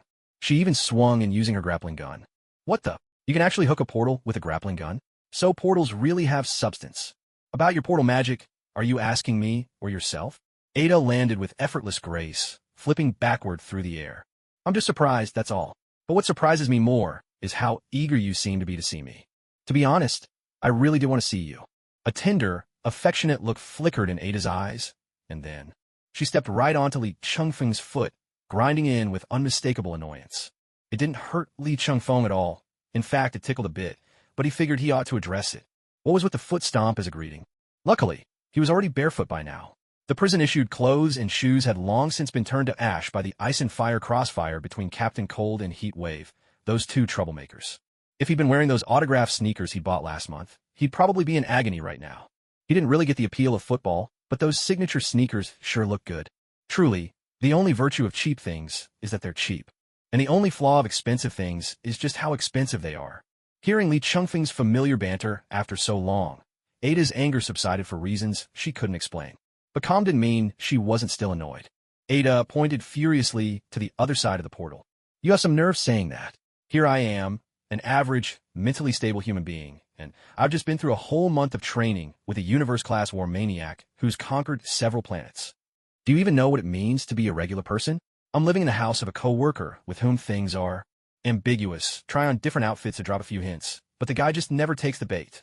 Then, I have to manage a team I barely care about, and on top of that, I'm left to handle an endless pile of paperwork all on my own. For crying out loud, there isn't a single normal person in this team who can share the paperwork with me. And even after being driven to this pathetic state, I still have to train. And not just with anyone, but with an Asgardian goddess who's using her real strength. I only make 5 figures a month, and saving the world is part of my daily routine. But now I'm practically throwing my whole life into this. With this salary, it'd take me ages just to save up for a simple grappling gun. Why am I risking my neck for this? Ada Wong's tirade finally snapped Li Changfeng back to his senses. Come to think of it, she wasn't wrong. Back when Hela suggested training an army from Midgard, he'd agreed without a second thought. At the time, he'd figure it wouldn't hurt to put these superhumans through some drills. But he'd completely overlooked Ada, who, compared to the others, was just a normal person. He'd never really seen Harley Quinn as normal. For starters, her physical limiter seemed to be completely off, thanks to her, let's say, unique mental state. While she might not truly surpass human limits, her strength, speed, and flexibility were all far beyond what any regular agent could manage. This woman had to be one of the universe's true children of fate. If this world was really the creation of some eccentric comic or novel writer, Harley Quinn would definitely be one of the main characters. Even the highest authority at the American Federal Bureau considered her the closest thing I've had to a daughter. Bruce Wayne, Batman himself, had called her one of my rare, true female friends. She was also a senior to the Kansas powerhouse, a fellow alumna of Lois Lane, and judging by how she chatted with the big guy, Harley might even have played matchmaker for him and Lois. With a resume like that, who wouldn't be impressed? Even the two old hands, Nick Fury and Amanda Waller, who'd seen just about everything, couldn't help but suck in a breath when Li Changfeng reported Harley's latest background info. To put it bluntly, Harley Quinn could rally an army to conquer the world right now, and odds are she'd actually pull it off. Yes, that was my oversight. Placing you among all these superpowered people wasn't exactly fair. Even so, I'm still the warrior who's earned the highest assessment score from that Asgardian goddess in the past month. Ada rolled her eyes. Just because I complain doesn't mean I'm incompetent. After venting to Li Changfeng, she felt a lot more balanced inside. Then, as she surveyed her surroundings, her gaze landed on the golden-haired Su Jinjiang, sitting cross-legged in the center with his eyes tightly shut. She spoke up, puzzled. Who is this guy? And where exactly are we? Oh, for crying out loud. I was so busy listening to your complaints that I completely forgot the main business. Li Changfeng deliberately put on a fierce expression and glared at Ada. Ada, this is a serious work blunder. How could you get so chatty with your superior that you made your superior forget what he was supposed to do? Your mistake is grave. When you get home after work, change into some white stockings and let your superior have a proper word with you. And remember, use titles while on duty. With that, this rather shameless man spun around and slipped through the portal. At the moment, he didn't even bother to say anything to the team members, who were lined up neatly on the ground, catching their breath. Instead, he called out to the siblings, Hela, goddess of death, and Loki, god of mischief. You two from Asgard, come over here. Come check if this big blonde fool is one of your folk. My word, look at him, just a pair of underwear on, snoozing face down in the deepest cell of Fox River Prison. If he were wearing even a bit more, or a bit less, I'd at least think he was normal. So you're saying all Asgardians are a bit off in the head? Loki muttered as he got up and walked to the portal. Honestly, I can't even disagree. Asgardians, myself included, aren't exactly the picture of sanity. Li Chungfeng shot Loki a surprised glance. Well, Loki could already think this rationally at a time like this. His emotional stability was almost unsettling. Looks like that Kansas brute's soul-shaking, worldview-bending beatdown really did the trick. My queen, what did you mean by what you just said? Hela was dressed in intricately patterned battle armor, not unlike what she wore when she broke free from her seal, but this set was clearly no cheap imitation. She strode straight toward Li Chungfeng, exuding both the commanding presence of a queen and the compassion unique to a goddess. The dual roles gave this tall and commanding woman an aura that was both regal and divinely merciful. The sheer force of her presence made Li Chungfeng feel a mountain of pressure. What's this about a big blonde fool? Are you showing off that uncanny ability of yours again, picking up strays everywhere you go? You call that an ability? Li Chungfeng pressed his forehead and let out a bitter laugh. Do you think I want to deal with all this? It just happened. I've already checked. He's definitely from Asgard. I have some guesses about who he is, but we'll need Loki to confirm. With that, Li Chungfeng turned and walked back to the other side of the portal. Hearing Li Chungfeng's words, Hela actually found it rather fascinating. Brother, isn't Midgard a bit too strange? Yet another Asgardian shows up? Don't ask. There's always something mysterious going on in Midgard, Loki replied with a look of utter nonchalance. Don't forget, even you, big sis, somehow ended up sealed here by father, didn't you? That's true. If you think about it, we're all part of this abnormal mess, aren't we? Hey, not me. I made a careful decision, and with nothing but my silver tongue, I struck a deal with that mad titan called Thanos. I'd invade Midgard, and he'd lend me his army, an entire legion of interstellar mercenaries. And in the end, weren't you effortlessly defeated by that so-called human god, Clark Kent? Hela shot back, mercilessly, as she strode into the portal. Big sis, please, don't be so harsh on your little brother.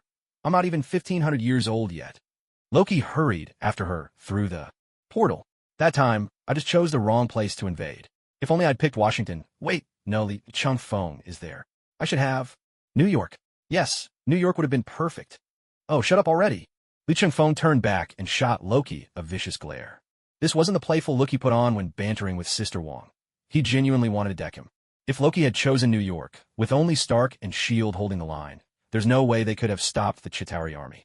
If that had actually happened, Li Chungfeng could guarantee one thing. He'd make sure Loki's head was delivered to Odin personally. You just dodged a bullet, you know that? Li Chungfeng said, giving Loki's shoulder a firm pat. Come here, take a look, see if this guy rings any bells. Remind you of that brother of yours, the one you're not related to by blood, but share the same twisted logic with. Loki froze for a moment, then hurried over to take a look. The moment he saw the golden-haired Su Jinjiang's face clearly, he was stunned. Then, he started patting the man's head and burst out with hearty laughter. Ha ha, Thor, it really is you. I can't believe you ended up like this. My dear brother, what on earth happened to you? Why are you practically naked and sticking your butt out? I heard that in Midgard's prisons, they all have a thing for handsome men like you. Hela, however, was even more direct. Without a hint of mercy, she stepped right over Thor's backside and strode to the other side to study the intricate magic circle on the ground. To be honest, Hela wasn't particularly interested in this blood brother she'd never met before. In fact, she felt an instinctive aversion to this sibling who so closely resembled Odin in his youth. In contrast, she much preferred Loki, the somewhat rebellious frost giant, as a brother, though in many ways, his inner nature was far more like Odin's. But unexpectedly, with just that one kick, Thor let out a muffled groan and slowly regained consciousness. The first thing he saw was Loki. Loki, you bastard! How dare you trick me with a fake distress signal? Who tricked you? I really was caught by a terrifying enemy. All right? I spent an entire year in a cell designed to suppress magic. Loki bristled with indignation at his brother's accusation. True, he'd often pulled the old crying wolf prank on Thor in the past, and he'd probably do it again in the future. But that one time when he sent the distress call, he'd meant it with all his heart. That was a message sent across the universe. Who in their right mind would go to such lengths just to prank their own thick-headed brother? And besides, you didn't come to save me. Look at how things turned out. We're the ones who rescued you. Hearing this, even Li Changfeng, brazen as he was, found Loki's shamelessness a bit much this time. Since Thor was now here in Midgard, it meant that after receiving his brother's distress signal, even if he suspected that this might just be another of Loki's god of mischief tricks, he still rushed over from Asgard, just in case something really had happened to his brother. Truly, what a loving brother, willing to drop everything at a moment's notice. I'm starting to ship these two, honestly. Thor, oblivious to Li Changfeng's teasing, ambiguous glance, continued to vent his frustration at Loki. You were imprisoned for a whole year? And in an anti-magic cell? Then look at me. I've also been locked up here for a year. Take a look at these magic circles. They're designed specifically to suppress divinity. 50 of them layered together. Every day I have to wait until exactly 10 at night just to gather a sliver of power, barely enough to resonate with Mjolnir and nudge myself a tiny bit outside the circle. And you, my brother, one of the finest sorcerers in all the 9 realms. How am I supposed to believe you weren't the one who set up this magic circle and cell to trap me? At this, Li Changfeng finally understood. It was simple. Thor had rushed from Asgard to save his brother and ended up imprisoned himself. For a whole year, he believed it was Loki's doing. Now that he saw his younger brother again, he realized that he had been wrong before. His brother truly was reaching out to him for help. So, even though he was still complaining about his brother, deep down, he felt an unusual sense of relief, even happiness. This time, his brother hadn't lied to him. Since acquiring the primeval Green Lantern ring, he could only wield the green light of willpower, but his perception of other emotions had also become much keener. Li Changfeng could clearly sense that Thor was in high spirits at that very moment. So much so that he didn't even care that he was standing there in nothing but his underwear. Honestly, aside from their faces, these two brothers were exactly alike when it came to their stubborn pride. With that thought, Li Changfeng turned his attention back to Hela. If pride really was a family trait, he wondered if this tall, commanding woman also had a hidden, unexpected charm. Sundra types might go out of style, but they always left a lasting impression. Right then, the goddess of Asgard was fully focused on examining the magical array that Li Changfeng had destroyed. Divinity suppression, magic inhibition, physical weakening, nightmare loop. So, Hela, what did you find? Other than the array for suppressing divinity, the rest are ordinary magic circles. Nothing out of the ordinary. The key is this divinity suppression array. Without it, even this blonde weakling would have escaped his predicament in no time. I don't know where this suppression magic comes from, but I'm certain it wasn't created by any magician. It's the work of some higher being. Hela turned around, her brows knit in concentration, and strode toward Li Changfeng. Once again, she stepped right over Thor, who was still sprawled on the ground. But this time, Thor was fully awake. Hey, how rude can you be, woman? I am Thor Odinson, the firstborn of Odin, father of the gods, the god of thunder of Asgard, and the future king of Asgard. Hela looked at her clueless, golden-haired brother and couldn't help but frown. The firstborn? The future king of Asgard? Hela snotted. Do you think you're the first to hear such a promise? What do you mean by that? Who are you really? Oh, my foolish little brother. You really know nothing, Thor Odinson. The moment Li Changfeng heard those words, he felt a surge of conflicting emotions rise in his chest, neither going up nor down. In the end, he found the perfect target to vent his frustration on. Even though Loki had sensed that something was wrong the moment Li Changfeng started glancing around, he was still a step too slow. In a flash, the Queen of the Gods, as proclaimed by their eldest sister, had grabbed him firmly by the shoulder. My dear Queen of the Gods, what can I possibly do for you? Loki tried to wriggle free from the hand gripping him, while changing the subject with practiced ease. Oh dear, Wanda and Pietro. Those two little rascals, they're still waiting for me. And there's Harley, too. We've all run over to the portal. Aren't you worried she'll end up being a bad influence on the Maximoff siblings? Do you really think running away will help now? When Hela suggested training you all, I must have warned you a dozen times. The hand clamped firmly on Loki's shoulder tightened its hold, so much so that even Loki, with his Asgardian resilience, could hardly bear it. Don't let Hela get addicted to her phone and social media. Did you hear what she was saying just now? Naruto, Game of Thrones, she's mixing up stories to the point of nonsense. Your Majesty, let me explain. You know what my elder sister is like. As the undisputed crown prince and commander of Asgard's armies, if I actually had the ability, or the nerve, to keep her in line, would I have ended up signing a 250-year employment contract with you under equal parts trickery and threat? Loki certainly felt wronged. Don't be fooled by his usual bravado. When it came to Hela, in her eyes, he was nothing more than a nuisance. If he behaved, he was the model little brother, always following his big sister's lead. But if he ever entertained rebellious thoughts, then he was nothing more than a lowly half-blood frost giant. So, ask him to keep an eye on Hella? He'd rather attend Harley Quinn's deranged counseling sessions at the Bureau every single day. Luckily, as the god of mischief, with a mind and body uniquely constructed for cunning and manipulation, he was mostly immune to insanity. Otherwise, he'd have to find a way to catch a bout of madness, just to keep up the act. While Loki was being dealt with by Lee Chung-fong, Thor on the other side was starting to lose his composure as well. What? Are you saying you're actually my elder sister? Odin's firstborn in the truest sense? Commander of Asgard's armies and the crown princess? No, you heretic, you fiend. Don't you dare try to deceive me. It seems peace has lasted too long.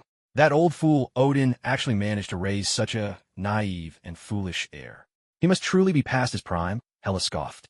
She had been observing Thor closely, trying to fathom how this man could have ever taken her place as crown heir. Yet, despite herself, Hela found that she rather liked this blood-related brother. Back in her day, many of her best warriors had been just like Thor, simple-minded, but brave and resolute. Even she had never disliked people like that.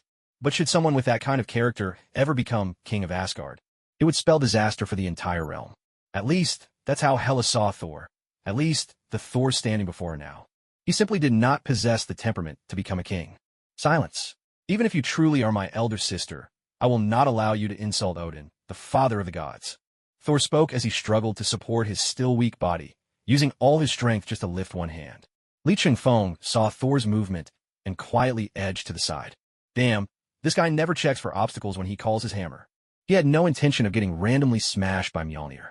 Besides, it wasn't his problem to deal with anyway. The previous owner of Mjolnir was standing right here, so what was there to be afraid of? It was only when Thor summoned the hammer that Lee Chung-fong remembered there were still 3 guys outside waiting to be hauled off to the Bureau's jail. No one was guarding them, but given their condition, and with the threats Lee Chung-fong had issued, they were probably still obediently waiting where they'd been left. Or maybe not so obedient. There was a chance Mick Rory was still beating up Constantine, for all they knew. This time, Constantine's luck had seriously run out. Go, bring everyone here and gather up. This little armed exercise is over. Lee Chung-fong jerked his chin at Loki. And once they're here, make sure to keep those 3 criminals outside under control. Huh, criminals? You found time to catch thieves too. As an agent of the Bureau, fighting crime is my duty. Besides, these thieves had their eyes on your family's ancestral hammer. As the victim, maybe you should at least give me a bow and thanks. Are you out of your mind? Loki rolled his eyes, then turned and crossed back through the portal, returning with the still unconscious Wanda siblings and Harley Quinn. As the portal snapped shut, everyone caught sight of a war hammer forged from the core of a dead star, slicing through the air, flying straight toward a muscular blonde man wearing nothing but underwear. Thor was about to touch the mighty Mjolnir, just as Hela, the goddess of death, regained her full power the moment she set foot on Asgard soil. Thor, if he managed to grasp Mjolnir, would have the strength Odin sealed within the hammer instantly returning to him. This was why, in the early days, Thor was often mocked as the god of hammers. His power was so great he couldn't yet fully control it. Thus, for Thor, Mjolnir was not just a weapon, but a limiter as well, like a healing pack that worked instantaneously. But just as Thor reached for it, a slender, graceful hand with well-defined knuckles closed firmly around the hammer's head, faster than Thor could react. The triumphant smile on Thor's lips froze instantly. Years later, Odin's son, Thor, would always recall this day by clutching his head with both hands and howling to the sky. Just 2 inches away. Loki, if you were given the chance right now, would you really strike Thor down without mercy? Lee Chung-fong let out a sigh, his eyes filled with melancholy. If it were before, maybe I would have. But now, I think I'll pass. Why not? Why are you even asking? Loki replied, exasperated, pointing at Thor, who was being pummeled into the ground by Hela. Look at him. Do you see where our big sister's done to him? If my mother had to recognize him by soul alone, she'd still have a hard time. Hearing this, Lee Chung-fong also glanced at Thor's face, a face that once embodied the classic, chiseled features of a Western heartthrob. Now, forget about guessing his ethnicity. You'd be lucky to tell his species. His own sister did not hold back. She was swinging that hammer straight at his face. It was only thanks to Thor's freakish resilience, and the fact that Hela hadn't unleashed her full powers as the goddess of death, but relied solely on brute strength, that he was still conscious. If anything, she was already showing considerable restraint. Lee Chung-fong realized that, aside from being a war maniac, Hela wasn't nearly as hostile to her family as one might expect. In fact, toward her father, the one who ruled Asgard and later sealed her away on Earth. Her feelings weren't pure hatred. What she truly despised was how her father had utterly rejected everything she'd ever done. Lee Chung-fong could relate, and even felt Hela was remarkably self-controlled. He'd raised her to fight and conquer, taught her to wield the sword and wage war. Yet when she thought herself ready to inherit his legacy, he suddenly decided to rule in peace and declared her too ruthless to be queen. How was this any different from the old saying, "The crown prince is frail. You must strive harder"? What kind of joke was that? What sort of luckless royal heir has ever been so wronged? So, beating up her little brother to let off some steam, well, that was just collecting interest from Odin in advance. Lee Chung-fong and Loki, seeing how things stood, naturally decided to stand aside and enjoy the show. After all, there's nothing quite as heartwarming as a little sibling roughhousing. At first, Thor put up a brave front, clenching his teeth even as he took the blows and even trying to fight back. But once Mjolnir had finished turning his face into a swollen mess, even someone as obtuse as Thor had to realize what was going on. His elder sister wasn't just beating him up for the sake of it. She was using him as a stand-in to slap someone else in the face. And if you beat up the crown prince, who gets humiliated? The king, of course. He was just collateral damage, caught in the crossfire. The thought filled Thor with a sudden wave of grievance. And my dearest sister, I was wrong. As Thor uttered those words, Loki, who'd been trying to keep a straight face, finally lost it. Ha ha ha ha. This is priceless. I never thought I'd see the day when that big blonde oaf would actually admit he was wrong and beg for mercy. Sigh. According to my analysis, if Thor were facing a life-or-death enemy right now, there's no way someone like him would ever beg for mercy. Even if it killed him, Lee Chung-fong let a long breath. But the one beating him up at the moment is his own flesh-and-blood sister. Isn't it perfectly normal to beg your elder sister for mercy? Oof. I'm not going to give him that chance. If he's getting a beating, he's going to take it all. There's no room for begging. Just you wait. I'm going to stir things up a bit. Loki's eyes gleamed with mischief as an idea popped into his head, and he sauntered off toward the Asgardian family squabble. Lee Chung-fong reached out a hand to stop him, but he was a moment too late. Loki was already gone. He really hadn't meant to let Loki go on purpose, and it wasn't that he wanted to see even more chaos unfold. Big sister, whatever you do, don't let him off the hook. He's definitely in cahoots with father. The only real team in this family is you and me. We're the best duo in the world. Hela, who was in the middle of teaching her little brother a lesson with her hammer, paused instinctively when she heard Loki's voice. But seeing Loki only made the fire in her heart burn even hotter. Thor may have inherited Odin's looks and charisma from his younger days. But Loki, the adopted son, was much more like Odin on the inside. Be big sister, why are you looking at me like that? What's that supposed to mean? Loki immediately sensed that Hela's gaze was dangerously off, and the next swing of her hammer came crashing down on him. Li Shangfen, help me. Sorry, I really can't help you this time. You jerk. If I ever make you queen of the gods, I'll take your last name. When did I ever say I wanted to be queen of the gods? All I ever wanted was to be executive vice-god king. Li Chung-fong retorted, clearly exasperated. Hela, just think about it. Your father let these two idiots run, wild across the 9 realms, while the one truly devoted to making Asgard great. He locked you away on Earth. Aren't you angry? Aren't you upset? Then hit them hard. A brother needs a good beating to amount to anything. Although the spectacle of Hela beating up her 2 brothers was certainly impressive, Lee Chung-fong was, after all, the most dedicated agent in the Bureau. So, he led his team out of the cell, giving the siblings some private family time. Besides, with so many people around, Hela probably couldn't let loose. By now, she'd probably even summoned her night sword. Lee Chung-fong took one last look back into the cell, then drew a cross over his chest with one hand, formed a Taoist hand sign with the other, and finally shouted Amit Ba before striding out the door. Harley Quinn. Did he just do a whole bunch of rituals at once? Ada Wong. Playing around with religion as a joke? Careful, you don't want to get reported. Once they left the cell, Lee Chung-fong dropped the joking mood. Because, honestly, that was just his way of unwinding before moving on to the next phase of work. There were 3 people at the bottom of the pit. 2 of them were notorious criminals, but the kind who only cared about making money, hardly a real threat. As for the other one, Lee Chung-fong glanced at Wanda, who was standing behind him. That's a magician, and a very skilled one at that. Except now, he's been completely subdued by my willpower. His magic is under a green light, making him unable to form seals or chant spells. Still, you must be vigilant when escorting him. He's a scoundrel with no sense of morals whatsoever. Yes, Captain. Wanda quickly nodded.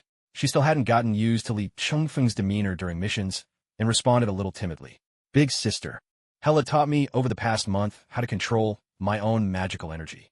If the magician can't fight back, I should be able to temporarily seal her powers. Very good. Then Constantine will be your responsibility. As he spoke, the group made their way down to the bottom of the pit. Mick Rory was still relentlessly pummeling Constantine. Li Qingfeng rubbed his eyes. Hadn't he just seen a scene like this inside the prison cell? The same treatment, turning someone's face into a swollen mess. Was this that so-called déjà vu? Still, there is a world of difference between Mick Rory with his backside in the air and the regal Asgardian lady. If one had to stare at someone's rear, why mix? Wouldn't Hela be much more appealing? That's enough. Mick Rory, stop. Beating him into a pulp is punishment enough. But Mick Rory was a brute through and through. Caught up in his rage, he wouldn't listen to anyone. Li Qingfeng pressed his fingers to his brow in frustration. Pietro, snap him out of it. On it, Captain. Pietro flashed Li Qingfeng a dazzling smile. A smile that would have been unthinkable a month ago, before vanishing from sight in an instant.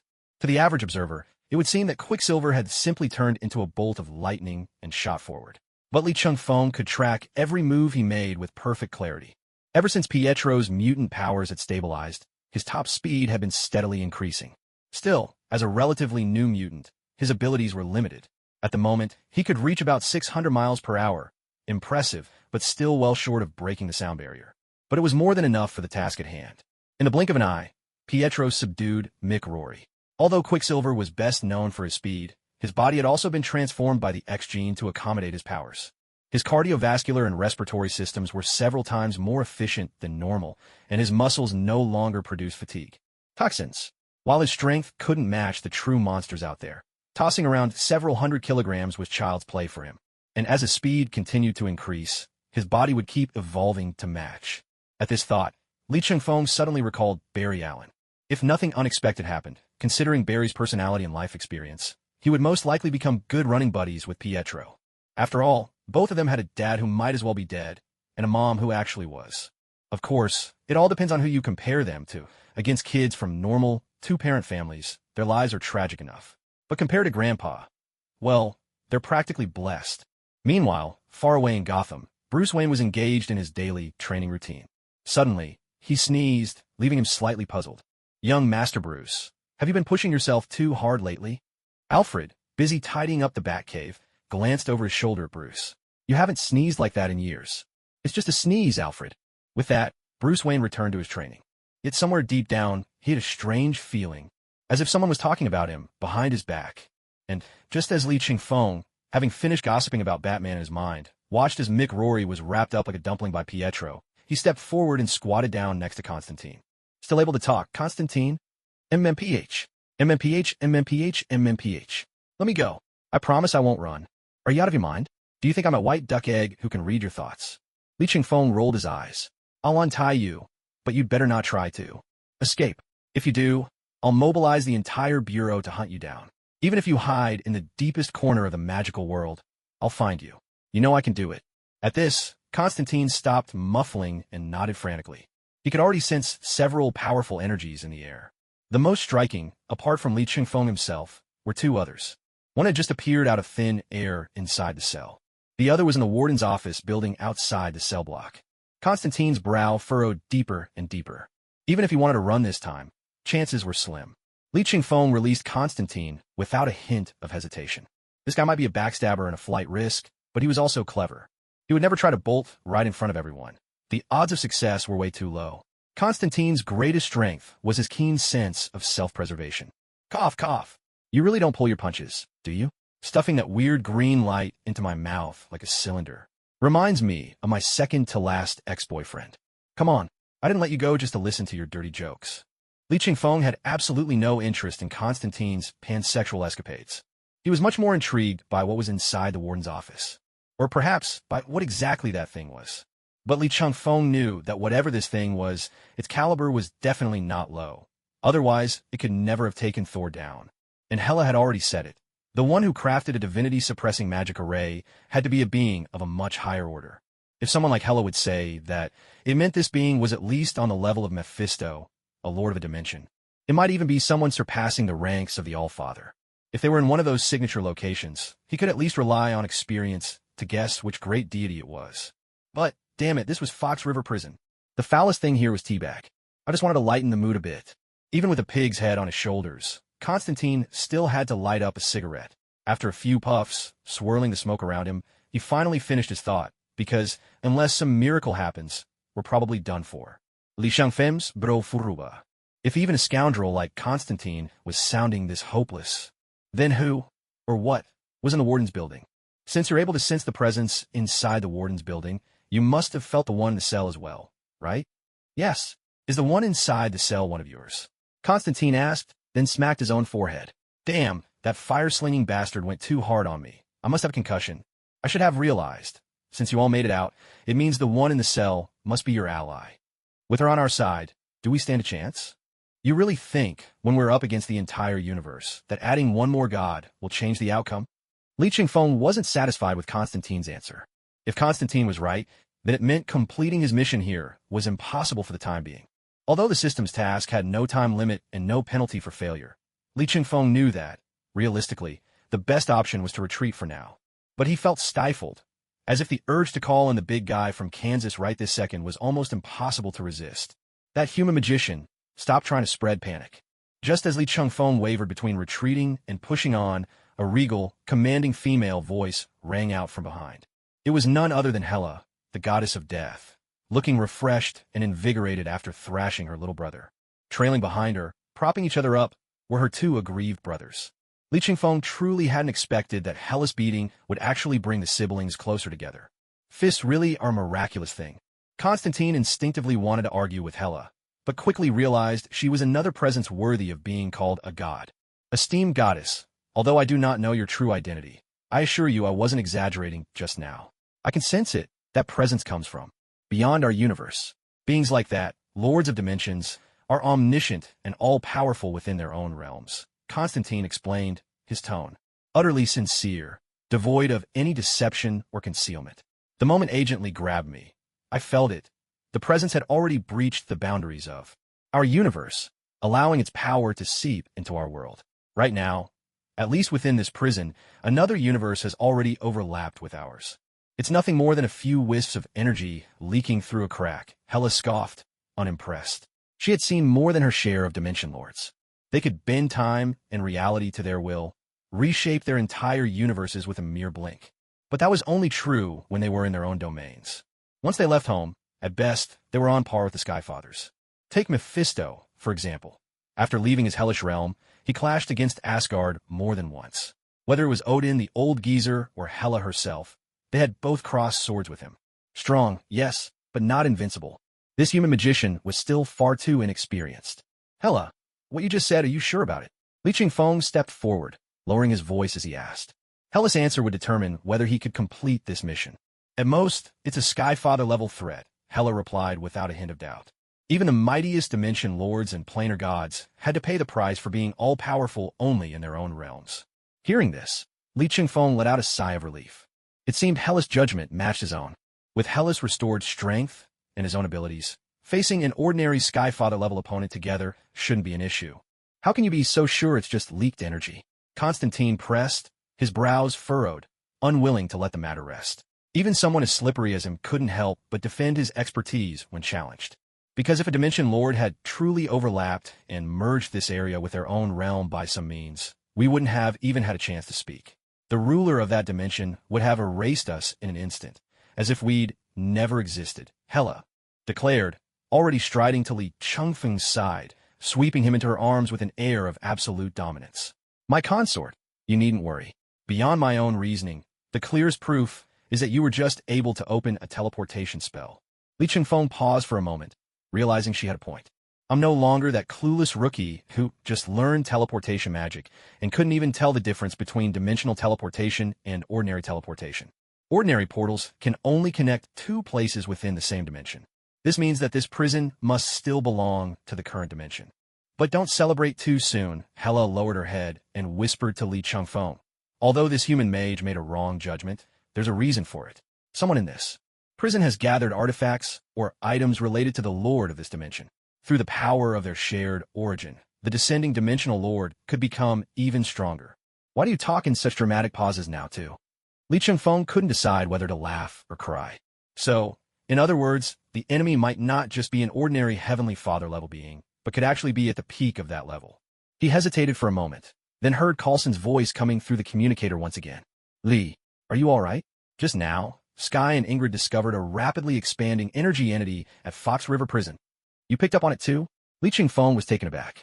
How strong is it? The distance is too great, so our monitoring equipment can't get an exact reading, but every index is even higher than when the goddess of death, Hela, entered the Bureau's headquarters. Coulson's timely message confirmed it. Right now, in the prison warden's building, there was a heavenly father-level powerhouse even stronger than Hela. Lee Ching-fong glanced at his teammates behind him and let out a sigh. Forget it. He couldn't drag his not-yet-fully developed team into a battle of this scale. Just as he was about to give the retreat order, the Green Lantern battery suddenly appeared in his hand, making him swallow his words. But he hadn't summoned the battery to recharge his ring. Had he? Guardian, there. That place is connected to the power of the emotional spectrum. A youthful voice echoed from within the Green Lantern battery. This time, Lee Ching-fong was genuinely stunned. What the heck? Since when did his Green Lantern battery start talking? Had it become sentient? And it sounded like a boy, no less. He quickly grabbed the battery, but it showed no sign of morphing into some grateful creature wanting to repay him. Could you please stop imagining those dirty scenarios in your mind?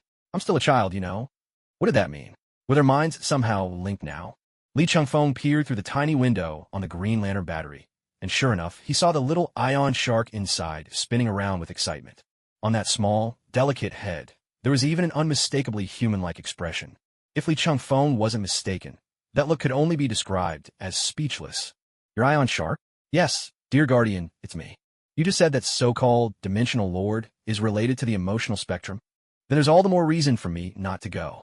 That a heavenly father-level powerhouse at the peak of the emotional spectrum. We'd just be sending my team in as cannon fodder. I can help you, but I'm still too young. At most, I can merge with you for only 1 minute. Merge with the ion shark? A sudden idea struck Lee Ching-fong, and he smacked his forehead. Of course, he was holding onto the lamp beast, his ultimate trump card, even if it was just for 1 minute. Lee Ching-fong made up his mind without hesitation. Ida, you, Harley, and the Wanda siblings, escort these 3 criminals back to the UN Bureau and stay on standby. Hela, Loki, you're with me. Let's go meet this so-called lord.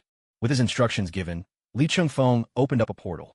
Though Ida Wong and Harley Quinn exchanged worried glances, they understood that a battle of this scale was far beyond what mere mortals like themselves could handle. So they chose to obey Lee Ching-fong's orders. After sending off his teammates, Lee Ching-fong turned to Thor and asked, "Don't you want to see the guy who locked you up here? If I see him, can I punch him?" "By all means." "Then let's go."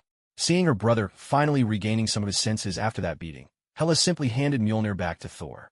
Thor's energy returned instantly. With a thunderous crash, he smashed a huge hole in the outer wall of the cell. What met their eyes was the imposing prison warden's building. But now, that Victorian-style edifice had been entirely transformed, glowing an ominous blood-red hue. In front of the building stood a towering figure, just as crimson from head to toe. "I've been waiting for you, insignificant insects," the figure intoned. "When death comes for you, you'll cry out my true name in despair. I am the Crimson Lord, Cyttorak. Cyttorak, the one who created the Juggernaut?" Lee Ching-fong narrowed his eyes, scrutinizing this giant, whose armor, skin, and the very energy swirling around him were all a deep blood red. Even among the infamous lords of the dimensions and the cosmic demons, Cyttorak was one of the most formidable. His command over the Crimson Cosmos could be considered second to none among the Dimension Lords. But Cyttorak was nothing like that troublemaker Mephisto, where Mephisto delighted in meddling directly in worldly affairs. It was Mephisto who stirred up chaos among the Celestials, tempted Adam and Eve into eating the fruit of knowledge, unleashed the Ghost Rider upon Earth, and lured a young Thanos to invade ancient Earth. One could say Mephisto's influence ran through the entire span of human history, and that wouldn't be an exaggeration. Compared to Mephisto, Cyttorak was the complete opposite extreme. Cyttorak seemed to have a slight interest in things beyond the Crimson Cosmos, but this interest was never enough to make him leave his Crimson Throne. Thus, the way he influenced the material universe was by embodying his power into objects and then casting them into reality. For example, the renowned Juggernaut, K. Marco, is a product of Cyttorak's doing. As the unrelated brother of Charles Xavier, he gained tremendous power from this extra-dimensional demon by coming into contact with Cyttorak's Crimson Gem. In theory, Juggernaut's strength is enough to rival even the Savage Hulk, and some even believe he could stand toe-to-toe with a regular Green Scar. Yet, in reality, Juggernaut is rarely considered a top-tier villain. Apart from the influence of the writers, Another reason is that Sidorak's power is greatly diminished once it leaves the Crimson Cosmos. However, this mainly applies to Juggernaut and that particular Crimson Gem. After all, Juggernaut possesses only one of them. Legend has it that Sidorak cast 8 Crimson Gems into the material universe. Perhaps only when all 8 are united will Juggernaut, or even Sidorak's avatar, reveal their true power. And now, standing before them, was a being over 4 meters tall, bearing a resemblance to Juggernaut, yet clearly something else entirely. Li Changfeng could tell for certain that this crimson behemoth's power far surpassed that of Hela, the current goddess of death. But this simply made no sense. It was as improbable as his claim of being Sidorak himself. Li Changfeng didn't believe for a moment that the master of the Crimson Cosmos would come down to Earth just because an Asgardian god descended. My dear Guardian, can you feel that terrifying red energy radiating from the figure in the distance? How could I not? This power is as unmistakable as a searchlight in the dead of night. That is the red of the emotional spectrum, the energy of rage and hatred. Ion Shark's voice echoed in Li Changfeng's mind. At these words, Li Changfeng calmed himself and focused. Sure enough, the red energy drifting through the air began to interact with the willful green light, proving without doubt that this was the crimson light of rage from the emotional spectrum. Ion Shark, besides the energy of the emotional spectrum, isn't there also power from other dimensions, or even other universes, within this red glow? Yes, within this crimson energy, alongside the red light of rage, there is another deep red power, making up a significant portion.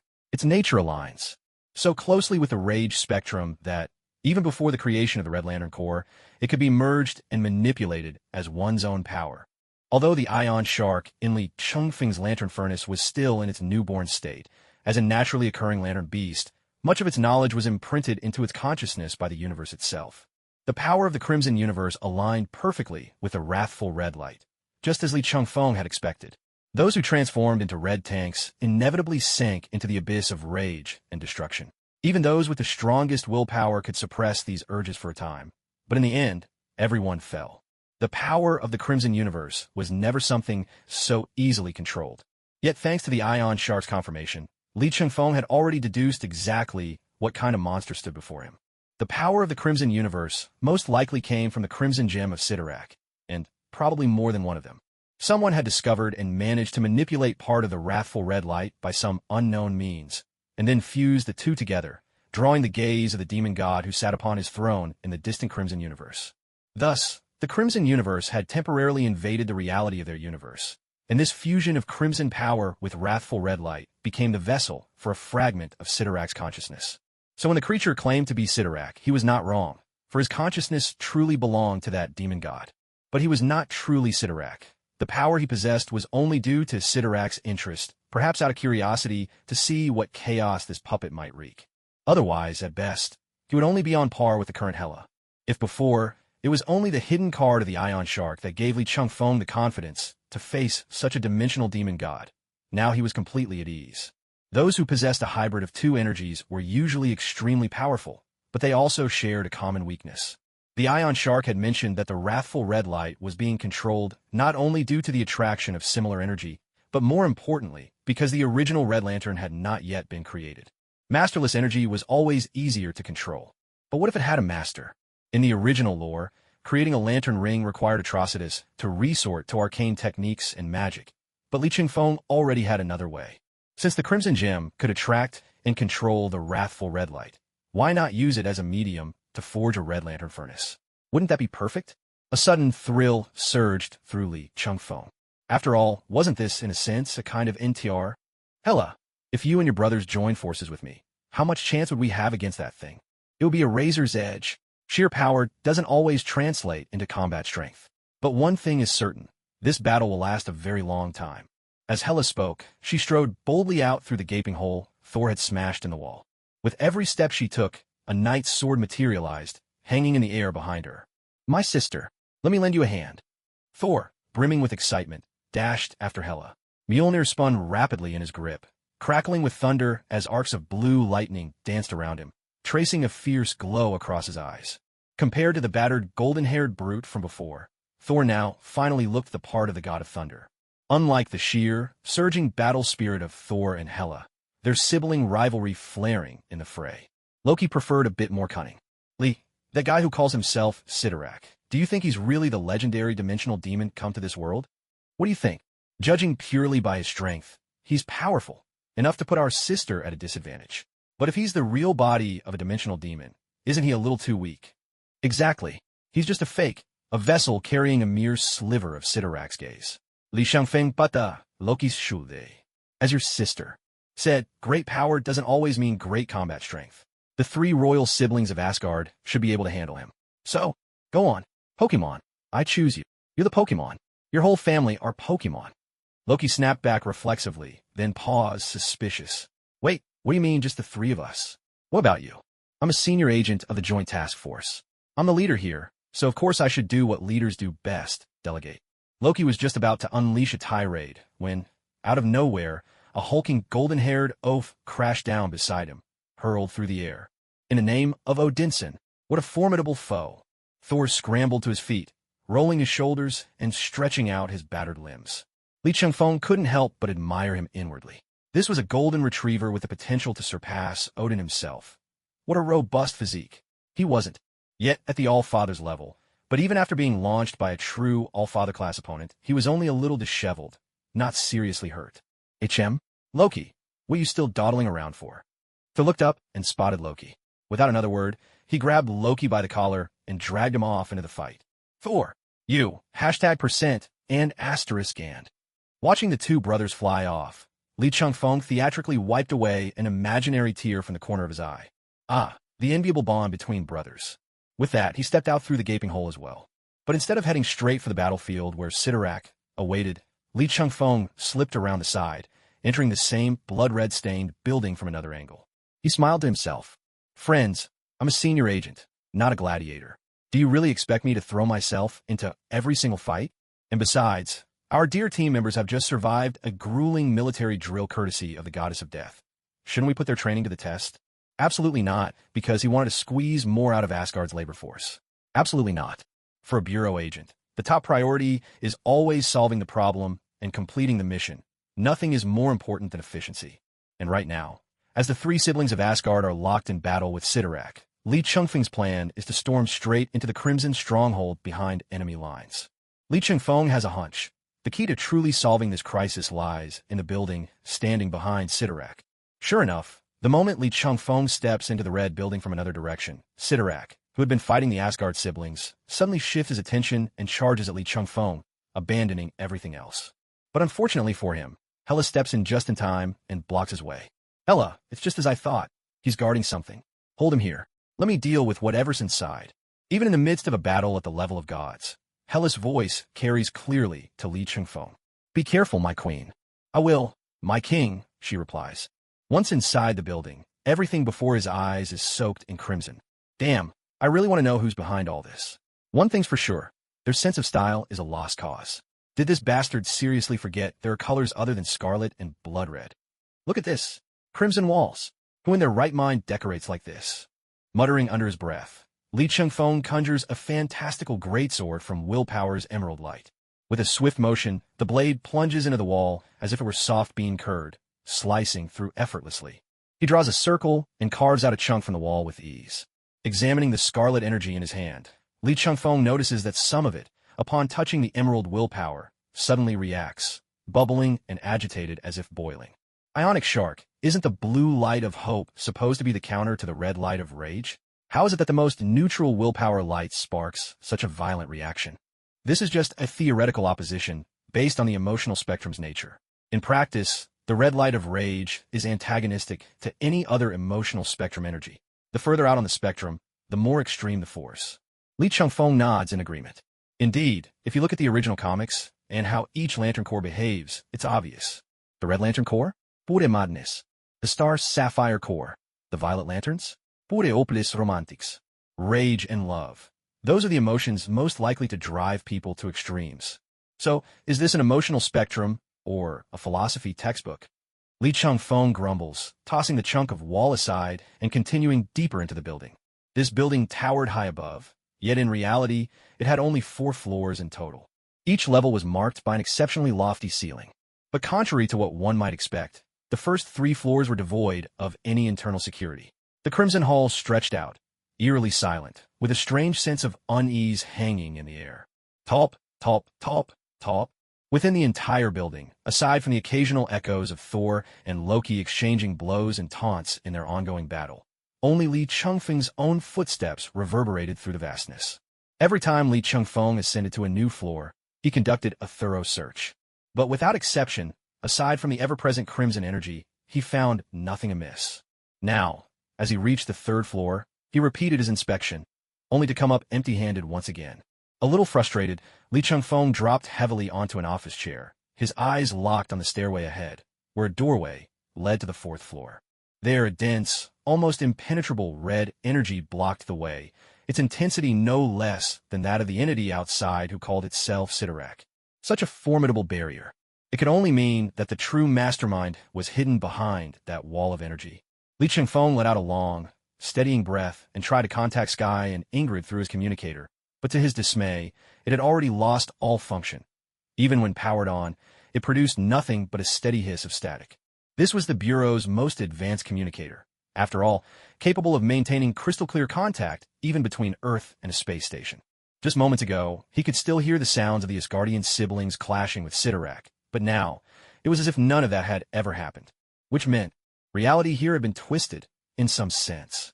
Strictly speaking, the space Li Changfeng now occupied was no longer part of the universe he once knew. It was merely a wall, a barrier, nothing more. Compared to the conscious entity outside, this was still something altogether different.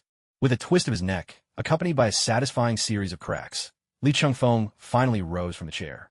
Every day, it's another life-or-death job. Being a senior agent really isn't for normal people. When I get back, I'll make sure those two old-timers, Black and White, cough up a hefty bonus for this. He muttered under his breath, then unleashed the full extent of his abilities. Truth be told, in sheer power, a primeval Green Lantern was on par with the Skyfathers. The only difference was the lack of those mysterious, arcane abilities. Yet even as he pummeled the Crimson Barrier with the might of the primeval Green Lantern, its rate of dissolution remained stubbornly slow. But at this point, there was no better option. So 5 minutes passed, 10 minutes. A full half-hour passed before Li Changfeng finally managed to dig a hole just big enough for him to squeeze through in the barrier. This thing really is tough as nails. No wonder. It's infused with the power of the Crimson Universe. No surprise the Red Tank's abilities manifest as an indestructible and immortal body, he muttered, inching his way through the opening. At last he arrived at the fourth level, the area that had been hidden behind the energy barrier all along. At first, the stairs looked no different from before, bathed in the same scarlet hue, exuding the same eerie silence and lifelessness. But once he truly set foot on the stairs and entered the fourth level, the scene suddenly opened up before him. It was a vast office, bright and warm. The most striking thing was that the walls weren't clad in that all-too-familiar crimson. Instead, they were covered with ordinary beige wallpaper. Li Changfeng looked toward the desk at the far end of the room, where a white man with a fierce, brooding face sat behind it. Strangely, he wasn't dressed in the uniform that proclaimed the authority and status of a warden. Instead, he wore a white lab coat over his shirt. Those bulging muscles looked like they were about to burst right through the fabric. Here was someone who could fit seamlessly into a manga like Baki with just a photograph. Yet he was dressed up as a researcher. Only now did Li Changfeng realize the truth in the old saying from Water Margin. He's dressed like a scholar, but hardly one at heart. But when the man raised his head and Li Changfeng met his gaze, all his earlier assumptions fell apart. Within those eyes flickered intelligence, madness, and self-destruction all at once. Li Changfeng couldn't help but nod to himself. Yes, those eyes truly carried the wild glint of a mad scientist. They just didn't seem to match the hulking body. You're quite interesting. You actually managed to defeat my subordinates and break through my barrier to stand before me. I hope you can bring me plenty of entertainment. Li Changfeng's eye twitched in annoyance. He strode forward, and with a casual swing, slapped the villainous monologuer to the ground. Ow, why are you so unreasonable? Seriously? I'm not one of your weird little game pieces, so why should I play by your rules? And enough with those cringy, over-the-top villain speeches. How old are you, man? Ahem. Men are boys until the day they die, the muscle-bound man in the lab coat replied, not the least bit angry, simply sitting up on the floor with his hand over his face. At that moment, Li Changfeng noticed a few objects on the desk nearby, faintly glowing with a red light. But all his attention had just been absorbed by this so-called warden, so he hadn't noticed them before. He stepped right past the warden and made his way to the desk. 4 brilliant red gemstones were neatly arranged on a tray. And atop these 4 gems, a blood-red beast the size of a palm, a tiny, fierce bull, was sprawled out, fast asleep, its breaths rising and falling in a gentle rhythm. It was clear that these gems were none other than the legendary Crimson Gems of Sidorak, famed throughout the realms. They were said to number 8 in the entire universe, and now, astonishingly, 4 of them had been gathered together here. As for the creature slumbering atop these Crimson Gems of Sidorak, Ion Shark, if I'm not mistaken, isn't that a lantern beast? Li Chengfeng asked cautiously. That's right. This is the Blood Butcher Bull, a lantern beast born from the furious red light. Ion Shark replied, his voice echoing once more. I didn't expect the Prime Red Lantern battery to be incomplete, and yet, this beast has already emerged from the rage-fueled light. Perhaps, in some sense, these 4 Crimson Gems can serve as vessels for the Lantern Beast, just like the Prime Red Lantern battery itself. At this thought, Li Chengfeng's heart leapt with excitement. This meant that he could use these materials on hand to complete the final step, constructing a true Red Lantern battery. With it, he could contain and control both the Blood Butcher Bull and the surging tide of furious red energy, instead of wielding this power in such a primitive fashion. But as this realization settled, Li Chengfeng turned back to the figure still sitting stubbornly on the floor and asked, Who are you, really? Why didn't you become a fallen one like the Red Juggernaut after touching the Crimson Gems of Sidorak? Instead, you gathered the gems, becoming a beacon for both the raging red energy and the Blood Butcher Bull. Me? I'm nothing more than a pitiful soul who can never die. The warden rose to his feet and walked over to stand beside Li Chengfeng. Li Chengfeng scrutinized the man once again. Around his neck hung a pendant with a ruby set in an unusually intricate design, one that clashed completely with the rest of his attire. I don't care whether you're immortal or pitiful, Li Chengfeng said coolly. What I want to know is, why are you able to resist the power within these red gems? Li Chengfeng extended his hand, and a great sword forged from the tangible green will of his ring hovered at the man's shoulder. Yet the warden showed no fear at this threat.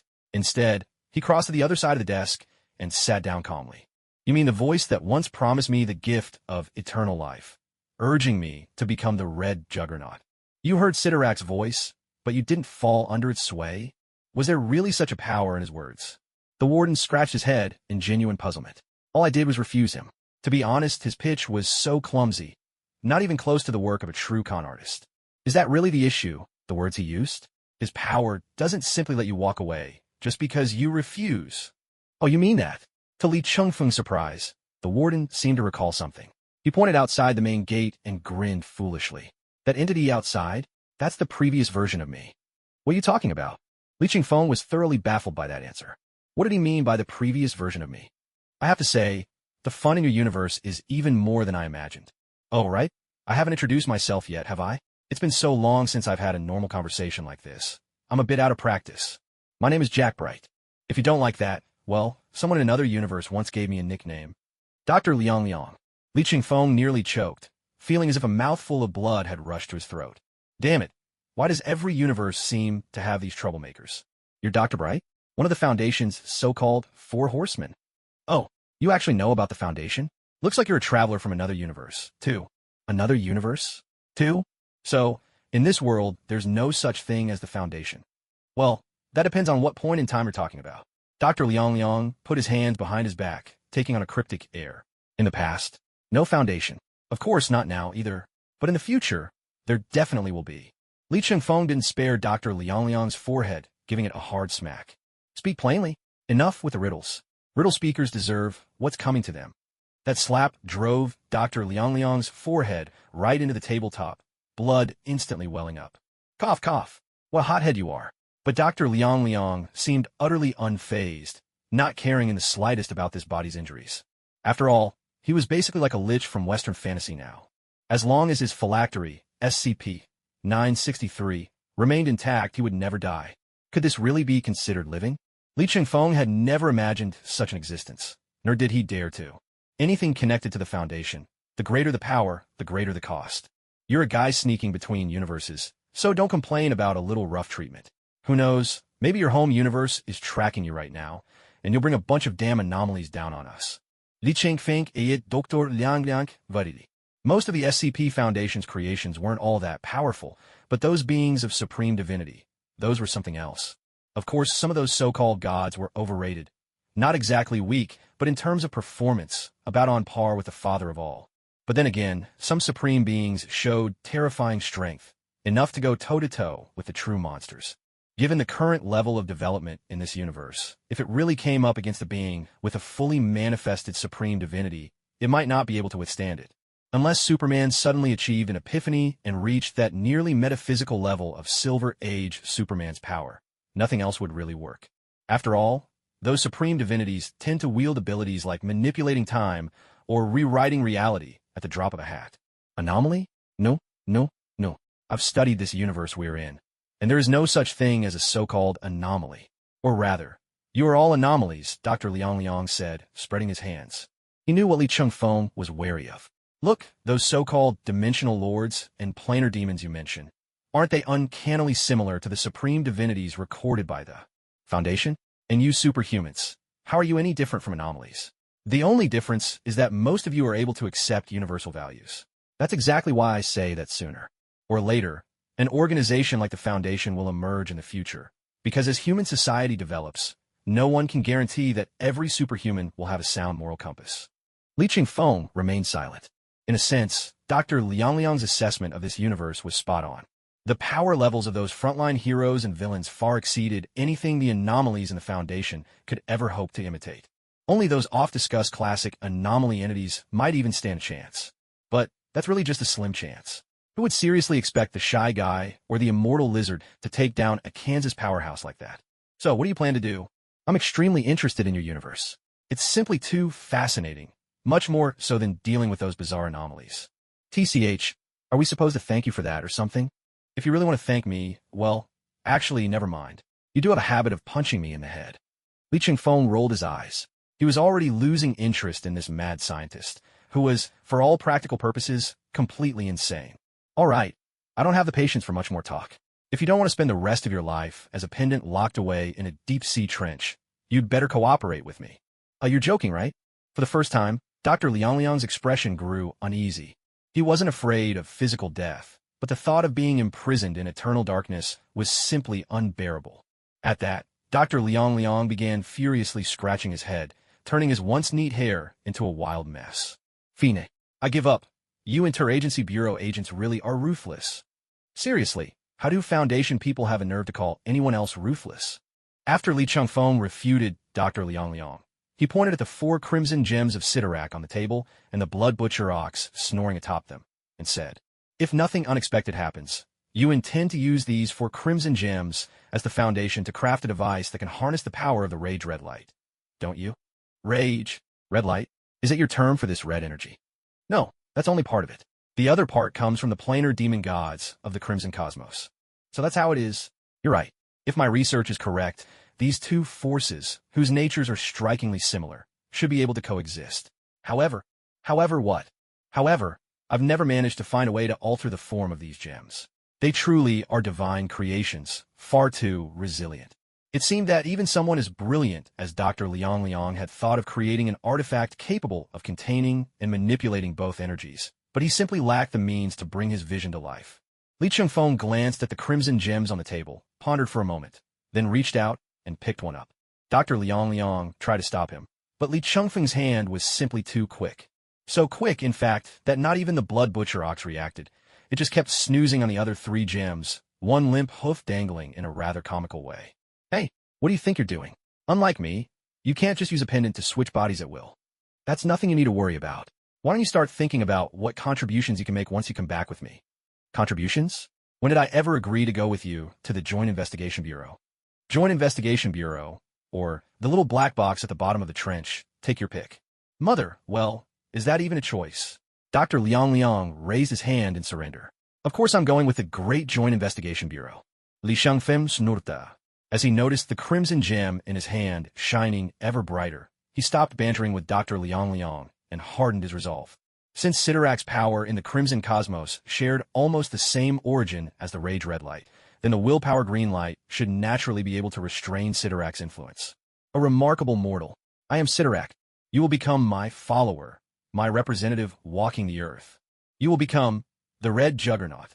Hearing this voice, even with the Willpower Green Light, Li Chengfeng couldn't help but freeze for a moment. When he came back to his senses, he found himself standing inside a vast, crimson-hued temple, scarlet as far as the eye could see. Unlike the warden's building, where the red energy seemed forcibly imposed, here the deep, crimson color felt utterly natural, as though this place was always meant to be this way. Li Chengfeng's gaze swept toward the darkness-shrouded depths of the Crimson Temple. He should head further inside. That's right, deeper within. An inexplicable thought floated into Li Chengfeng's mind, and then he snapped to attention. He hadn't expected that, even with Batman's formidable willpower, enough to awaken and command the power of the original Green Lantern ring, he would still be influenced by Cyttorak's consciousness. Perhaps this was proof that Cyttorak truly deserved the title of the mightiest demon god of all dimensions. The pressure, intangible yet overwhelming, was already making Li Chengfeng's spine tingle. Nevertheless, he didn't hesitate for a moment and strode forward into the depths. It was nothing more than a bit of wind and frost, after all. From outside the temple, it seemed shrouded in darkness, but with the very first step inside, the surroundings blazed with light. He couldn't tell where the light was coming from, but the world before Li Chengfeng was suddenly aglow. A long, crimson corridor stretched endlessly ahead, and Li Chengfeng walked on, unsure of how much time had passed. It felt as though he had lost his sense of time altogether, if only for a while. One thing was certain. In Cyttorak's Crimson Universe, the flow of time and the laws of physics were utterly unlike anything in the real universe. Li Chengfeng took another 200 steps, and just as the corridor seemed infinite, he abruptly reached its end. With one more step, his view opened up, wide and sudden. The temple's interior appeared to float at the very center of the cosmos. There were no scarlet walls in any direction, only an endless expanse of cosmic space. Of course, even the vastness of space itself was saturated in crimson. Li Chengfeng looked up, and at some unknown moment, an immense figure had appeared atop the deep red throne. Human, you are truly intriguing. Cyttorak, you so-called mysterious demon gods always love to say that. You are intriguing, Li Chengfeng muttered, lips curled in exasperation. No, Li Chengfeng, I mean it. I truly find you fascinating. Cyttorak leaned forward ever so slightly, and the colossal form on the throne finally revealed itself, in full, to Li Chengfeng. His armor was identical to that of the red tanks. That confirmed it. The red tanks were, in essence, vessels that allowed Cyttorak to descend into the real universe whenever needed. So Dr. Liang's previous body, the Cyttorak, now locked in battle with the three siblings of Asgard, was in fact just another red tank. It was merely a red tank fused with a wrathful red light and a fragment of Cyttorak's consciousness, becoming a true avatar of Cyttorak. Inevitably, this was the price for wielding the red tank's so-called eternal immortality. One day in the future, they would become vessels for Cyttorak, and in the instant he descended, their original consciousness and soul would be utterly obliterated. Though it is said to be eternal and indestructible, it is still fated to be destroyed in the end. One ironic destiny. As a demon god who entirely belongs to another dimension, I can't even be sure whether you possess what you call a heart. Both your body and soul are structured in ways far beyond human comprehension. Ha ha ha, you're still capable of pondering such things? Cyttorak replied, his tone ambiguous. Every other creature that's become the Juggernaut, the moment they set eyes on the temple, they are instantly consumed by thoughts of power and destruction. But you managed to walk right up to me, talk to me, and even meet my gaze. That's only because I know this is nothing more than a projection. The Crimson Gem pulling me into the Crimson Cosmos. Li Chengfeng was surprised himself. Aside from Cyttorak's whispers, the demon god's power seemed to have no real effect on him. Willpower imbued with green light, the Dionysian factor, and even a hint of Kryptonian traits. You surpass any Juggernaut I've ever seen. No, you're superior to all the Juggernauts combined. Cyttorak didn't deny Li Chengfeng's words. In fact, with just a glance, he could see through all of Li Chengfeng's abilities. He could even sense the Dionysian factor. Even Batman, the father of the DC universe, couldn't detect the Dionysian factor in the Joker's blood, yet it undeniably existed. But Cyttorak could. No wonder he was hailed as the mightiest demon god of the multiverse. I never said I wanted to become the Juggernaut. That's no longer up to you. As Cyttorak spoke, the entire Crimson Cosmos flared with red light. With a single thought, he could affect Li Chengfeng's home universe. Li Chengfeng was still marveling at this, when suddenly Ion Shark's anxious voice rang in his ear. Guardian, quick, merge with me now. Otherwise, you really will be dragged into the Crimson Cosmos. Li Chengfeng was momentarily stunned by Ion Shark's words. Why was it that when Dr. Liang flatly refused, he could just walk away, but when it was his turn, he was being forcibly pulled into the Crimson Cosmos? He didn't believe for a second that Dr. Liang had actually managed to escape. More likely, Sidorak simply wasn't interested enough in him to bother. Was Sidorak really so obsessed with him? But almost immediately, Li Chungfeng sensed that something was wrong. Everything around him was becoming more and more tangible, as if he was being pulled away from the real universe. Damn it, this bastard means business. Li Chungfeng instantly summoned the original Green Lantern power battery. Ion Shark was no longer swimming endlessly within the battery. Instead, it leapt out and dove straight into Li Chungfeng's ring. Guardian, since I'm only a newly born lantern beast, our merged state won't last long. Just like I told you before, we only have a minute. Will 1 minute be enough? That's enough. In the next moment, Li Chungfeng's Green Lantern suit subtly shifted, and a mask woven from the green light of willpower covered his strikingly handsome face. For the next minute, Li Chungfeng would ascend to the mightiest form of a Green Lantern. The full force of Ion Shark had been handed over to him without reservation, and in an instant, he completely mastered the power of the Ion Lantern. Although Ion Shark was newly born and, aside from time limitation, was far from the peak of Ion Lantern, unable to manipulate time or rewrite reality, its power was still enough to resist Sidorak's will and strength as they swept in from the Crimson Universe. In just 30 seconds, Li Chungfeng severed all ties with Sidorak. In the blink of an eye, the space around him shifted, and he found himself back in the Warden's Tower. Underestimated you. Even a newly born lantern beast has emerged from your lantern. I'm quite curious. What waves will you stir up in the universe of reality? I'll be watching you always. Sidorak's voice faded, growing quieter and quieter, until it dissolved into nothingness. Watching me always? Just hearing a line like that, you'd think it was some creepy stalker who'd crawled out of a dark alley. The kind who'd follow you from the internet all the way to the cafe around the corner from your apartment. Honestly, the thought alone is enough to make your skin crawl. Tisk, these dimensional demon gods. All of them are a little twisted. No sooner had Li Chungfeng muttered this than Ion Shark's feeble, boyish voice buzzed in his ear. Damn it, cursed guardians. How do you even have time for random thoughts? Did you forget my fledgling body can only last a minute? Hurry up and use what time you have left to take care of those gems already. Hearing Ion Shark's voice, so weak it was almost comical, Li Chungfeng nearly burst out laughing. Young lantern beasts really aren't built for this. But their short time is kind of adorable, honestly. He chuckled inwardly, then reached for the 4 crimson gems and the blood butcher ox. Little shark, you really need to be more careful. At that very moment, the blood butcher ox, who'd been sleeping as if dead, jerked awake with a start, half confused and half bewildered, as it sensed Ion Shark's unique power surging toward it. Surprisingly, the voice that emerged was soft and girlish, though the words themselves were anything but gentle.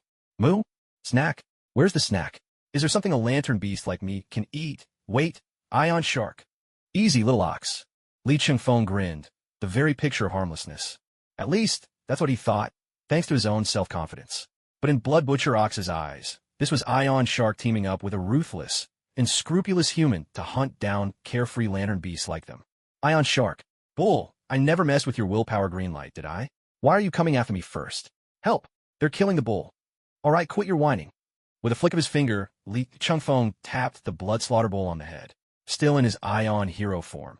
That tap was enough to leave the bull dazed and twitching like a stunned child. The primal strength of the lantern beast is immense, but to truly unleash it, it must be fused with the bearer of the ring. And what Li Chungfeng was preparing to forge, but hadn't quite finished, was the original Red Lantern. Which means, right now, the blood slaughter bull was nothing more than an intimidating little figurine. 15 seconds left. Make it quick. All right, stop rushing me. At this rate, you might as well change your name to Nagging Shark. Li Chungfeng replied, then began to shape the original Red Lantern using the deep red gemstones as the foundation.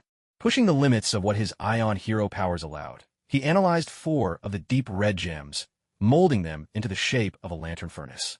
As the form shifted, Li Chungfeng used his partial reality-altering abilities to further transform the nature of the gems. Now, then, how many steps does forging the original Red Lantern take? First, erase their connection to the Crimson Universe. Second, rewrite their energy filtration mechanism, so they can carry both the deep red energy and the furious red light. Third, toss in the blood slaughter bull figurine. Even though this was Li Chungfeng's first time wielding the power of the Ion hero, he handled it with remarkable ease, wrapping up the forging of the original Red Lantern furnace just before the final second ticked away. He even had time to sweep up all the crimson, mixed energy shrouding Fox River Prison and pack it neatly into the Red Lantern furnace. Outside the prison warden's building, the siblings from Asgard were locked in a tug-of-war with Sidorak. Although this being's energy level surpassed Hela's current state, and it possessed a sliver of awareness from Sidorak's gaze. A counterfeit is still a counterfeit. At first, the three Asgardians moved with great caution, uncertain of Sidorak's methods. But as the battle wore on, they realized that, despite the giant red figure's overwhelming strength, there was a catch. Had Li Changfeng been present, he would have spotted it instantly. Because this so-called Sidorak was still fundamentally based on a crimson juggernaut. Its energy level might have been boosted, but its fighting style and the essence of its power were unchanged. At most, thanks to the infusion of the furious red light, it could spew terrifying blood fire from its mouth, like a crawling horror that clings and won't let go. But the wind-up for that attack was ridiculously long. Among the three Asgardians, Hela and Loki were not only masters of magic, but also swift and nimble. Even Thor, the brute of the trio, had more than enough speed and agility to keep up. But the problem was this enormous weakness on the other side was offset by an incredibly thick layer of defense and a massive health bar. By the end of the fight, Hela began to doubt whether, even at her peak, she could have taken down this super punching bag. Yet just then, a soft, high-pitched, girlish voice could be heard faintly, and in a flash, the terrifying crimson energy that had been radiating from Sidorak ebbed away like a receding tide, surging all at once into the prison warden's building. Sidorak clenched his fists, as if he hadn't quite gotten his fill. Gods of Asgard, I am quite satisfied with this massage. I will be watching you. But as his power faded, that sliver of consciousness within Sidorak understood the entertainment was over, at least for now. The Ion Man transformation ended, and the completely drained and feeble, crispy shark emerged from Li Changfeng's heart. Meanwhile, the Red Lantern power battery appeared before Li Changfeng, nothing like the one from the original story, blazing with a fierce, almost divine glow, as if it were an altar ignited by sacred fire. Forged from 4 of Sidorak's crimson gems, the entire battery was a blood-red, semi-transparent vessel. Without hesitation, Li Changfeng grabbed the Red Lantern battery with one hand. Inside it, Blood Butcher Ox was whirling in wild, delighted circles, as if celebrating a windfall. Holy, I go to sleep on a hard bench and wake up in a luxury mansion. Human, you're surprisingly generous. Now you know how good your big brother is. Li Changfeng dangled the battery before his eyes. So, shouldn't you be handing me the original Red Lantern ring as a thank you gift? You do have unrivaled willpower, but I'm not sure you quite meet the Red Lantern standard. Care to reconsider?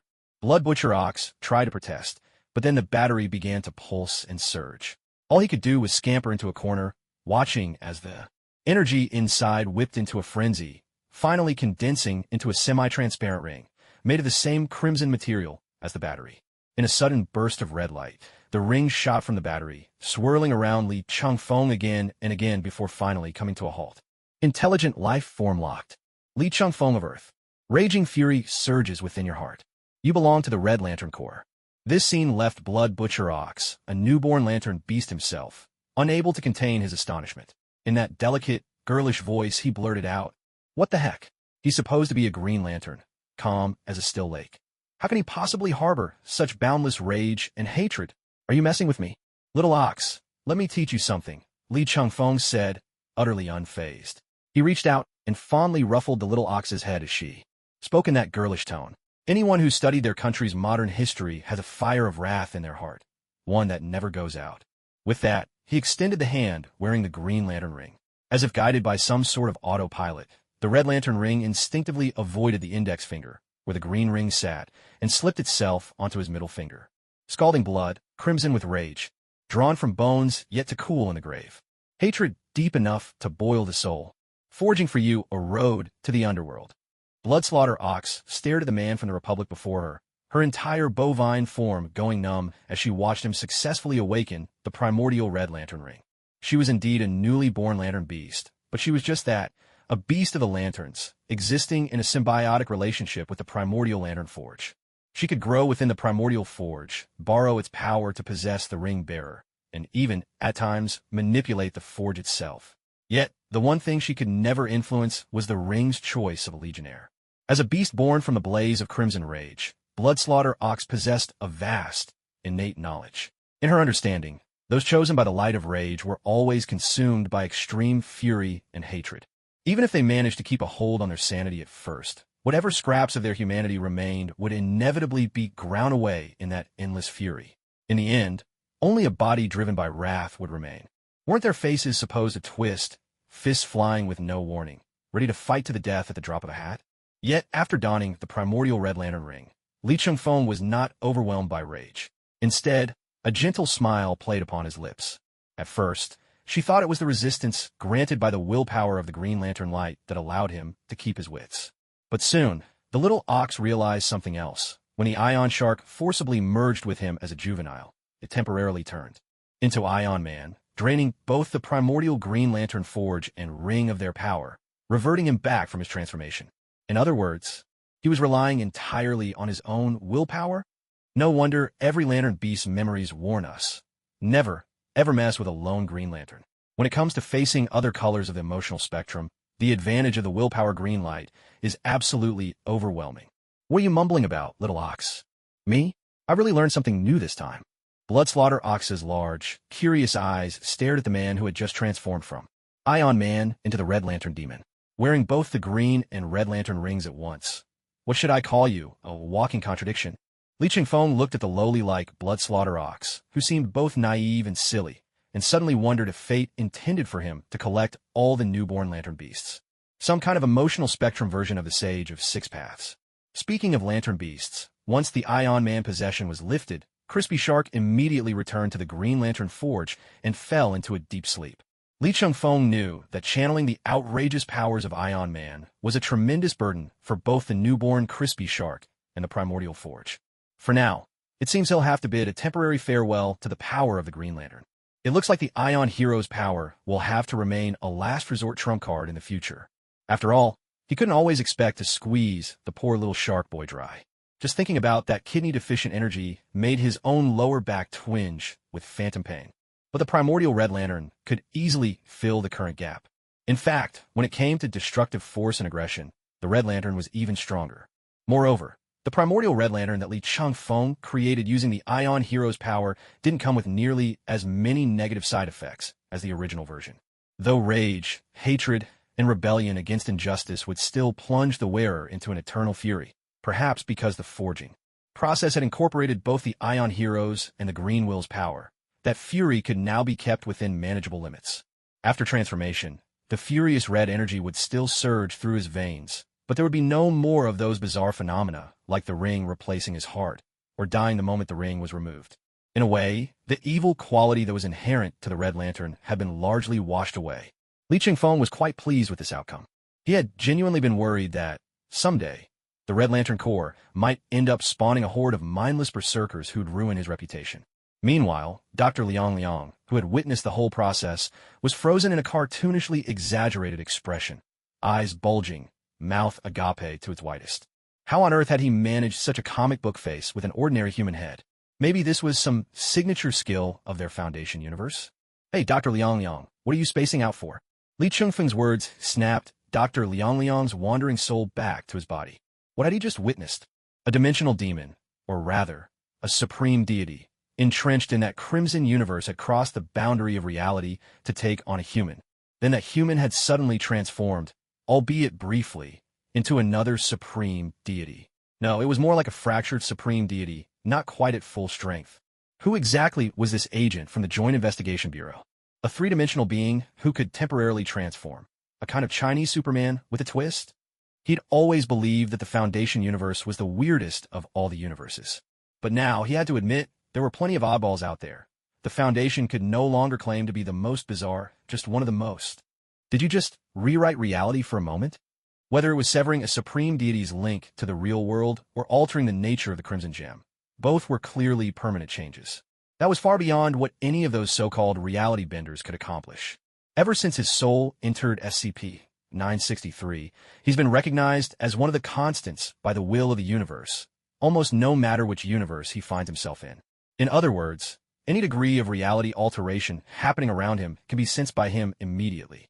I guess you could say that. Li Chengfeng scratched his head. As one of the pinnacles of the Lantern Corps system, Ion Knight's feats were nothing short of outrageous. Manipulating time, rewriting reality. He even battled the infamous bug-level character, Supreme Mini-Superman, their clash destroying several universes in the process. Compared to that, while the Bloodthirsty Bull was impressive, at least by Lantern Beast standards, it still lagged far behind Ion Shark and the Inspector Monster, the apex predators of the Lantern Beasts. But she was far superior to the other Lantern Beasts in terms of performance. She once possessed the body of an ordinary father whose daughter had been brutally assaulted and killed, and then, after mercilessly killing the rapist, viciously lashed out at the ghosts who arrived. A father's wrath, fueled by love, was enough to scorch the spirit of vengeance, even if that vengeance belonged to God himself. But all these feats relied on the Lantern Corps and the Lantern Beasts having existed and matured for a very long time. Yet, with the two kindergarten-level Lantern Beasts Li Changfeng had on hand, the act of merging for just a short while had already left them utterly exhausted. Damn, he might as well stop calling them the Green Lantern Corps or the Red Lantern Corps. Maybe Ion Shark Daycare and Bloodthirsty Bull Nursery would be more appropriate. So, how are you any different from a god now? Have you ever seen a god this puny? Dr. Liang rolled his eyes. Who knows if you're just putting on an act? Well, since the problem is solved, have you made your decision? With a surge of red light, fueled by rage, Li Changfeng materialized a scorching hot disciplinary rod and used it to lift the ruby pendant hanging around Dr. Liang's neck. So, are you coming quietly back to the Joint Investigation Bureau with me? Or will you choose futile resistance and end up buried deep beneath the lightless ocean trenches? When Li Changfeng and Dr. Liang walked side by side out of the warden's building, there were no signs of battle. Instead, what they saw was the trio of Asgardian siblings studying the giant lying on the ground. By Odin, are we sure this thing's human? I've never heard of any Midgardian growing this tall. My dear brother, if you're so inexperienced, then at least don't shout about it. You're like Thor visiting New York for the first time. Honestly, look at how clueless you are. Both of you be quiet. Have you already forgotten what I just taught you? At that moment, Hela was neither a goddess nor a big sister. She was a battle-hardened commander, instructing her young soldiers on how to face all manner of enemies they might encounter in a cosmic war. When faced with an enemy whose defense and endurance are overwhelmingly strong, you must either gather enough power for a single, explosive attack that exceeds their defenses, strike through the shield with a single focused blow, or you can use your speed and magic to focus your attacks on their vulnerable organs. Once you step onto the battlefield, stop thinking of yourself as a god. Hela's lessons were harsh, but undeniably effective. Loki had endured Hela in this state for nearly a month, and by now he'd gotten used to it. But Thor, who'd only just recently accepted his place in the family, clearly hadn't had enough of these beatings. He stubbornly lifted his chin and retorted, "Eldest sister, your words don't add up. When you're hitting me, aren't you still calling yourself the goddess of death every other sentence?" But Li Changfeng picked up right where Thor left off.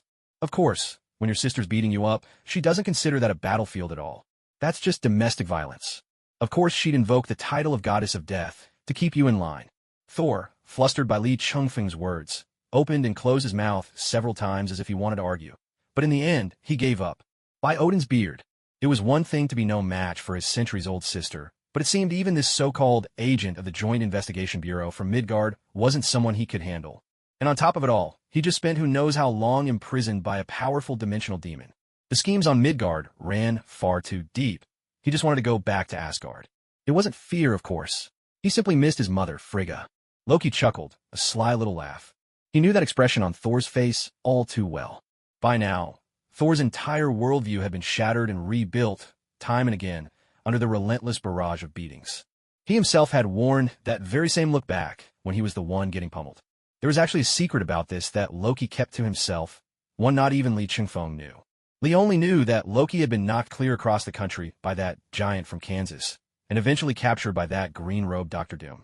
But he had no idea those were just the tip of the iceberg. That Kansas powerhouse had punched him straight from Metropolis to New York. If that was a lesson in brute force, then what happened in New York was a massacre by magic. He'd been in free fall for an entire hour before finally being tossed into Latveria. Thinking back on it now, Loki felt every hair on his body stand on end. He had to get stronger, even if it was just to survive on Earth. He couldn't keep living as the guy who gets beaten up everywhere he goes. As for Thor's thick skull, well, he'd just have to figure things out on his own, eventually. So, this body on the floor, was it the one you abandoned earlier? Li Changfeng turned to ask Dr. Liang. That's right. He used to be a skinny guy, not particularly tall either. But I never expected that this so-called juggernaut power could make a person so huge and strong. If I'd known, I would have tried it myself. I've never experienced what it feels like to be that powerful. Li Changfeng frowned. Not because he had any particular opinion about Dr. Liang, but because the face beneath the red tank's helmet looked strangely familiar to him. How could the red tank possibly collapse from exhaustion? Hela, what happened to him? Why is he lying here, powerless, unable to fight? What's going on? It seems you've dealt with the source of that crimson, unsettling power, and even managed to control it yourself. Hela looked at the newly hued Li Chengfeng with a hint of surprise. I could sense, in that instant, the distortion. In this space vanished completely. Then, whatever called itself Sidorak lost its godly might, left behind the words playtime's over, and turned into this. Li Chengfeng nodded.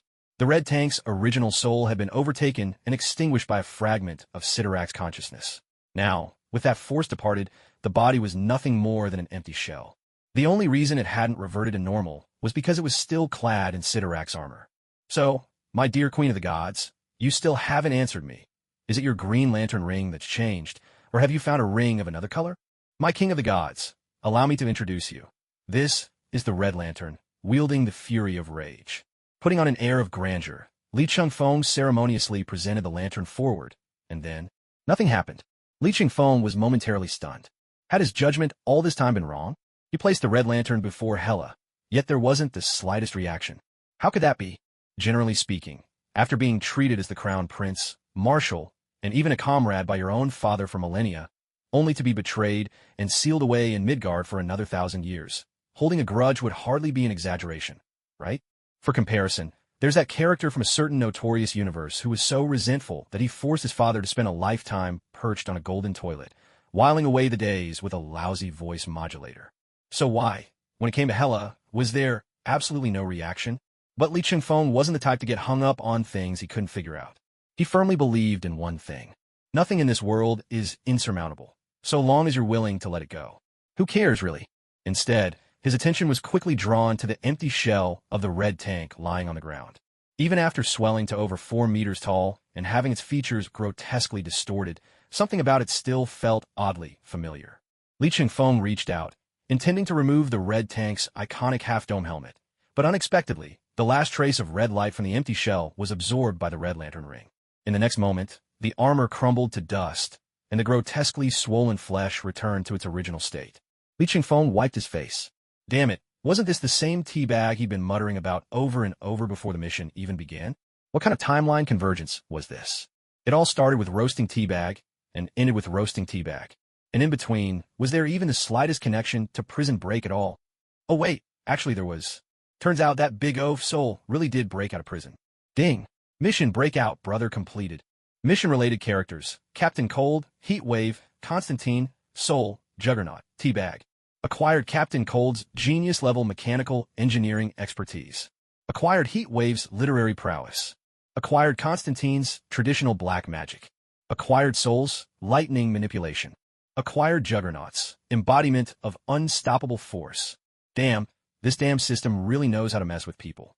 If this wretched system had a physical form, Li Chengfeng would definitely teach it the true meaning of pain. Day in, day out, it keeps churning out these enticing yet ridiculous tasks. Sometimes he wonders if he's just that unlucky, or if whoever made this system was just a sadist. Captain Cold's mechanical engineering genius is genuinely impressive, especially since he's not one of those rich guys with fancy gadgets. He's the kind who gets his hands dirty, cobbling together all sorts of black market tech upgrades. It almost gives off the vibe of goblin technology. As for Heatwave, there's really not much to draw from him, but this so-called literary prowess is a bit too abstract, isn't it? Of course, if you go by the Heatwave from Legends of Tomorrow, then sure, he really is a genius-level romance novelist, pen name Rebecca Silver, popular enough to hold autograph sessions in the main timeline. But what the heck is Li Chengfeng supposed to do with that? This is a comic book universe, not a universe for plagiarist writers. As for Constantine's black magic, its raw power doesn't seem all that overwhelming. But after Li Chengfeng got a basic grasp of it, he discovered its true advantage. In theory, no matter what Li Chengfeng sets out to do, he can always use black magic as a supporting tool. The catch is he has to stomach those bizarre and nauseating spell components. Just thinking about all those eyeballs and severed feet from the show, ugh, only someone like Constantine could handle that. And next comes the delightful part of this mixed bag. The lightning manipulation from Soul. It's not referring to his innate, thunder godlike powers, but rather the ability to control natural lightning. Even though this ability was borrowed from Soul, its manifestation actually resembles Storm's powers more than anything else. But no matter how you look at it, it's just awesome. Any power related to lightning is, by definition, cool as hell. Coolness is a lifetime achievement.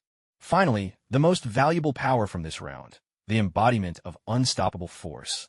This one comes from Juggernaut, but it doesn't boost strength or energy directly. Instead, it's described like this. Once Juggernaut charges in a certain direction, stopping him becomes nearly impossible. Does it seem a bit abstract? Let me put it another way, and it'll make sense. Once you start moving, you're basically unstoppable. Ever heard of BKB? But when this ability is manifested in the red tank, it means that once he charges forward, nothing can get in his way. Lee, are you listening?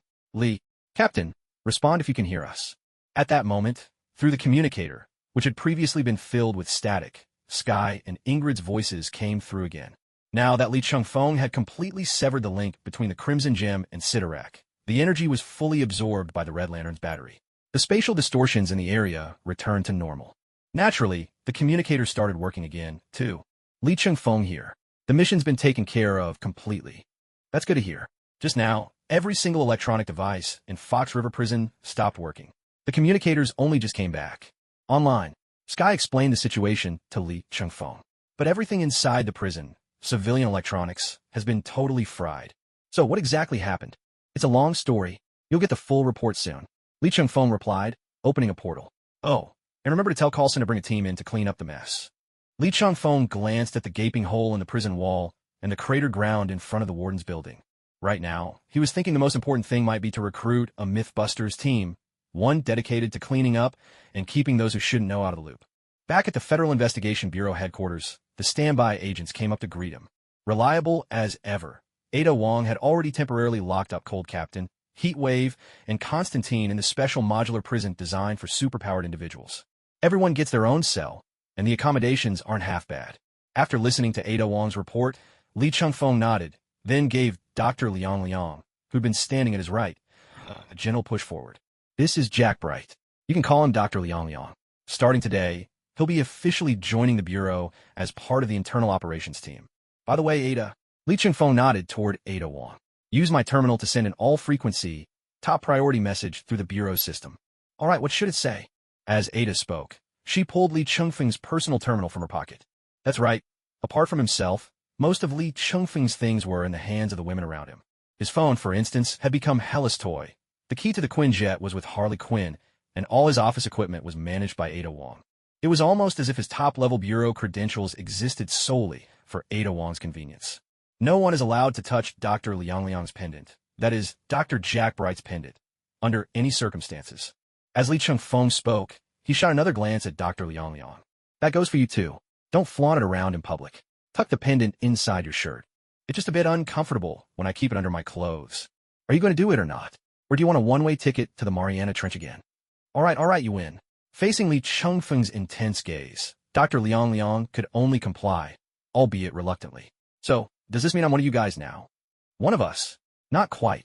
Truth be told, Li Changfeng still had no idea why Dr. Liang had come to the real universe. Was there some secret agenda, or was it simply a matter of survival and self-interest? Keeping him close was the safest bet. Besides, regardless of his motives or personality, Dr. Liang was second to none when it came to bioengineering and anomalous genetics. The X-Men had captured and brainwashed a group of Hydra scientists from Latveria who specialized in studying the X gene, but they'd hit a major roadblock in their efforts to catalyze the X gene and enhance mutant powers. If Dr. Liang were to join the project, he might just be the key to finally breaking through. All right then, I'll do my best to fit in. So when do I start? What's the salary and benefits like? Dr. Liang, whose boundaries were as flexible as his sense of humor, slipped into the role with ease. And most importantly, how's the food in? Your cafeteria? I'll be honest, I can't stand the Foundation's cafeteria. The food was so awful that at one point, the whole site had to rely on SCP-458, the Infinite Pizza Box, just to get through lunch. You don't need to worry about your paycheck. The Bureau never skimps on high-level talent. It's the extra research funds that are hard to come by. Hard to get approved. As for the cafeteria, just steer clear of the Chinese food stand. That's all I'll say. Ugh, American Chinese food is an absolute scam.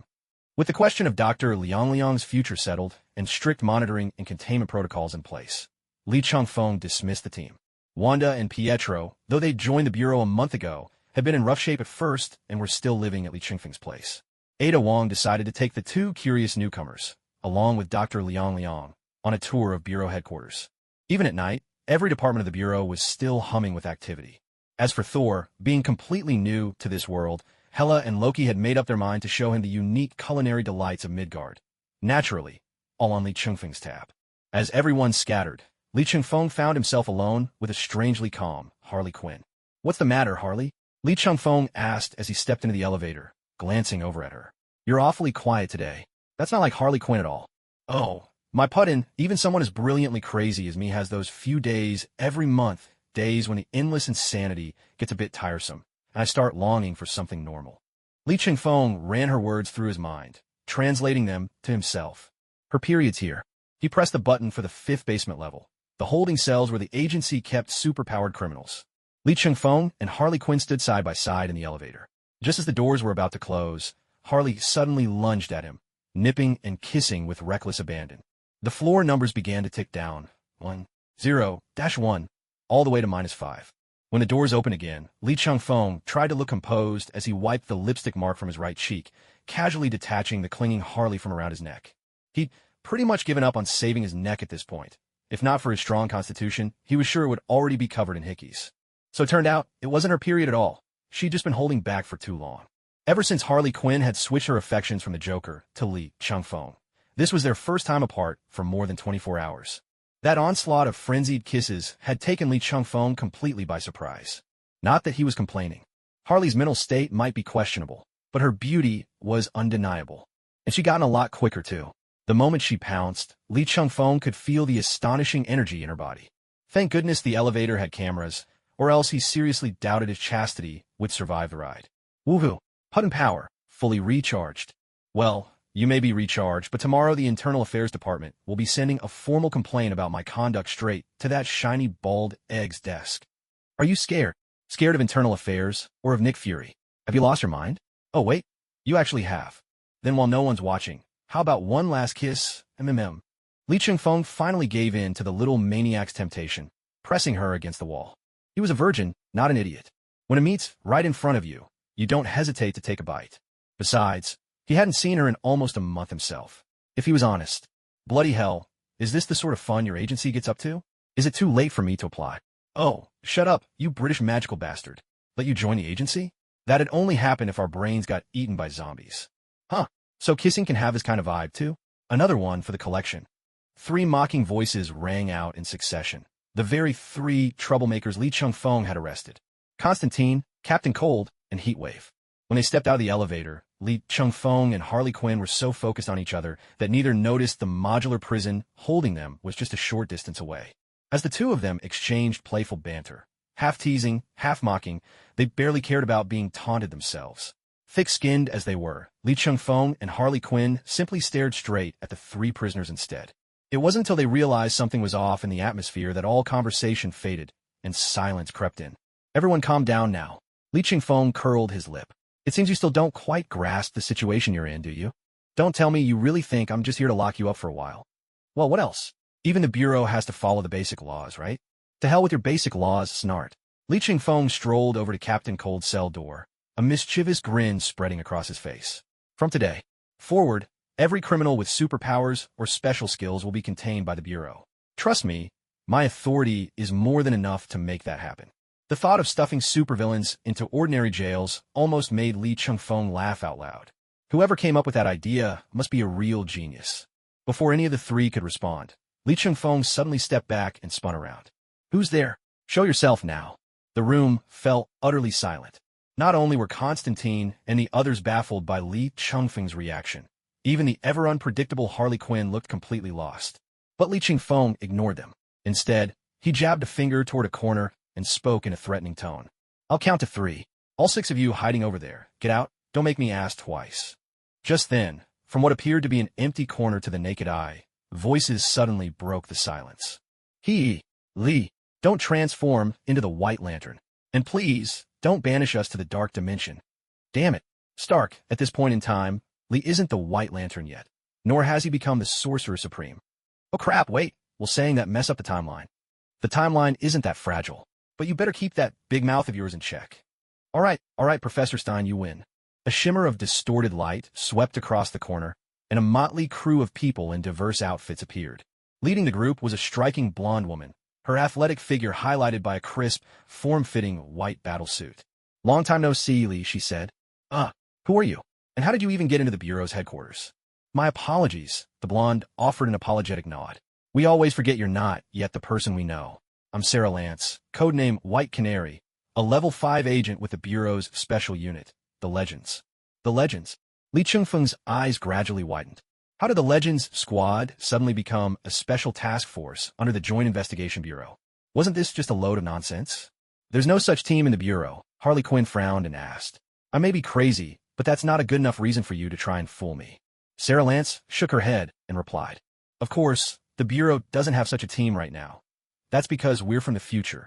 The reason we traveled through time to the Bureau now and met with all of you is entirely because you left us a mission in the future. Acting Director of the American Bureau, Agent Li Chengfeng. Li Chengfeng had to admit he was completely baffled at first. But it wasn't because of their identities. Although a few faces across from him were unfamiliar, he still recognized Sarah Lance. So, he immediately guessed they were the Legends. What truly stunned him was the origin of the Legend Squad. As Sarah Lance explained, everything gradually became clear to Li Chengfeng. First, in the future, he was the one who assembled the Legend Squad, selecting talent from various points along the timeline. Sarah Lance, the White Canary, sister of Oliver Queen's ex-girlfriend, thought to have died at sea, but in reality, rescued and trained by the League of Assassins. Martin Stein, a top nuclear scientist and physicist, inventor of the Firestorm Matrix. Jefferson Jackson, responsible for ship maintenance. The two of them could combine to become Firestorm. And then there was Ray Palmer, the Atom. Aside from the original members of the Legends, there were two others whom Li Chengfeng truly didn't recognize. Only through Sarah Lance's introductions did he finally understand. First, the loudmouth at the beginning called Stark, full name Howard Stark. Yes, the very father of that Tony Stark guy. It turns out, he was rescued by the Legend Squad while being hunted by the Winter Soldier. The device for optical camouflage and stealth was his invention. When it came to introducing the woman who had remained silent all this time, she interrupted Sarah Lance, speaking in Mandarin. Li Chengfeng, my name is Wu Fengji. You're from the Republic? Your surname is Wu. Wu Fengji. For a moment, Li Chengfeng didn't react. Wasn't Wu Fengji the White Phoenix? Stronger than the unhinged Dark Phoenix, Jean Grey, the legendary White Phoenix. And, on top of that, the most powerful Iron Fist in history. But the shock lasted only a second. The Wu Fengji standing before him clearly possessed only the dragon spirit of the Iron Fist. Of course, if she had become the White Phoenix, she'd most likely have already left Earth. So, let me sum this up. In your timeline, I'm the acting director. Where's Nick Fury? I really can't reveal too much. All I can say is that Director Fury is alive and well. In fact, after you officially announced the formation of the Legend Squad and set its mission, you vanished completely. Li Chengfeng Nudda. One must always show due respect to the timeline. Those who toy with time will eventually be toyed with by it, unless you use the Ion Warrior transformation to directly manipulate time itself. So, was it my idea to have you recruit members at this point in time? That's right. You said that at this very moment, the interagency detention facility holds exactly 3 people, and each is a suitable candidate for the Wave Rider. Li Chengfeng turned back to look at the 3 utterly bewildered individuals inside the prison. To be honest, these 3 really were the original members of the Legend Squad. It just wasn't this recruitment style a little too unconventional? Who goes to their own prison to recruit good people for their team? But then again, the Legend Squad always did have a bit of a time-served, labor reform flavor to it. Though this could be seen as a way to put wasted resources to use.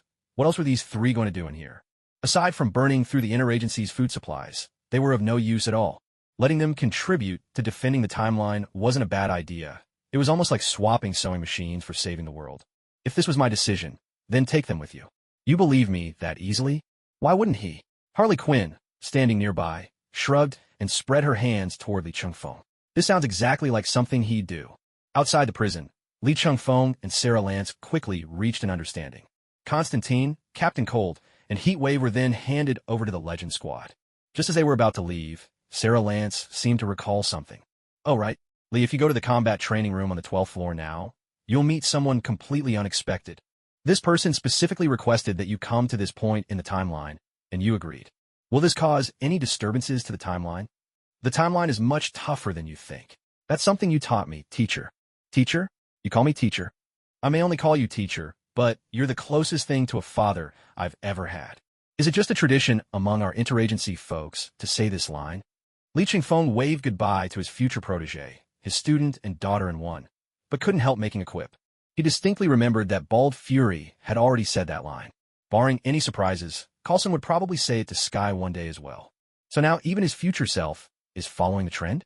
A single heartfelt line passed down through 3 generations of the interagency, echoing across the ages from past to future. Wow, she called your dad. You must have picked up that knack for summarizing from certain famous host named Dan Zhu, right? Enough with the nonsense. This is time travel we're talking about. So awesome. Awesome, my foot. Most of the time, you're stuck waiting in the time buffer zone. Just picture it. A boundless expanse of endless emerald green, almost like the universe itself, with no difference between day and night. So, it's no different from Arkham, is it? You can't tell day from night in the wards, either. But who cares? Let's go, let's go. Didn't your daughter say someone unexpected would show up in the training room?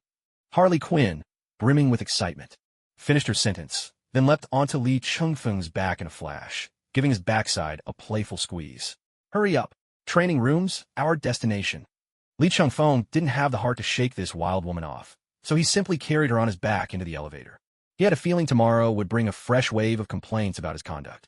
Reaching the 12th floor training room, Li Chengfeng set Harley Quinn down. He checked his collar, making sure the ambiguous mark on his neck was well hidden. He pushed open the door and walked inside. A massive punching bag was being pummeled by a barrage of powerful blows. So fast, so forceful, it was clear this was no ordinary human. Brown hair flew with each movement. Dressed in simple jeans and a crisp white shirt, the woman's modest attire couldn't disguise her well-honed strength. With a thunderous thud, the man-sized punching bag gave out at last, sent flying across the room by a final punch. Sand spilled everywhere. Li Chengfeng and Harley Quinn approached. The woman noticed them at once, but showed no surprise. Instead, she picked up a leather case leaning against the wall and walked toward them. Judging by the shape, it looked like a shield. It wasn't until she stood before him that Li Chengfeng realized this woman was nearly his height. The future you told me that if I ever finished my mission and didn't know where to go next, I could choose to come to this timeline. Let me introduce myself. My name is Peggy Carter, but you can call me Captain Carter. The next morning, at dawn, Nick Fury was humming a chipper tune from the West Coast Chipmunks as he drove to headquarters in Washington, D.C. Today, he was in exceptionally high spirits. To be precise, ever since Li Chengfeng had arrived, his mood had been improving by the day. Even his legendary paranoia seemed to have eased. He felt that bringing Li Chengfeng over from the Republic was hands down the smartest decision he'd made in his life. Thinking about the current structure of the American Central Bureau, White Duck, Professor X has taken over the Bureau Academy, stationed to the very rear of the organization, while he himself commands from the center, with Li Chengfeng and Coulson leading their teams at the front lines. The only issue is that this little monster, Li Chengfeng, keeps stirring up bigger and bigger trouble each time, and the powerful allies he brings back just keep getting stronger. Just look, he's already brought back 2 whole gods. Oh, wait. According to the mission brief sent to the terminal last night, he even managed to nab the brother of that goddess of death and the god of mischief. TSK. The top priority now is to upgrade the Bureau's energy detectors. The surveillance room flashes so much these days, it practically gives people a headache, almost blinding. With these thoughts circling his mind, Nick Fury steered his car into the headquarters parking lot, parked in his designated space, locked the car, and headed inside. As soon as he entered the main hall, someone not far off immediately walked toward him. Director Fury. How have things been these past few days, May? Other than having to wrangle an entire squad of kids, not bad. Isn't Steve Rogers in the team as well? A World War II veteran who spent decades frozen in Arctic ice. Honestly, he's harder to handle in modern society than any of those kids. Melinda May spoke with barely a flicker of emotion on her face, yet the faint trace of exasperation was unmistakable. Nick Fury glanced at one of his most trusted agents, but didn't push further. Instead, he shifted the topic. By the way, how's Coulson doing lately? He's been busy, completing missions, developing training regimens, tracking down that information broker they call clairvoyant. He's so occupied and fulfilled that he hasn't had a moment to dwell on his own resurrection in a long time. Good. Remember, never bring up the THIDI project with him, and don't provoke him to seek out the truth. That's the best protection we can give him. Every time Nick Fury thought about the THIDI project, he couldn't help but sigh inwardly. The blue-skinned alien's blood, Nick Fury still didn't know they were called Kree, was used to create GH325, a serum capable of saving S.H.I.E.L.D. agents from mortal wounds or even reviving them shortly after death. It had seemed like a miracle from the heavens, but eventually, it turned out they were actually making a deal with the devil. At first, agents brought back with GH325 seemed perfectly normal, but after a while, their mental state would deteriorate, mania, aphasia, anxiety, and a whole host of other complications. Those with weaker minds would even descend straight into madness. In the end, they chose to erase and replace memories, but the agony of surgically altering memories was, in truth, 3 times worse than death itself. At the end of the Tahiti project, some of the personnel took their own lives, while others descended into madness. Did you ever come clean to Agent Lee Chung-fong about the Tahiti project? Lee. Nick Fury paused for a moment, glancing at Melinda May. Why bring up Lee now? That chapter is closed. Is it really necessary for him to know? That suspicious nature of yours. It's about time you changed it. Melinda May responded, showing no sign of intimidation even in front of the director. After all, she was personally trained by Peggy Carter. Even in today's joint task force, where powered individuals abound, Agent Lee Chung-fong is still the strongest of them all. Not only does he possess multiple abilities, he keeps uncovering new ones. He just might have a way to deal with the aftereffects of the Tahiti project. Even though Coulson hasn't shown any symptoms yet, it's only a matter of time. You care about Coulson more than I thought, Fury remarked. He pressed the elevator button, and together they stepped inside. Director, I've just always had a stoic face, not a lack of emotion, May replied, hands clasped behind her back as she stood at attention to Fury's left and just behind. The thing about Coulson is, whenever he should show some feeling, he always fumbles it. Like a block of wood, nothing gets through to him, Fury said with a chuckle, reminiscing with May. Honestly, you two never dating is one of the biggest surprises of my life. May glanced at the back of Fury's head and replied, coolly, he's the kind of person who only passively receives affection. He'll never learn to take the initiative. Otherwise, I wouldn't have accepted Andrew's proposal. That's why men shouldn't be too passive. Just like you shouldn't wait until Agent Lee Chung-fong notices something's wrong with Coulson before you tell him the truth. There you go again, bringing it full circle. My debate and logic scores have always been top of the class. I just don't show much expression. Fury rolled his one good eye, but thankfully, the elevator had already reached the office floor. With a soft chime, the elevator doors slid open. Nick Fury and Melinda May stepped out, one after the other. But inside Fury's office, to their surprise, sat a man and a woman, one comfortably perched on the desk, the other relaxing on the sofa, engaged in cheerful conversation. Pushing the door open, Fury shot an exasperated look at the man on his desk and barked, Lee Chung-fong, of all things you decide not to sit on the sofa or a chair but on my desk. Of course, the only one bold enough to sit on Nick Fury's desk was Lee Chung-fong. Who else would dare? Hella might, but she certainly wouldn't care to. Oh, Fury, you're here? Lee Chung-fong hopped lightly off the desk, landing with a forward flip. And May, too? Perfect timing. Let me introduce you to a new friend. As he spoke, Lee Chung-fong gestured toward the brown-haired woman seated on the sofa. At that moment, the woman leaning against the doorway stood up as well and turned to face Nick Fury and Melinda May. Instantly, both of their expressions froze in shock. Hello, Nick Fury and Melinda May? So, in this timeline, Melinda May actually became an agent of the Bureau instead of the Chief Justice. You're... Nick Fury rubbed his one good eye and looked again, disbelief written all over his face. Even Nick Fury, the king of agents, the master strategist who always seemed in control, was so rattled now that he couldn't get out a complete sentence. Oh, look at me, getting so excited to see familiar faces that I completely forgot to introduce myself. I'm Peggy Carter. Well, to be precise, I'm not your Peggy Carter. You can call me Captain Carter. Lee Chung-fong watched as Nick Fury and Melinda May stood there utterly bewildered, and he slapped the table, roaring with laughter. Aren't you supposed to be the boss? Well, I brought your boss here. Let's see if you dare deny me funding now. Lee Chung-fong, you really are the bane of my existence. Yeah, thanks for the compliment. So what if you brought Peggy Carter? She's not even the Carter director for my timeline. Why should I be scared? Wow, talk about bravado. Lee Chung-fong nudged Fury in the ribs. If you're really so tough, why are you too nervous to even sit down? What's wrong? Feeling guilty? Me guilty? As if. My whole family isn't guilty. I'm just showing respect and admiration to a World War II hero and super soldier from an alternate timeline. Puffed. No wonder you're the boss. When it comes to flattering your superiors, you never hesitate. Why don't you act like this around Pierce? Are you kidding?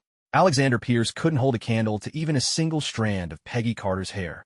Lee Chung-fong gave Fury a big thumbs up. No wonder he's in charge. With that kind of flexible bottom line and virtual principles, who else could take the director's seat? Captain Carter settled into her chair with an air of effortless authority, calm and composed. In the real universe, Captain America spent most of a century frozen beneath the Arctic ice. He might be old by birth date, but at heart, he's still a young man. But Captain Carter was different. She had truly lived from World War II to the present, and had even experienced a series of adventures that spanned Earth, the cosmos, and countless timelines. This was a real elder, a true sage. Li Chingfeng felt nothing but genuine gratitude to his future self for sending such a steadfast anchor to his side. By the way, Captain Carter, yesterday we discussed you joining the Bureau. Didn't we already go over that? That's true, but what I'm hoping is that you could take on the role of Chief Commander. I'm just a special squad leader, and this isn't something I have to say over. Li Chingfeng chuckled, his face radiating sincerity. But as soon as he finished, Captain Carter immediately shot back. Chief Commander? I've never done that before.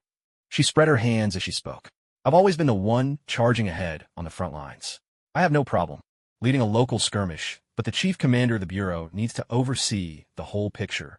Honestly, it's your special squad I'm most interested in. Well, hearing this, Li Chingfeng felt a bit awkward. Who would have thought she'd still be itching to throw herself into the thick of battle? He shot a few meaningful glances at Nick Fury, signaling for the man in charge to say something to break the impasse. Well, even though Captain Carter really is the best candidate for Chief Commander, we're a free country after all, so personal wishes come first. We can always discuss the chief position later. Agent Lee, let's have Captain Carter officially join the Star Squad for now, and don't forget to stop by administration for her credentials. Nick Fury, catching Li Chingfeng's plaintive look, couldn't help but let out an awkward laugh. It couldn't be helped. He'd held the reins of power for many years, but every time he saw Peggy Carter's face, he was reminded of his own days as an ordinary agent. Her presence carried too much weight. He simply couldn't bring himself to object to her, not face to face. Besides, fighting on the front lines had always been Peggy Carter's real dream in the main universe, but age and seniority had pushed her into high command, far from the action. Now, with this Captain Carter being a super soldier serum recipient, it made sense to let her live out the dream that had eluded the aging legends, lost somewhere between chaos and clarity. Seeing that Nick Fury shared his view, Li Chingfeng dropped the subject. Having a seasoned agent like her join the Star Squad was a real boon. With business settled, Li Chingfeng left Captain Carter at Bureau HQ and headed out. From the look of things, Nick Fury and Melinda May still had plenty to discuss with Captain Carter. Li Chingfeng had barely stepped out of Fury's office when his old phone, recently exchanged back from Hella for the latest model, buzzed several times. 3 text messages from different numbers arrived in quick succession. Li Chingfeng tapped away, opening the first message. It was from Bruce Wayne. Ever since Li Chingfeng met Bruce Wayne, he would often ask him to use his vast business connections, wealth unrivaled even by nations, to help him track down various items. For example, Terrigen crystals. But as he read this text message, he couldn't help but feel a sharp pang in his wallet. Damn it, 2 Terrigen crystals cost him nearly $3 million. Clearly, draining the budget is a tradition that must never be interrupted. He moved on and opened the second message. The content was just as straightforward. All done. Li Chingfeng nodded to himself. Grant Ward truly lived up to his reputation as a professional assassin. His efficiency was simply off the charts. He'd managed to quietly take out Agent Sitwell, who held key positions in both the Bureau and HYDRA, without anyone noticing. And from the word all, it sounded like he'd also taken care of a batch of American politicians colluding with HYDRA. Most importantly, there hadn't been a single leak of information, meaning no one had discovered their deaths yet. At least in terms of assassination skills, this scumbag was leagues above Bucky Barnes. After all, the legendary assassination infiltration prowess of the Winter Soldier seemed to exist only in the lore. Still, that wasn't enough for Li Chingfeng to let him off the hook. He had indeed promised Grant Ward to spare his life, but no one else had made that promise. With a cheerful mood from how smoothly his plans were progressing, Li Chingfeng opened the third message. It was from Tony Stark, that egomaniac. Judging by the tone, it seemed like yet another message with nothing of substance. But as he scrolled down, Li Chingfeng's eyes suddenly went wide in shock. Holy crap, Tony Stark, you really are my best bro. Talk about sending pillows to a sleepy man, haha. Li Chingfeng hadn't expected Tony Stark to present him with such a generous gift at a time like this. The message even included an invitation to meet up and catch up. Li Chingfeng's Quinjet was out for routine maintenance, and it would be a waste to take the Airbus just for himself. So he made a quick detour to Nick Fury's office, and under the gaze of those 5 scrutinizing eyes, he brazenly patted Fury down, grabbed the car keys, and made a run for it. Damn it, would it kill you to buy your own car? I don't even have a driver's license. Li Chingfeng shot Nick Fury a look of unshakable confidence, then dashed out of headquarters in a flash. Even the battle-hardened Peggy Carter found this bizarre, superior-subordinate dynamic completely baffling.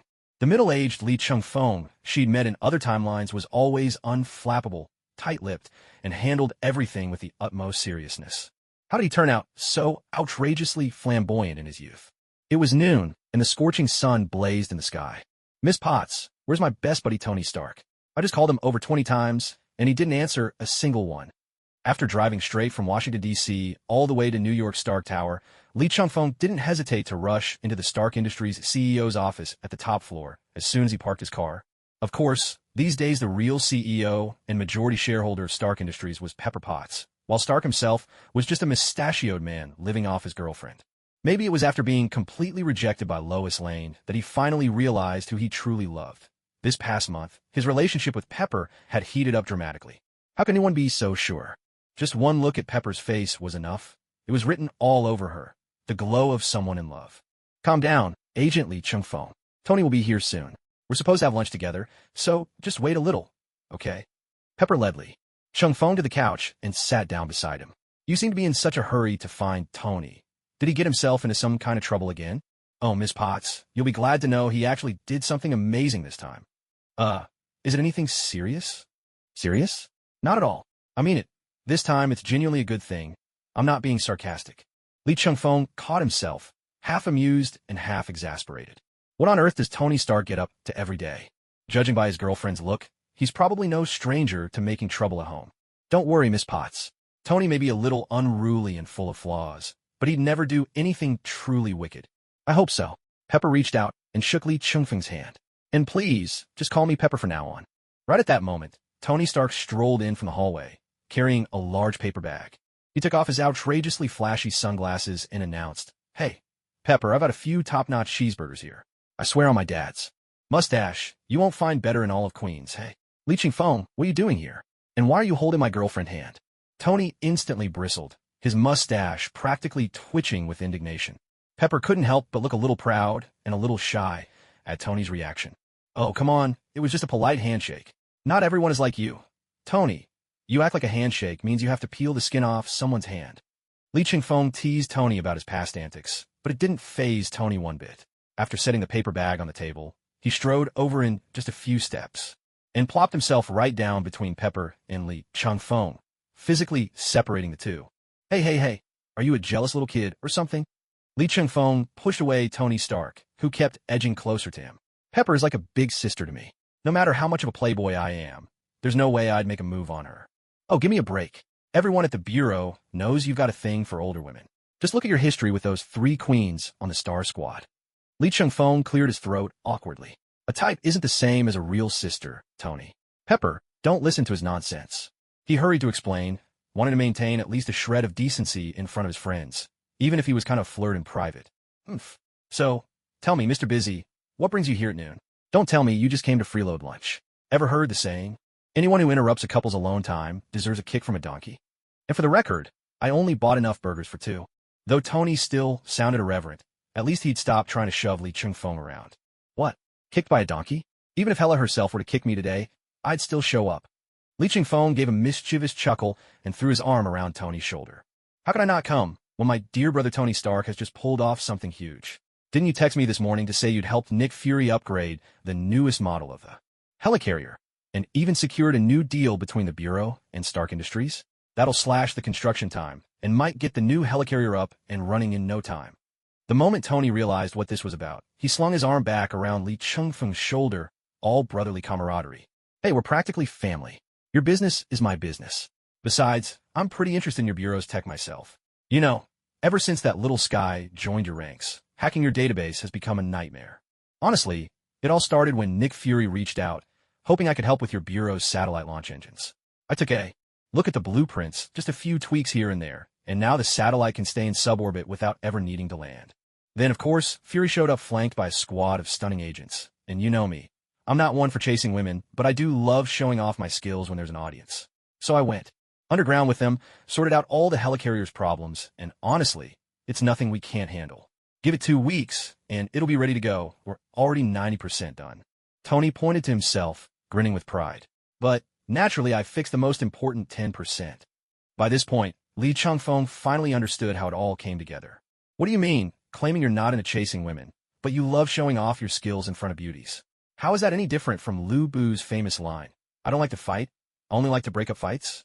Without even trying, Stark had just done him a huge favor. With a sly glint in his eye, Li Chengfeng leaned in close to Tony Stark's ear and laid out every potential flaw in the Insight Project. As Li spoke, Stark's expression shifted and changed, reflecting each new revelation. Wait, what? Does that mean I actually made things worse? No. Think of it as the mantis stalking the cicada, while the oriole waits behind. Li Chengfeng replied with a smile. It was nothing more than the biggest bait on the hook. Originally, he'd been waiting for the perfect opportunity to take down Hydra in one fell swoop.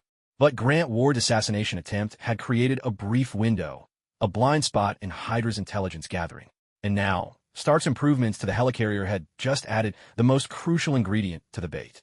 No time like the present. There were no major missions on the horizon, so why not move up the plan to wipe out Hydra once and for all? With an Insight Project that was little more than a facade, they could dangle before Hydra the illusion of a chance to control the whole world. If Hydra didn't bite, he'd eat his own hat. Wait a second, Lee. Have you told Nick Fury about this? I'll tell that one-eyed hard-boiled egg after I've set the trap. And for the record, I'm not planning to let this so-called Insight Project ever go live. Plus, Hydra's bound to try and take down the American HQ directly. Perfect for catching them all in one net. All in one net. You make it sound as easy as swatting flies. Oh, come on. We're all old foxes here. Don't try to outsmart me with ghost stories. With a mischievous grin, Li Chengfeng jabbed Stark in the side and teased. Don't tell me you haven't left a backdoor in the satellite and helicarrier databases that only you can unlock? Do I look like that kind of guy? So, did you or didn't you? Once Li Chengfeng and Tony Stark were in agreement, he began laying out the entire operation. For someone who prided himself on being an outstanding, maybe even the most outstanding, agent, this would be his first time orchestrating a classic, invite the enemy into the trap, and catch them all kind of play. But at last, he was starting to feel like a real agent. After all, since he'd crossed over every single thing he'd been through, how many of them could even the toughest superheroes handle? With that thought, Li Chengfeng initiated a video call to Coulson from his personal terminal. A few seconds later, the familiar bald head of Coulson appeared on screen. Li, what brings you to me today? I just finished my last mission, and as for the Starlight Squad, they've just wrapped up a month-long armed training exercise, so everyone's taking a few days off. But I can't sit still for long. Thought I'd check if you had any trouble on your hands I could help out with. Come on, don't joke around. There's nothing here big enough to need you stepping in. But if you're willing to come over, I wouldn't say no. I'm actually on a flight to Peru right now. All right, I'll be there in a moment. Li Chengfeng nodded, pulled open a portal, and stepped inside. Wait a second. Nick Fury's black sedan? There's no way I could just leave that parked under Stark Tower. I even went out of my way to borrow two-wheel locks from Stark Industries' parking garage. Suddenly, Coulson felt a chill run down his back, only to find Li Chengfeng had already appeared behind him. To be honest, that portal trick is something else. I always thought stuff like that existed only in movies and comics. In my view, no film or comic can ever outdo the wonders of the real world, Li Chengfeng replied, giving Coulson's shoulder a friendly pat. Where's the team? They're all in the operations briefing room. This is their first encounter with an 084 object. An 084 object, classified by the Joint Task Force with a special code, meaning everything about it is unknown. Usually, it's either a relic of some ancient supercivilization or an alien artifact. Take, for example, Thor's hammer in the original story, discovered with immense power, but for some reason, immovable, a textbook 084 object. This brings to mind the very first item ever to receive the 084 designation in history, the Kree obelisk. That thing was a real trap. The outer prophet layer was nothing more than a deadly safeguard, meant to kill anyone who wasn't inhuman. Jia Ying's group melted the crystal encasing the prophet, mixing the two together, so when activated, both were released at once, causing any non-potential inhumans to instantly turn to ash. In truth, pure Terrigen crystals are harmless to ordinary people. In the end, it all came down to the Inhumans' lack of understanding. But you couldn't really blame them. Compared to the Celestials, who created mutants, the Kree Empire, responsible for the Inhumans, were just a bunch of interstellar war profiteers with little to brag about. Back in the day, they got hammered by Odin and Hela more times than anyone could count. Li Chengfeng and Coulson entered the Airbus's operations briefing room one after another. At that moment, all the team members, including Steve Rogers, who wasn't in uniform, were listening as Gemma Simmons, one half of the science duo, spoke with excitement about her fascination with Peru's unique ecosystems. You should know, there are over 200 species of snakes in the jungles of Peru. Among them, the South American bushmaster is particularly dangerous. Its venom isn't just neurotoxic, it also breaks down human proteins and destroys red blood cells. It's a real menace. Steve Rogers lowered his voice and asked the group, "Is this kid always this energetic and excitable?" After spending time with Steve Rogers, the members of Coulson's team had grown comfortable enough to talk to him normally, without that awestruck look in their eyes. Of course, this was partly because, ever since waking from the ice, Steve had never put on the old Captain America uniform again.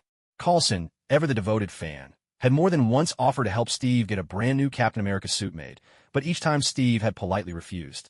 After all, decades had passed in the blink of an eye since he woke up, and his outlook on life had changed drastically. Maybe the world didn't need Captain America anymore. Maybe Steve Rogers could finally just be himself. So now, Steve wore a standard SHIELD tactical uniform.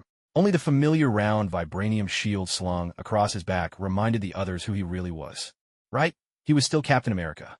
Well, you could call it a little occupational hazard, Barry Allen replied, dragging out his words a bit. Kind of like how Fitz gets giddy every time he sees one of Mr. Stark's suits, and I can't help but analyze every visible trace and clue. That's a relief. For a second, I thought Gemma was just the type who gets so excited before a field trip she can't sleep. Actually, judging by the dark circles under her eyes, Gemma really didn't get any sleep last night. She was too excited. Lee Chung-fong looked at the now utterly calm Steve Rogers and wondered quietly to himself. What would happen if he met with Agent Carter? After all, there was Peggy Carter on the verge of losing him. And here was Steve Rogers, who had already lost her long ago. Good afternoon, my dear teammates. Lee Chung-fong reporting back in.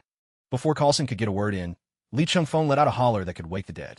In that instant, everyone except Steve Rogers, including the still buzzing Gemma Simmons, shuddered in unison. Begone, demon. Begone. Somebody bring me my cross. Oh no, every time I hear that voice, I feel like I'm going to be sick. Ugh. The previously calm scene instantly dissolved into chaos. Lee Chung-fong's eye twitched ever so slightly. Seriously, are these kids for real?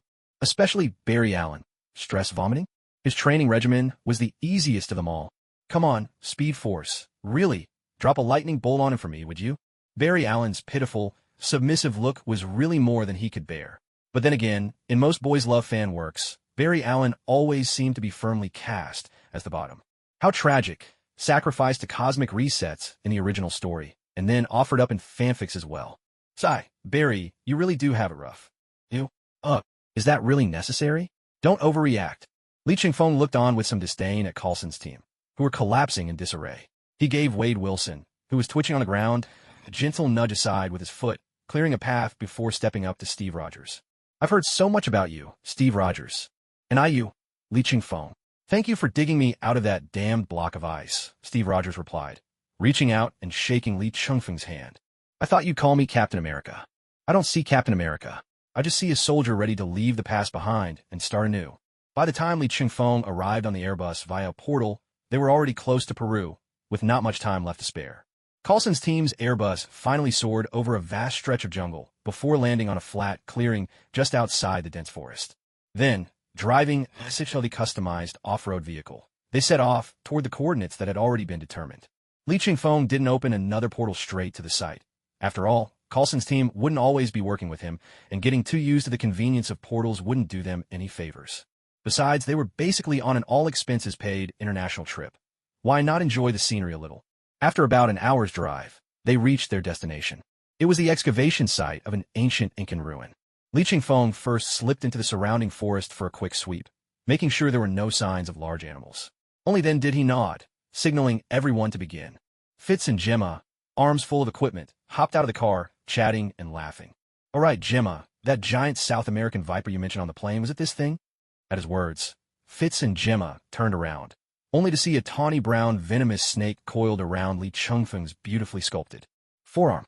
The ugly creature was indeed a South American bushmaster. It was desperately gnawing at Lee Chung-fong's arm with its fangs.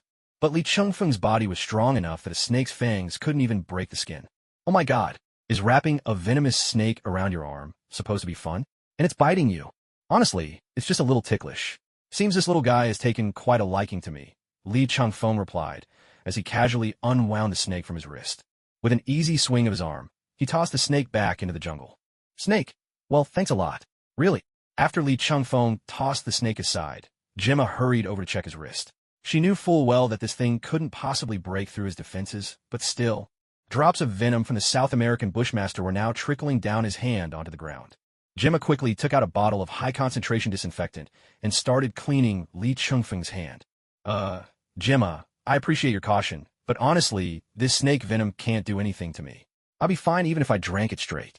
Agent Li Qingfeng, I'm well aware it doesn't affect you, Gemma Simmons sighed. But if we don't clean the venom off, I'm worried. Some of the others might get exposed. Better to wash it thoroughly. No need for you to be the reason we all end up in trouble. Agent Gemma Simmons, as your team lead, I have to say something.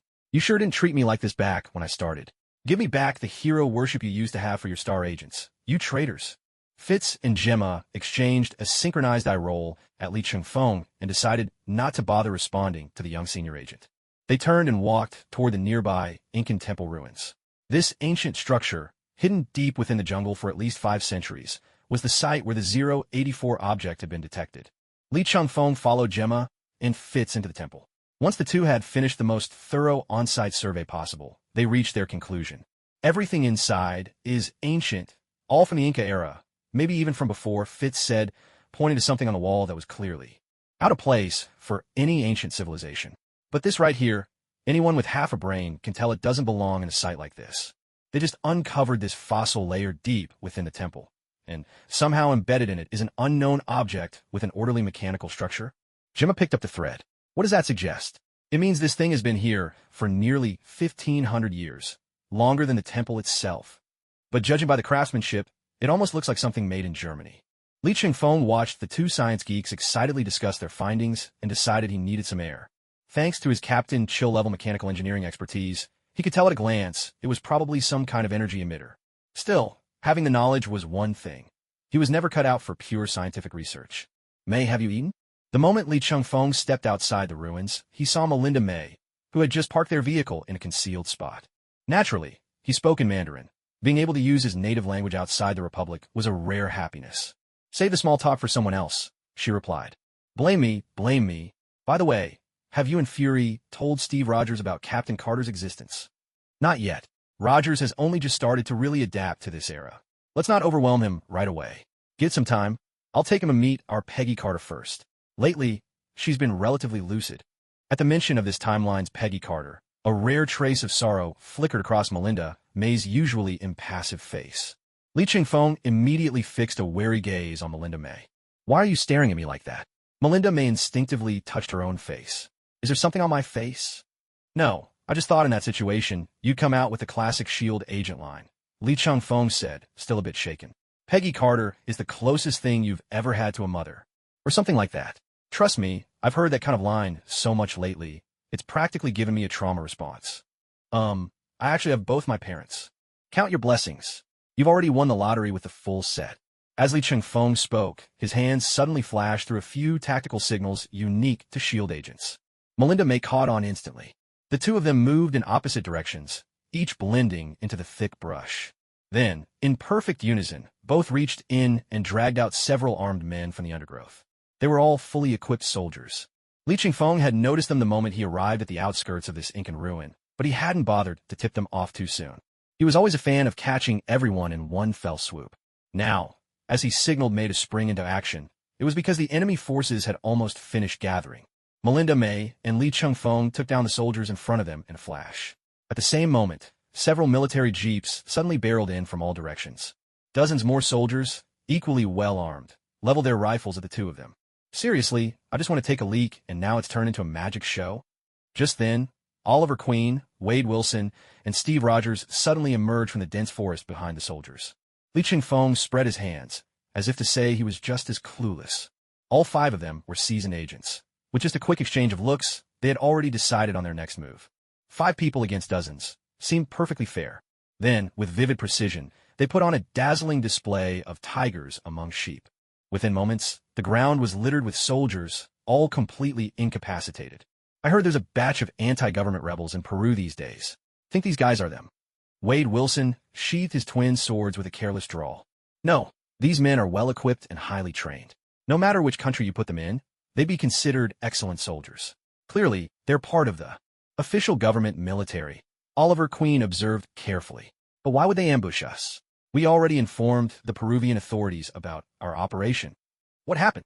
Coulson emerged from the Incan ruins with Barry Allen, his expression shifting instantly as he took in the scene of Peruvian government soldiers strewn across the ground. A squad of government soldiers attacked us for no apparent reason. Don't worry, though, we only used non-lethal force. There's no risk of triggering an international incident, Steve Rogers reassured him, putting Coulson's mind at ease. But what happened next made him choke back that sense of relief he just found. Because, moments later, someone he once knew very well appeared. Barely 20 seconds after the fighting subsided, Camila Reyes, the commander of the Peruvian military police, hurried onto the scene. What she saw were her soldiers lying on the ground, groaning in pain, and Li Chengfeng standing as if he'd been waiting for her. "Who are you?" Camila Reyes demanded, alarmed. "What happened to my soldiers?" "I'm Li Chengfeng, Level 7 agent of the Bureau of International Coordination. My team is here on a matter of international security," he replied calmly, his demeanor unshaken. After all, he knew exactly who he was dealing with. The cat-and-mouse game, he never got tired of playing it. Even as he spoke, some of the soldiers on the ground began to stir, groaning as they struggled to regain consciousness. Truth be told, they'd held back. If they hadn't, even non-lethal force wouldn't have let the soldiers recover so quickly. The Bureau of International Coordination? Camila Reyes put on a convincing act of confusion, her performance flawless. "I am Camila Reyes, Chief Commander of the Peruvian Military Police. You need to explain your actions on Peruvian soil." "As you wish, Commander Reyes." Li Chengfeng nodded and gestured toward the Incan ruins behind him. "Inside these ruins, within Peruvian territory, we've detected the presence of an 084 object.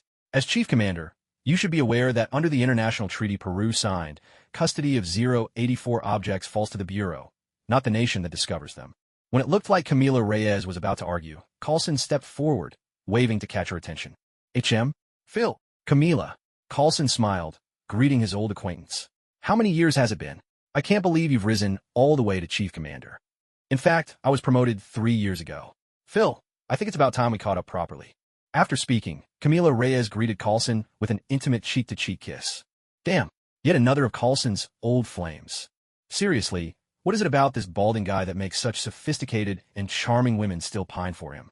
But Li Chengfeng, that rascal, was notorious for interrupting whenever others were caught up in a moment of subtle flirtation. "So, you're Commander Camila from the Peruvian government? Good. I have a few questions I'd like you to answer," he interjected. "Oh, Phil." Camila Reyes shook her head slightly. "Your agents are all outstanding, but they lack a certain respect for others." "Camila, I think you're misunderstanding. Although he's standing here, he's actually not under my command. In some ways, his position and importance even surpass mine."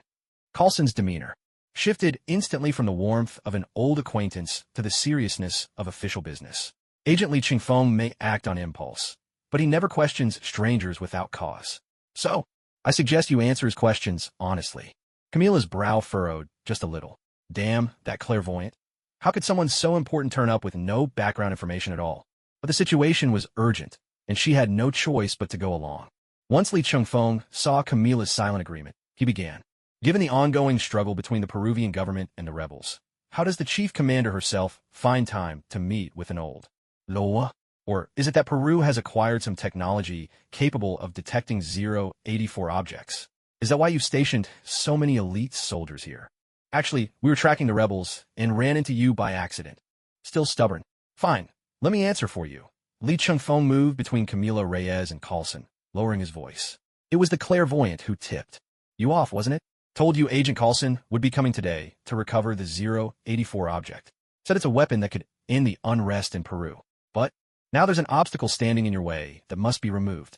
Camila Reyes' expression changed dramatically at these words.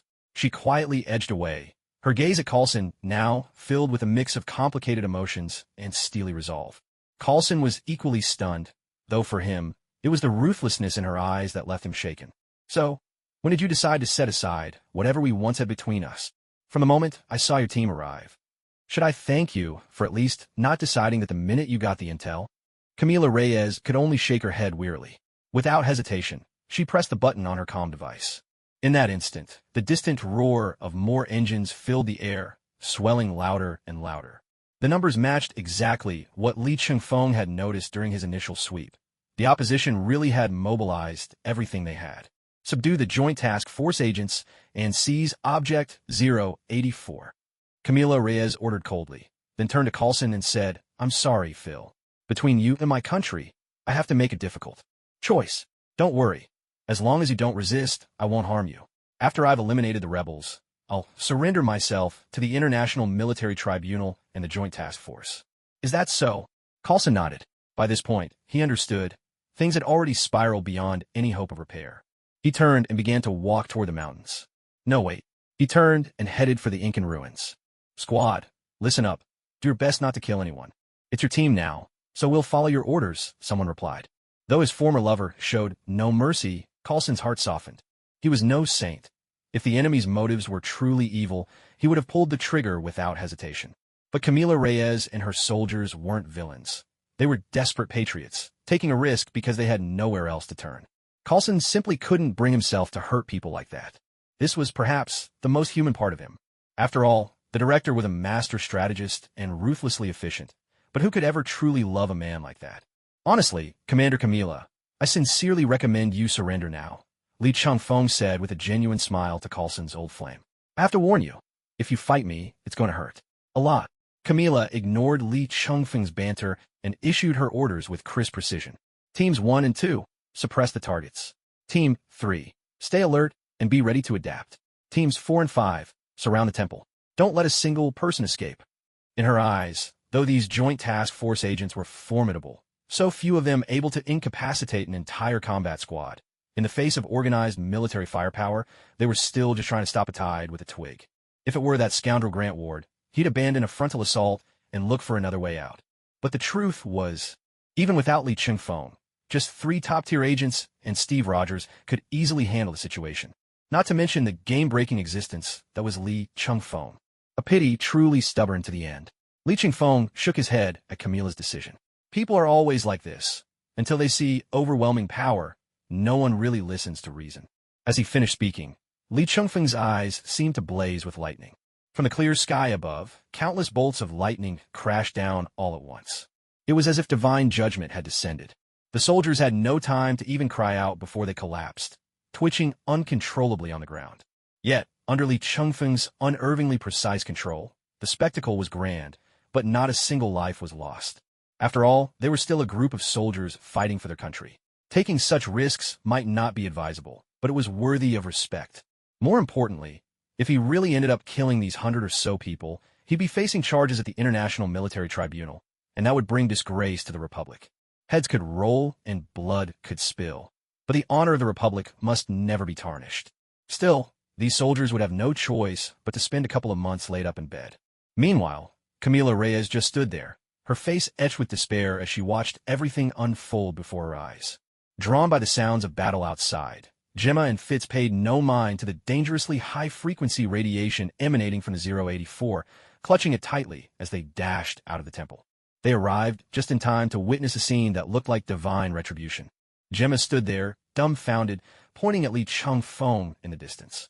That's another new ability. Is Agent Li even still human?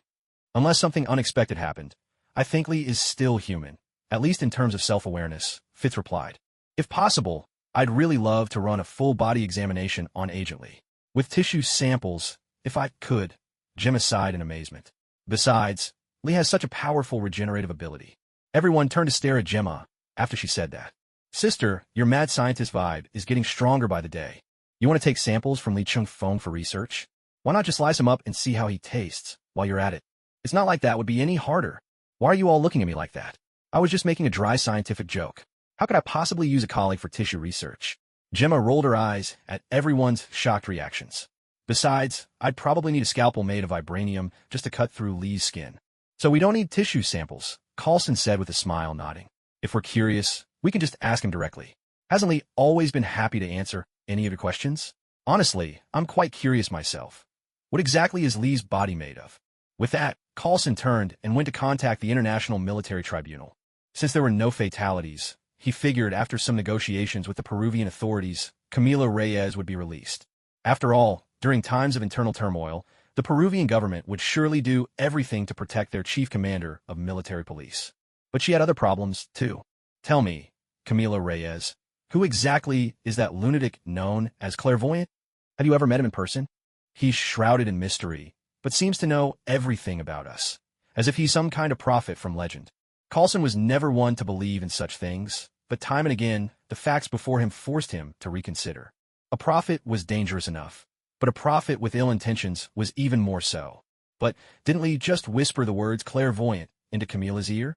Coulson turned his gaze to Li Changfeng, who was boasting to Barry in fits while patting them on the shoulder. Perhaps he could get some answers from him. Lee, there are a few things I need you to clarify for me. At this moment, Coulson's team's Airbus had already returned to S.H.I.E.L.D. headquarters and was now parked off to the side. The rest of the team was waiting for the slingshot protocol to be implemented once again. The slingshot protocol referred to the plan of launching those uncontrollable and incomprehensible 084 objects directly into the sun using rockets, thereby destroying them.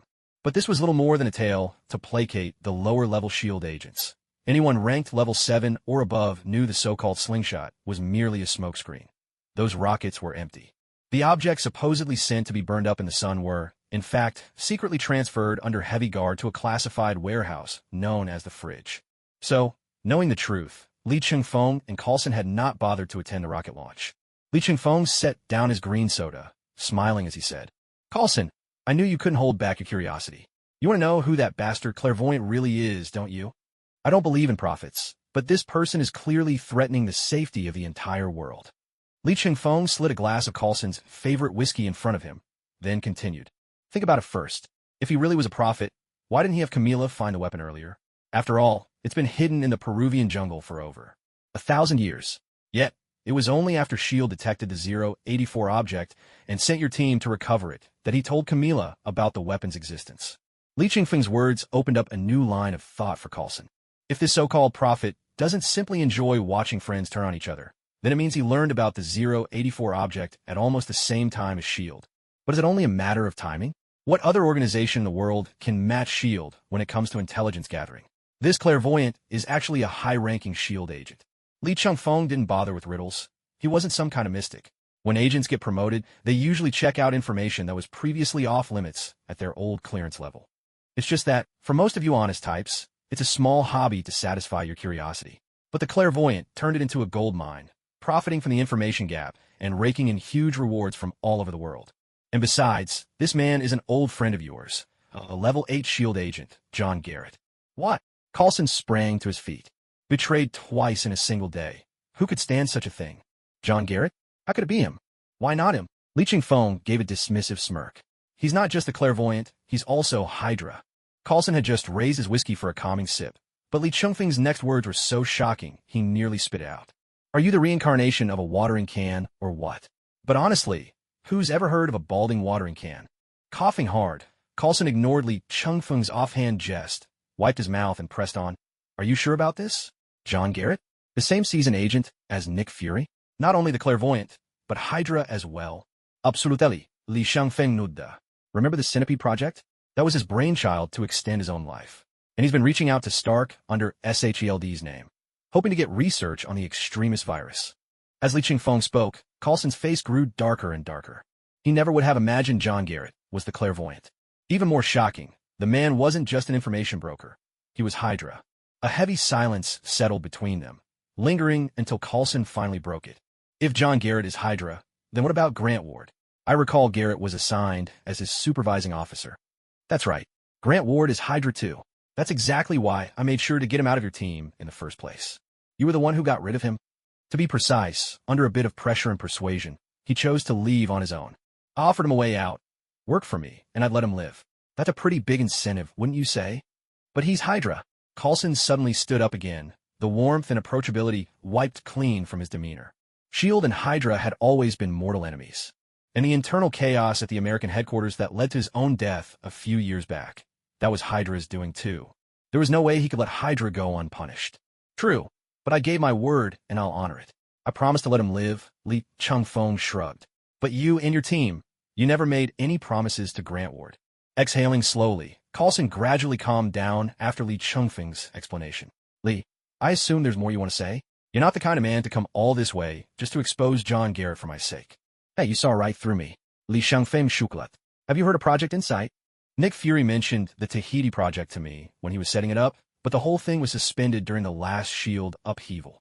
Oh, that Stark guy paid a visit to S.H.I.E.L.D., and under Nick Fury's persuasion, he's already upgraded all 3 helicarriers in the Insight hangar. They'll be finished soon. But the Insight project is far too risky. If the algorithm is tampered with, it could turn from a shield protecting civilians into a weapon of mass slaughter. Lee Chung-feng waved his hand dismissively.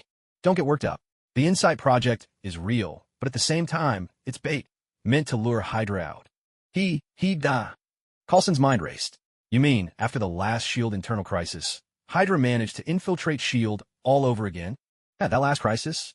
It was nothing more than Hydra sacrificing a pawn to save their queen. A smokescreen, nothing else. Lee Chung-fong laid out the entire plan. This time, we're taking the initiative. With the Insight Project as bait, we'll draw Hydra's main forces in and wipe them out in one fell swoop. The mission for Coulson's team is to protect the fridge. As SHLD's most secret vault, the fridge is almost as tempting to Hydra as the Insight Project itself. 3 days later, high above the Indian Ocean, 50 kilometers from the Lemurian star, Li Shangfen, you're a 25-year-old kid. You come here to trick me, to ambush me, an old hand who's been at this for over 60 years. Do you think it's okay to only inform your director after the plan's already in motion? This isn't right. Not at all. I just thought you'd definitely understand where I'm coming from. Looks like maybe I'm not quite as important to you as I imagined. With his legs crossed, Lee Chung-fong gazed at the thunderclouds in the night sky, perfectly imitating Nick Fury's gruff voice. Stop trying to change the subject. Ahem, do you want the truth? Li Shangfeng Shukulat. It's all because, as director, you're monitored day and night by that ridiculous World Security Council. I just can't understand it. Why is it only your American headquarters that actually listens to those clowns? Our boss Tao never gives those idiot politicians the time of day. That was Alexander Pierce's decision. He believes S.H.I.E.L.D. needs oversight. But the guy's Hydra. If I'm not mistaken, that last S.H.I.E.L.D. crisis was masterminded by him. Think about it. Didn't the American headquarters start getting tied up in red tape from that moment on? So it really was him? Nick Fury muttered, then immediately raised his voice. Anyway, once this is over, you owe me a proper explanation. All right. Just don't forget to keep up the act in front of Alexander Pierce. I'm hanging up. Lee Chung-fong didn't wait for that Marie FAQ to come through the receiver. He hung up the video call right away. Glancing at the time, he set the autopilot, then slipped out of the soundproof cockpit. His expression shifted from the mischievous grin he'd worn while talking to Nick Fury to one of urgent seriousness. Inside the cabin, everyone else looked even more grim than he did. He nearly couldn't hold back a laugh. Not a single agent in the entire strike team dared make a sound. They hardly even breathed. After all, two people known as Captain were staring each other down. Steve Rogers gazed at Captain Carter with an expression of utter disbelief. Captain Carter, though usually composed, couldn't hide the wild tremor in her eyes. Both of them had lost the person who belonged to them. Their meeting held only shock, with little emotion beyond that. They weren't the ones each other truly missed anymore. Sky felt unbearably awkward in this strange atmosphere. Her habitual second-hand embarrassment was acting up again. When Lee Chung-fong emerged, she hurried to his side. Don't you think you went a little too far this time? Letting the two captains meet face to face. Is that really a good idea? Captain Carter is one thing, but Steve just barely came to terms with being asleep for most of a century. Relax. If he couldn't handle something like this, he'd never have become Captain America, Lee Chung-fong replied with a smile. His heart is 100 times stronger than you imagine. Still, the tense mood couldn't be allowed to linger. This was, after all, a professional setting. Clap, clap, clap. Lee Chung-fong stood up and clapped his hands, drawing everyone's attention to him. I'm Lee Chung-fong, Level 7 agent of the Joint Investigation Bureau and the overall commander of this Lemuria rescue operation. Sky, please brief everyone on the mission. Sky nodded, pulled out her personal terminal, tapped a few times, and a series of files appeared on the big screen. The Lemuria is the Bureau's satellite launch vessel. Right now, it's been taken over by a crew of 48 pirates. They're armed with advanced automatic weapons, and 6 of them are equipped with individual grenade launchers. Their leader is Georges Batroc, one of the world's top mercenaries. I won't go over his rap sheet in detail. Suffice it to say, he's ruthless and deadly. The pirates boarded 93 minutes ago, just as the vessel was launching its final satellite. Steve Rogers looked over the information on the screen and turned to Sky. Sky, how much are these pirates asking for? $1.5 billion, but the ship belongs to the Bureau. So we're cleaning up another mess for that guy Nick Fury? Steve Rogers shook his head helplessly, then turned his attention to the list of hostages. Suddenly, his brow furrowed. Sitwell? Isn't he an agent in charge of human resources? What's he doing on the launch ship? Lee Chung-fong was taken aback. Sitwell? Although in the original story, Sitwell was indeed on this very ship, but hadn't that guy already been taken out by Grant Ward? What was going on here? Did Grant Ward lie to him? Impossible. With how cautious that scoundrel Grant Ward was, there was no way he would risk it. The cost of deceiving Lee Chung-fong was simply too high, so high that Grant Ward couldn't afford it, nor would he even try. So, Killing Sitwell had been the simplest, most effective solution, and yet. But over these past few days, no one had discovered Sitwell's death, which meant this new Sitwell must have replaced him almost immediately after he was killed. That's why nothing seemed amiss to the outside world. But who could it be? It couldn't be Mystique. The mutants had long since become allies. Or perhaps some agent skilled in disguise and infiltration. It seemed that once aboard, it was necessary to pay this Sitwell a personal visit. Having thought through all this, Li Chingfeng immediately began to lay out the plan. Captain Rogers, Captain Carter, the two of you will approach from either side of the Lemurian star and clear the pirates from the deck. The rest of you will parachute to the stern, sneak on board, and rescue the hostages. Sky, be ready to provide backup. Hack in and disable the Lemurian star's security systems. As for me, I'll head straight to the engine room, shut down the engines, and clear out the entry points to pave the way for the rescue team. If everyone's clear on the plan, let's get ready to move. As soon as the orders were given, the transport aircraft had arrived in the airspace above the Lemurian star. Just then, the lead agent of the assault team approached Li Chingfeng, extending a hand and saying, "Agent Li Chingfeng, I'll be leading the elite assault team on this mission. 9th level Agent Maria Hill." She removed the mask that covered her face, her short, chin-length hair looking sharp and efficient. "Come to think of it, this is our first time meeting, isn't it? I've heard a lot about you." Li Chingfeng shook her hand warmly. "And I have to say, your looks and build rival any goddess from Asgard. I'll take that as a compliment." Maria Hill's impression of Li Chingfeng was very favorable. Otherwise, she wouldn't have accepted command of the assault team for this mission. "In that case, I'll leave the rescue squad in your hands." "Understood. I won't let you down. I'm only a level 7 agent. You're a level 9. There's no need to be so formal with me." Li Chingfeng felt a bit awkward. After all, a 9th level agent was second only to Nick Fury himself. Technically speaking, she outranked him by quite a bit. "Stop joking. Who in the Bureau actually sees you as just a level 7 agent these days? If anyone truly believes that, their brain must have been kicked by a donkey." Maria Hill waved her hand dismissively. Seriously, who doesn't know by now that Li Chingfeng isn't just top tier at the American headquarters, but one of the most formidable in the entire Bureau? That level 7 agent title is basically just a smokescreen for outsiders at this point. "Thank you for the compliment." After exchanging pleasantries with Maria Hill, Li Chingfeng arrived at the jump zone. "All right, let's get started." With Li Chingfeng's command, the two team captains were the first to spring into action. Just like in the original story, at this height, several hundred meters up, these two couldn't even be bothered with parachutes. They simply leapt out without hesitation, giving the agents of the elite strike teams quite a scare. "Don't mind them. They've never been fond of parachutes," Li Chingfeng said with a laugh, reassuring the startled agents. Do these two captains ever consider how their actions might shatter the worldview of ordinary agents? "Rescue team, hold your jump a moment. Wait until after the deck's been cleared." Standing by the hatch, Li Chingfeng turned to remind a rescue team, then leaned back and let himself fall from the transport plane. A collective gasp went through the group, but then, from the rushing wind, came the stirring cadence of an oath. "Scalding blood, crimson with rage, drawn from where corpses lie uncooled. Hatred sears my heart and mind. A road to the underworld forged for you." Watching as Li Chingfeng streaked toward the Lemuria star in a flash of red, Sky muttered with a wry twist of her lips. "If anyone's out here shattering agents' worldviews, it's definitely you." "Has anyone seen Li? I haven't been able to reach him since just now."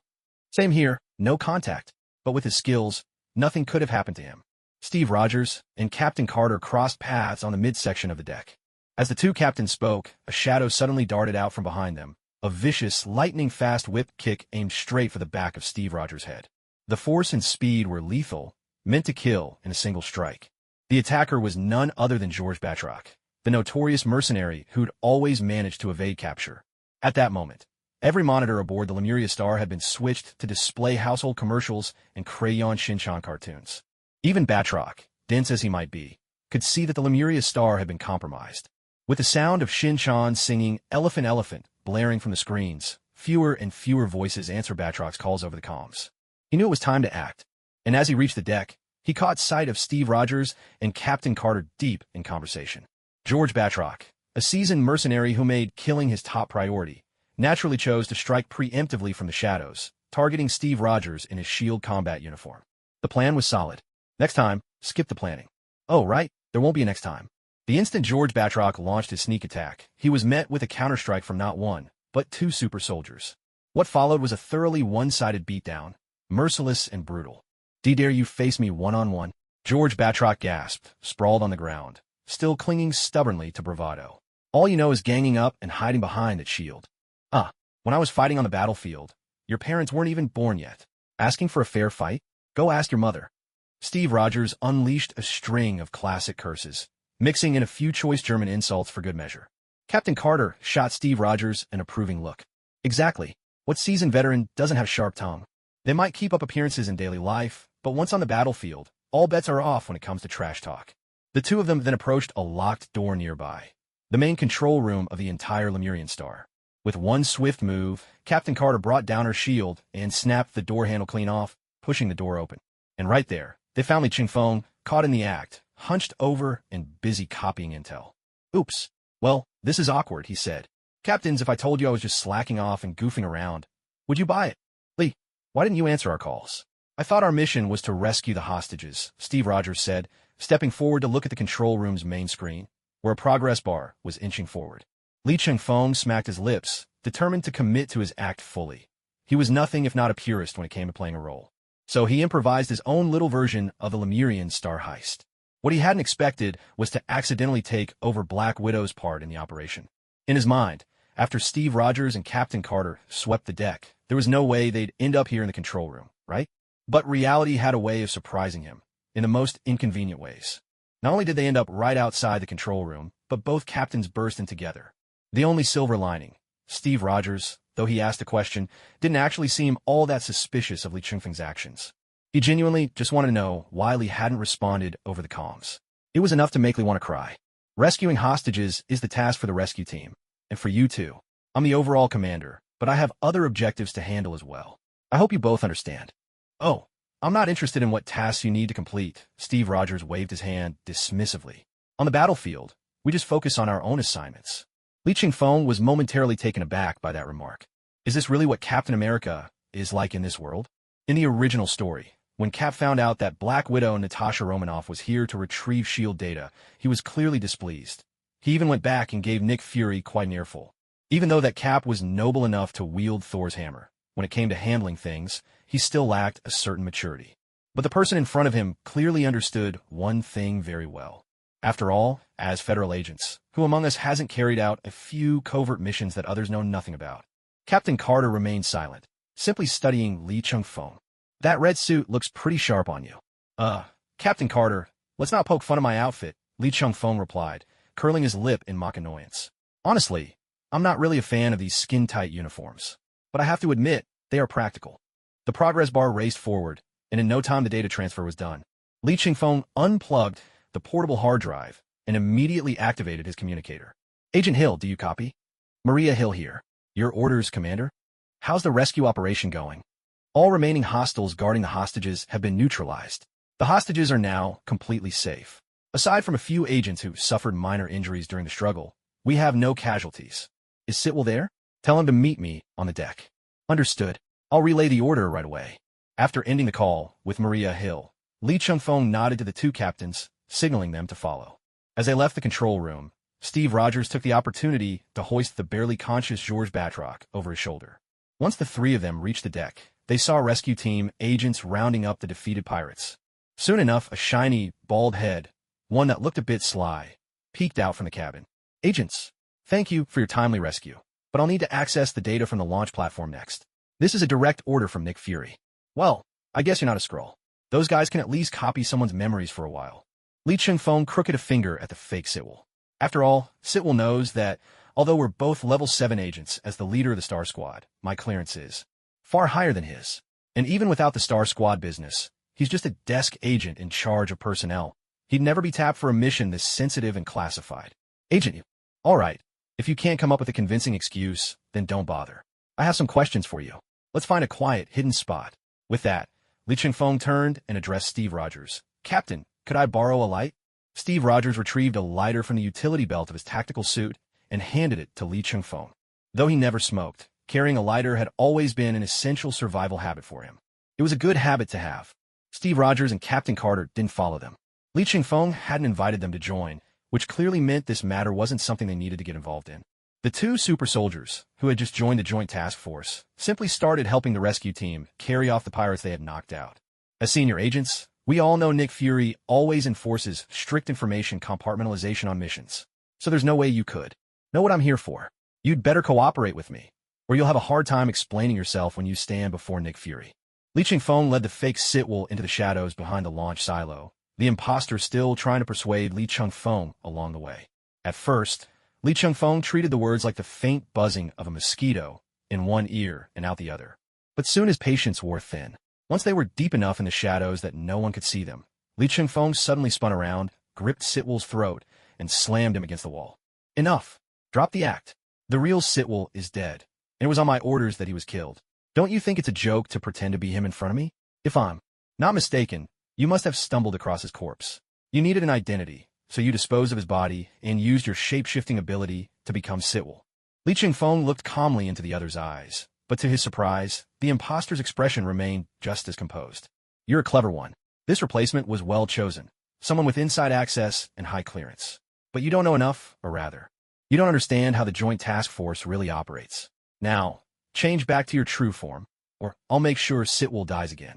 Sitwell, however, showed no intention of resisting, nor of revealing his true self. You seem to know a lot about shape-shifting species in the universe. I get by, Li Chengfeng replied, seeing the other unmoved.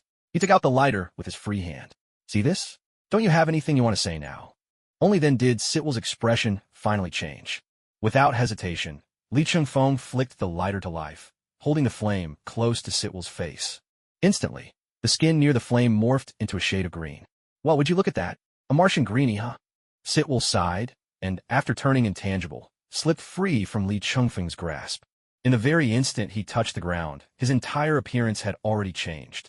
Detectively, I must say, our first encounter was far from friendly. I think I was already being quite civil. Otherwise, I would have exposed your true identity right in front of everyone. Li Chengfeng replied, his tone tinged with impatience. All right, now, would you care to explain your real purpose? The last Martian hunter, John Johns. John Johns was baffled. How could this young detective named Li Chengfeng not only know his real name, but also realize that he was the last Martian? Compared to that, the fact that he knew how to distinguish a Martian by fire seemed almost trivial. Since arriving on Earth, John Johns had been changing identities. He had traveled through several countries and finally decided to settle in Washington, D.C. On his very first night in Washington, he stumbled upon the corpse of Sitwell. Though John Johns used his telepathy to copy a portion of Sitwell's memories just as he took his last breath, the memories were incomplete. He only had access to memories from the last few weeks. After weighing his options, John Johns chose to assume Sitwell's identity. Then he boarded the Lemuria, carrying out the final mission stored in those memories. But things took a turn. He was not only unmasked as a fake Sitwell, but even his true Martian identity was thoroughly exposed. And this agent, Li Chengfeng, who saw through his disguise, was remarkably strong. Never before had John Johns encountered a human with such power. After all, even a Martian hunter in his normal state could easily lift 100 tons. At full molecular power, his strength could rival that of the mighty Kansas hero. And yet, here he was pinned against the wall by Agent Li Chengfeng. John Johns, what's it like to be a Martian, yet only able to settle on Earth? Not so pleasant, I suppose. No, Earth is a beautiful and vibrant world. John Johns shook his head, disagreeing with Li Chengfeng's assumption. To me, this place has granted me a new life. It is my second home, and I will spare no effort to protect its safety. Li Chengfeng was not surprised by John Johns' attitude. He had merely been probing, testing to see whether this Martian hunter had been tampered with in any way. After all, if things went as expected, the Martian hunter's integrity was on par with that of the Man of Steel. Then are you aware that the person whose identity you've assumed, not only was he a senior agent of the Joint Intelligence Bureau, but also a member of Hydra? Hydra, je n'en Joseph Bro Furod. When he traveled through various countries, he always lived as an ordinary civilian, so he didn't know much about Hydra, this kind of evil organization. That's right, Hydra, a secret, evil organization that's existed for thousands of years. The infamous Nazi Hydra during World War II was just one branch of Hydra throughout history. Li Chengfeng offered a brief introduction. In short, the ultimate goal of this organization is world domination. As for Sitwell, who manages personnel as an internal agent, he came aboard this ship just to acquire the so-called Insight Program algorithm for Hydra's next move. Of course, this so-called Insight Program algorithm was a fake. Li Chengfeng had Sky forge something that looked like an algorithm, all to lure Hydra out into the open. So, do you remember who Sitwell is supposed to report to after he gets the algorithm? Yes, I remember. That man's name is Alexander Pierce. Fisk, just as I thought. It's that old fox. Li Chungfeng nodded, then placed the portable hard drive into Ron's hand. If you really consider Earth your second home, then go and complete this mission. Hand it to Alexander Pierce. Can I trust you? If you don't want to live in a world stripped of freedom, with helicarriers looming overhead and their cannons pointed at you every day, then you'd better trust me. Li Changfen is acting first and reporting later all you know how to do. Inside Nick Fury's office, Li Changfeng was nonchalantly cracking sunflower seeds with white egg, but the look on Black Egg's face was starting to show signs of anger. Li Changfeng's habit of acting before reporting on other matters he couldn't care less about. But what was going on now? He was planning something huge, trying to wipe out Hydra, this massive, international evil organization, in one bold stroke. Could it really kill him to discuss such a big move with me before acting? And yet, up till now, not a single step had gone wrong, leaving him with nothing to criticize, even if he wanted to. Crunch, crunch, crunch. Can you stop at the sunflower seeds? We're supposed to be having a serious conversation here. Asterisk crunch, crunch, crunch. Asterisk, serious conversation? Then how about you explain to me why you suddenly talked Tony Stark into upgrading the helicarriers, and even deployed a team of beautiful female agents to distract Stark? Why not send them to distract me for a change? Well, I just thought Tony Stark was getting a little bored lately and needed something to do. More like you wanted to stir things up. Li Shangfem snurta coldly. Using the algorithm to launch 3 helicarriers fully loaded with weapons, just to monitor everyone on the planet? That wasn't my idea. That came from the World Security Council. I just thought it sounded interesting. You're the one acting aggrieved now. Li Changfeng tossed the sunflower seeds in his hand right at Nick Fury. What's the so-called World Security Council anyway?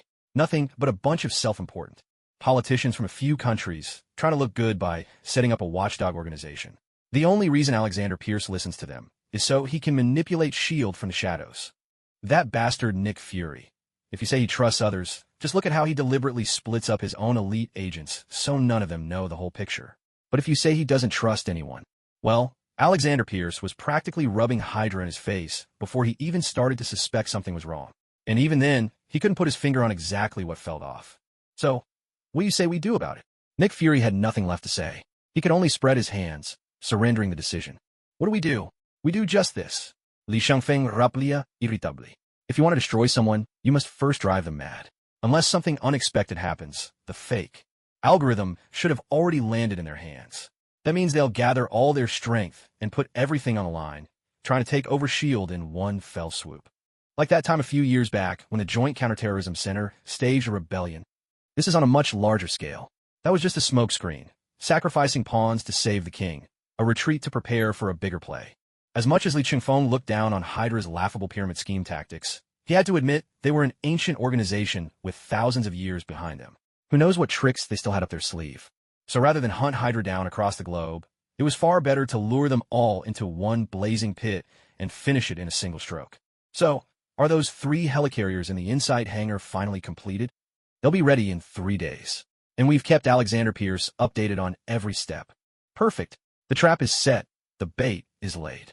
Now, we just have to be ready to haul in the net. Li Changfeng let out a sly chuckle. It's time to reel in the big catch. Li Changfeng had always been wary of Alexander Pierce and those other Hydra higher-ups whose names he could actually remember. They were all old foxes. What's the point in trying to play ghost stories here? And Alexander Pierce was just as wary of Nick Fury and Li Changfeng. The morning after the Lemurian Star incident wrapped up, Li Changfeng's personal terminal buzzed with several urgent messages. Hydra made their move ahead of schedule.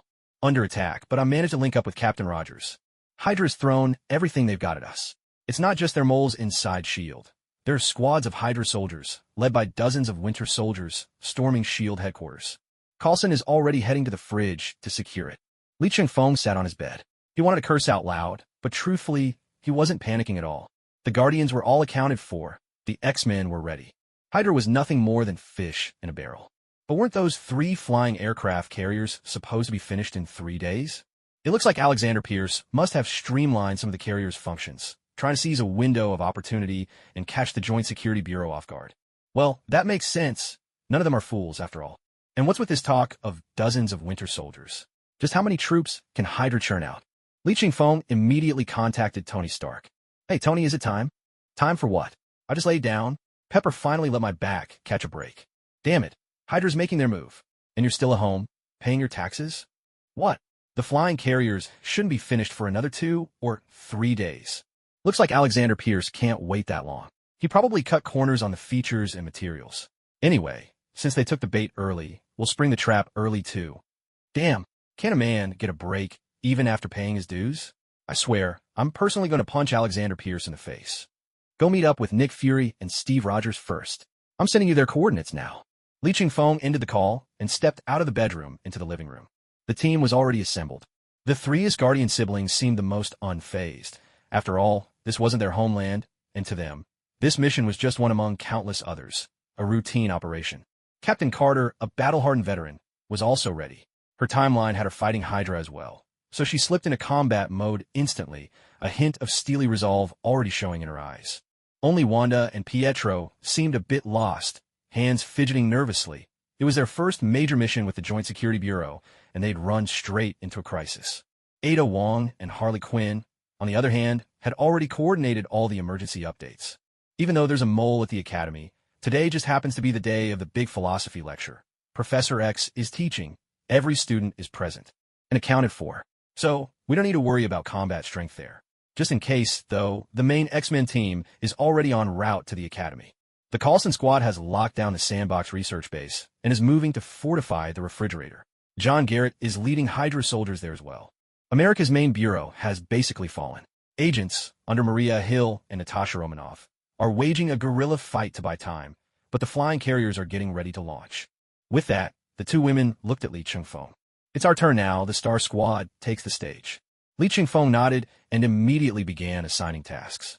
The three siblings from Asgard, being the most formidable force, were deployed to the outskirts to eliminate Hydra's main fighting power, as their destructive potential was simply too overwhelming for close-quarters combat. Everyone else parachuted directly into the American Central Bureau, with Wanda and Pietro at the heart of the operation, leading the sweep.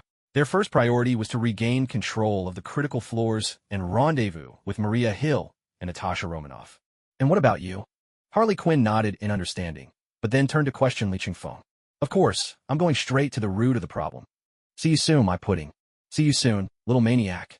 On the top floor of the American Central Bureau, the conference room, originally reserved for remote meetings of the World Security Council, was now filled with high-ranking politicians from around the globe who had finally made their way there in person. But the easy confidence on their faces from earlier had faded, replaced by expressions of deep displeasure. Wasn't this new method supposed to be a once-and-for-all solution to crime? Why on earth did that damned Alexander Pierce seem to want to wipe them out as well? Did he really hope to seize control over the entire world with this scheme? Wasn't that a bit too ambitious? At this moment, Alexander Pierce thought he had everything under control. He even had the leisure to make small talk with the assembled politicians. Think about it. If your homeland were under attack, your parents, your wife, your daughters would be rounded up and executed in the largest stadium in town.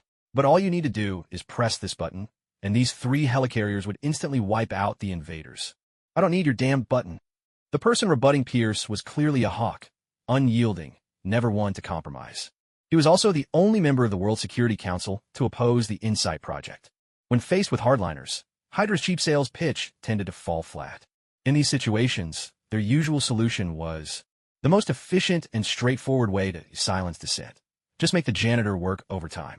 And it was clear Alexander Pierce had arrived at the same conclusion. He took a pistol from one of the Hydra agents behind him and aimed it squarely at the hawkish politician. Well, Alexander Pierce, waving a gun and about to execute a foreign statesman? Weren't you once the man who turned down the Nobel Peace Prize? How ironic you've ended up here. Just as he was about to pull the trigger, a voice suddenly sounded at his side. It was a clear, youthful voice, but to Alexander Pierce's ears, it was like nails on a chalkboard. It was, in that moment, the last voice he wanted to hear. Ever since this voice's owner had arrived in America, he had been nothing but a thorn in Hydra's side. And as the voice rang out, every elite Hydra agent at Pierce's side collapsed to the ground. Some had their spines snapped by bare hands, others had their foreheads pierced by searing heat vision, and some were struck by lightning, their bodies instantly charred to ash. The unluckiest of all had his head gripped tightly by that man, and from his mouth erupted a furious, blood-red flame, writhing like maggots clinging to flesh, pouring straight down his throat, leaving not even a trace behind. After Li Chingfeng finished all this with effortless ease, he ignored the fearful stares of those around him, reached out, and casually draped his arm over Pierce's shoulders. Then, as if in jest, he pinched a handful of the now sagging skin along Pierce's jaw and gave it a playful tug. Nice to meet you, Alexander Pierce. I'm Li Ching-fong, the calamity you were destined to face. Alexander had just opened his mouth to speak when Li Ching-fong's hand clamped down on his lips with lightning speed. The sharp pain made Alexander suck in a cold breath. Li Ching-fong kept his hand in place, and after a moment, his voice rang out again, light and mocking. Alexander Pierce, at first I actually thought you were a decent guy. But Hydra? Come on, man, give me a break. My old man, may he rest in peace, though he checked out a bit early, used to tell me every day that Hydra brings nothing but harm to the world. Just then, Tony Stark pushed open the door and strode in, his brand-new Mark X suit gleaming brilliantly. Trailing behind him was a grim-faced man with a single eye and a bald head. Nick for thee. When Li Ching-fong first told me you were Hydra, I believed him because I'd found a few leads myself. But as your friend, I kept hoping you'd just take a wrong turn somewhere. A wrong turn? Li Ching-fong let go at just the right moment, and Alexander Pierce immediately let out a laugh. After that kidnapping in Bogota, I saw things crystal clear. This world is just too dangerous. Terrorist attacks, military coercion, even missile strikes. Any one of these could shatter our lives in an instant. To save 7 billion people at the cost of just 2 million. That's a bargain if you ask me. The only question is whether you have the guts to take that step. If you do, then you usher in a brand new world. Nick Fury looked at his old friend, now clearly slipping into madness, and shook his head as he gave his answer. But I have the guts to refuse to take that step. Meanwhile, Li Ching-fong was disabling all of SHLD's security and secrecy protocols. S.H.I.E.L.D. had never feared exposure under the sun, but those Hydra worms, who loved to manipulate the world from the shadows, certainly didn't see it that way. Li Ching-fong, don't you think you're playing with fire? You, Nick Fury, Black Widow, Maria Hill. You S.H.I.E.L.D. agents all have skeletons in your closets, don't you? Are you really ready for the whole world to be watching your every move? Unlocking requires 2 alpha-level administrators. May I borrow your iris for a moment? Oh, Piers, of course, what I mean is, please cooperate with Fury to unlock it yourself. Not that I take your head off and use it for the scan. You know, I'm quite squeamish, can't stand the sight of blood. Li Ching-fong gave the desperate old man a firm shove without the slightest courtesy. You hypocritical bastard. That 2 million you're talking about sacrificing. Let me guess, your own wrinkle hide isn't on that list, is it? In the end, you Hydra types are all the same. Cut off 1 head, 2 more shall take its place, but that's just greed. You all keep throwing yourselves forward because the sacrifice you speak of never falls on your own shoulders. With that, he roughly forced Pierce's face onto the iris scanner. Meanwhile, Nick Fury removed his eye patch and presented the iris of his ruined, gray eye for the scan. Encryption unlocked. Security protocol cancelled. Stark, you and Cap are up next. Join the fight. He strode to the window and, with a single punch, shattered the double-layered bulletproof glass, tough enough to withstand high-explosive grenades. Then he leapt out into the open air. Damn, I'm all for fighting, but how the hell do we tell friend from foe? Hydra's moles are still wearing your agency's uniforms. Sky has already sent the Hydra roster to Jarvis. As for those deep-cover agents without files, Steve Rogers cut in, practically dragging Stark out the door, eager for action and itching to let off steam. Listen, Howard's kid, remember this. On the battlefield, don't overthink it. Whoever the hell hits you, you hit them right back. Inside a sealed chamber somewhere in New York. Gideon Malik, Hall White, since Cynthia Schmidt, Baron Zemo, Dr. Faust, and Madame Hydra were each seated around a massive round table. At the very center of this imposing table, the Hydra insignia was emblazoned in stark relief. Alexander Pierce was at the American headquarters, Baron Strucker had been captured in Latveria, and Hive was still off somewhere on a nameless planet, playing a deadly game of survival. Those gathered here now were all that remained of Hydra's leadership. Where's John Garrett? Madame Hydra was the first to speak. Heaven only knows what that opportunist is plotting this time to save his own skin. Sin ran a hand through her shock of crimson hair. According to intelligence, he's taken the forces meant for the American HQ and redirected them to the agency's top-secret warehouse, the fridge. My guess is he's caught wind. There's something there that can keep him alive. Not the type we need to worry about. Someone else scoffed. We've been planning to remove him anyway. The only reason we haven't is out of respect for his status as a senior agent in the agency. Baron Zemo had always looked down on John Garrett, considering his methods among the lowest of all the supervillains. Relying on high-level S.H.I.E.L.D. clearance to exploit information gaps and pretend to be a prophet? When he heard about it, he laughed for a full half hour in his own laboratory. Sigh, John Garrett is one thing, but how did Strucker get caught? Wasn't he supposed to have struck a deal with that dictator in Latveria? Whitehall pushed his glasses up the bridge of his nose, his sinister gaze hidden behind the glint of the lenses. And what about those bioweapon maniacs who originally belonged to the Umbrella Corporation? Are they even still with us? All they do is hole up in that tiny Eastern European country, running their experiments day and night. Forget these petty squabbles. Our top priority now is to take control of the American Bureau, then launch the 3 helicarriers. From the inside hangar, we may not be able to rule the world outright, but at least we'll have the leverage to negotiate with it. As Dr. Faustus spoke, he brought up several 3-dimensional screens. On the displays, the current state of the front lines played out before their eyes. As you can see, the situation is far from optimistic. Ever since that Agent Lee Chung-fong was temporarily transferred from the Republic to the American Bureau, their strength has skyrocketed. Even with our undercover agents embedded, we're barely able to gather any useful intel. Everyone present understood Dr. Faustus's words all too well. The reason they had recklessly defrosted and dispatched dozens of winter soldiers, hidden for so many years, was simply because they had no clear grasp of SHIELD's true strength. Yet the allure of Project Insight was too great, so they had no choice but to bet everything and take the risk. If they won, they'd earn a ticket to carve up the world. If they lost, it would be time for Hydra to slip back into its familiar phase of hibernation. Look at the SHIELD Academy. Damn it, where did all these superhumans come from? I knew Nick Fury had recruited a handful of powered kids. But a handful? This is basically a whole superpowered army. The 1,000 Hydra agents we sent aren't even enough for them to warm up on. And the main battlefield. Can anyone tell me where those 2 monsters came from? Even if Hive himself returned, could he take them on? And then there's SHIELD headquarters, where we should have had the upper hand. Maria Hill and Black Widow putting up a desperate resistance is one thing. But why did the arrival of a few elite agents and Iron Man instantly turn the tide? The scenes on the big screens were nothing short of brutal. On the far right, the display showed the teenage superheroes and mutants from SHIELD Academy charging straight into the fray, cutting through waves of enemies with unstoppable force. The most ironic part was that the X-Men, sent over to support the children from the Bureau Academy out of fear that something might happen to them, didn't lift a finger. Instead, after forming a broad encirclement, each of them took out a notebook and pen, jotting down notes as if they were grading the students' performance. What was happening inside the circle was even harder to watch. The 3 Asgardian siblings faced off against Hydra's army, and what unfolded could only be described as a massacre. Hellas necromancy, in particular, was nothing short of a cheat code in such a large-scale battle. Not only did the number of her forces grow with every attack, but her intimidating presence soared to new heights. Fallen comrades would stagger back to their feet right after collapsing, then lunge at their former allies. The sheer shock, both visual and psychological, was enough to shatter any Hydra soldiers with a fight. Meanwhile, the giant screen on the left displayed the internal situation within the Bureau, which seemed relatively balanced, though only by comparison. Tony Stark and Steve Rogers, attacking from above, tore through the enemy ranks like wolves among sheep. Steve's enraged, unfiltered curses thundered across the battlefield. If this were a TV show, every line would have needed to be censored.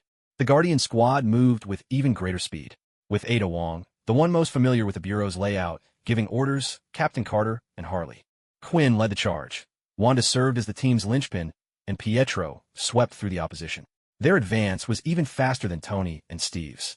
We thought we had already overestimated the hidden power of the Bureau to the greatest extent possible, but it turns out we still underestimated them. Madame Hydra let out a long sigh. As the current supreme leader of Hydra, she was forced to make a perilous decision. Release the Super Winter Soldier as well. Are you serious? Even we can't control the Super Winter Soldier. Even if we win this battle, how will we contain him again afterward? Do we have any other choice? Madame Hydra pointed at the 3 Asgardian siblings dominating the battlefield. Only those 2 monsters can turn the tide now. We've already paid an enormous price. Success is our only option. I'd rather die than go into hiding again like we did after World War II. She slammed her fist onto the conference table, her striking figure in the green bodysuit trembling with the force of her blow.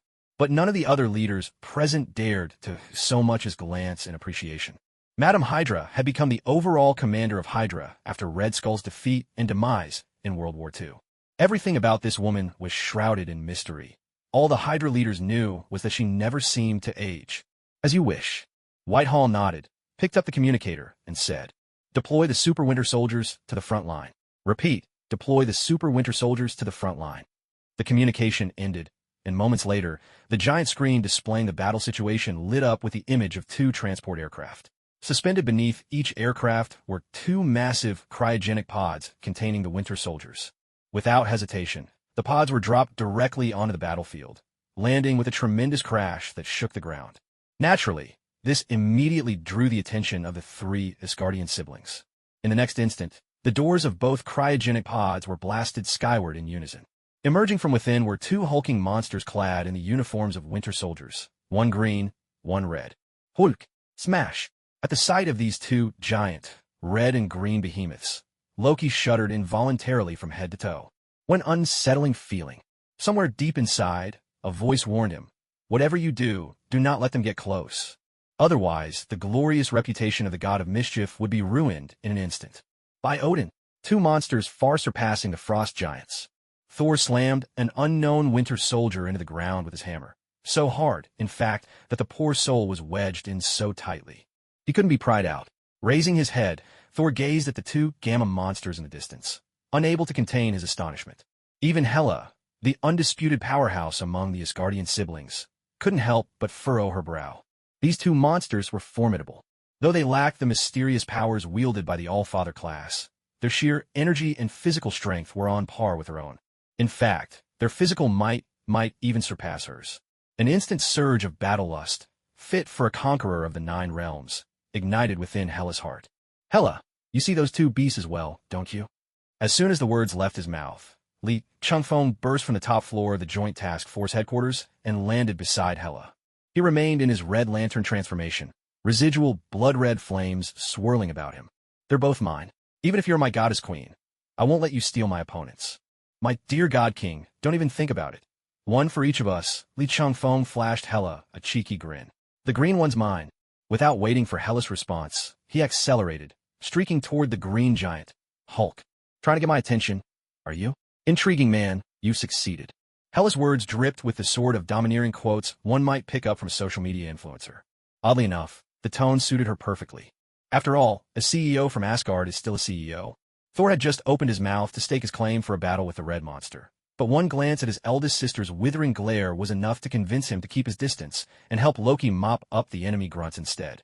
Asgard might not have a tradition of big sister as mother, but there was still some sense of bloodline authority at play. Most importantly, Hela's fists were the ultimate persuader. Even if he gave it his all, as a younger brother, he'd always just be the little brother in her eyes. Thor let out a sigh, trying to comfort himself inwardly. Powerful opponents. There would be more to come in the future. Turning around, he spotted Loki zoning out not far away. Thor kicked into high gear and shot over, and promptly delivered a hefty smack to the back of Loki's head. "Ow! Thor, why'd you hit me? You sneaky, slippery little brother. Aren't you going to help your big brother finish clearing out these so-called Hydra villains?" This was the pecking order at home. If you get bullied by your big sister, don't even think about getting revenge. Just take it out on your little brother and call it a day. To be honest, Li Changfeng had to admit he was rather impressed by Hydra in this world. They were much more formidable than the ones in the original story.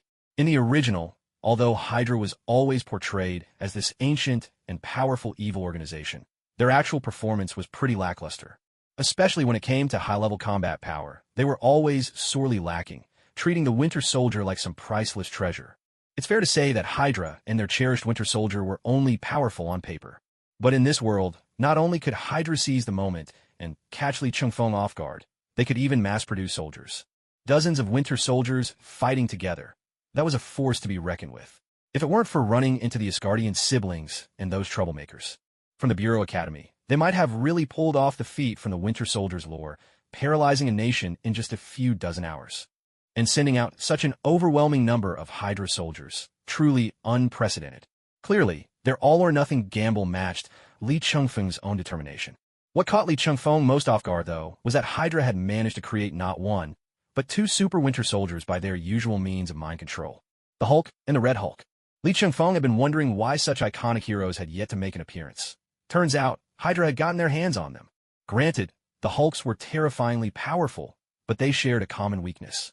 They were both susceptible to mental manipulation and control. And Hydra, aside from those with psychic powers, was second to none at brainwashing and mind control. So, after paying a certain price, capturing the Hulk and Red Hulk was actually within the realm of possibility. It might not have even cost them that much. After all, the Hulk and Red Hulk didn't spend all their time in their monstrous forms. Bruce Banner was just a mild-mannered scientist, barely able to lift a feather. And while General Ross was a U.S. Air Force Lieutenant General, he wasn't much of a challenge for Hydra.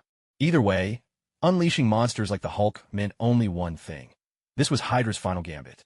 After all, if even the Hulk isn't considered a trump card, he really couldn't imagine what else Hydra could have up their sleeve. Perhaps the evil god Thawne? That's the mighty being behind Madam Hydra.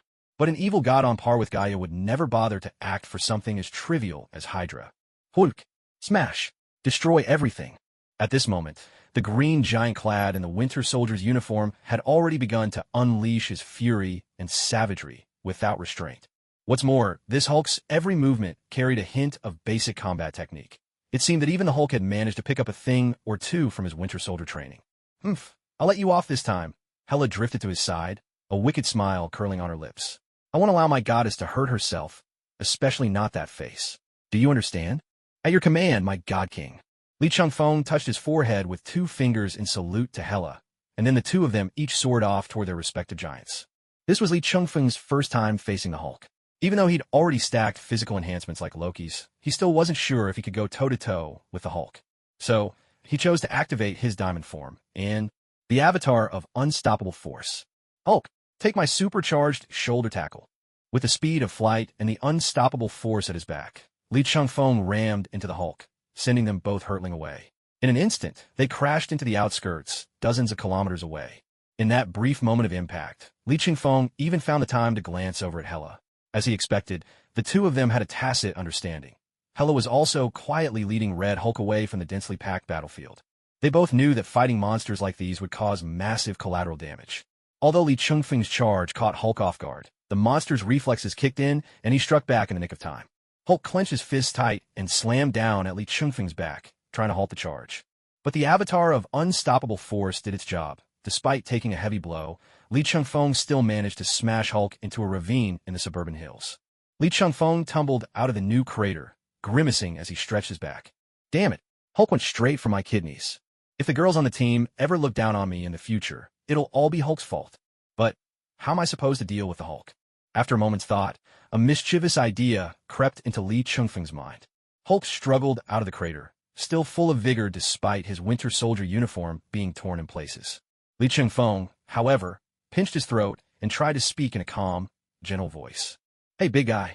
The sun's getting real low. He reached out a hand to Hulk, signaling that he meant no harm and came in peace. At that moment, Hulk's face showed a rare look of confusion. To everyone's surprise, he slowly stepped forward, placing his massive hand over Li Changfeng's. And then, a wicked, mischievous smile crept across his lips. In a split second, Li Changfeng felt himself yanked by a tremendous force, slammed into the ground again and again, barely able to keep up. This was Loki's physical prowess at work. And now, this Hulk was pulling tricks too. Had this big oaf suddenly developed a taste for strategy? Fortunately, Li Changfeng managed to conjure a barrier with Red Lantern energy just in time, shielding himself from actual harm. But he couldn't help cursing himself for getting into such a ridiculous situation on a whim. What if, after that devilish grin, Hulk had decided to reenact a certain infamous Hulk and Black Widow meme instead of just tossing him around? Meanwhile, back on the main battlefield in Washington, D.C. That's the feeling. Damn, I love this war. A surge of inexplicable satisfaction washed over Loki, as if he was finally getting back at Li Changfeng, the slime merchant, for all the times he'd been humiliated in other worlds. You brat, you're not the least bit dumb. Hulk, smart. Puny god, stupid. Damn, this temper of mine. Li Changfeng rolled up his sleeves, but just then, a spark of insight flashed through his mind. Was this really a Hulk who'd been brainwashed by the Winter Soldier program? Why did he seem so much smarter than the Hulk in the original story? Anyone who didn't know better might think the Winter Soldier could assimilate intelligence, turning both IQ 180 and IQ 18 into a uniform IQ 50. Of course, that was impossible. Hulk, you were never really hypnotized by Hydra, were you? Hulk doesn't understand what you're saying. The fact that you answered like that means you can't possibly be the Winter Soldier. Get it? Hulk is the Winter Soldier. Li Changfeng was speechless, a black line forming on his forehead. Where on earth did this 3-meter-tall, green, muscle-bound man-child come from? Since when was the Winter Soldier so chatty? But Li Changfeng couldn't be bothered to keep bickering with this hulking green brute. If Hulk wanted to talk, he could do it lying on the ground. A surge of furious red energy burst skyward, blood-red flames of hatred pouring from Li Changfeng's 7 orifices.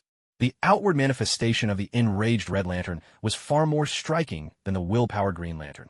After all, why else would Green Lanterns be called heroes? while Red Lanterns were labeled demons. In terms of sheer intimidation, the Red Lantern was unrivaled among the seven. Hulk saw the terrifying blood flames radiating from Li Changfeng, and with the instincts of a wild beast, sensed real danger. Monster! Hulk! Smash! Without hesitation, Hulk leapt with all his might, crashing down toward Li Changfeng with the force of a meteor. It was the classic Hulk move. But this time it didn't work. The barrier conjured by the furious red light absorbed Hulk's earth-shattering blow, the kind that could crumple a tank. It was a rare feat to manifest the power of the Red Lantern in such a tangible way. Especially in the original story, even Atrocitus, the founder of the Red Lantern Corps, couldn't use constructs at first. The main reason is that Red Lanterns, consumed by rage, gradually lose their humanity, until nothing remains but pure fury and hatred, turning them into mindless shells that know only fighting and destruction. Yet, creating constructs requires a clear mind and a vivid imagination. Although the Red Lantern ring created by Li Changfeng is free from those negative, corrupting effects, the current red energy is no longer just the pure crimson light of rage. It has merged with the deep red cosmic energy of Sidorak. So in essence, this energy is even more volatile and explosive than the green light of willpower, making it much harder to gather and shape into constructs compared to a Green Lantern ring. But that has never been an obstacle for Li Changfeng. Unlike the willpower green light, which is driven by the system's Batman-like resolve, the blazing, intense rage burning in his chest is entirely his own. In fact, he's always felt that, compared to the Green Lantern, he's actually more suited to be a Red Lantern. Boom! Boom! Boom! His fists, wrapped in construct gauntlets and searing blood fire, pounded relentlessly against the Hulk. For a moment, this gamma monster was actually suppressed by sheer force. But Li Changfeng knew this was only the beginning. When transformed into a Red Lantern, his sensitivity to anger reached its peak. He could clearly sense that, under the barrage of his heavy punches, the Hulk's resistance was only growing stronger. Each blow landed with undiminished power, but the time Hulk was stunned by each hit grew shorter and shorter. Because Hulk's fury was rising, climbing ever higher in sync with the rhythm of Li Changfeng's attacks. So hot, so hot. Hulk is angry. Compared to his fists, it seemed the Red Lantern's blood fire inflicted even more pain on the Hulk. And now, Hulk was already starting to fight back. For every 3 punches Li Changfeng landed, the Hulk could almost manage a counterattack. And with each counter, Hulk's strength only grew. Li Changfeng found himself intrigued by his own current limits, so instead of conjuring more lethal weapons, he focused on trading blows with the Hulk, taking the fight seriously. In his Red Lantern state, Li Changfeng managed to remain mostly rational, but the fiery energy sometimes got the better of him. Yet even in this heightened state, he had to admit, the Hulk was a pure anomaly, a living glitch in reality. As his fury built, the upper limit of his power simply did not exist. At last, the Hulk not only managed to match Li Changfeng's speed, but even surpassed his strength. Knocked back by a powerful blow, Li Changfeng looked at the roaring gamma beast before him and laughed. Hulk, your strength truly exceeds my imagination. Hulk, strong. Little man, not as strong as Hulk, not as strong as you. Li Changfeng shook his head. In terms of sheer strength and physical prowess, even those legendary celestial-level figures would pale in comparison to the Hulk. To defeat the Hulk, you had to settle things before his rage climbed to an unstoppable level. But to actually kill the Hulk, that was another story entirely. Li Changfeng touched his Green Lantern ring. Although the Ion Shark hadn't fully recovered, the ring was charged and ready. Well then, let's begin round 2. In brightest day, in blackest night, no evil shall escape my sight. Let those who worship evil's might beware my power, Green Lantern's light. Emerald willpower flickered, and in an instant, the red emblem on the Red Lantern's chest was rewritten. Though his form still bore the marks of the Red Lantern transformation, the symbol upon his chest now shone with the insignia of the Green Lantern Corps, illuminated by the glow of willpower. This was the first time, since gaining the Red Lantern ring, that he had transformed using both rings at once. Li Changfeng felt 2 utterly different forces merging under the control of the rings, fusing into something far greater than either ring alone could have achieved. After just an instant in this new form, Li Changfeng was certain, while wielding the power of both rings, he could now defeat the 3 siblings of Asgard. Hulk, for his part, had no idea what had just transpired. Despite picking up a few tricks from the Winter Soldier's training, at heart he was still a lovable brute. Hey big guy, things are about to get a lot more intense than before. Hulk, not scared of you. You'd better not be. Li Changfeng smiled coolly, extending his hand as both the red and green rings blazed with blinding light.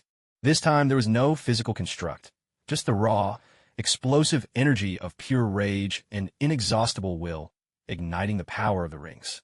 The violent blast sent tremors through the entire wasteland. Smoke and debris filled the air, but this time, the familiar no one gets hurt smoke rule did not apply. As the dust settled, Li Chengfeng saw Hulk sprawled motionless on the ground, green blood pooling beneath him. A beam of emerald willpower scanned Hulk's body. The explosion had shattered most of Hulk's bones and torn more than 80% of his muscles apart. And yet, astonishingly, in just these few moments, Hulk had already begun to heal. Hulk hurts! Who told you to pretend you were the Winter Soldier? Hulk ate too much. They said Winter Soldier never goes hungry. Li Chengfeng looked down at Hulk, listening to his pitiful excuse, and felt a wave of dizziness wash over him. Was this guy for real? Did he really sign up for Hydra's Winter Soldier program just for a guaranteed 3 meals a day? Even though everyone knows that the Hulk's personality is almost bestial in its simplicity, isn't this a bit too instinct-driven? Is it really just whoever feeds me is my family? So you're willing to endure all that inhuman torment just for a full meal every day? Hulk doesn't understand. What's inhuman torment? It's when they try to break your will with physical torture, then reprogram your worldview through brainwashing. There's electric shocks, drugs, all sorts of therapy along the way. Hulk knows those. They don't hurt. They're nothing. As Hulk let out a goofy, self-satisfied laugh, Li Chengfeng couldn't help but feel a sense of relief. So Hydra really can't handle the Hulk. They couldn't even crack his defenses. But Hulk's laughter faded as his tone shifted. But Banner is scared. Hulk protects weak Banner. You mean, Dr. Banner was forced to go through the same brainwashing as the Winter Soldier. Banner can't control himself, so Hulk is the boss now. Looking into Hulk's innocent and sincere eyes, Li Chengfeng shook his head with a wry smile. So Bruce Banner always tried to cure the Hulk as if it were some kind of illness, but when Hydra finally caught him, it was the Hulk who protected Banner all along. But since Hydra never managed to brainwash the Hulk, if I can promise you a full meal every day, would you come and work with me? But the little red and green guys just hurt Hulk. Hulk's not happy. But you'll get to eat your fill, and there'll be people to spar with you. Spar with me? Exactly. I've got a big blonde musclehead at home who loves nothing more than a good brawl with strong men. And there's another guy, handsome, dark-haired, sneaky type. When you're bored or upset, you can just toss him around for fun. Hulk. Happy. Hulk. Willing. Li Chengfeng wiped away a bead of imaginary sweat. He couldn't help but feel a pang of guilt. Why does convincing the Hulk feel so much like luring a child with candy? Moo. Li Chengfeng, hurry up and unleash the Red Lantern battery. The big guy is just perfect for joining the Red Lantern Corps. Oh, such unadulterated, pure rage. The silly, childlike voice of Bloodthirsty Ox rang gleefully in Li Chengfeng's ear. To be honest, Bloodthirsty Ox had wanted Li Chengfeng to pull out the Red Lantern battery from the very beginning. But during the earlier fight, both Hulk and Li Chengfeng's wild anger had made Bloodthirsty Ox forget all about it. He was too busy greedily soaking up that pure fury to help himself grow. But now, hearing Bloodthirsty Ox's voice, Li Chengfeng suddenly found himself missing Ion Shark. Even if that guy was a bit frail, there was something oddly charming about his boyish, slightly weak voice. Li Chengfeng reached out his other hand and summoned the ancestral Red Lantern Furnace. As usual, he slipped a finger inside and began to stroke the Blood Butcher Ox. Moo, moo, Li Chengfeng, you humans are way too skilled at this sort of thing. He grinned. Please, every man who's been single for a while gets good at this. Once thoroughly pleased, the Blood Butcher Ox started prancing around in circles inside the Red Lantern Furnace, hooves clattering in excitement. With each turn it made, the energy of the Red Lantern began to condense, swirling brighter and brighter. Soon, a newly forged Red Lantern ring floated gently out of the furnace, coming to a halt right in front of Hulk. Sentient life form identified. Hulk and Bruce Banner, from Earth. Fury burns fiercely within your heart. You belong to the Red Lantern Corps. Li Chengfeng paused, momentarily surprised. It was the first time he'd ever heard a ring's greeting address 2 names at once. Of course, in the original comics, the rings had never been given to someone with different personalities and forms sharing the same body. He could only marvel at just how intelligent these rings truly were. Meanwhile, on the other side of the battlefield, Hela was breathing heavily, her hair slightly disheveled from the styling Ada Wong and Harley Quinn had insisted on earlier. She had to admit, this was by far the most intense fight she'd faced since breaking free from her dimensional seal. All in all, this opponent was stronger than the clone she'd fought from Turok. This self-proclaimed Red Hulk was truly a worthy adversary. You're impressive, she said. Just a hair's breadth more, and you might have bested the goddess of death. She made a tiny gap between her thumb and forefinger to show how close it had been. Loki, who'd been loafing around on the sidelines and watching the show, gazed into that slender space as if he could see an entire universe swirling within it. As for the once mighty Red Hulk, he had already been pummeled back into his original form, General Thaddeus Ross, by Hela. He was now slung over the shoulders of two Hydra soldiers, both reanimated by necromancy, his grizzled mustache twitching now and then. He kept mumbling, "Hail Hydra," under his breath. It seemed he'd suffered the same fate as Bruce Banner. His human form had been hypnotized and brainwashed. But unlike Banner, Hulk wasn't merely another form. He was a separate personality altogether. That's why he hadn't succumbed to the brainwashing. Red Hulk, on the other hand, was different. When General Thaddeus Ross transformed, he retained both his intellect and original personality. That made Red Hulk a true super soldier, more like a super winter soldier than the simple-minded Hulk, who only thought about scrounging meals wherever he could. However, unlike Hulk, Red Hulk's strength didn't scale infinitely with his rage. While he could absorb radiation and unleash searing heat, it just wasn't enough to stand against Hela. After a few minutes of enthusiastic hand-to-hand combat, Hela's interest in Red Hulk quickly waned. As someone who had once fought against the fire giants Surtur and Laufey, king of the frost giants, Red Hulk's high-temperature attacks were honestly nothing to write home about. Which calling death? Which calling death? Do you copy? Please respond. The communicator, which had been on standby all this time, suddenly crackled to life, which was Ada Wong's codename, while death referred to Hela. For Hela, coming up with codenames for agents was a novel and amusing game. Death here, go ahead, which... The headquarters building has been secured. We've just detected two powerful energy sources. Are they enemies? Should we engage? My queen took one of them away, and I've already dealt with the other. And Loki told me this person seems to be some general from America. A general? Over the years, the only missing general is an Air Force lieutenant general named Thaddeus Ross. Then if nothing's gone awry, that must be him. And what about the other one? Hasn't Li Changfeng dealt with him yet? Hela didn't answer. After all, she had no idea how things were going on Li Changfeng's end. Elder sister, look over there. Having dispatched the enemy on the other side, Thor suddenly hovered midair, pointing into the distance. Hela followed Thor's gesture. It was in the direction where Li Changfeng had led another green giant away. At that moment, a pure, furious red beam shot straight into the sky. Joint Task Force top secret warehouse, the fridge. This facility, located at a classified site, was so secret that only Level 7 agents and above could access its flight path. The fridge served as the storage site for most 084 artifacts pending research, and as a secret prison for a large number of special offenders. If the legendary squad hadn't shown up that day, Li Changfeng would have sent Captain Cold, Heatwave, and Constantine here.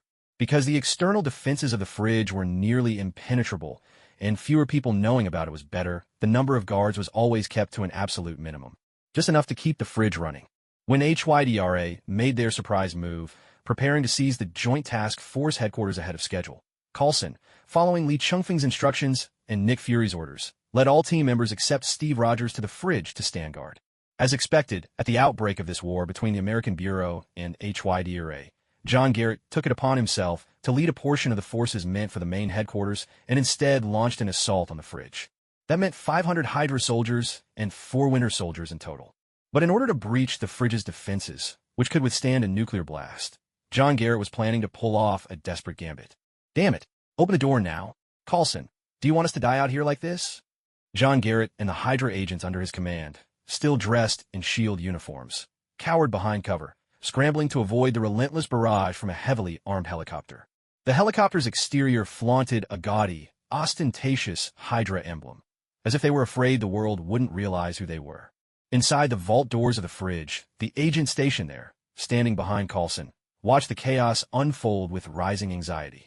According to Nick Fury's orders, unless new instructions arrived, Coulson retained sole command over the entire fridge. This legendary senior agent had been calmly watching John Garrett's wild theatrics outside from the very beginning, his expression unchanging, as though he were watching an absurd yet strangely entertaining scam on the side of the road. One of the fridge's station agents, glancing at the nearly demolished barriers shielding Garrett, bit his lip. At last, he made a decision. He started to step around Coulson, ready to open the vault doors himself. "I'm sorry, sir, but we can't just stand by and let our own brothers die out there." But before he could press the button, he was slammed against the wall, like a button himself, by someone else. "Seriously, man? Are you out of your mind?" If an agent at a classified facility lets people in without orders, especially now, you might as well hand yourself over as a Hydra mole. Lee, what are you doing here? Have things on the front line been taken care of? The main fight's basically over. Now it's just a matter of mopping up. Lee Chung-fong replied, squinting at the impatient John Garrett outside the door, sly grin spreading across his face. See, wasn't I right to have you stationed at the fridge? John Garrett's putting on a whole show just to keep you entertained. Garrett was the only one acting out this pitiful charade. There was no sign of Grant Ward. Grant Ward was a true egotist. When Garrett had everything under control, Ward was fiercely loyal. But after encountering Lee Chung-fong, there was absolutely no chance he would follow Garrett into any more madness. With Lee around, Ward knew anything Garrett tried would be in vain, and wasted effort was meaningless. Ward never did anything without purpose. No one wants to throw their life away for nothing, after all. Now, poor John Garrett was nearing the end of his rope. His only confidant, Grant Ward, vanished without a trace, leading the Winter Soldier and Hydra troops to storm the fridge. This was his final gamble. By all accounts, he should have had a good chance of success, since Phil Coulson was the one guarding the fridge. Although the Coulson team included Captain America, Steve Rogers, he was currently fighting on the front lines. That left only Iron Cavalry Melinda May, Green Arrow, Oliver Queen, and Deadpool, Wade Wilson as the ones who could put up a fight. While all three were renowned in their own right, they were still, after all, merely human. Meanwhile, his own forces included not only 500 Hydra soldiers, but also 4 Winter Soldiers at his command. Taking them down will be more than enough. Coulson, damn it, don't hesitate. Do you not even trust me anymore? To keep up the convincing act, the pilot of the heavy attack helicopter was genuinely trying to shatter the cover to pieces. At this moment, the hail of gunfire and whirling debris was absolutely real. John Garrett truly had no choice but to huddle behind the cover, unable to even raise his head. Coulson, I pulled up surveillance from farther out. I found John Garrett coming with a Hydra army. He's Hydra too. Lee, when did you get here?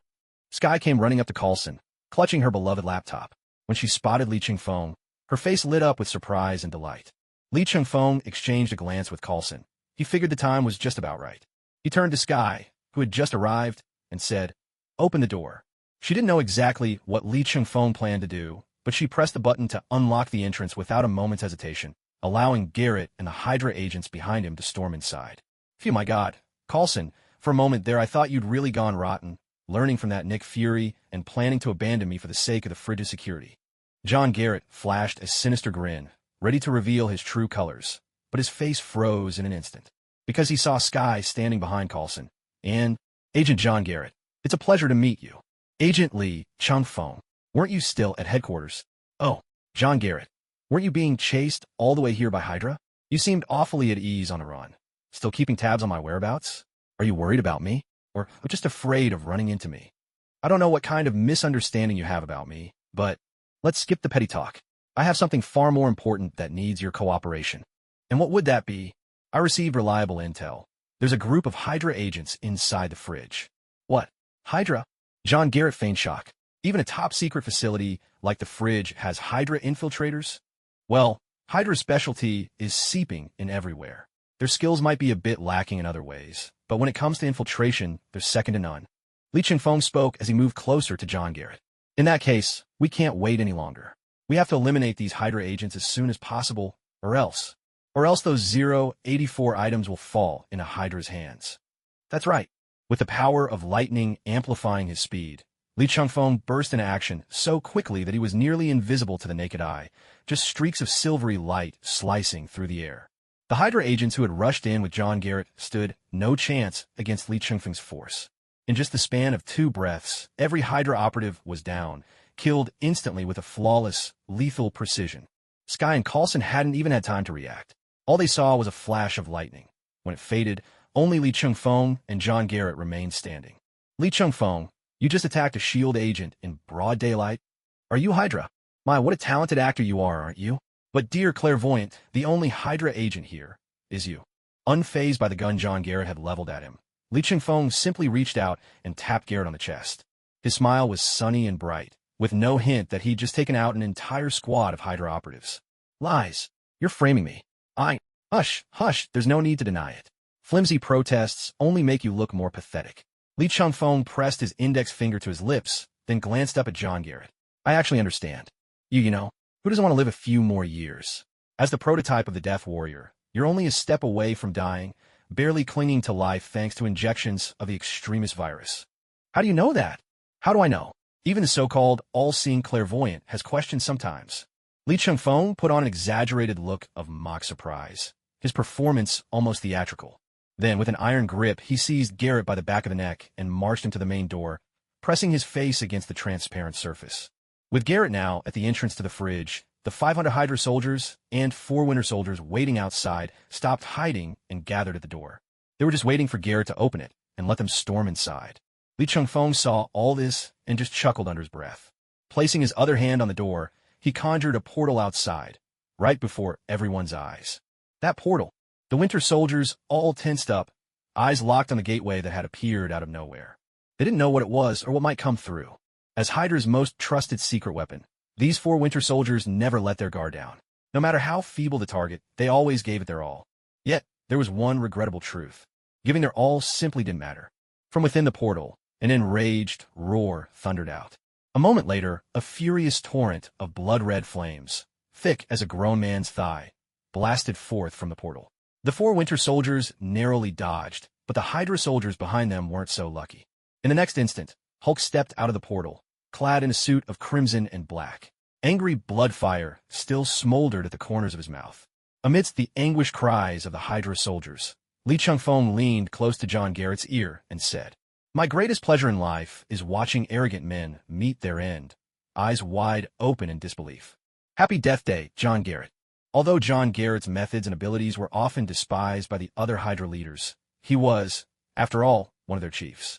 Besides having some authority over Hydra's troops and the Winter soldiers, he was well aware of the Super Winter Soldiers' existence. Those 2 devastating weapons, one green and one red, had long been Hydra's most terrifying trump cards. But the familiar green giant before him, wasn't he the Super Winter Soldier? Why had he burst out of the portal constructed by that monster, Li Chengfeng? Had the Super Winter Soldier betrayed them? And what was the meaning of that red and black uniform? What did the emblem on his chest represent? Was that fire he just breathed out? Did the green Super Winter Soldier even have such powers? A deluge of questions flooded John Garrett's mind. But he had no time to think. He would never get his answers. Out of the corner of his eye, he saw his own body suddenly collapse. The next moment, his consciousness plunged into darkness. Li Chengfeng had severed his neck with a beam of heat vision. Just as he'd promised, death with eyes wide open. Li Chengfeng tossed John Garrett's head aside, then turned his amused gaze to Hulk, who had now officially joined the ranks of the Red Lantern Corps as a Red Lantern demon. From the perspective of the Red Lantern's nature, Hulk was the perfect Red Lantern demon, beyond compare. Hulk's power had always increased with his rage, and so far, no one knew his true limits. Now, as a Red Lantern demon, drawing energy from pure wrath, his already terrifying strength was multiplied. With these 2 forces combined, Hulk had become a living nightmare of raw power. Unless he encountered some cosmic horror capable of erasing him from existence with a single thought, in theory, Hulk could defeat any other enemy. Of course, that was only in theory. Otherwise, Li Chengfeng would never have been able to use the power of the Red and Green Lanterns to defeat the Hulk before his rage had reached its peak. In a battle of endurance, the Hulk is always the last one standing. And now, as Red Lantern Hulk charged into the ranks of the Hydra soldiers, saying it was like a tiger among sheep would be putting it mildly. It was more like an elephant trampling ants. Even the 4 Winter soldiers barely managed to resist for a moment before the Hulk tore one of them apart with his bare hands and incinerated another by spewing his furious blood-red flames straight into his face. The other 2 he grabbed in his massive fists, using them as weapons with wild, sweeping blows, as if he were playing a hack-and-slash action game. Once all the Hydra soldiers had been dealt with, the 2 Winter soldiers still in Hulk's hands were left tattered and lifeless, long since gone. What a thoroughly one-sided massacre, Li Chengfeng remarked as he pressed the button to open the door. He kicked John Garrett's body and head out as well, just to make sure the place stayed clean. Can't have them dirtying up our bureau's nice floors. Hulk, burn them all, he ordered. Let's not waste our bureau's resources cleaning up Hydra's corpses. Hearing his boss's command, Hulk eagerly thumped his chest and shouted, "Hulk fire!" This big, green brute, whose mind and emotions were no different from a child's, was utterly fascinated by his new power. He'd even given it a name. He was just like a kid who finds a stick and immediately calls it the world's greatest sword. Henley, so what exactly is that? Coulson, unable to hold back, asked as he watched Hulk spew furious blood-red fire. The sight of this green monster was downright terrifying. That's Hulk. Before he transforms, he's Bruce Banner, a specialist in gamma radiation, with doctorates in nuclear physics, radiation physics, biochemistry, engineering, robotics, computer science, and mathematics. Who knows why he bothered getting so many PhDs? Maybe to use the certificates as coasters. Geniuses always feel the need to prove themselves somehow. Why else would Stark keep upgrading and reinventing his Iron Man suits? Good point, Li Ching-feng nodded. But compared to Bruce Banner, he actually preferred the big green Hulk. Still, Hulk and Banner were two sides of the same coin, inseparable. At heart, this most common version of the Savage Hulk could almost be called Bruce Banner's childlike persona. Even the Lantern Corps' welcome speech, something on the level of universal law, recognized Hulk and Bruce Banner as one and the same. But Bruce Banner had only ever wanted to be a scientist, not a superhero. Hulk himself had no idea what a superhero was. He just wanted a full meal and a strong opponent to fight. Two polar opposites coexisting within a single body. If that isn't a kind of tragedy, what is? While Li Ching-feng was inwardly sighing over the green giant's melancholy fate, Sky, by his side, was practically buzzing with excitement. After all, let's not forget, this kid was a die-hard superhero fan. She was the sort who'd sneak into the Star Tower parking lot just to pry the emblems off Stark's cars for a souvenir. A green monster foils Hydra's evil plan. Classic superhero material. I suppose next I'll be a mountain tit demolishing a kitten, Li Ching-feng teased, ruffling Sky's hair before fishing out a gleaming Terry Jin crystal from his pocket. By the way, this is for you. Cost me a pretty penny. Bro's heart aches just thinking about it. What is this? Sky's attention was instantly captured by the radiant violet crystal. You're giving me a crystal? Just so you know, I'm not the kind of girl you can win over with a pretty rock. At least make it a platinum ring or something. Oh, cut the nonsense. Li Ching-feng pressed the Terry Jin crystal into her hand, then leaned in and whispered, when you're alone, smash this thing. You'll thank me later. This time, Hydra's plan to overthrow S.H.I.E.L.D. had ended in complete and utter failure. The three helicarriers had indeed managed to take off, but, well, the Inside Initiative itself was a sham. Hydra responded by dispatching their prototype Winter Soldier. Yes, Bucky Barnes himself, carrying Arnim Zola's consciousness drive, to the helicarrier, hoping Zola could seize control of the ship directly. With that, even without Project Insight, they'd be able to create their own version. The outcome would have been the same. But unfortunately for them, Bucky ran into Tony Stark and Steve Rogers, who arrived together just in time. Although Steve Rogers instantly recognized the smudged, punk-looking assassin as none other than his childhood friend Bucky Barnes, he didn't hesitate for a second. He raised his shield and went straight for Bucky's face. Meanwhile, thanks to Jarvis's facial scan, Tony Stark realized the attacker was Captain America's best friend and comrade, and couldn't help but yell out in shock. Damn, Cap, go easy on your own buddy, will you? Damn it, he's already brainwashed and manipulated, and you still expect me to stand at the center of the world and preach about love? Do I look like some idiot who just crawled out a hole? First, knock him down, don't let the fight get dragged out. We'll sort out the rest after the battle. Steve Rogers, with that handsome and righteous face of his, let loose with some colorful language, and then promptly landed a sharp kick right in Bucky Barnes' groin. Stay down for me. You're my damn best friend. Hearing Steve's words, Tony Stark realized now was not the time for mercy or trying to bring his friend back to his senses mid-battle. He rushed forward to join Steve, ready to deliver a righteous 2-against-1 beatdown. After all, this was what Cap had just taught him. When you can gang up, never go one-on-one. One on each side, the two of them left Bucky Barnes in such bad shape he could barely take care of himself. Steve Rogers even coordinated with Tony Stark to tear off Bucky's mechanical arm. The scene was nothing short of brutal. And as for Arnim Zola's consciousness storage device, at some point, who knows exactly when, Steve Rogers had already stomped it to pieces. Tragic, Arnim Zola, truly tragic. Once Bucky Barnes was finally down for the count, Tony Stark used Jarvis to effortlessly connect to the central control systems of the three helicarriers. Relying on the back doors he habitually left in the underlying code, he took complete control of all three and immediately disabled their weapon systems. Nick Fury, watching this unfold, felt as one good I grow moist. Mother, these reckless brats. That's millions of dollars going up in smoke. Off to the side, Alexander Pierce tried to make one last desperate move, pulling a controller from his pocket. Nick Fury, I advise you not to act rashly, Alexander Pierce warned, raising the device in his hand. Every World Security Council member here is wearing a special pin on their chest. All I have to do is press this button, and the pin will burn a hole straight through their hearts. His words instantly threw the assembled politicians into a panic. Alexander Pierce, you madman. Is terrorism all you Hydra people know?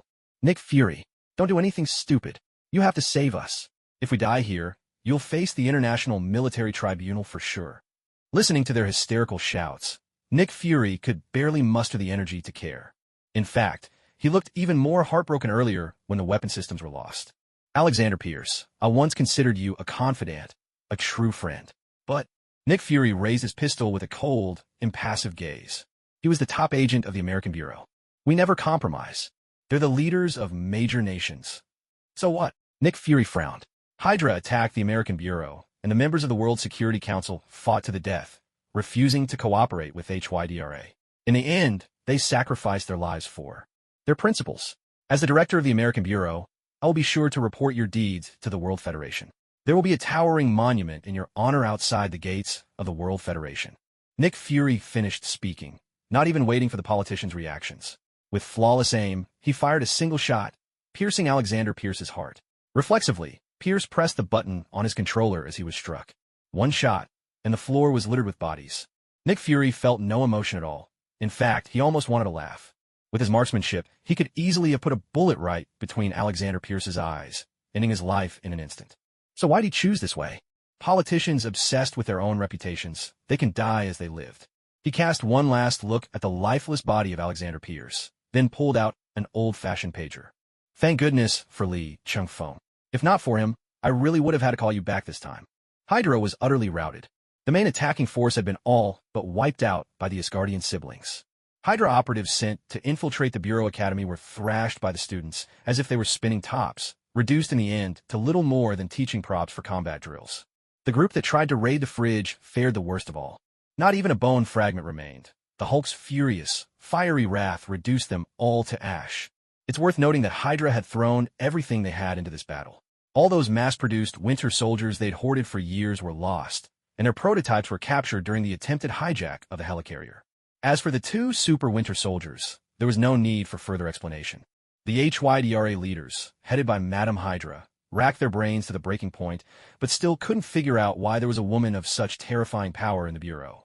Fighting the Red Hulk was like trying to fight a force of nature. Had they known such an overwhelming powerhouse existed, Hydra might well have chosen to bide their time for another century or two. But fate had its way.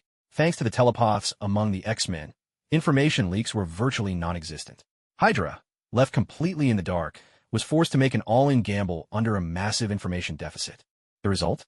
Jean Garrett was obliterated, not even a body left to bury. Arnim Zola's consciousness storage was smashed. When his digital mind tried to escape into the internet, Jarvis intercepted and imprisoned him on a horror movie streaming site, where he was now forced to watch a non-stop marathon of gruesome horror films, 24 hours a day. Still, Hydra's sheer scale was not to be underestimated. Although all the most important strategic objectives of the offensive ended in failure, not every branch was guarded by top agents and superpowered individuals. As a result, quite a few branches fell into Hydra's hands. So, after personnel from the Fridge, the Academy, and headquarters gathered together, they immediately began taking stock of the situation across all the branches in America. Out of 50 branches, 24 had been occupied by Hydra.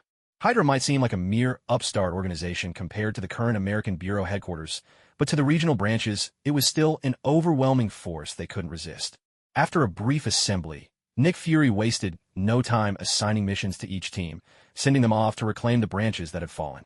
According to the intelligence reports, many agents at those branches were still alive, and some were even holding out in combat. To bring this operation to a swift conclusion, Nick Fury even sent out the troublemakers from the Bureau Academy. Of course, every squad was accompanied by at least 2 seasoned agents, responsible for leadership and cleaning up the aftermath. That cleanup mainly involved calculating and weighting academic credits. Only with the promise and threat of credits could they ensure these wild kids wouldn't cook up some harebrained scheme. Meanwhile, Lee Chung-fong, Hela, and Hulk were not assigned to any of the teams reclaiming the branches. Coulson gave Lee Chung-fong a friendly pat on the shoulder. I told you before, we used to swat mosquitoes with a cannon only because we didn't have anything else. Now that we've got electric fly swatters, there's really no need to roll out the big guns for something like this. Besides, are you really going to fight the Bureau Academy kids for credits? With that, he and Steve Rogers split up their team, heading off in 2 directions to support different branches. Steve Rogers didn't stick around to watch over his old pal, the Winter Soldier, Bucky Barnes. Instead, he used Bureau-issued high-polymer cables to tie Bucky up tight, so tight even Steve himself wouldn't have been able to break free. Then, together with General Ross, he locked both of them away in the underground holding cell beneath headquarters. And naturally, a large-scale assault by a regular army on the American capital drew the attention of the government, and even the whole world. Nick Fury's phone rang non-stop, but he ignored it each time. Eventually, he lost patience and finally picked up. "Hello, this is Nick Fury. The American military? You've received word that we found General Thaddeus Ross. You want us to hand him over right now? Has your brain been replaced by lard? The man's still under mind control. If we gave him back to, what happens when he snaps out of it, turns into that terrifying red gamma monster, and blows you all sky high, coffin and all. There's no need to use such harsh words with me, Lieutenant General. The Federal Investigation Bureau answers only to the World Federation, not to any individual nation. I'm not the FBI, nor the CIA, and certainly not the Eye Society or the Supervision Division. Motherf. You're entirely free to speak with the President, but let me make this absolutely clear. Even the President of America has no authority to interfere with the Bureau's business. Lieutenant General, go ahead and call Fury. Fury would be delighted. But I'll tell you right now, he really doesn't care for your tone just now. You'd better hope you've never broken even the smallest law in America, because the Bureau will now be conducting the most thorough investigation into your entire life." Nick Fury unleashed this torrent into the phone before finally hanging up the call. He then lifted his single eye and looked toward Lee Chung-fong. "Seriously?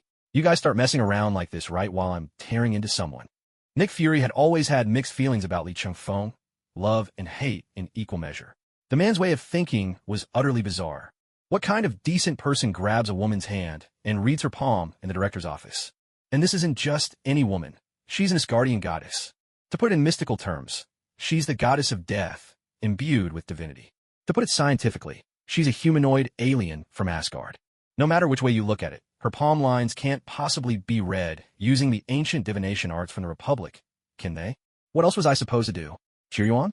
Pour you a glass of water so you could roast him for another 800 rounds? Lee Chung-fong shrugged, clearly displeased that Nick Fury had interrupted his little moment with Hela.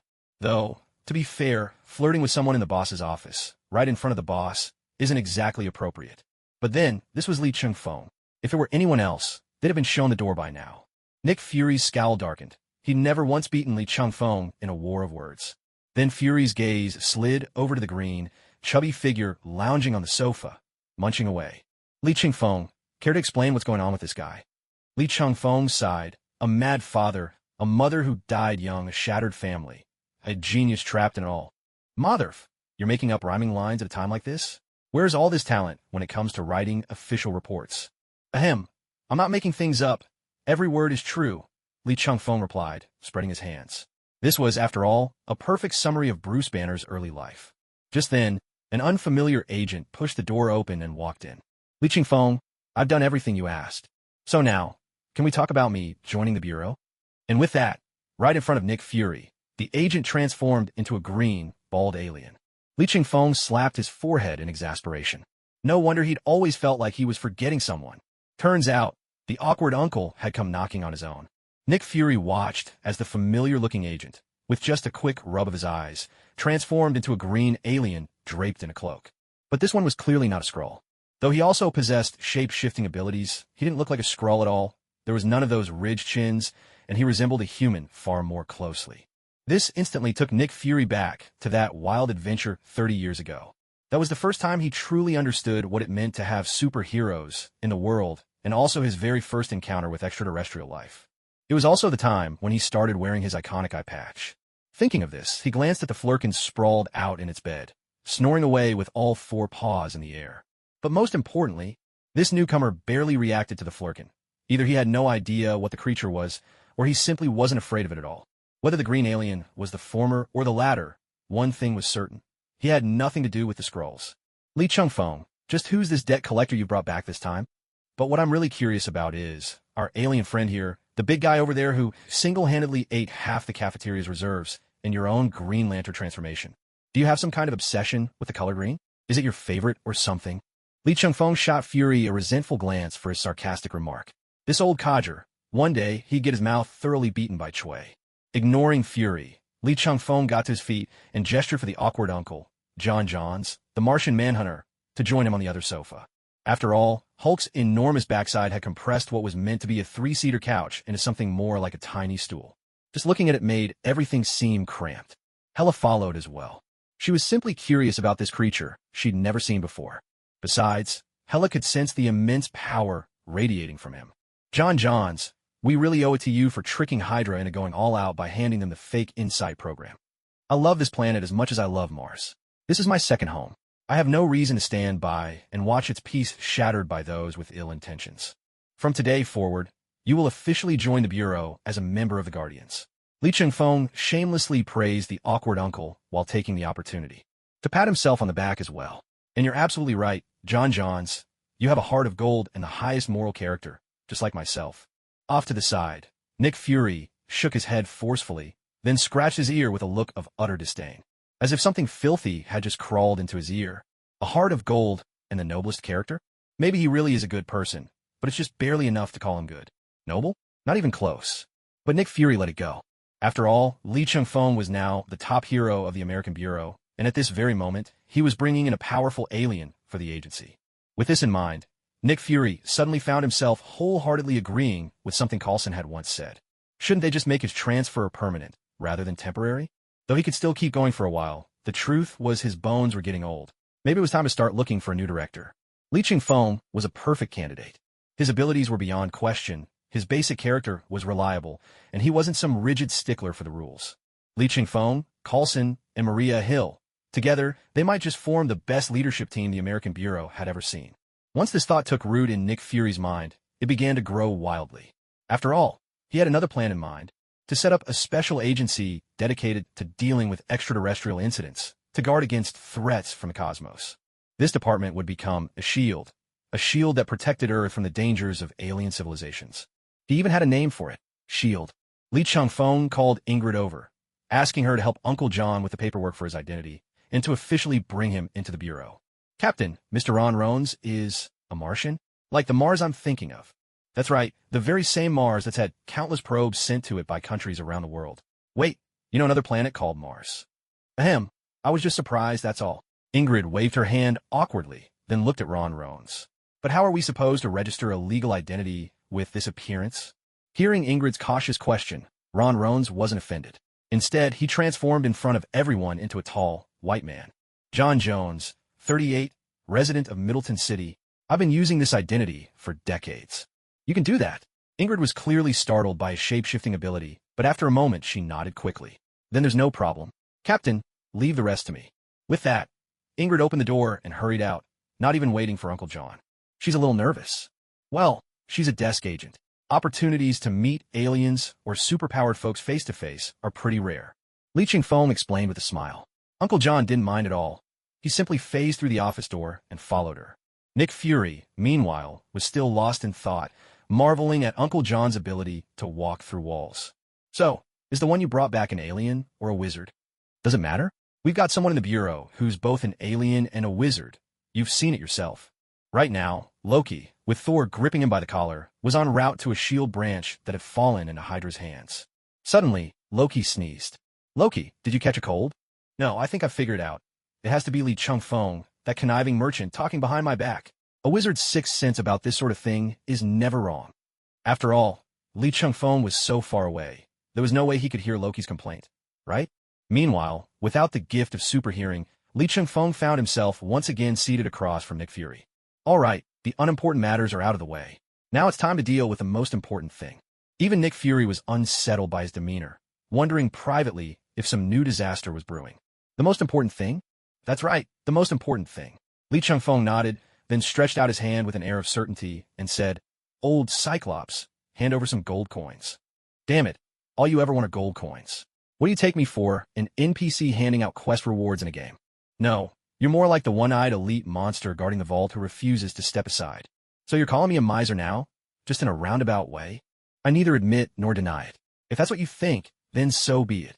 In the past, when Li Chengfeng asked Black Egg for gold coins, he'd mostly been joking. But this time, he was dead serious. It was time for Nick Fury to show some generosity. Never mind the fortune he'd already spent getting the Terrigen crystal from Bruce Wayne.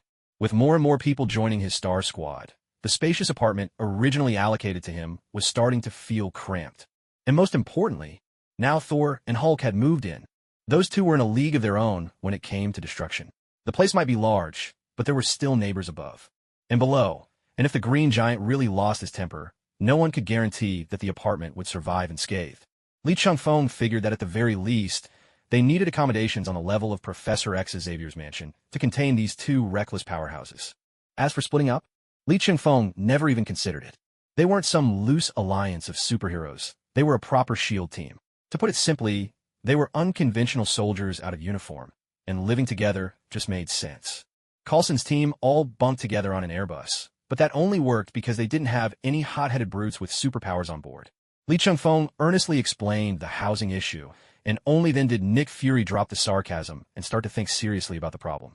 The Bureau, of course, owns a great many properties, most of which were confiscated after supervillains were apprehended. They even have a grand estate, but it's located right on the edge of the Panama Canal. Nick Fury glanced out the window, then suddenly smacked his big, bald head. That's it. We can move there. Oh, come on. Where exactly are you talking about? Do you mean that don't touch it, it's filthy place? Can you be any more vague? The way you talk, I'm not surprised if a mule kicks you to death. Your temper's really gotten worse lately. You used to at least play along with my roundabout way of speaking. Please, after working here so long, who's still pretending to be innocent? We're all old foxes. You think I'm in a mood for your ghost stories? Ahem, back to the point, Nick Fury said, a little embarrassed. While the main bureau is in Washington, D.C., there's actually a branch office here in the city. Li Changfeng caught on immediately. Let me guess, a branch that's basically just a name now, right? Exactly. The main bureau is supposed to just oversee the branches, not handle local cases directly. But over the years, the main bureaus ended up taking on all the responsibilities of the D.C. branch. That way, the spare personnel could be assigned elsewhere. Nick Fury nodded and continued. For about 10 years now, the D.C. branch has been pretty much abandoned, but there are still people sent regularly to clean and maintain the facilities. It's got everything: accommodations, training grounds, offices, research labs, you name it. It's basically a miniaturized version of the main bureau headquarters. And most importantly, the branch can order takeout. Li Changfeng had been weighing the options, but the moment he heard Fury say that, he made up his mind without hesitation. That's it. We're moving there. The bureau's cafeteria is practically inedible. Who on earth can survive on nothing but fat loss meals or muscle gain diets every single meal? Li Changfeng would rather order so-called junk food delivery any day. Who would have thought that old cheapskate Nick Fury would finally give a green light? Wow, the drop rate really is amazing. Cue Jackie Chan face. So, the Star Squad decided to relocate to the DC branch, and moving with them was the Coulson Squad as well. After all, living on an Airbus long-term wasn't a real solution for the Coulson Squad. They needed a permanent base too. Li Changfeng thought it was a solid plan. He'd always liked the Coulson Squad. Within the entire bureau, aside from Nick Fury, Li Changfeng was probably closest to Coulson. After all, they'd faced that Kansas brute together. And those gold coins, you should have some shame. You managed to scam an entire division base, and now you still have a nerve to ask for money. Now, every time Nick Fury saw Li Changfeng's face, he couldn't help but think of how he and Tony Stark had teamed up to destroy the weapon systems on the helicarrier. Then, he'd remember all the money that had gone down the drain. Give you your money back? Not a chance. Honestly, the fact that he hadn't charged Li Changfeng extra was already proof of Nick Fury's broad-mindedness. Li Changfeng was the perfect example of someone you wanted to kiss when things went well, but shoot twice when he caused trouble. He was the kind of subordinate a boss both loved and hated, but whose position was as solid as a rock. That was a real skill. Hulk finally paused his feast at the table. Not because he was full. Hulk's still hungry. As he spoke, Hulk pushed himself up from the sofa. But with that surge of strength, the sofa, already on its last legs, gave up the ghost completely. It went from wobbling precariously to utter destruction. The sofa was nearly flattened into a mattress by Hulk. It was squashed so flat, with a giant imprint of his enormous backside stamped right in the middle. When Nick Fury saw his expensive leather sofa sacrificed under Hulk's green posterior, he finally lost his patience. Li Changfeng, take your giant green eating machine and get out of here now. For Li Changfeng and his team, moving to a new place wasn't exactly a challenge. It was just a matter of opening a portal and making a few extra trips. 2 days later, after all the occupied branch offices had been reclaimed, the Star Squad was left in a rare state of idleness. After all, in America, 60% of all the ridiculous events could be traced back to Hydra or the organizations under its wing. This time, the Joint Task Force had wiped out Hydra's active forces in one fell swoop. It would take them 100 years, or more, to recover to where they were now. Of course, being idle only applied compared to the constant life-and-death missions fighting supervillains. Lately, Li Changfeng had been working closely with the telepathic agents from the Joint Task Force, conducting joint evaluations of Winter Soldier Bucky Barnes, Red Hulk, and Air Force Lieutenant General Thaddeus Ross, as well as Bruce Banner. Only now did Li Chun-Feng gain a new understanding of Hydra's hypnotic techniques used on the Winter Soldier. Turns out, these so-called small fry weren't completely worthless after all. The telepaths could restore the memories of those who'd been brainwashed, but they couldn't break Hydra's hypnotic hold on the Winter Soldier.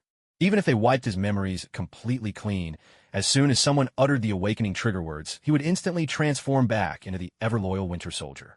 A group of experts who could theoretically mind-wipe the entire planet had just met their Waterloo. One by one, their faces turned as grim as a brother seeing cotton and watermelon at the same time. What truly surprised Li Chun-Feng was that the solution to this problem. This is the self-proclaimed top psychotherapist of the Bureau of Joint Investigation, Harley Quinn. What's so hard about it?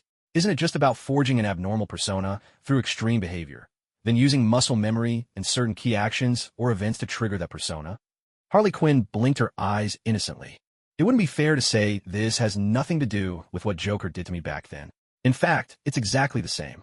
Although Harley Quinn was the one who proposed the solution, when it came to actually carrying it out, it was still up to the big-name superpowered folks. After all, Harley Quinn may be crazy, but she's certainly not stupid.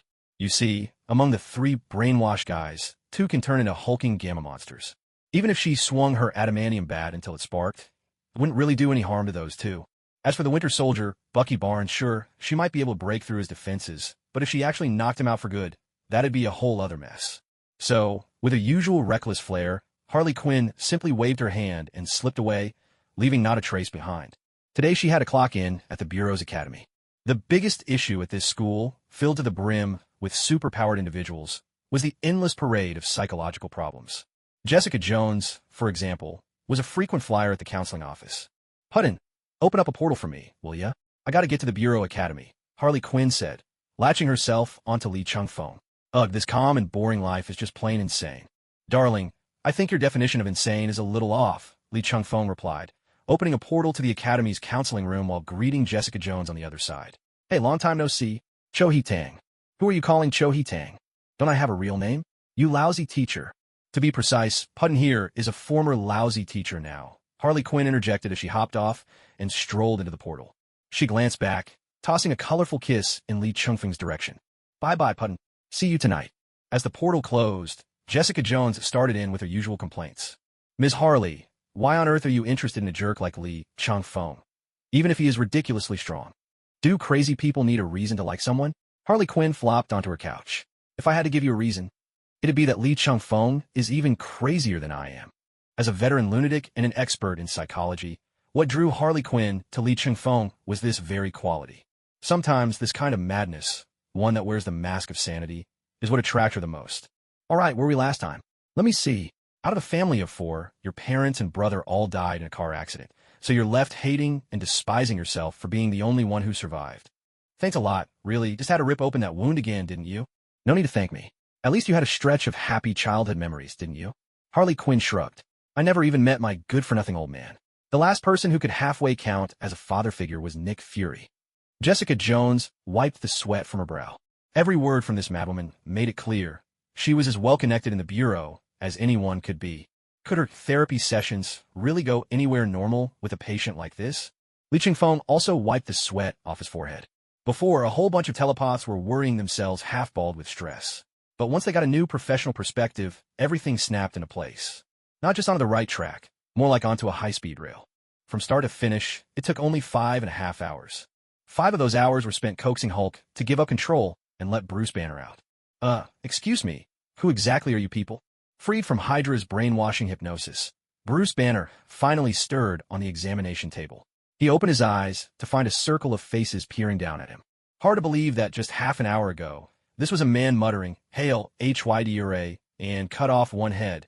2 more shall take its place, like a true convert. "You're awake? The operation was a success. Congratulations, you're a girl now." "What the Quentin? He's barely cured. Do you want to scare him into another breakdown?"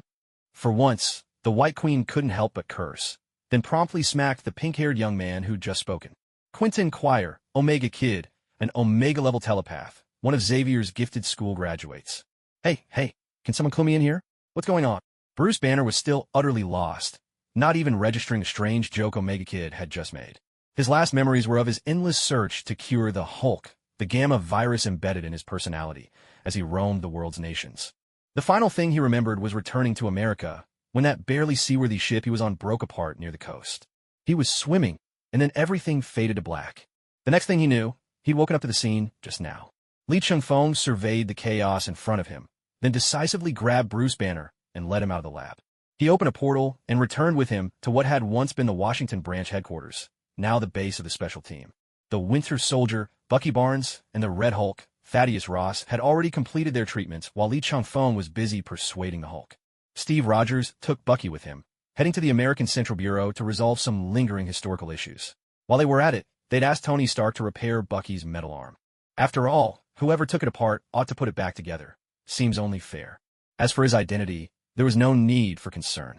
Bucky Barnes was already a long-registered veteran in the American Central Bureau, with his credentials vouched for by none other than the original director, Peggy Carter.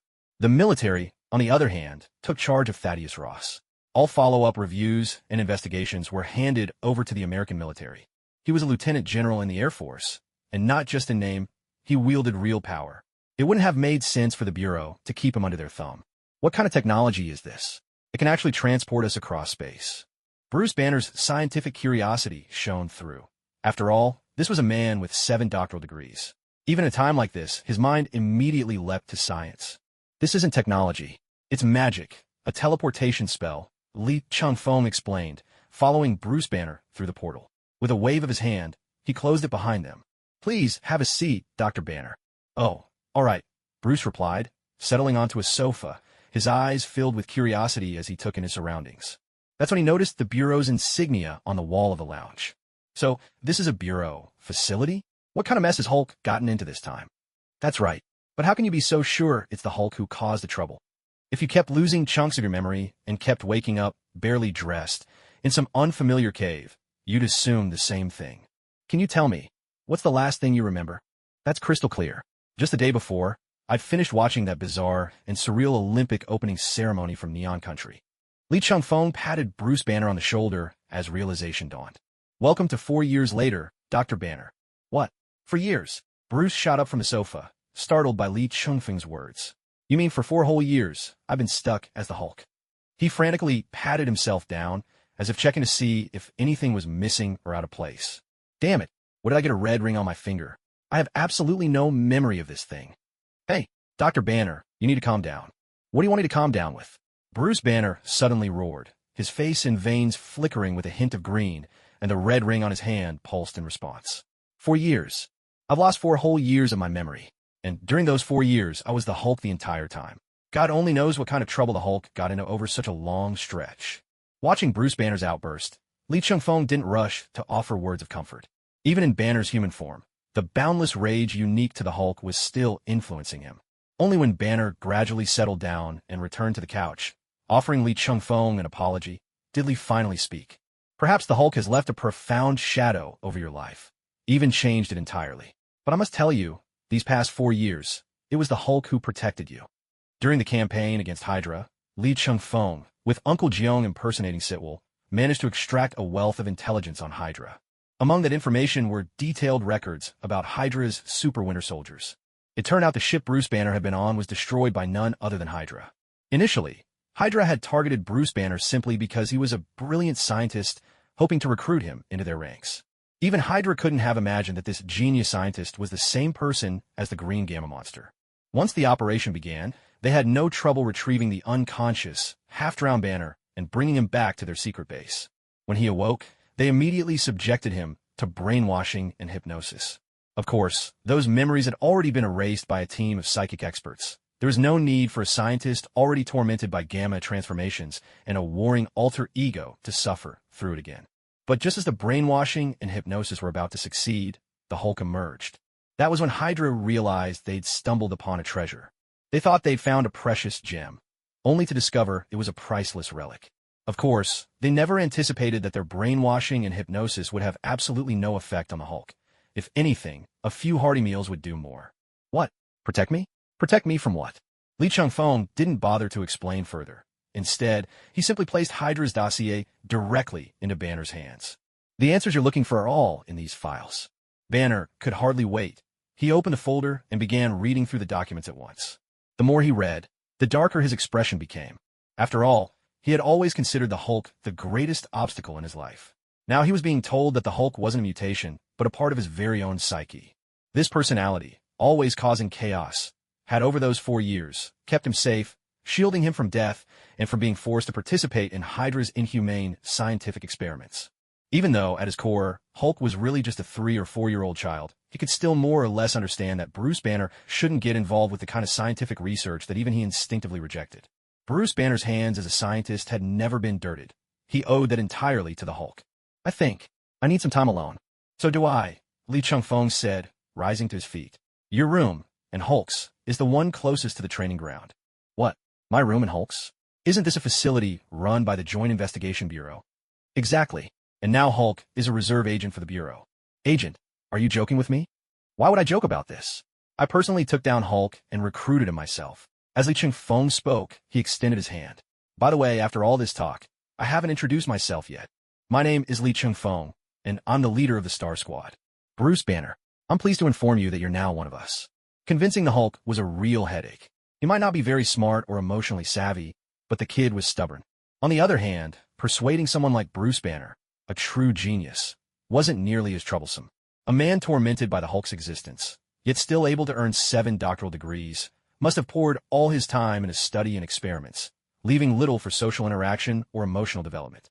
It's common knowledge that geniuses aren't known for their emotional intelligence. Bruce Banner was like that. Tony Stark was no different, and even Bruce Wayne fit the mold. After sending Bruce Banner, now lost in thought, on his way, Lee Chung-fong headed outside the base building. Out on the training ground, he watched as Thor chased after Loki in a fit of embarrassed rage. Lee Chung-fong couldn't help but sigh. What peaceful days these are. Just as he said this, Thor finally caught Loki, and what followed was a thorough thrashing. But Lee Chung-fong was certain Loki must have provoked that big oaf Thor first. Over the past few days, he'd figured out Thor's temperament. Upright, a little goofy, and though he never said it aloud, he cared deeply for his brother Loki.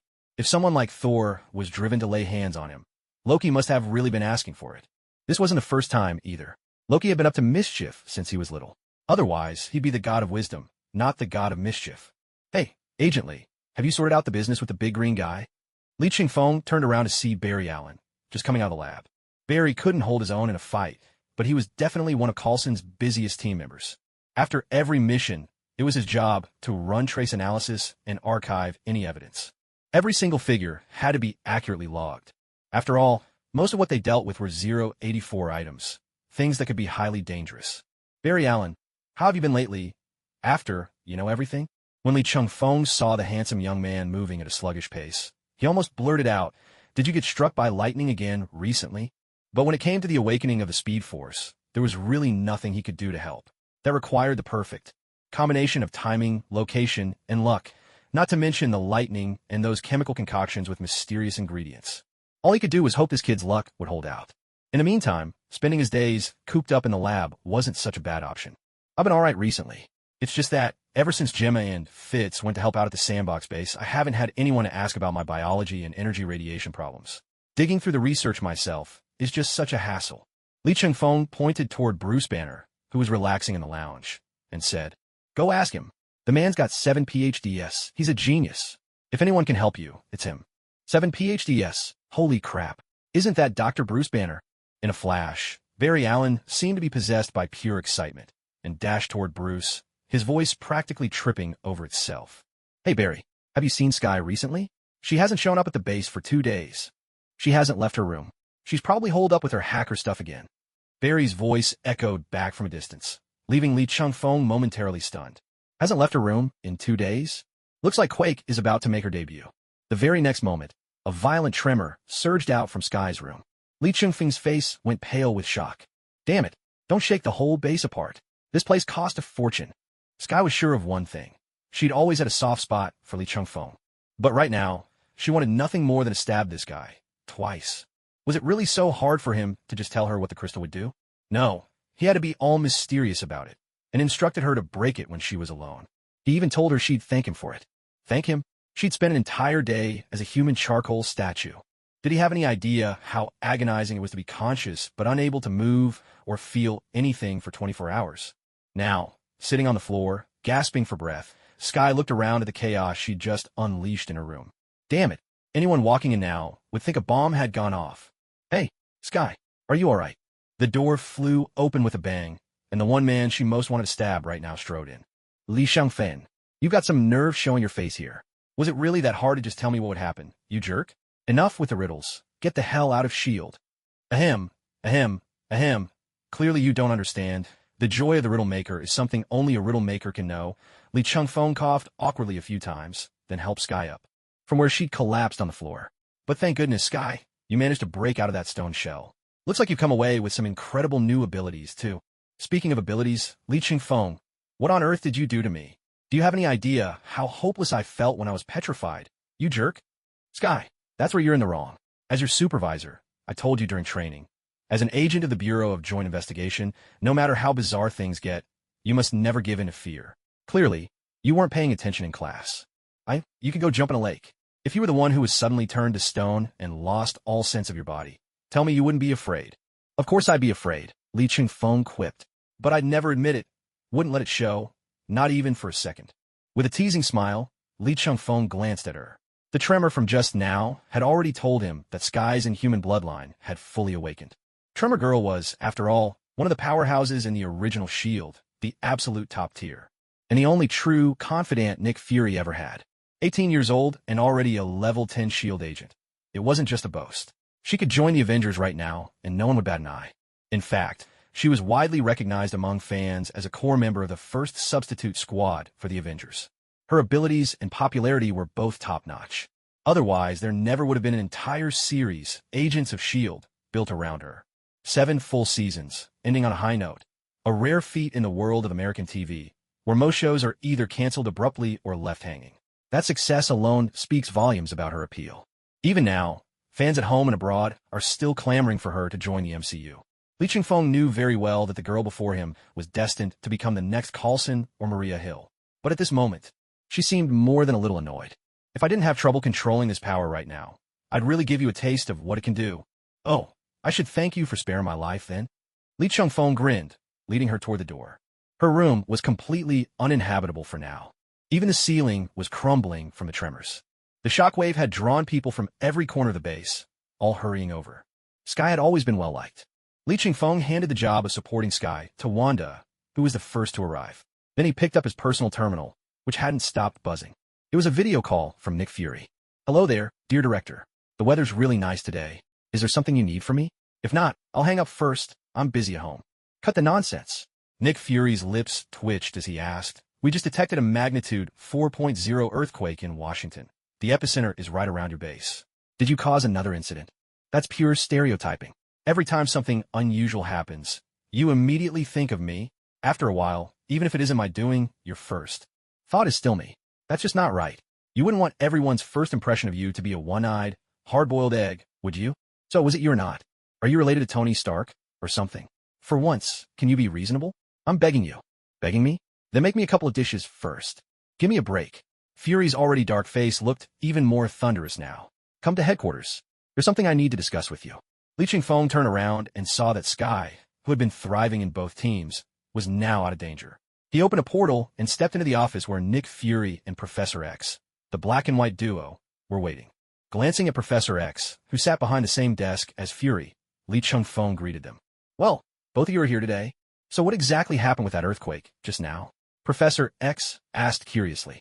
Could it be that a mutant with vibration abilities awakened your base? But aside from Wanda and Pietro, you don't have any other mutants over there. It was Sky. Li Changfeng sat down and explained to the black and white duo, but she's not a mutant. She's an inhuman. The two exchanged glances, both clearly puzzled. If the disappearance of mutants could be considered intentional, Inhumans were downright obscure. Which makes sense, since Inhumans usually need Terrigen crystals to awaken, instead of randomly having their genes activate like mutants. That's right, Inhumans.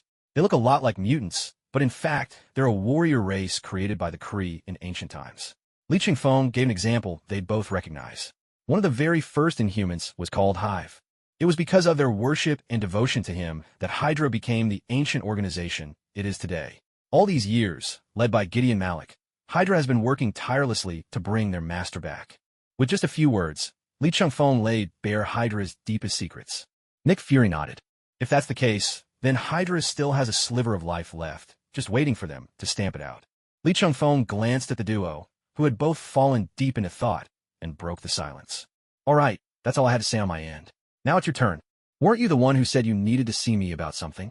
Nick Fury fixed Li Changfeng with a look from his one good eye and asked in his usual cool tone. Do you remember? You drove off of my car? Of course I remember. I parked it at Stark Industries parking lot, and even put two-wheel locks on it for you. What's missing then? The car's missing.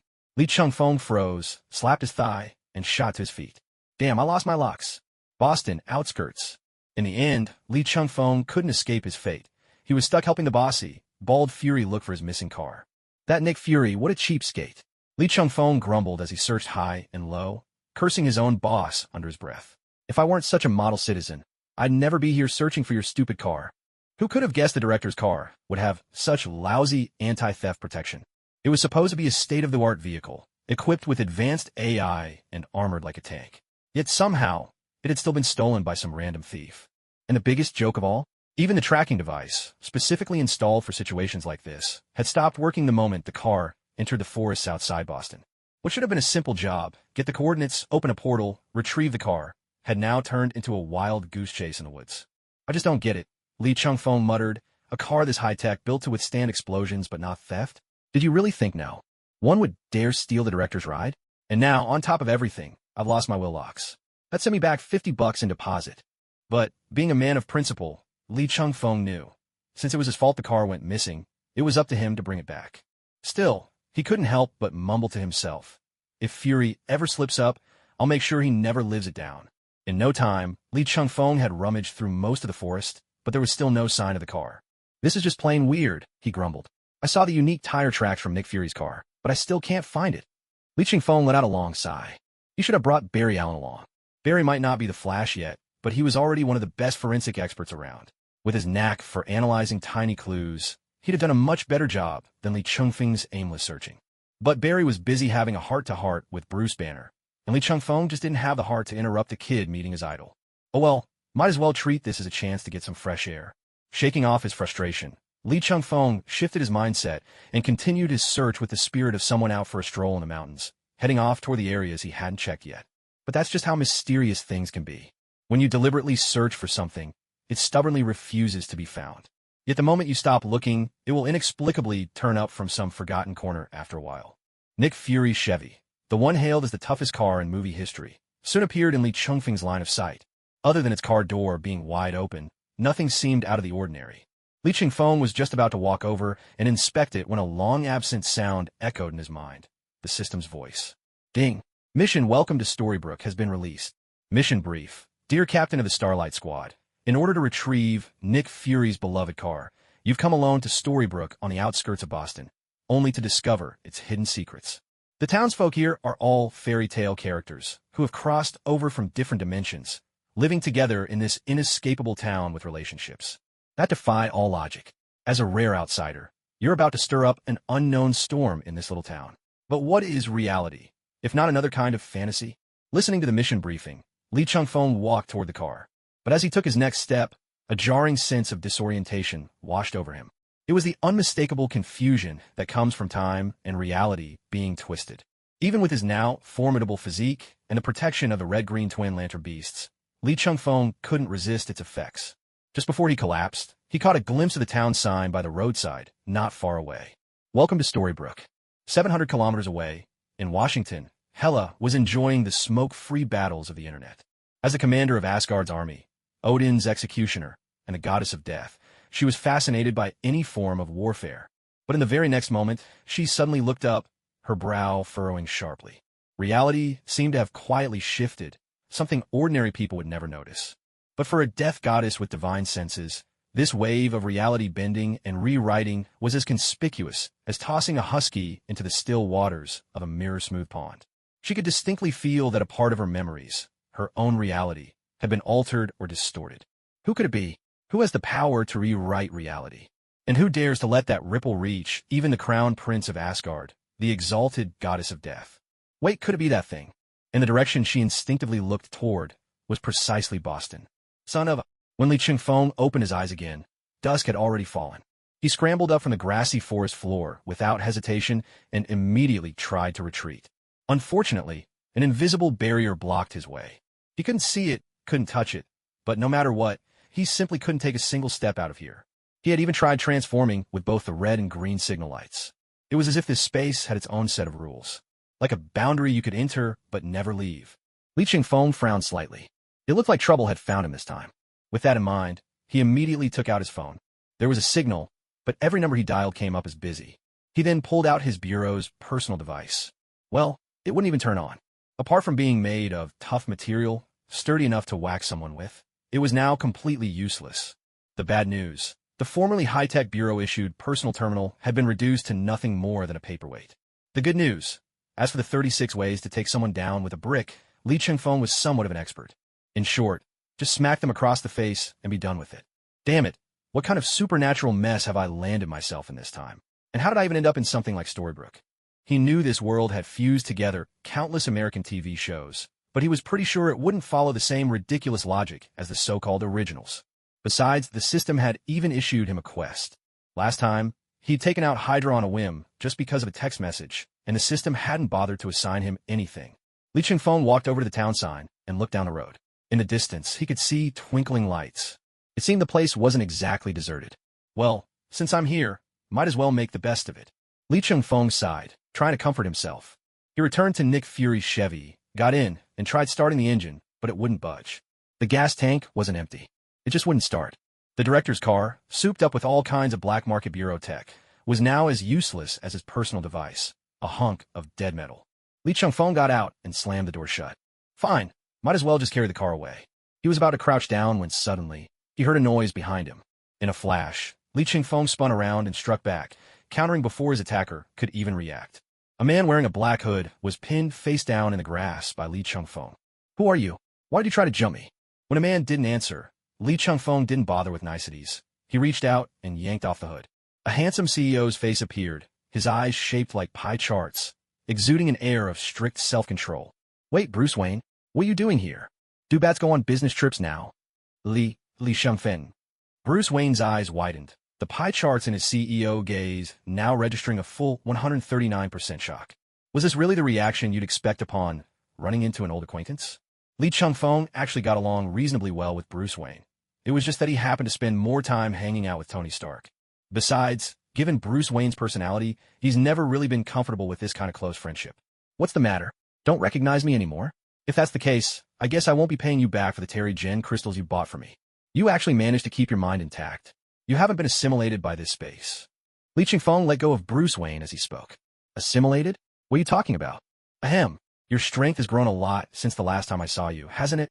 Bruce Wayne coughed a few times before continuing. I've discovered that anyone who steps into this space, what they call Fairy Tale Town, will be assimilated by rules unique to this place.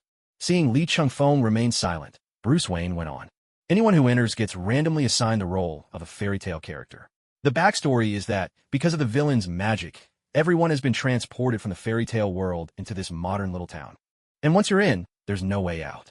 After listening to Bruce Wayne's explanation, Li Qingfeng nodded quietly. There were certain similarities to the Once Upon a Time TV show, but the core was fundamentally different.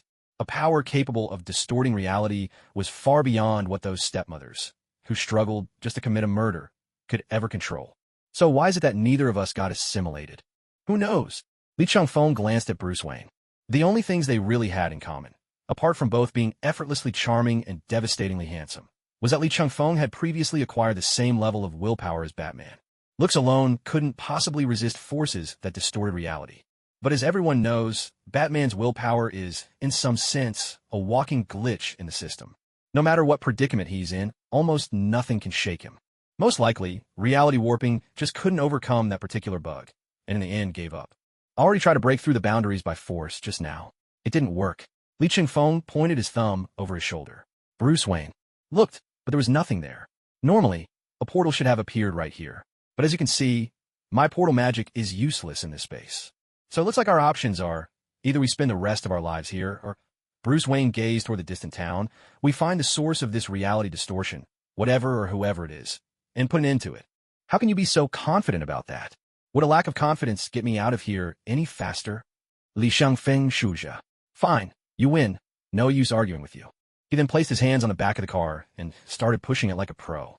The car, which had originally weighed just over 3 tons, but had been modified to nearly 5, rolled onto the road with ease.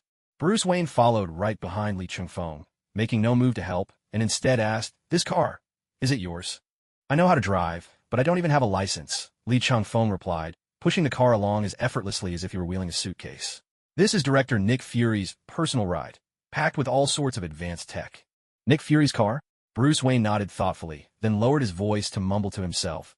"No wonder she's interested." "Interested in what?" Li Chungfeng caught the muttered words, instantly picking up on the key detail. "She? Which she?" "A woman interested in an expensive car." "Wait a second. Don't tell me you're here, chasing after Catwoman." Ahem, ahem. "That's a bit crude, don't you think?" "That woman? Her name is Selina Kyle. She's my fiancée," Bruce Wayne replied, a touch displeased. "You could at least call her Catwoman. In my eyes, the only women who matter are my little lunatic, my little aunt, and the Lady God King. All other women are just that woman." Li Chungfeng shot back, rolling his eyes at this so-called playboy who was, in reality, rather reserved. "So, Mr. Famous Anti-Hero and World-Class Thief, why is she after Nick Fury's car?" "According to my intel, an anonymous seller hired her to steal this car from the Stark Industries parking lot and deliver it to a specific location. Just for the down payment, Selina got $8 million. "How much?" Li Chungfeng spun around, eyes blazing red, and ground out through clenched teeth. "Steal a car, and you get $8 million just like that? And that's only the deposit?" Li Chungfeng had to admit he was a little envious. In theory, with his abilities, making money, legally, even, should be a walk in the park. But laziness had a way of taking over whenever he had free time. "Is $8 million really that much?" Bruce Wayne pointed at the car's window. "If I'm not mistaken, this bulletproof glass was originally developed by Wayne Industries, but the strength of this version is several times higher. It can even withstand military breaching charges for a short time. If someone could study it, it could bring in billions in profits," Bruce Wayne continued, spreading his hands. "And that's just the bulletproof glass. The rest of the car is loaded with advanced tech. Frankly, this thing is a treasure trove on wheels." Li Chungfeng cast a scrutinizing look at what might be the strongest Chevy in film history, suddenly feeling that Nick Fury had really done him a solid, letting him drive off with something this valuable just like that. He almost changed his opinion about this dark, hard-boiled egg. Of course, it was only almost. Li Chungfeng was still in the infatuated stage, like Wu Zetian who hadn't yet lost Li Ji. The reason he was so readily lent the car, after all, was because he was strong enough. He figured nothing would go wrong with the car, right? It took Li Chungfeng over 20 minutes to push the car from the outermost entrance of the small town all the way into town. The main reason was that he and Bruce Wayne were constantly gathering any and all useful information with their senses along the way, and, at the same time, committing most of the terrain to memory. The two of them did all this in perfect, unspoken harmony. It was clearly their first time truly traveling together, yet their coordination was as seamless as if they'd been partners for years. "The forest is very pristine, but I haven't found any unusual creatures," Bruce reported. "What's the matter, Bruce Wayne?" "The legendary Batman. Don't tell me you're afraid of beasts lurking in the dark." Li Chungfeng, Tiasa. Now, the two had arrived on the main road of the town, and passers-by on the sidewalk were staring at Li Chungfeng, who was pushing the car with his bare hands, as if he were some kind of ghost. To be honest, am I being a little too conspicuous right now?" Li Chungfeng mutarat. No sooner had he finished speaking than a tall woman in a tawny county sheriff's uniform strode over.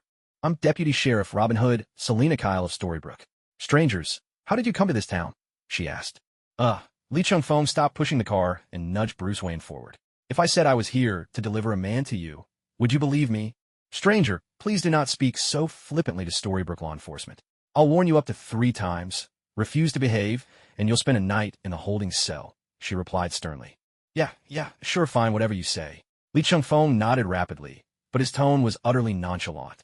Meanwhile, Bruce Wayne, whom Li Chungfeng had pushed forward, extended his hand with gentlemanly grace to shake the deputies. "My brother has a rather peculiar temperament. I sincerely hope you can forgive him, ma'am." On Bruce Wayne's usually stoic face appeared a perfectly timed, gently commanding smile. "Our car broke down on the road, so we had no choice but to push into town and see if it can be fixed." "So your brother is certainly strong enough, a single person pushing a broken-down car." Selina Kyle's gaze toward Li Chungfeng shifted instantly from potential troublemaker to blunt, impossibly strong simpleton. Damn, these two were suddenly so annoying. But as the best of the Bureau's agents, acting was second nature. Bro, I'm a little hungry." Hurry and transfer me a couple billion, will you? Don't push your luck. Bruce Wayne maintained his impeccable smile, but forced out a barely audible threat from deep in his throat. I asked you to play along, not to take advantage of me on purpose. Just joking, Lee Chung-fong replied with a mischievous chuckle. My advice is to keep the jokes to a minimum. Let's leave the car here for now, Selina Kyle said, pointing to the parking spot in front of the tavern. There's an inn in this town, right at the northern edge. Just then, a dwarf, barely a meter tall, happened to be passing by the tavern. Upon hearing Selina, he quickly called out in a loud voice, Selina, Agatha's Inn has been under renovation for the past couple of days. It's not finished yet. Oh, really? Then what should we do? The same Selina Kyle who had just given Lee Chung-fong a stern warning now looked apologetically at the two men. If the only inn is closed for renovations, then you too. Bruce Wayne stared at this completely different Selina Kyle, momentarily taken aback. His Selina was gentle too, but not in this way. He was most accustomed to the subtle carrying hidden beneath her sharp tongue. If Lee Chung-fong could hear Bruce Wayne's thoughts, he'd definitely have a few choice words for him. Looks like playing Batman for too long does something to your psyche. Is this the classic case of a masochist in full bloom? It's all right. We can make do in the car for one night. Two grown men sleeping in a car? That's a bit too cramped, Selina said, tilting her head as she considered. How about this? My parents' room is still vacant. You can stay there for the night. Don Quixote from the repair shop just got dragged home by his wife. He drank himself into oblivion and won't wake up until at least tomorrow afternoon. Are you sure? Wouldn't that be too much trouble? Despite his words of polite hesitation, Bruce Wayne immediately reached out and yanked Lee Chung-fong closer by the collar. Lee Chung-fong shot a disdainful look at that famously stubborn chin. Not married yet, and already acting desperate. Clinging so tightly, you need a crowbar to pry him off. Lee Chung-fong and Bruce Wayne followed Selina to her home. The two men exchanged a glance and nodded in tacit agreement. Who would have thought this reality bending was so thorough? Selina Kyle, who'd only arrived in Storybook Town slightly before them, already had a house here. My parents' room is on the first floor. There are some disposable toiletries under the sink. Selina explained as she led the way, offering an apologetic smile. Life in a remote town like ours isn't exactly luxurious. You city folks might have a hard time getting used to it. It's all right. My hometown was even worse. Sometimes it felt like living in a cave. Bruce Wayne shook hands with her once again, his gratitude sincere. A warm, homely place like this makes me genuinely envious. Seriously, can't you talk to people without shaking their hands every time? Lee Chung-fong rolled his eyes discreetly. Besides, isn't your house literally the Batcave? And what's with the even in your sentence? That place really is a giant cave. You hang upside down from the ceiling so often, it's a miracle your brain still works. Is that so? I guess I'm just sheltered, Selina Kyle replied, her eyes tinged with both regret and yearning. No one from our town ever leaves its borders. Almost everyone lives their whole life here, never stepping outside. So, the only way I can learn about the world is through the books in the town library. Trust me, the outside world isn't all it's cracked up to be. But every night, I find myself wishing I could leave Storybrooke and see it for myself. Then, morning comes and I have to get up and go on patrol. Selina smiled, waved to the two of them, and headed upstairs to the second floor. Bruce Wayne watched Selina Kyle's retreating figure, his gaze lingering long after she had disappeared from sight. What? Did your eyes get glued to her or something? Has anyone ever told you that you're incredibly annoying? Oh, plenty of times. I'm pretty sure Nick Fury wants to shoot me for 5 minutes straight every day. Lee Chung-fong shrugged, settling onto the old but spotlessly clean bed. Did you hear what she said just now? Almost everyone. Almost, mind you. I'm not deaf, and I do have a brain. Of course I heard it, Bruce Wayne replied. And by the way, I've told you before. Why not just call her Catwoman? Pfft, I just worry your brain's getting all mushy from being in love. That's all. Lee Chung-fong shot Bruce Wayne a teasing look. Even someone as rational as the Bat will eventually find a haven where all his emotions can find release and purpose. And Selina Kyle seemed destined to be his soulmate. Well, at least I'm better than you heartbreaker. Wow, coming from you, that's rich. One of America's most famous playboys calling me a heartbreaker? Don't tell me you actually believe that. Lee Chung-fong patted the other side of the bed. Come on, Master Bruce, lie down and chat for a bit. Seeing Lee Chung-fong's cheeky grin, Bruce Wayne couldn't help but feel some of his tension melt away. After all, sudden confrontations and unexpected events were always his greatest weakness. Sure, with his skills, he could usually gather all the intel he needed and set the stage for victory even in the midst of chaos. But every time, it still felt like walking a tightrope. He'd always been a lone wolf, never one to work with others. Yet having Lee Chung-fong around made him feel. Having a teammate who's a bit of a chatterbox, yet reliable, might not be such a bad thing after all. Inside an old two-story house in Storybrooke, Bruce Wayne, the Batman, felt a longing rising in his heart that he could no longer suppress. It was the yearning to no longer walk alone in darkness. He longed for someone to fight by his side. He longed for a family of bats. Li Chingfeng and Bruce Wayne spent the night sleeping side by side on the same large bed. There was nothing awkward or restless about it. Both were seasoned warriors, well aware of how important it was to conserve their strength. When morning came, they stepped out of the room and found Selina Kyle fumbling clumsily with breakfast in the kitchen. Li Chingfeng watched her with great interest for a while, then turned to Bruce Wayne and whispered, "Hey, do you think if she tries a little harder, she might set the whole stove on fire?" "Save the wisecracks," Bruce replied, rolling up his sleeves as he stepped forward to take the spatula from behind Selina Kyle. "Let me handle it." "Oh, thank goodness, really, thank you." Selina looked at Bruce as if he were her savior. "I've never been good at anything to do with cooking since I was a kid." Without any hesitation, Li Chengfeng sat down at the dining table and started chatting with Selina. "Miss Selina, are your parents still alive? I feel a bit guilty about borrowing their bedroom for the night. My parents passed away many years ago. I'm sorry." "It's all right. It happened a long time ago." Selina sat down as well. "I do miss them, and I still keep this room tidy. But I like to think they'd be happy to help out two people in need of a place to stay." Li Shangfeng nodded. Now every piece of life experience was in place. Of course, who knows whether the Robin Hood in the fairy tale ever had parents. But here, whether it's reality benders or some reality-altering artifact at work, their effects always have a time limit. Any changes to reality are constantly being updated. After chatting a bit more with Robin Hood, Selina Kyle, Li Chengfeng glanced back and noticed that where the fireplace had been bare before, several photos had suddenly appeared. There were pictures of her parents and even a family portrait of three. Looking at the photos, Selina's father was the classic Robin Hood, while her mother looked remarkably like the evil queen from Snow White. So, the reality distortion in this place had been going on for quite some time, and Selina Kyle, who had only recently been assimilated, wasn't written in as a fairy tale character herself, but as the next generation of these fairy tale figures. Li Chingfeng grew more certain of his theory. So reality here just keeps patching itself up as needed. Huh? All right, maybe you could ask a few less questions. Bruce Wayne interrupted Li Chengfeng's inquiries as he set down a plate of crispy bacon and toast on the table. "Oh wow, you really know your way around the kitchen," Selina Kyle exclaimed in delight at the simple meal before her. "Let's dig in. I have to get to the police station in town soon. You two can have a look around the place." But what? "Oh, it's nothing really. It's just, there's a man in town who's not quite right in the head. He believes the whole world is fake, and he often corners people to pour out his troubles. If you run into him, please don't hurt him. He's just a poor soul." Selina Kyle let out a sigh of sympathy, then began to eat her breakfast. Hearing this, Li Chingfeng exchanged a meaningful glance with Bruce Wayne. He believes the whole world is fake? Could this be a glitch caused by the warped reality? Breakfast was soon finished. Selina Kyle slipped on her police jacket and left the house with the two men. However, Bruce and Lee did not accompany her. The police station lay in the opposite direction from where they were headed.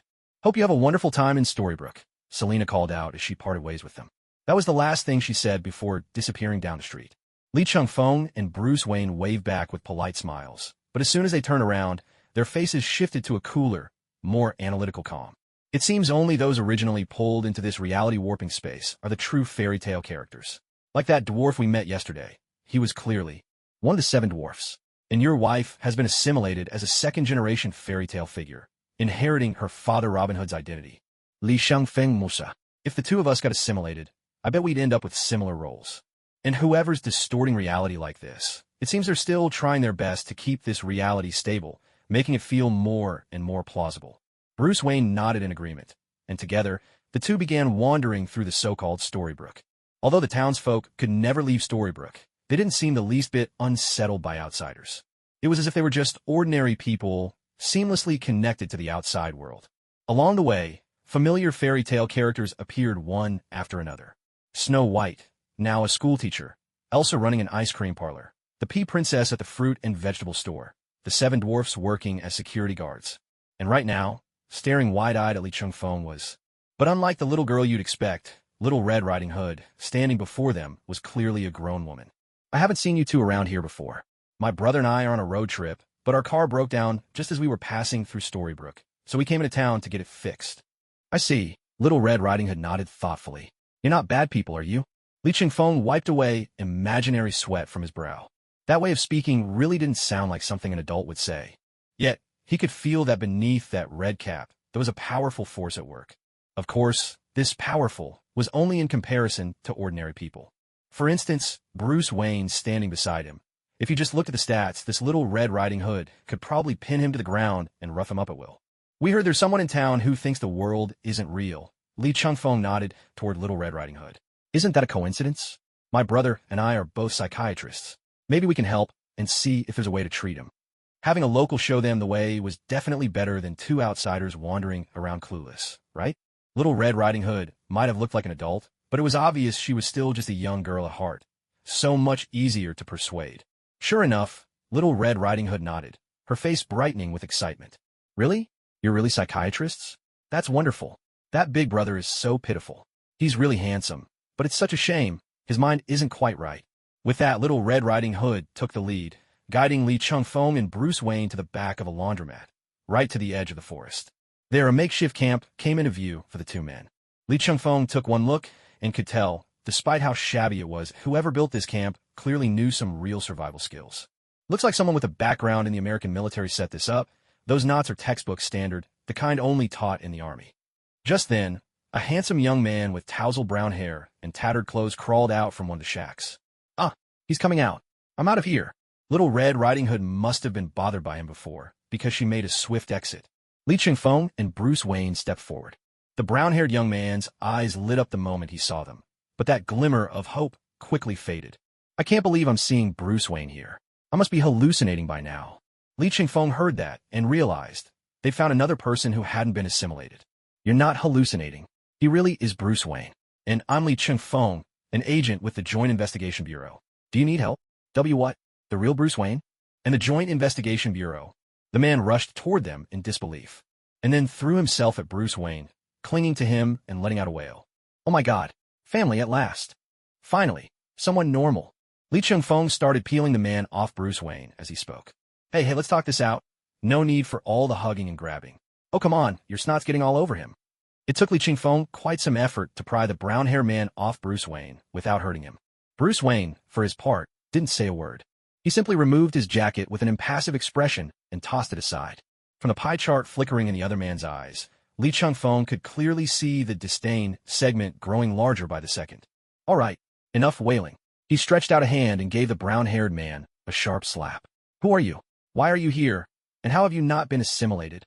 After taking the slap, the brown-haired man was dazed at first, but soon regained his composure. He scratched at his brown hair, which clearly hadn't seen a wash in a long while. After taking a few deep breaths, he finally spoke. My name is Hal Jordan. You can just call me Hal. Bruce Wayne showed no reaction upon hearing the name. But beneath Li Chungfeng's equally calm facade, shockwaves were surging, wild and turbulent. How did this guy end up in Storybrooke? What was an Air Force pilot doing here of all places? As for why he hadn't been assimilated, Li Chungfeng didn't even have to wonder. As the greatest Green Lantern, his willpower far surpassed even Batman's. Since both Li Chungfeng and Bruce Wayne had resisted assimilation thanks to their strong wills, it made perfect sense that Hal Jordan would too. All right then, Hal Jordan, Li Chungfeng nodded. Can you explain how you came to be in this reality-warped little town? Reality-warped? Hal Jordan echoed, confused by the unfamiliar term, then began to explain. I'm a major in the United States Air Force. I was on a secret mission, transporting classified materials to the FBI headquarters in Washington.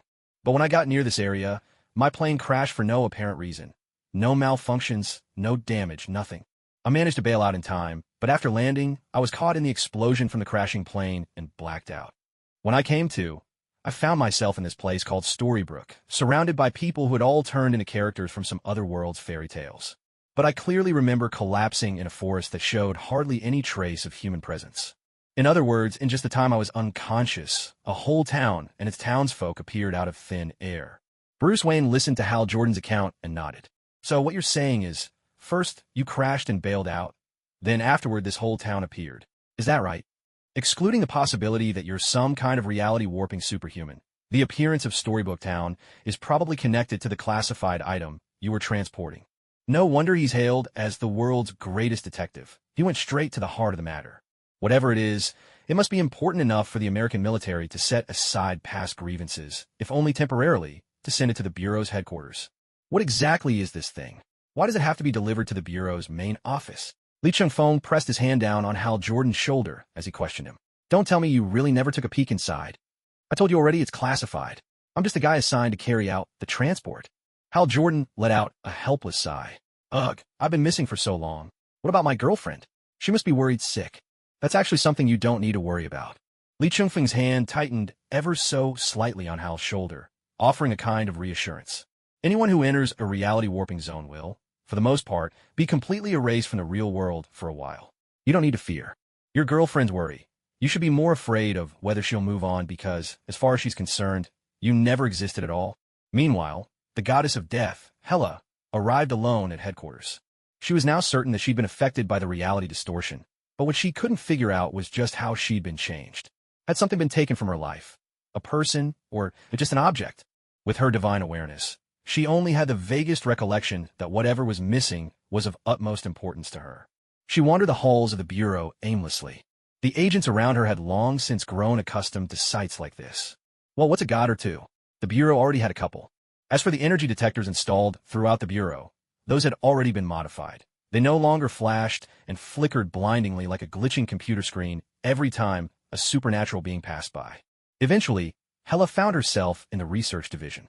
It was said that this was where the brightest minds in Midgard worked. Though Hela considered herself wise, even the shrewdest of monarchs needed the counsel of sages and strategists. But after the recent battle to capture Hydra, many facilities were still under repair or reconstruction. Nick Fury had simply given the scientists time off. After all, no real research could be done in the state anyway. But there are always exceptions. The Bureau had one such scientist, someone who didn't care much about lab conditions and wasn't particularly interested in taking a vacation. At this moment, he was the only one in the entire department. Hela approached just as he turned around. The ruby pendant at his chest still gleamed as brilliantly as ever. I remember you. You're that. Dr. Liang Liang, aren't you? Oh, isn't this the Lady of Death herself? Liang Liang didn't seem surprised by her arrival. It seems Our Lady of Death has sensed it already. Though you're essentially an alien, your divinity gives you a measure of resistance against reality distortion. You can sense it too. Ever since my soul entered this thing, reality distortion has had no effect on me. I've become one of the constants of the universe. Dr. Liang Liang touched the SCP-963 hanging on his chest, then teased. My lady, you've forgotten someone most important to you. He stands at your right hand, destined to share Asgard's throne with you in the future. He is your God King, your beloved, the one who guides the stars, Lee Chung-fong. As the saying goes, there is strength in numbers. Before Lee Chung-fong and Bruce Wayne found him, Hal Jordan had been trapped alone in Fairy Tale Town. As the only normal person who hadn't been assimilated, he found himself in a town warped by reality itself. If not for that strange border, he couldn't cross no matter what he tried. He would have thought he'd truly lost his mind. Now, clean-shaven and freshly washed, wearing a hoodie Lee Chung-fong bought from a local shop, he looked like the same handsome kid from Coast City. Lee Chung-fong glanced at the tag he'd just torn off the hoodie. It read, Alo Princess Exclusive. And below that in small letters, I swear, you'll never feel like sleeping in our clothes. Well, that's on brand for Sleeping Beauty. After all, she's the princess whose curse was tied to a spindle. She might as well have been born to weave. And thinking back to all the princesses bustling about town, each one full of energy and eager to work. Even Selena Kyle, once a notorious thief, had become a small-town cop obsessed with her job. At least in this twisted reality, these princesses were all workhorses. If they weren't working, they were thinking about work. Lee Chung-fong couldn't help but want to complain. Why not fall in love with some princess for a change? Office drones want a little sweetness, not just another taste of reality. Let's go.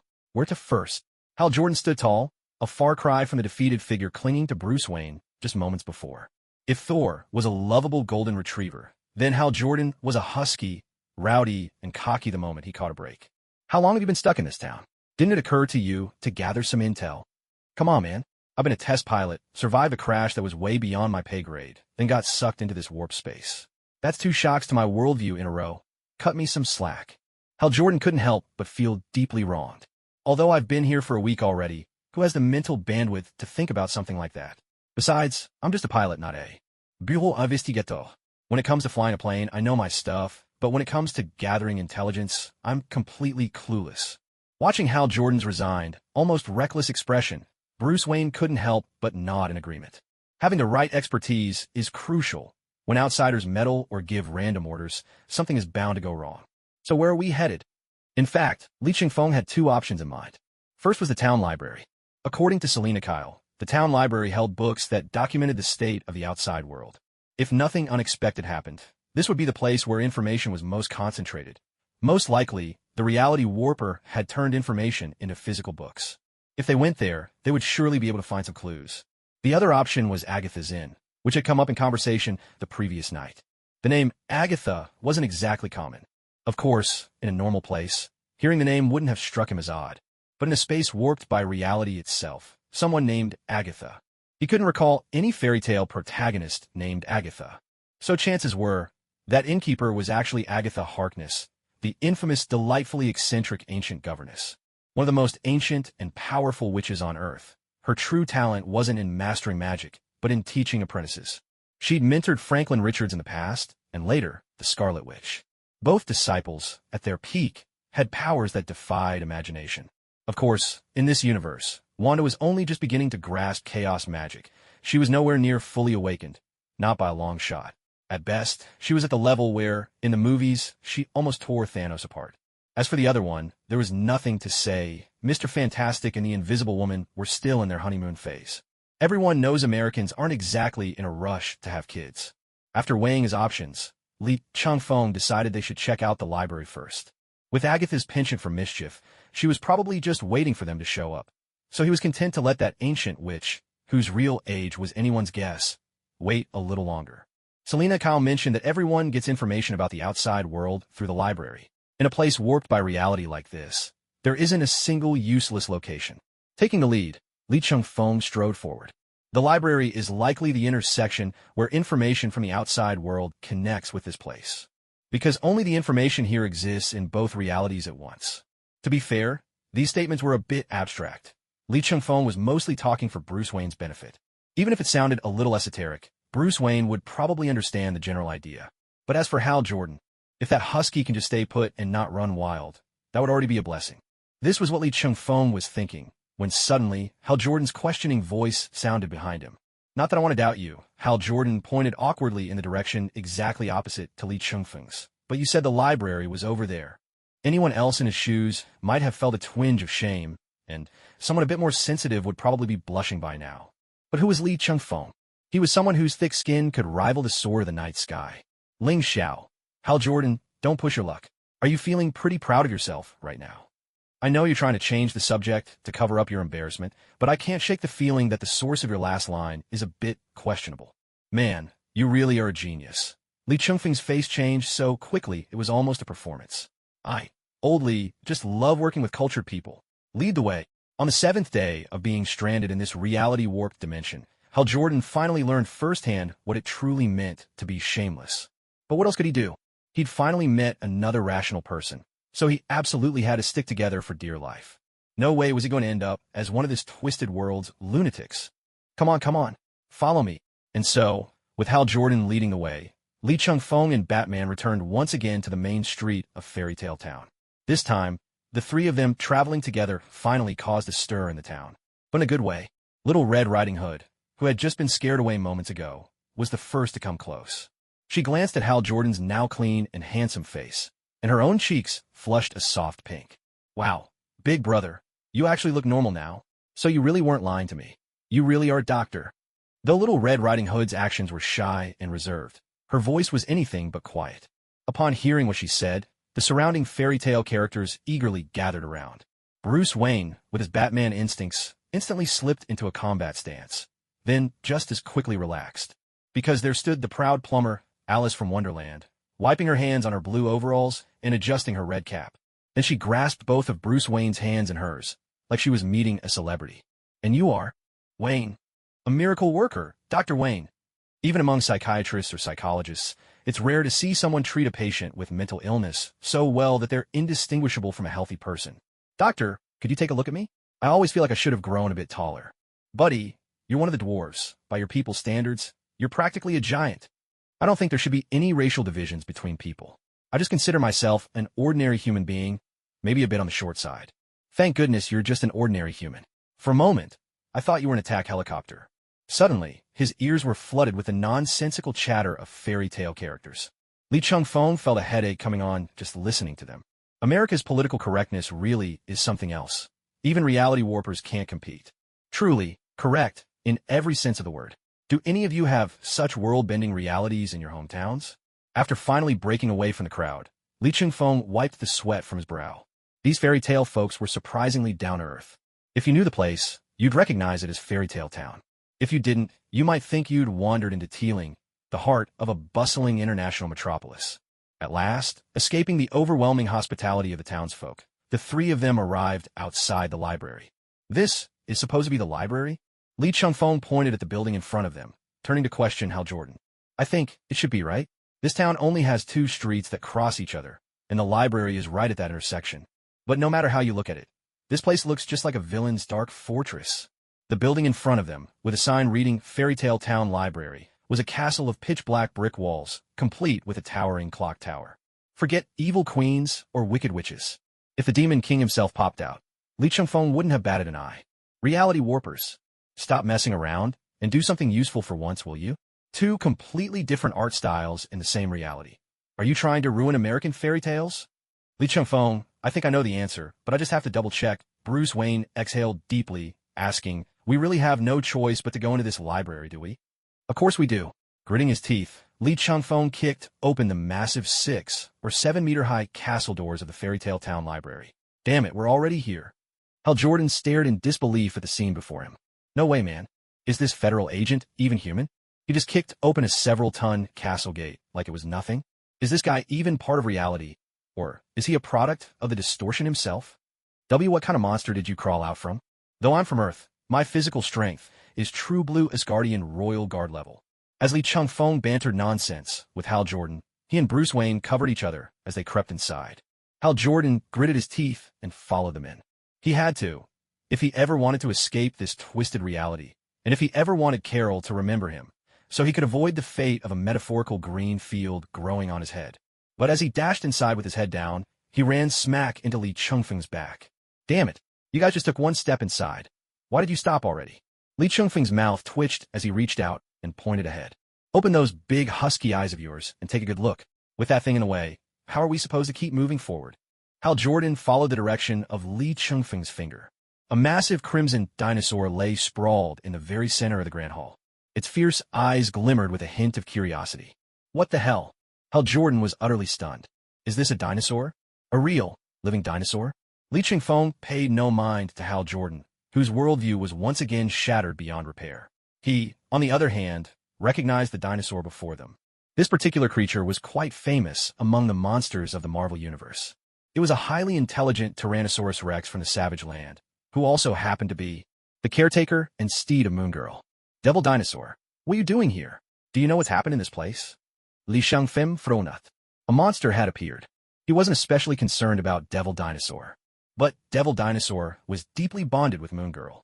Moon Girl's inhuman ability was to form a profound mental link with this dinosaur. They were, in the truest sense, soulmates. As soon as Devil Dinosaur heard Li Chungfeng's voice, it stopped lounging and slowly got to its feet. In front of a dinosaur over 7 meters tall, the humans looked pitifully tiny.